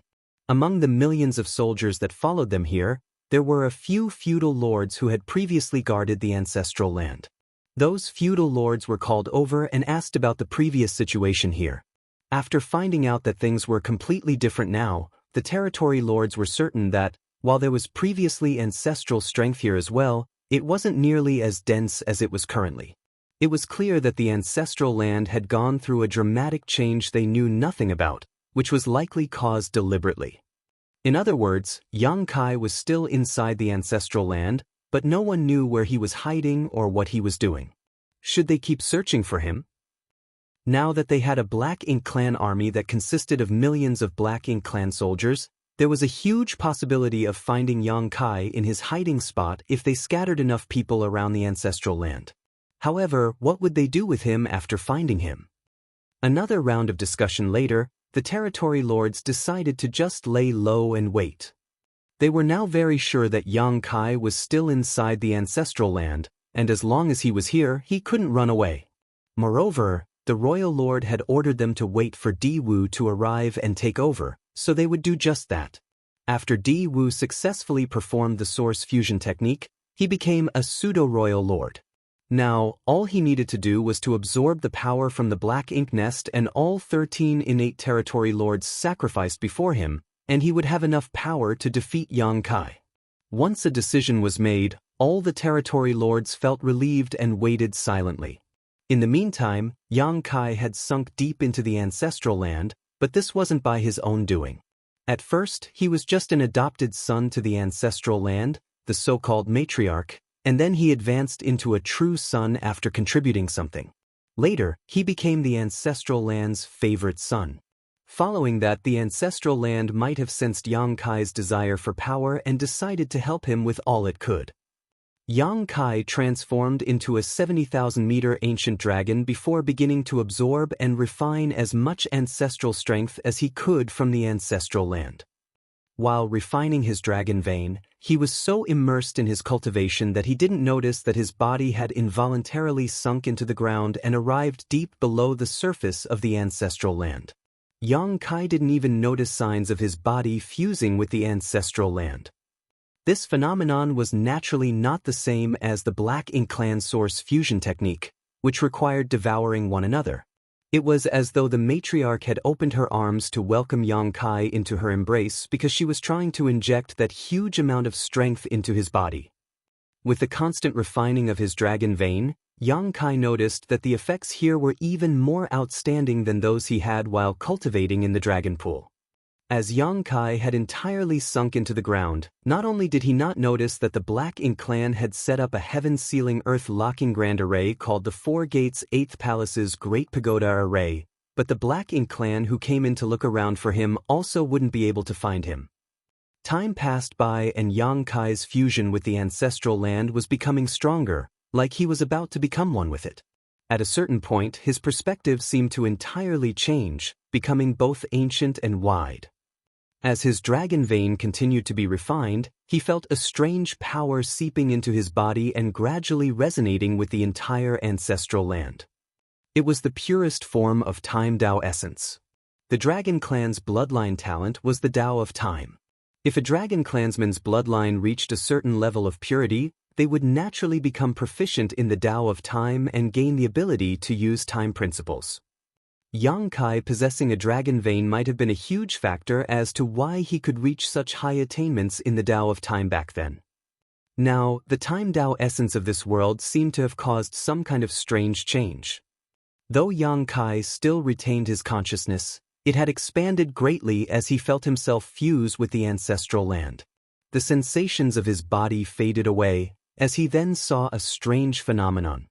He witnessed several Black Ink Clansmen investigating something in the ancestral land before leaving quickly. This wasn't strange in and of itself, but what was odd was the scenes seemed to be occurring in reverse. Yang Kai even saw some Black Ink Clansmen walking backwards. Next, he saw a grand array, which enveloped the entire void around the ancestral land, disperse before several Black Ink disciples began running around with a number of territory lords seemingly disassembling it. Another 2 territory lords suddenly appeared outside of the ancestral land, but left after investigating what was inside. Those 2 territory lords seemed like the 2 he had previously released. Yang Kai also saw the territory lord he killed revive from the dead. He even witnessed himself withdrawing his finger from that territory lord's forehead before their battle played out in reverse. All these scenes rapidly appeared and disappeared, but Yang Kai's emotions remained as tranquil as an ancient wall. It was like he was a bystander who was observing what had happened in the ancestral land. Even watching himself kill that territory lord didn't draw any kind of reaction from him. At that moment, Yang Kai suddenly realized that he was going back in time. Martial Peak, Chapter 5629, No Way to Escape.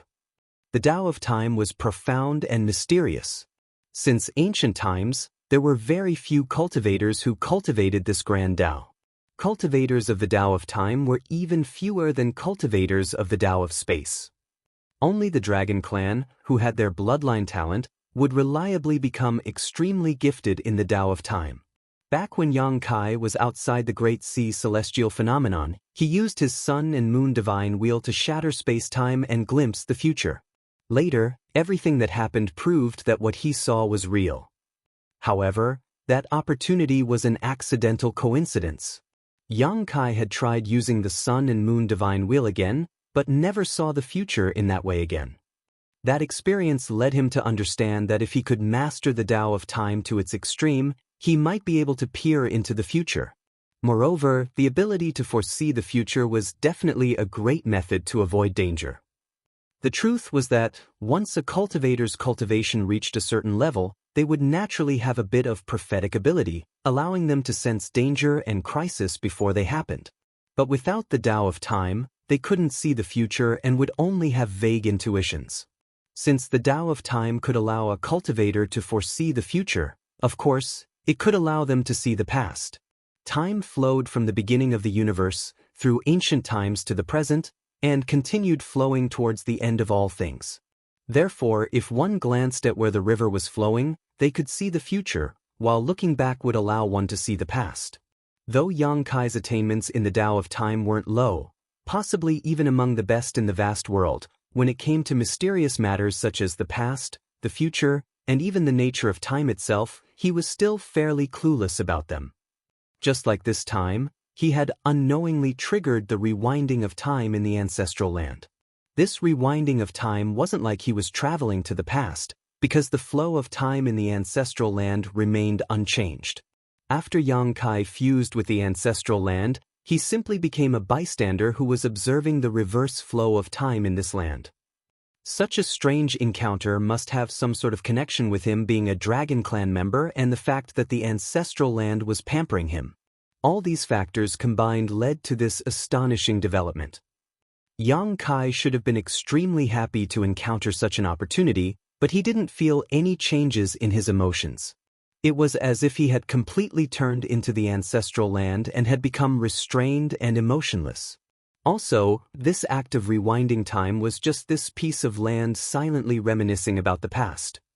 But all of that didn't stop Yang Kai from receiving benefits. Following each passing breath, Yang Kai found his understanding of the Tao of Time increasing slightly. This kind of comprehension differed slightly from what he received by refining temporal rivers back in the Great Sea celestial phenomenon. Temporal rivers were filled with time Tao essence and strength, so Yang Kai naturally could increase his attainments in the Tao of Time by refining and absorbing them into his small universe. However, that was only refining external energy. By fusing with the ancestral land, Yang Kai was now experiencing this mysterious land reminiscing about its past like he was thinking back to his own life's experience. Of course, those were illusions as the one with these memories was the divine spirit ancestral land. Yang Kai's current situation was more like using his body to replace that of the ancestral land, but this change didn't hinder Yang Kai from obtaining benefits. Yang Kai silently comprehended what was happening, and his emotions completely calmed, disregarding the changes in time and other things happening outside. Inside the ancestral land, that dense ancestral strength kept surging and flowed towards one spot. Meanwhile, the Black Ink clan army outside the ancestral land stood there with their guards up. The 20 innate territory lords and several 7th Order Black Ink disciples treated the situation seriously and kept the Grand Array activated, sealing everything inside. Time gradually passed, and about 2 years later, an extremely fierce aura sped over from the far-off void, causing the innate territory lords to look in that direction with shocked expressions. Diwu had finally arrived. He had absorbed the power of a high-rank Black Ink nest and 13 territory lords who had sacrificed themselves to it. Naturally, he needed quite some time to refine everything and consolidate his new strength. Fortunately for him, the others had sealed this place with a Grand Array so that Yang Kai wouldn't be able to escape, therefore he wasn't in much of a hurry. Also, this counted as the first time the Black Ink clan produced a pseudo-royal lord with the Source fusion technique, so the other territory lords were naturally curious about Diwu's condition. After they briefly probed Diwu, the territory lords all turned grim. That was because Diwu had a blaring aura. By comparing only their auras, Diwu seemed to have the strength of a real royal lord, but all of the territory lords knew that this was just an illusion. The reason Diwu's aura was so pronounced was that he could not control it. Royal lords didn't wantonly release their aura because they could perfectly control their strength. Therefore, the rampaging aura was a sign that Diwu couldn't actually handle his current power properly. It was obvious from this situation that no matter how strong an innate territory lord was, and what methods they used to bypass their innate shackles, there was still an absolute limit. Even though Diwu had received a power that was far above his original strength and had 2 years to adapt to it, it was still hard for him to fully control himself. Perhaps it would be impossible for him to gain full control over that power in his lifetime, or else he wouldn't be regarded as a pseudo-royal lord. Rather, he would be a true royal lord. Despite knowing all that, the innate territory lords were still envious of Di Wu because their strength had been fixed since their birth. Who wouldn't want to become stronger? Especially when there was an unavoidable final battle between the Black Ink clan and humans brewing. More power meant better protection for oneself when facing the catastrophe that was about to sweep through the entire universe. It was a pity that the others could only admire Di Wu because the birth of a pseudo-royal lord meant that a high-rank Black Ink nest and more than a dozen innate territory lords had to be sacrificed through the source fusion technique. The Black Ink clan could not create a large amount of pseudo-royal lords unless they were in a desperate situation, and even then, it was doubtful if such sacrifice would be worth the gains. A while later, a deep, dark cloud arrived before them. Even the innate territory lords couldn't see Di Wu's appearance because he was enveloped in extremely dense Black Ink strength. The shocking momentum and murderous intent coming from the Black Ink cloud made the territory lords even warier. When Di Wu was still a territory lord, he was more of a staid individual, but now he was like a caged, ominous beast that had broken free, wanting to devour every person he saw. "Where is he?" Di Wu's raspy voice came from within the cloud. The territory lord nearest to him quickly pointed in a specific direction. He should still be inside the ancestral land. Once that was said, the Black Ink cloud immediately shot towards the ground. A short while later, a violent vibration seemed to have come from below, accompanied by Di Wu's angry roar, "Come out!" The world shook, and the wild shockwave made the void itself tremble. Even the Grand Array was slightly affected, forcing the territory lords to channel more strength to stabilize it quickly. Inside the ancestral land, the Black Ink cloud seemed like a rampant child as it continuously released the huge power it suddenly acquired. Soon Di Wu, who was inside the Black Ink cloud, noticed something strange. He clearly felt a dense ill will coming from all directions, like the world itself was rejecting his presence. It wouldn't have bothered him if that was all, but this strange will also had the power to suppress his strength. Ancestral strength. Of course, Di Wu wouldn't be unaware of the most primitive strength of the divine spirits. It was just that he had never visited the ancestral land before and never anticipated that the ancestral strength here would be so dense. Being a pseudo-royal lord, even if he couldn't completely control his strength, dealing with an 8th Order Open Heaven Master like Yang Kai shouldn't have been a problem. However, the dense ancestral strength here suppressed almost half of Di Wu's strength, leaving him only slightly stronger than he originally was as an innate territory lord. Knowing Yang Kai's ferocious reputation and ridiculous strength, Di Wu wasn't confident that he could win against him with such a limitation placed on him. He came here with full confidence, but now he was suddenly worried, which was quite embarrassing. In this situation, not only might he fail to kill Yang Kai, but he was actually at risk of being the one killed. Looking around, he had a serious face as he prepared himself for Yang Kai's sudden appearance. Luckily for him, there weren't any movements around him. Frowning, he began investigating his surroundings. He found that all the ancestral strength on this land was gathering in one direction. "Is that bastard still cultivating?" Di Wu vaguely muttered to himself after reaching his own conclusion. Under normal circumstances, he would have interrupted Yang Kai's cultivation no matter what because, as an enemy, he couldn't just sit and watch Yang Kai become stronger. That killing star was already too strong, so what benefit would there be to let him grow stronger? However, Di Wu currently had another plan. Since Yang Kai was busy devouring the ancestral strength to cultivate, perhaps he should just let him be. After all, this land couldn't have an infinite amount of ancestral strength. Therefore, the longer Yang Kai cultivated, the less ancestral strength there would be. Once all the ancestral strength here had been depleted, there would be nothing suppressing the Black Ink clan's strength, and by that time, he could exert his full power. Although Yang Kai would also become stronger, as long as he didn't break through to the 9th Order Open Heaven realm, Di Wu was confident that he could defeat Yang Kai. Could Yang Kai break through to the 9th Order Open Heaven realm? The answer was no. This man had reached his limit at the 8th Order Open Heaven realm. The Black Ink clan wouldn't mess up such a critical piece of intelligence, or else they wouldn't have agreed to negotiate with the humans. Once he decided, Diwu didn't remain any longer and flew up into the sky, heading back towards the Grand Array. When he returned, many pairs of eyes fell on him, which made him feel a little embarrassed. Luckily, he was hiding inside a thick black ink cloud, so the other territory lords couldn't see his face. I haven't mastered my current strength, so I'll let him live a while longer and head over to kill him once I've become better familiarized with myself. It was clearly an excuse, and the territory lords all knew what Diwu was thinking.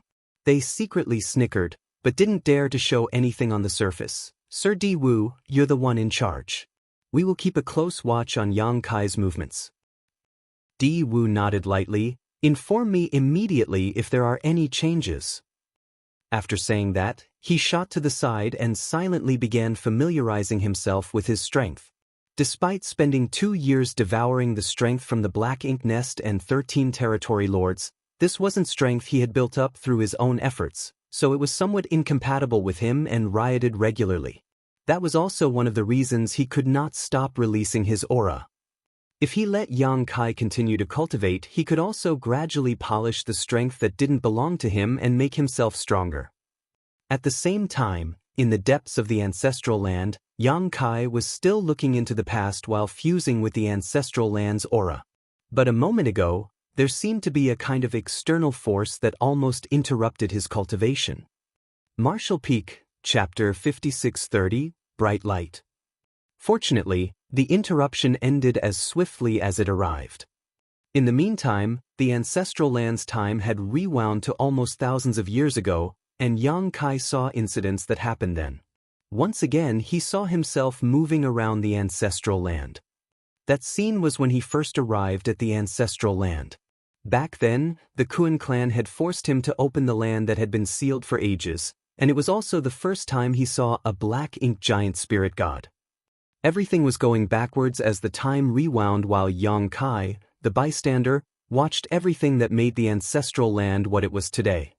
At the same time, the omnipresent ancestral strength was still continuously flowing into his dragon form, causing his dragon vein to constantly grow stronger. His original dragon form was 70,000 meters long, and his dragon clan bloodline was extremely pure.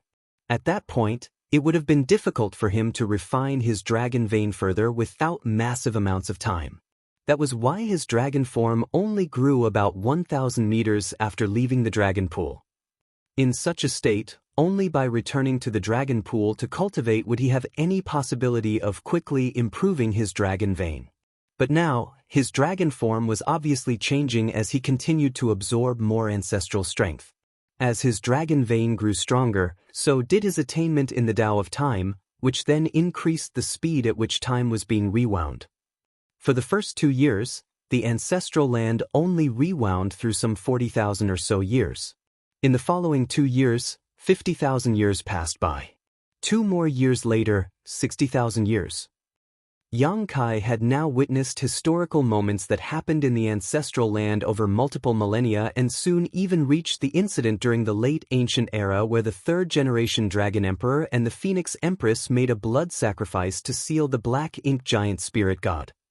After watching that incident, Yang Kai became even more silent. This review of time was now significantly longer than when he was cultivating in the Great Sea Celestial Phenomenon, as he had only spent some 4,000 years there. This journey back through the ancestral land's past had lasted millions of years already, and he might need to spend a similar amount of time to return to the present.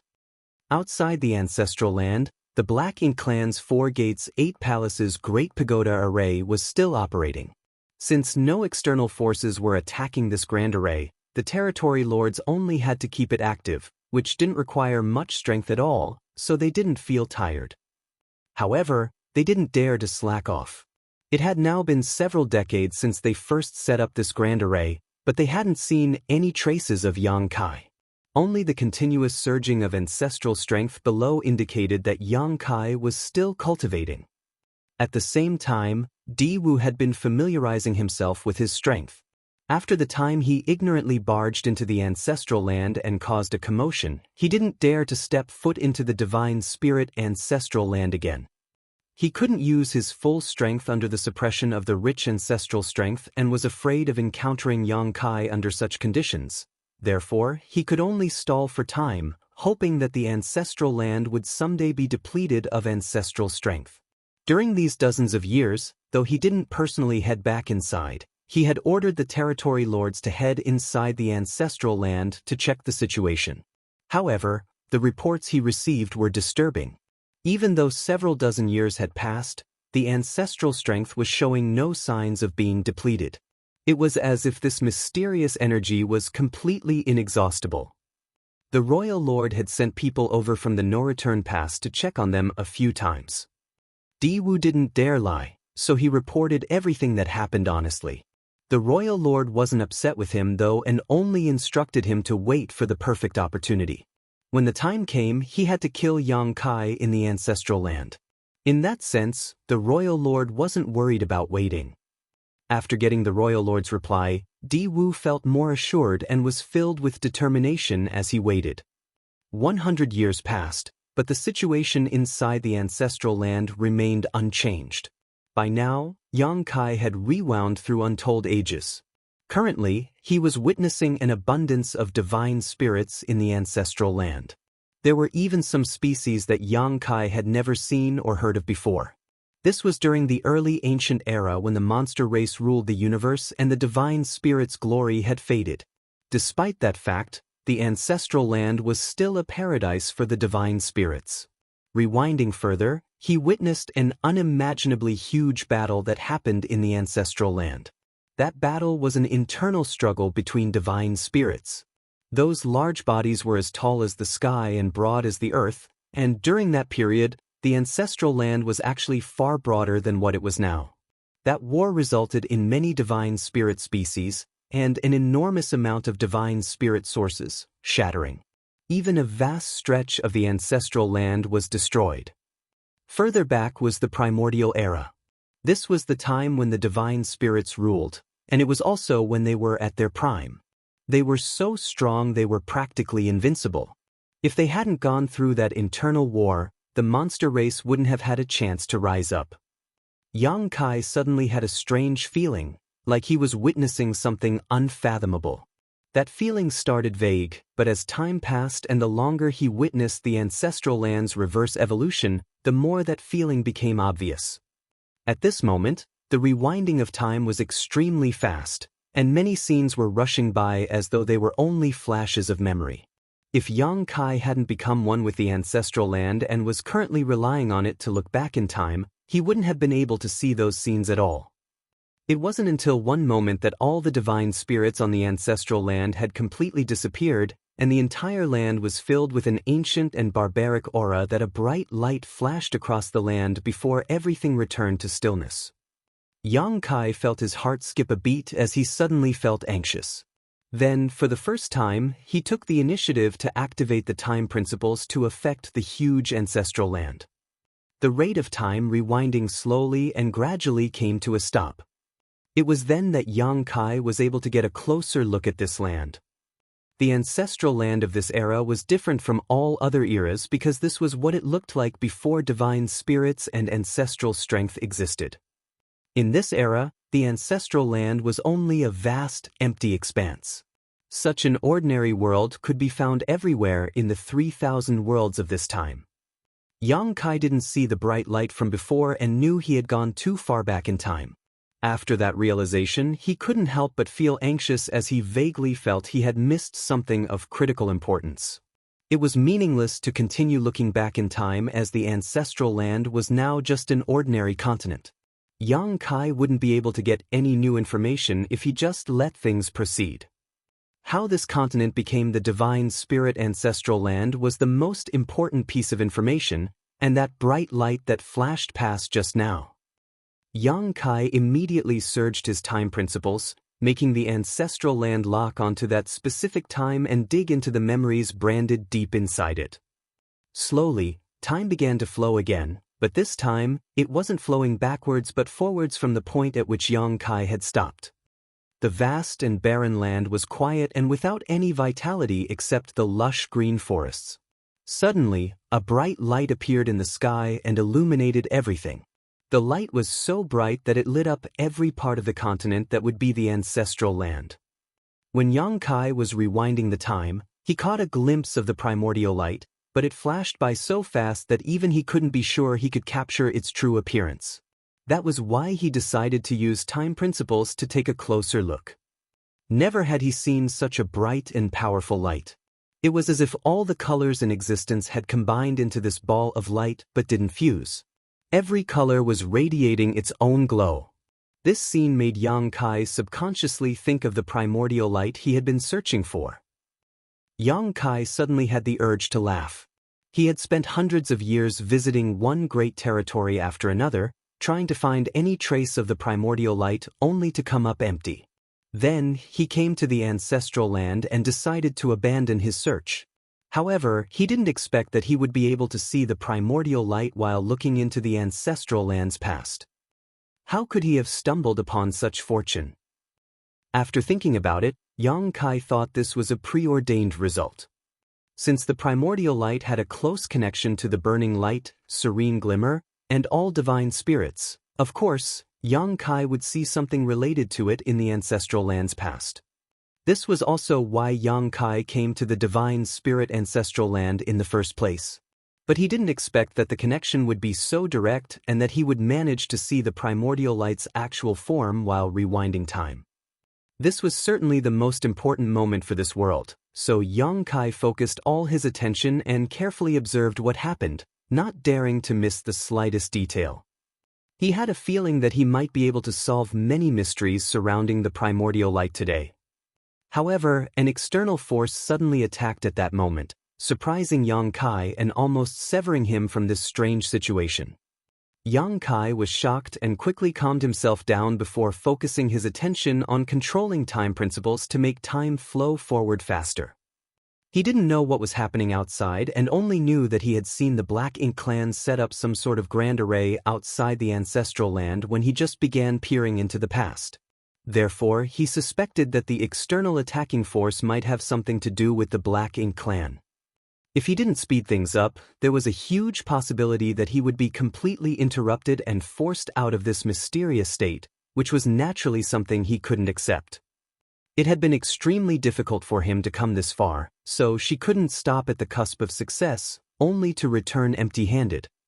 He quickly felt rage rising up inside him, but the destabilization of his mood seemed to disrupt his state of mind even further, so he quickly calmed himself and discarded all distracting thoughts.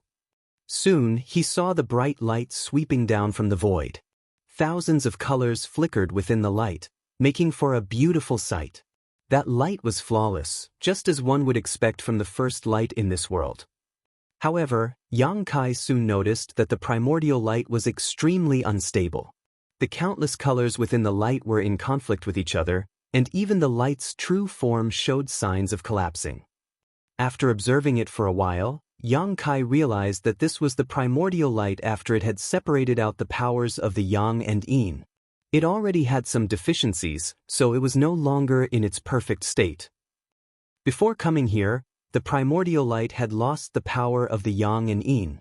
After countless years of confusion and silence, those two most fundamental energies would transform into the burning light and serene glimmer.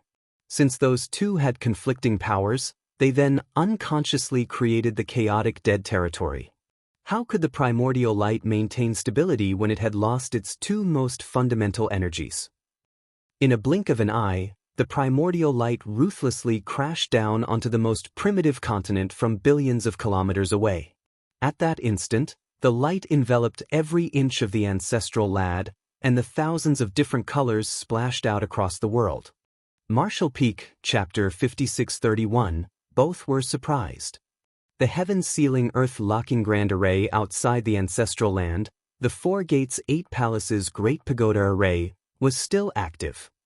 Meanwhile, inside the ancestral land, Di Wu was recklessly releasing his strength to vent his rage. 300 years had passed. He had been waiting here for 300 years, but there were still no signs of Yang Kai. Although the royal lord in the no-return pass didn't urge him, he knew that not taking down Yang Kai after such a long time showed his inability. It wouldn't be too bad if he were a territory lord, but now that he was a royal lord, though not a true royal lord, he still represented the peak of the Black Ink clan. Before, Di-Wu dared not head too deep inside the ancestral land because he was still unfamiliar with the huge, new power inside him. Also, the extremely dense ancestral strength of this place had a massive suppressive effect on him. Back then, he wasn't confident in defeating Yang Kai even if he managed to lure him out. So many years of waiting weren't in vain though, because 200 years ago, the ancestral strength in the ancestral land began gradually decreasing and thinning out day by day. Until this day, the amount of ancestral strength remained stagnant. Now, although there was still ancestral strength in the ancestral land, it wasn't nearly as dense as it was 300 years ago. It was at a level that Di-Wu could tolerate. Of course, the more important reason was that he had finally gained more control over his strength after so long.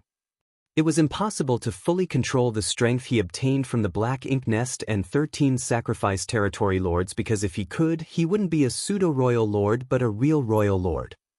In other words, by using the Source Fusion technique, the total strength Di-Wu possessed wasn't any less than a real royal lord, but his ability to control that strength was inferior to one. Now that the environment had changed and he had gained better control over his strength, Di-Wu finally had the bravery to attack. Every time Di-Wu attacked with his majestic black ink strength, the ancestral land would tremble. If this had been an ordinary universe world, it wouldn't have withstood the ruthless bombardment of a pseudo-royal lord and might have been shattered already. However, the divine spirit ancestral land was different. This was a continent that had existed since the primordial era and had nurtured numerous divine spirits. Whether it was the land's robustness or the strength of its grand Tao and principles, all were far beyond ordinary. While Yang Kai was looking into the past, he even witnessed the internal war between the divine spirits. There were countless powerful divine spirits involved in that battle, including many as strong as the Dragon Emperors and Phoenix Empresses, which made it difficult to estimate how many divine spirits had died in that battle.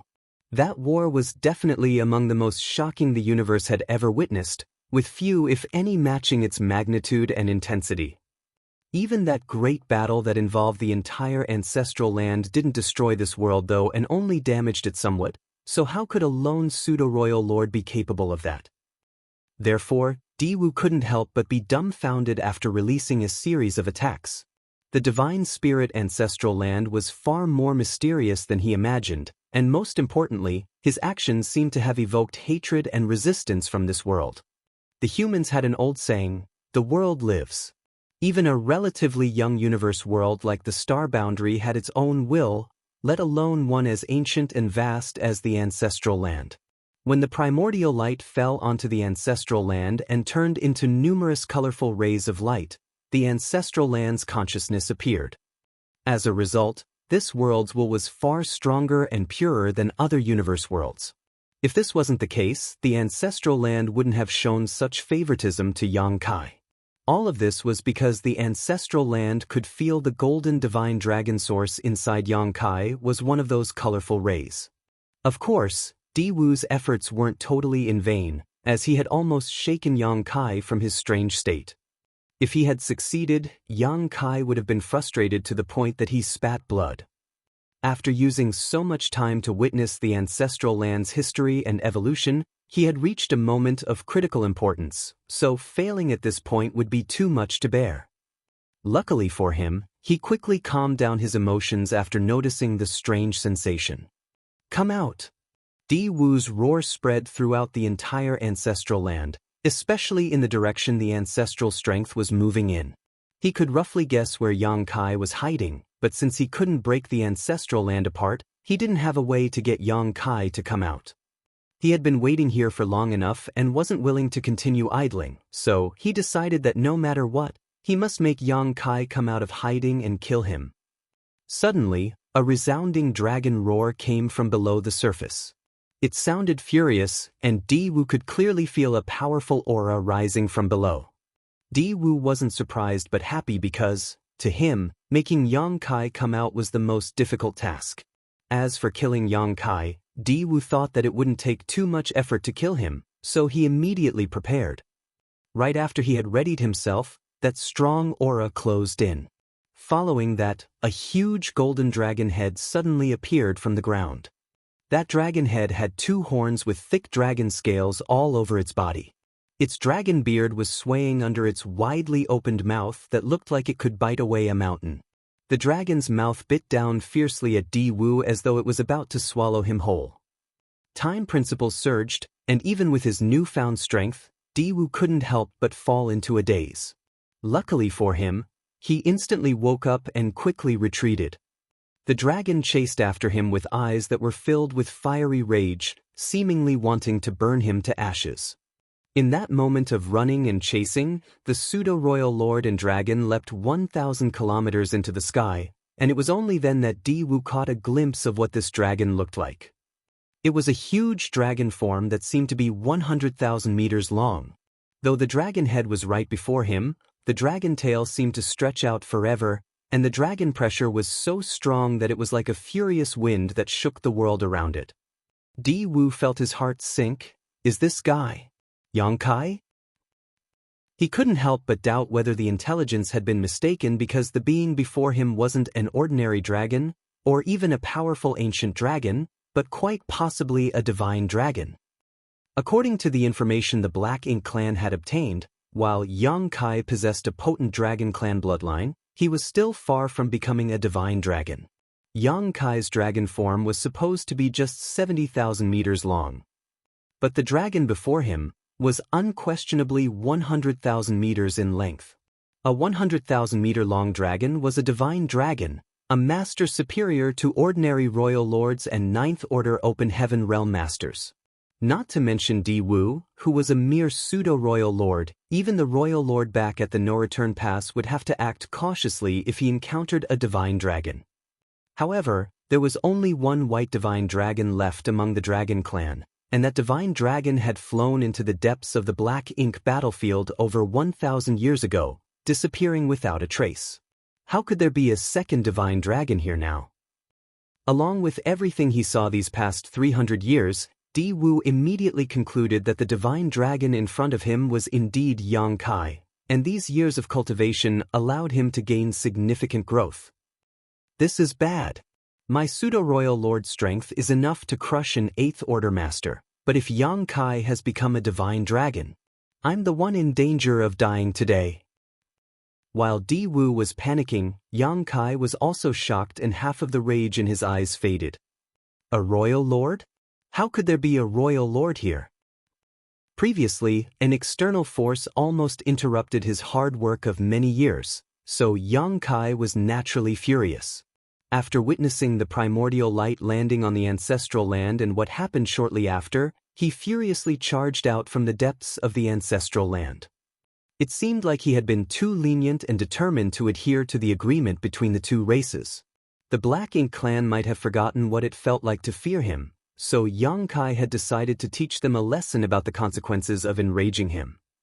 Under normal circumstances, Yang Kai wouldn't be so reckless and would instead examine the situation before devising a plan, but his strange experience made his consciousness spend millions of years in the past, so his subconscious took over and did everything instinctively under the influence of his rage. When he felt the aura of the Black Ink clansman in front of him, though, he finally regained his senses.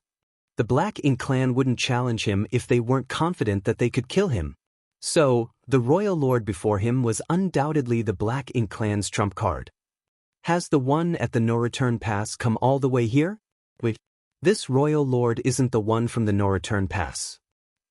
Yang Kai had encountered the royal lord from the no-return pass a few times, so he knew what he looked like. However, the Black Ink clansman before him was someone he had never seen before. The Black Ink clan actually has a second royal lord. Yang Kai was shocked. If the Black Ink clan had a second royal lord, wouldn't that mean they could have a third or a fourth? At that instant, Yang Kai suddenly had no idea how many years he had spent in the ancestral land. Could he have been here for a few 1,000 years? If not, how could the Black Ink clan have a new royal lord? But no matter what it was, he couldn't remain here and fight a meaningless battle. The escaping and pursuing pair were both lost in their own thoughts at the same time, but came to their senses just as quickly. Following that, the dragon released a powerful dragon breath from its huge maw, which became a blast of raging golden fire threatening to burn the sky down. In response, Jianghu threw a few punches that were surging with black ink strength with all his might. A loud boom sounded in the air, and the dragon breath was put out while the black ink strength dispersed. Yang Kai and Jianghu were both sent flying. The huge golden dragon suddenly shrunk and returned to human form. Then, Yang Kai immediately flew away without turning back. He didn't have any intention of fighting a royal lord. With his current strength, it was still quite difficult for him to kill a royal lord, and he was anxious to find out what had happened in the outside world. How long had he been here, and what was the state of the human side? However, he had only flown a short distance when he heard an angry roar from above, "Get down!" Immediately after that, the void trembled and a huge bolt of lightning came crashing down on him. Although the bolt wasn't overpowering, it wasn't weak either. Not expecting to encounter an ambush, Yang Kai looked up and saw a territory lord holding an array banner while pointing at him from afar, looking nervous but feigning calm. Yang Kai coldly snorted before manipulating space principles, preparing to flee. But just as his instantaneous movement activated, it sputtered and he was ejected from the void. That short pause caused the thunderbolt to hit him directly, making him tremble. Even a few strands of his hair were made to stand on end. A heaven-sealing earth-locking array. At the thought of that, Yang Kai's face fell as a memory from the depths of his mind emerged. He vaguely recalled that when he was looking back in time, he saw a group of territory lords setting up some sort of grand array outside the ancestral land. Now it seemed like they had sealed the ancestral land. No wonder the Black Ink clan dared to attack me. It's because of this. Martial Peak, Chapter 5632, Mysterious Light. Instantaneous movement was indeed one of the most mysterious and unpredictable techniques among space techniques, and Yang Kai relied on it to escape from many masters in the past. However, the Black Ink clan's arrangement prevented this secret technique from activating. With the heaven-sealing earth locking in effect, everywhere inside this grand array was cut off from the outside, meaning if one wanted to leave, one had to destroy the grand array first. It wouldn't be easy to break such a grand array though. Not only was a royal lord targeting him, but Yang Kai was sure that this grand array had other functions besides being heaven-sealing earth-locking. The thunderbolt that hit him just now was obviously created by this grand array because Black Ink clansmen didn't have such an ability. Having charged out in a fury but being met with such an awkward situation, Yang Kai couldn't care about being angry anymore. Adding on to the fact that his consciousness had witnessed millions of years of the ancestral land's history, he was still a little muddle-headed and knew this wasn't the time to get entangled in a battle with the Black Ink clan. At the very least, he had to figure out his current situation first. Thinking so, Yang Kai didn't hesitate, and his figure flickered before instantly disappearing. He didn't use instantaneous movement to leave. Instead, he escaped into the depths of the ancestral land and concealed his aura. The ancestral land was incredibly firm, and even Jianghu, a pseudo-royal lord, couldn't cause any real damage to it despite attacking with full force. However, Yang Kai didn't feel any resistance from the land when escaping to its depths. That was because this land had shown its pampering attitude towards Yang Kai. This was just like how he was a Star Boundary's great emperor and could instantly travel to any corner of it with just a thought as long as he was within its borders. Although he wasn't the great emperor chosen by the ancestral land's world's will, he was not far from it. Next, Yang Kai's divine sense flowed out like the tide and quickly examined the ancestral land and its surrounding void, which was indeed enveloped by an unknown grand array that had sealed this place and separated it from the outside world. Yang Kai's face fell. It was bold of the Black Ink clan to come after him, but judging by the arrangements they had made, they did have the capital to do so. With a royal lord overseeing the heaven-sealing earth-locking grand array and who knows how many innate territory lords hiding in the dark, the Black Ink clan could take the risk to fight for victory. How many years has it been since I came to the ancestral land? Calming down, Yang Kai began estimating the days and soon felt relieved. Thankfully, it had only been 300 years. When he saw an unfamiliar royal lord, Yang Kai worried he had spent thousands or even tens of thousands of years in the ancestral land, but it seemed only 300 had passed. Though 300 years wasn't a short amount of time, it wasn't too long either, as Yang Kai had just previously spent 1,700 years in retreat. In such a short period, the situation between the Black Ink clan and human race couldn't have changed much. However, since that was the case, where did this unfamiliar royal lord come from? Logically speaking, a territory lord wouldn't have grown to become a royal lord in such a short time frame. Could it be that this royal lord had been hiding in the dark all this while? But that seemed impossible, because if the Black Ink clan had a second royal lord available, they wouldn't have hidden him away. With the situation on the battlefield, if the Black Ink clan deployed a royal lord, the humans would at least have to give up a few more great territory battlefields, and countless more of 8th Order masters would have died in battle. Yang Kai couldn't figure this point, and soon worried about something even more disturbing. If the Black Ink clan had a second royal lord, would there be a third, or perhaps even more? If that were the case, the humans would be in trouble. Temporarily discarding such worries, Yang Kai calmed down and tried to reach the World Tree, thinking of using Old Tree's power to help him get out of this situation. If he succeeded, he could instantly head to the Grand Ancient Ruins boundary. He had done something similar before in Acacia territory back then. The Black Ink clan still couldn't figure out how Yang Kai left Acacia territory with more than 10,000 human refugees when they had blockaded all the territory gates and never saw a trace of Yang Kai. As Yang Kai had refined thousands of universes' worlds back then, he and the World Tree's connection couldn't be broken. Even in a place like the Black Ink battlefield, that wasn't possible. In fact, even now, there was still a connection between them, but Yang Kai's plan of using the World Tree's strength to escape this situation proved impossible. Unless he could break the seal of the heaven-sealing earth-locking Grand Array, he wouldn't be able to head to the Grand Ancient Ruins boundary. Though Yang Kai had somewhat expected this, he still felt frustrated. After figuring out his situation, and having spent time in a type of cultivation trace, Yang Kai was no longer so anxious. Now, it seemed like this wasn't a well-thought-out conspiracy enacted over thousands of years by the Black Ink clan, but just a plan which took advantage of fortuitous circumstances. His long stay in the ancestral land had simply allowed them to act against him. If he hadn't remained in the ancestral land for so long, or fallen into a near unconscious state because he was witnessing the ancestral land reminiscing about its past, he wouldn't have been oblivious to the changes in his surroundings. It wasn't that Yang Kai wasn't cautious enough, there were just some unexpected things in this world that could not be avoided. Moreover, he was only trapped here, which couldn't be compared to the benefits he received while witnessing the ancestral land's evolution. That multicolored light entity. Even when he recalled that moment, Yang Kai couldn't hide his shock. The world couldn't have such a magnificent light anymore. Naturally, the primordial light that was born at the beginning of the universe was the most magnificent of all lights. Towards the end of the rewound time, Yang Kai saw the primordial light crash onto the ancestral land and explode. A myriad of colorful lights dispersed and melted into this ancient and barren world, turning it from ordinary to extraordinary. Later, this vast land gradually became a land filled with a mysterious energy that still existed today.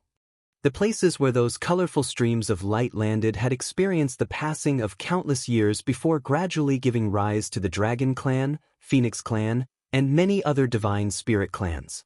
In the end, this land became the Divine Spirit's birthplace and homeland. More importantly, this was also why the Divine Spirit's strength could restrain Black Ink's strength to a certain degree. The Divine Spirits were the same as the Burning Light and Serene Glimmer. They were all born from the primordial light, so all of them came from the same source. The rumor that said the Burning Light and Serene Glimmer were the progenitors of the Divine Spirits was just nonsense.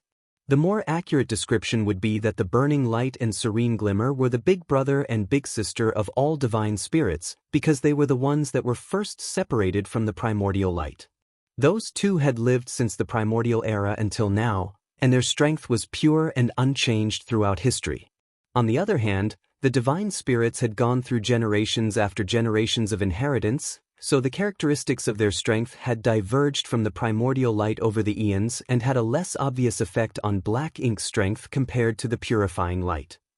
When Yang Kai saw what finally happened to the primordial light, he knew that it was impossible to find it because how could he search for something that didn't exist anymore?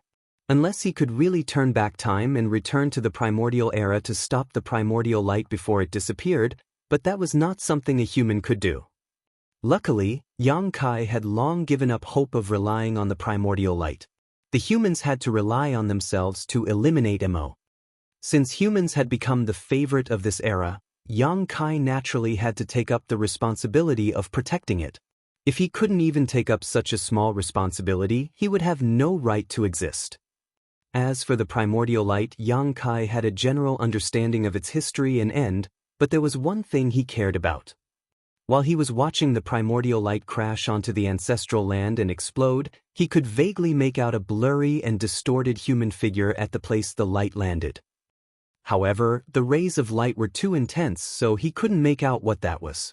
Does the primordial light have a connection with humans as well? What could it be?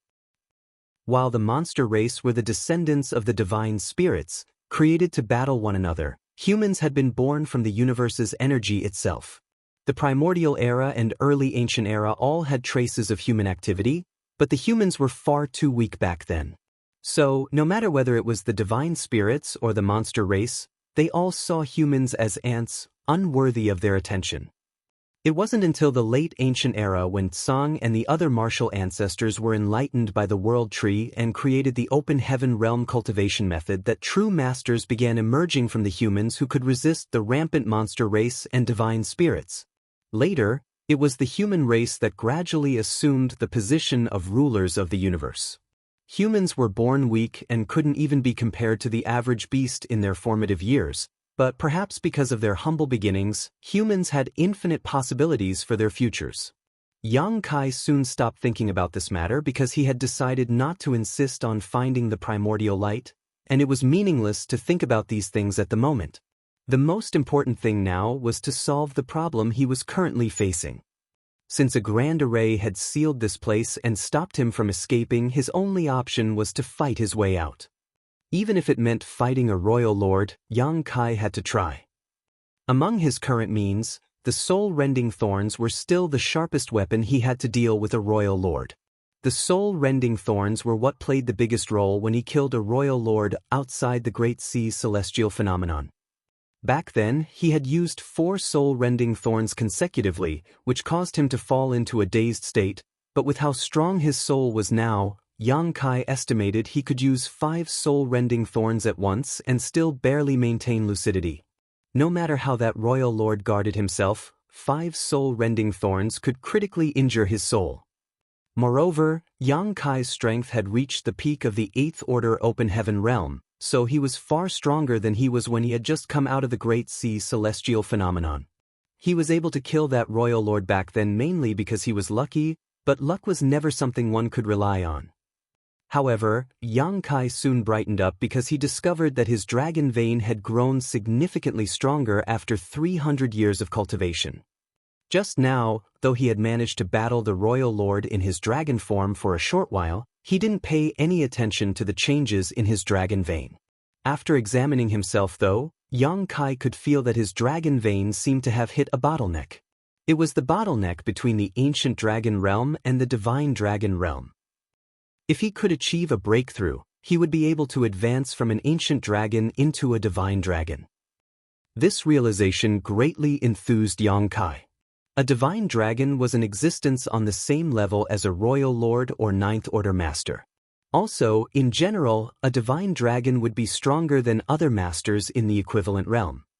When Yang Kai met Fu Guang in the depths of the dragon pool, the latter was in the same state as he was currently.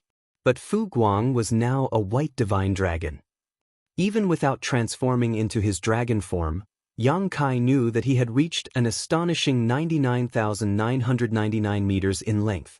Once he could take that last step forward, he could reach the 100,000-meter mark and regain the glory of the 3rd-generation Dragon Emperor whose source he had inherited. Martial Peak, Chapter 5633, Changes in Himself. If so, he wouldn't be embarrassing the third-generation Dragon Emperor who had passed away.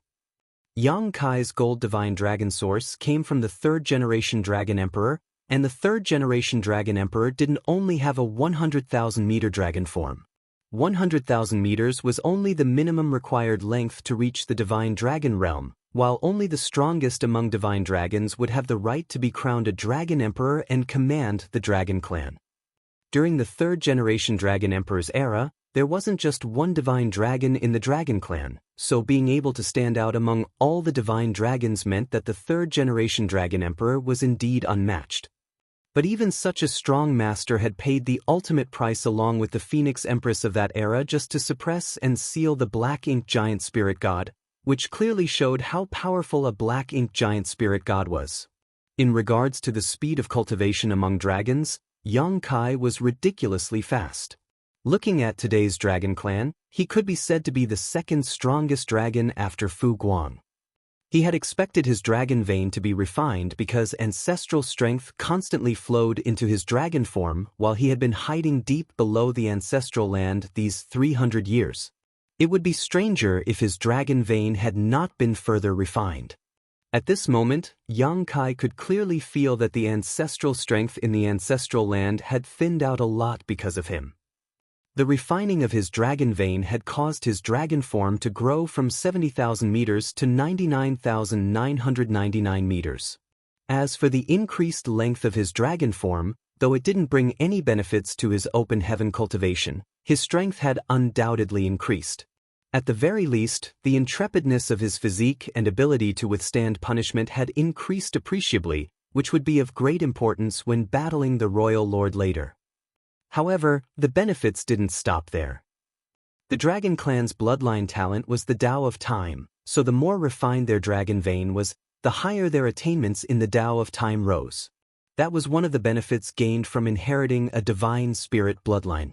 The Dragon Clan didn't need to have strong comprehensive skills. As long as their bloodline reached a certain purity, they would naturally comprehend things that ordinary people couldn't. Yang Kai could clearly feel that his attainments in the Tao of Time had greatly increased. Since coming out of the Great Sea Celestial phenomenon, his Tao of Time could be said to have reached the 7th level, standing above all others within sight. All these years of constantly absorbing the things he gained from the Great Sea Celestial phenomenon, he had gone much further in this stage. Now, following the growth of his dragon vein, Yang Kai's attainment in the Tao of Time had entirely surpassed the 7th level and reached the 8th level, summiting the peak. It was now on the same level as his Tao of Space. All this while, Yang Kai's attainments in the Tao of Space had always led his attainments in the Tao of Time. This wasn't only because he had been cultivating the Tao of Space for longer, but also because he had a natural aptitude in the Tao of Space.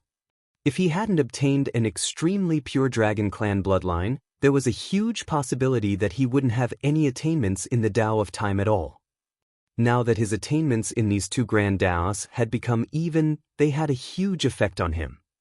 The first was that time in his small universe now flowed even faster. If the previous speed of time in his small universe was between 6 and 7 times faster than in the outside world, it was now 10 times faster. The faster flow of time in his small universe meant that his heritage would increase faster as well. Of course, this didn't hold much meaning to Yang Kai anymore because he would soon reach his innate limit in the open heaven martial Tao. Once he reached that peak, his heritage and realm wouldn't improve no matter how much strength he accumulated. However, if he could break through the 8th order open heaven realm's restrictions, this change would become very meaningful. The 9th order open heaven realm was a new start, and a 10 times flow rate of time in his small universe could help him save many years of bitter cultivation. While the changes in his small universe's time flow were directly affected by his advancement in mastery of the Tao of Time, there was another effect that wasn't so direct. That was with his strongest secret technique, the Sun and Moon Divine Wheel. A long while ago, Yang Kai had noticed that because his attainments in the Tao of Time and Tao of Space had some disparity, he would always feel like there was something incomplete with the Sun and Moon Divine Wheel limiting its power. The Sun and Moon Divine Wheel was a secret technique that combined both grand Taos to create a brand new space-time strength. Since his attainments in the two grand Daos were different, with one slightly higher than the other, this space-time strength was unstable. That was why he couldn't perfectly combine the full strength of those two grand Daos. Yang Kai had previously surmised that when both these grand Daos had reached the same level of mastery, he might be able to use the Sun and Moon Divine Wheel's complete power. But after so many years, even he didn't have a way to force the two grand Daos into a balanced state. That was until today.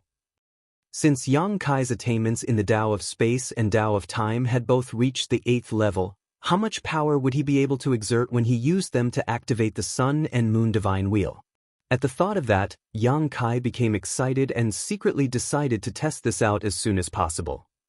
With the growth of his dragon form, improvement of his dragon vein, and new attainments in the Tao of Time, Yang Kai's overall strength had increased dramatically over the past 300 years. So what if he had to face a royal lord? Since he couldn't escape, he would just have to kill his way out.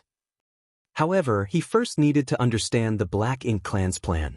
When he was fighting with that royal lord earlier, everything happened too quickly and he was too muddle-headed, so he didn't have time to carefully assess the situation. The only thing he knew was that there was a heaven-sealing earth-locking grand array outside the ancestral land, a royal lord waiting for a chance to strike, and an unknown number of innate territory lords lurking in the shadows, observing the situation. At the same time, in the sky above the ancestral land, the arrogant expression on Di Wu's face was gone, replaced with one of uncertainty. After becoming a pseudo-royal lord and gaining tremendous strength, he was confident that he could succeed in killing Yang Kai, but how could he have anticipated that a single clash with Yang Kai would terrify him so greatly? Yang Kai was just a half-step away from becoming a divine dragon, and in his fluster earlier, Di Wu nearly turned around and ran. Luckily for him, Yang Kai ran even quicker, or else he might have humiliated himself. Now that Di Wu carefully thought back on the previous exchange, though Yang Kai's aura was indeed powerful, it had not yet reached the stage of a divine dragon.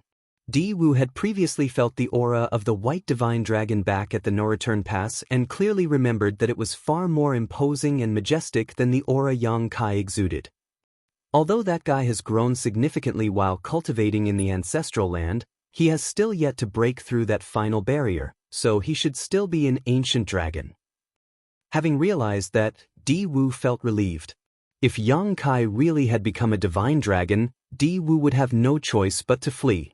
Di Wu was a pseudo-royal lord, while Yang Kai could be regarded as a pseudo-divine dragon, so the two were on par, with neither side being the genuine article.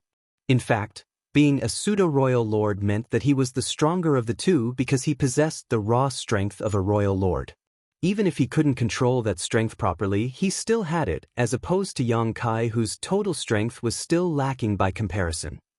Now that Yang Kai had gone into hiding though, things had become difficult for him because, if he couldn't damage the ancestral land with his strength, he wouldn't be able to find Yang Kai.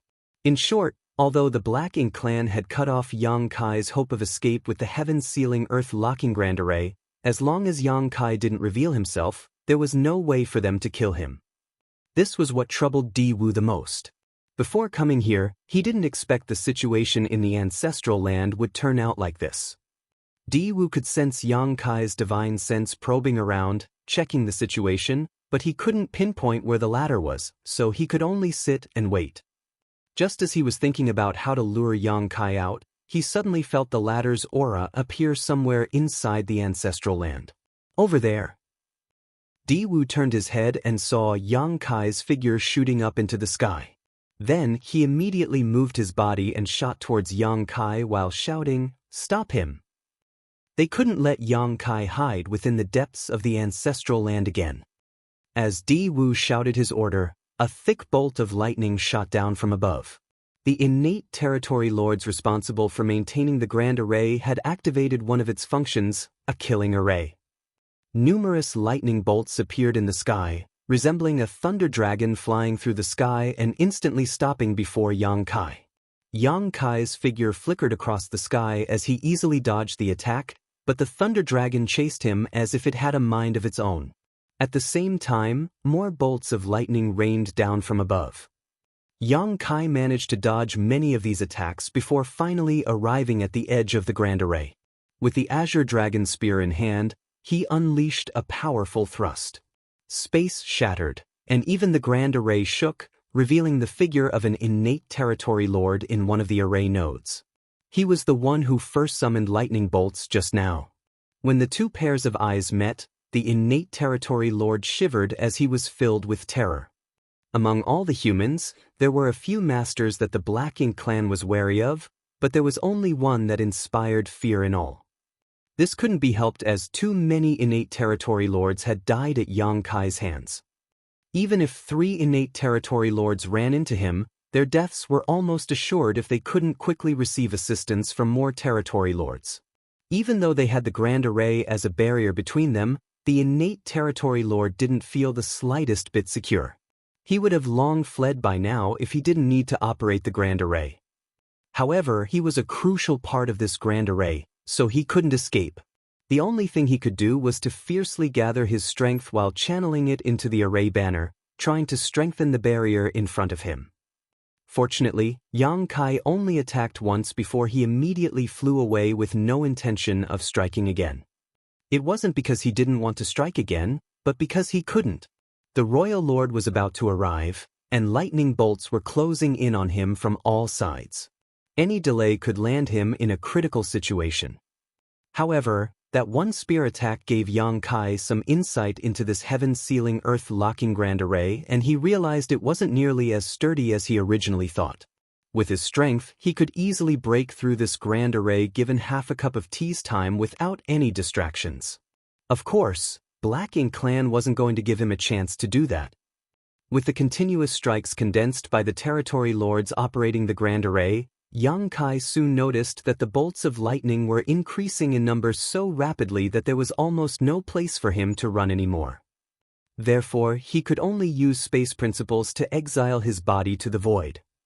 The moment his figure turned illusory, the many lightning bolts hit their mark. Since Yang Kai had phased his body though, he managed to avoid most of the attack while the remnants didn't have enough power to harm him.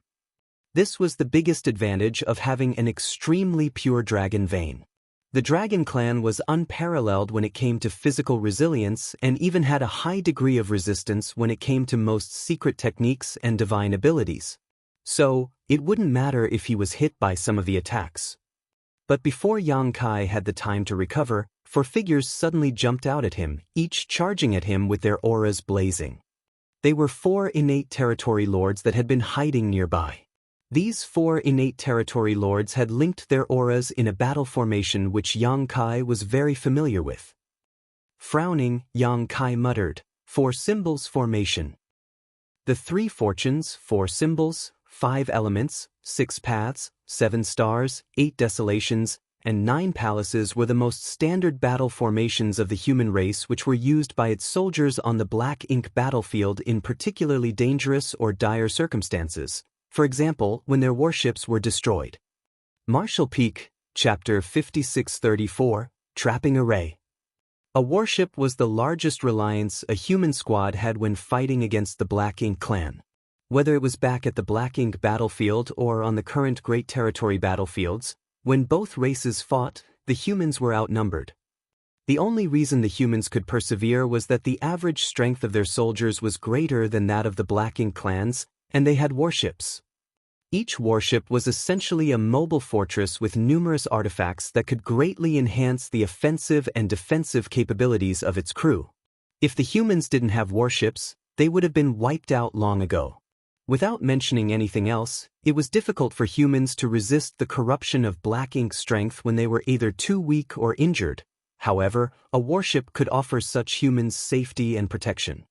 After so many years, the humans had used countless resources to build and maintain their warships. It could be said that the number of resources used on warships was larger than the amount cultivators used to cultivate. Every time there was a large-scale battle, warships were damaged and destroyed. Once a warship was destroyed though, the human soldiers would have to face the Black Ink clan's attack and the corruption of Black Ink's strength without this additional layer of protection. When that happened, the survivors would often use battle formations to greatly increase their chances of surviving. 3 humans could create a formation called the 3 Fortunes Formation. Add 1 more person, and it would be the 4 Symbols Formation. 5 people would form the 5 Elements Formation, and so on and so forth until one reached the 9 Palaces Formation. Under normal circumstances, the more humans in a battle formation, the stronger it would be. When Yang Kai was on the Black Ink battlefield, he led the many 7th Order Open Heaven Realm Masters of Dawn Squad to form the 8 Desolations Formation several times to kill their enemies, producing outstanding results. However, such battle formations could not be formed on a whim as they needed a long period of joint practice. Additionally, the people forming a battle formation had to be familiar with and trust each other because once it was formed, not just their auras, but their very lives would become linked. If one suffered, all suffered, and if one prospered, all prospered. If there wasn't enough trust between partners, it would be impossible to even form a battle formation, much less bring out its full strength. On the Great Territory battlefields, there were significantly fewer 8th Order Open Heaven Realm Masters than Territory Lords, but the reason the humans could stubbornly resist the Black Ink clan's continuous onslaught was that they made good use of battle formations. The Black Ink clan generally wouldn't use such formations because they didn't trust each other like how the human cultivators would. Rather than wasting their time and effort in forming battle formations, they preferred fighting alone because they could more freely use their strengths. Yang Kai had never encountered a situation where the Black Ink clan used a battle formation and never expected to see it happen today. More importantly, it was 4 innate territory lords that formed this formation, which illustrated the Black Ink clan's determination to kill him. In the face of the huge pressure of confronting Yang Kai, these 4 territory lords had set aside all their reservations and banded together to defeat this formidable enemy. These 4 territory lords with linked auras charged forward, and though Yang Kai could see at a glance that their battle formation wasn't tightly bonded, he didn't want to be entangled with them for too long. With a sweep of his spear, Yang Kai thrust out more than a dozen times in the direction of those territory lords to slow down their approach. Then he quickly flew downwards before immediately shooting away. Those 4 territory lords immediately changed directions and chased after him. The royal lord also quickly changed directions, trying to cut Yang Kai off. Despite there not being much difference in their speed, Yang Kai was proficient in space techniques, so it wasn't easy for the royal lord to block him. After flying around the ancestral land several times, the Black Ink clansmen sadly found that although they had taken advantage of the time Yang Kai was cultivating to seal him here, there was nothing they could do about him if he didn't fight them head-on. On the contrary, Yang Kai had managed to discover the Black Ink clan's strength with his constant probing. This made Di Wu furious. At that moment, a voice entered Di Wu's ear. It was from the 7th Order Black Ink disciple responsible for setting up the Grand Array. Once Di Wu heard what was said, he revealed a happy expression and nodded subtly. While Yang Kai was moving around the ancestral land, the killing array linked to the Grand Array surrounding the ancestral land didn't stop and was constantly sending lightning bolts towards him. It was a pity that this Grand Array's primary function was to act as a heaven-sealing earth-locking barrier. Though it had a killing array embedded inside, it wasn't very powerful, so Yang Kai could easily dodge its attacks. With Yang Kai's current strength, only a Grand Array set by a great Grandmaster in the Tao of Spirit Arrays could completely incapacitate him. A spirit array set up by a few 7th Order Black Ink disciples with mediocre achievements in the Tao of Spirit Arrays naturally wasn't as profound. As the chase continued, the ancestral land suddenly became covered in mist. This mist wasn't that dense in the beginning, but as time passed, it became denser and denser until visibility became essentially zero. Even divine sense was restricted to only being able to extend 100 meters from an individual. All of that was because the Grand Array had changed. Since the killing array was useless, they had switched it for a trapping array. Yang Kai couldn't help but slow down and carefully probe his surroundings.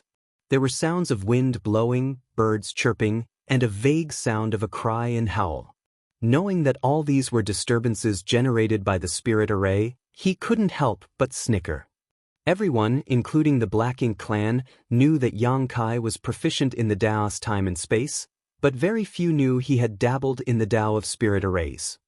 Of course, his attainments in the Tao of Spirit Arrays weren't particularly high and were all gained from his experiences in the Great Sea Celestial Phenomenon.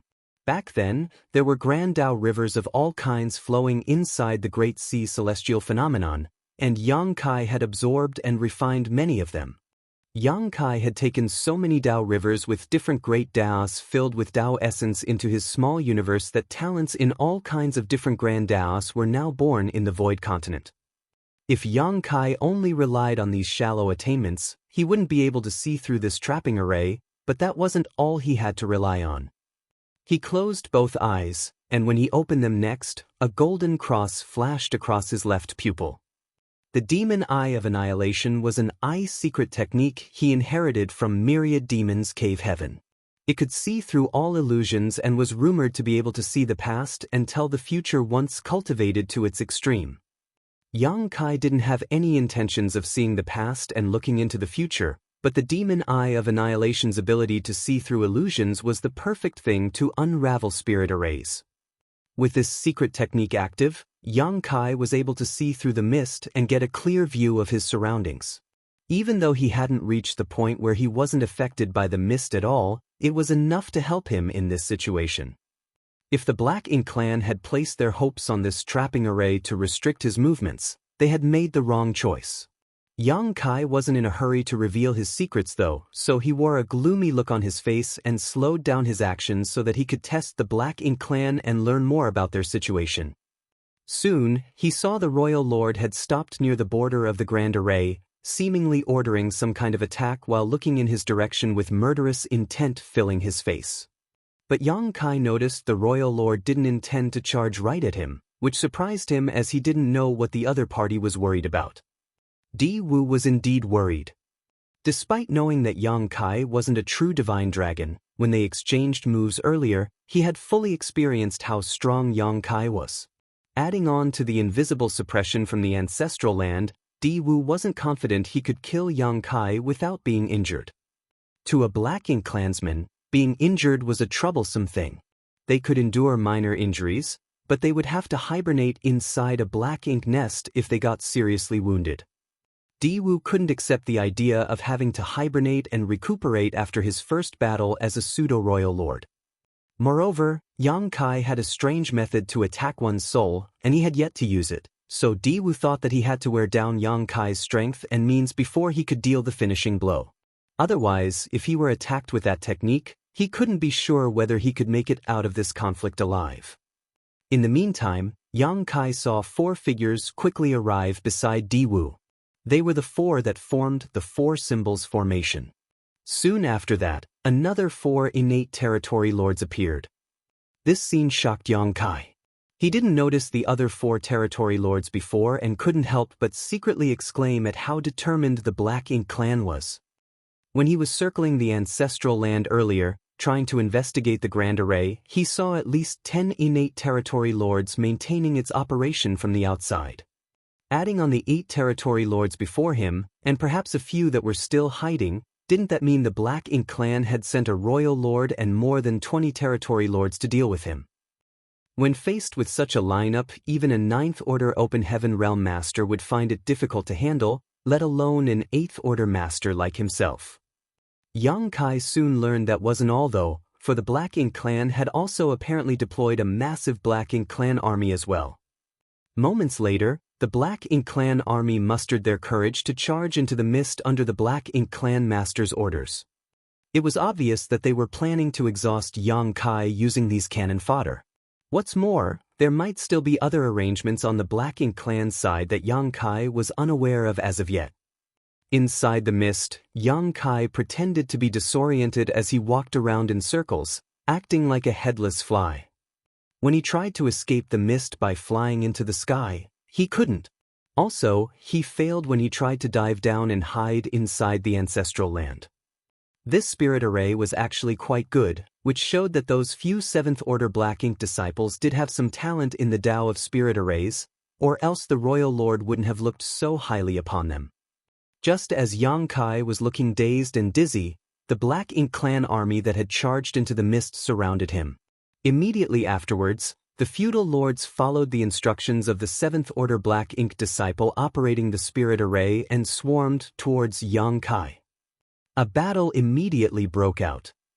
A long spear swept back and forward, sending out spear strikes like a dense rain. Immediately after, black blood spurted everywhere as bodies exploded into pieces. With Yang Kai's current strength, how could that army of Black Ink clan cannon fodder defeat him when the strongest among them were just feudal lords? To put it bluntly, with sufficient time, Yang Kai alone could wipe out these 10 million Black Ink clan troops. Group after group of Black Ink clansmen were killed, and the speed at which lives were lost was unimaginably fast. On the ground, the fresh black blood had gathered into a pool, which then became a river, and soon began to look like an ocean, one filled with the broken corpses of Black Ink clansmen. Yang Kai killed methodically without feeling any kind of joy or frustration. Since the royal lord was willing to sacrifice these Black Ink clansmen, Yang Kai was more than willing to oblige. The more Black Ink clansmen he killed here, the fewer the humans had to face on the battlefields. 10,000, 20,000, 50,000, 100, 000. Yang Kai's spear never stopped. In the beginning, Yang Kai moved around to more efficiently slaughter his enemies, but as time wore on, he could no longer be bothered exerting himself like that and simply stood in place while allowing the Black Ink clan army to come to him. The scene resembled water splashing onto a rock that was blocking a river, which was an astonishing sight to see. So many had died so quickly that the Black Ink clan army would have broken and routed if not for the territory lords and royal lord overseeing them, forcing them to continue. Martial Peak, Chapter 5635, Scheming Against the Unexpected. No one could maintain their calm when facing a hopeless battle. The humans couldn't, and neither could the Black Ink clan. The Black Ink clan soldiers attacking from all directions couldn't even get within 1,000 meters of Yang Kai. No matter whether it was a feudal lord, a high-rank Black Ink clansman, or low-rank Black Ink clan member, they perished with a single swing of the spear. Under such desperation, the Black Ink clan army's morale soon crumbled. However, the royal lord and many territory lords were watching them from the outside, so they dared not retreat and could only force themselves to continue charging forward. A day later, Yang Kai's kill count had grown from 100,000 to 200,000. The breath Yang Kai let out was so intensely hot that it seemed like it was about to burn a hole through the void. The hand he held his spear with was still as firm as ever. A few days later, 200,000 became 500,000. Half of the million Black Ink clansmen that came to the ancestral land had died, causing the battlefield to reek of blood. Under Di Wu and the other territory lords' gazes, Yang Kai's speed finally began slowing down. He was sweating profusely, and his complexion seemed a little pale. Di Wu was satisfied with what he saw. If he could exchange 1 million Black Ink clan soldiers for Yang Kai's life, he would do it without a frown. Moreover, if he succeeded and returned to the no-return pass, rather than punish him, the royal lord would certainly reward him. 1 million lower Black Ink clansmen was nothing because as long as they had Black Ink nests and resources, they could easily produce more such soldiers. On the other hand, how many innate territory lords had died at the hands of Yang Kai over the years? Innate territory lords came from the primordial heaven's source grand restriction, so each one killed meant there was one permanently lost. Therefore, 1 million Black Ink clansmen couldn't compare to even one innate territory lord. Since Di Wu had great understanding of the human's open heaven realm, he knew that a human's strength came from his or her small universe. The stronger the heritage of the small universe, the stronger the human was. But the strength inside a human's small universe wasn't inexhaustible. Yang Kai had been fighting alone, non-stop for days and had killed over 500,000 Black Ink clansmen, so he must have consumed a lot of energy. It's time. As Di Wu thought so, he didn't hesitate and flew straight into the mist. Then he followed a 7th Order Black Ink disciple's directions and silently advanced towards his target. Meanwhile, the 8 territory lords noticed the situation and mustered their courage to follow behind Di Wu. Although Yang Kai was killing the Black Ink clan soldiers, he still noticed these external movements and couldn't help but frown. It seemed like things weren't moving according to his plan. He was feigning lethargy right now. To him, the best outcome here would be to lure a few territory lords over so that he could kill them first and weaken the Black Ink clan's overall strength. But the royal lord didn't act as Yang Kai expected and instead led 8 territory lords against him all at once. At that moment, Yang Kai felt a huge sense of danger as he quickly revised his plans. This trapping array couldn't hold him, as he could see through it quite easily, but there was no use in simply overcoming the trapping array because the ancestral land was still sealed by the heaven-sealing earth-locking grand array. Since he couldn't escape, would he have to play the game of cat and mouse with the Black Ink clan masters again? Of course, he wasn't willing to waste his time doing so. What's more, he understood that it was better to kill a single territory lord than a million Black Ink clan soldiers. In an instant, Yang Kai calmed down. Since the territory lords dared to come over, he had to let them know the consequences of their actions. If he missed this opportunity, he might not get another one. Having determined his next course of action, Yang Kai pretended to be even weaker. The 8 territory lords had split into 2 teams and hid within the Black Ink clan army, concealing their auras while nearing Yang Kai. 4 of them were mixed within the army while 4 remained on the outskirts.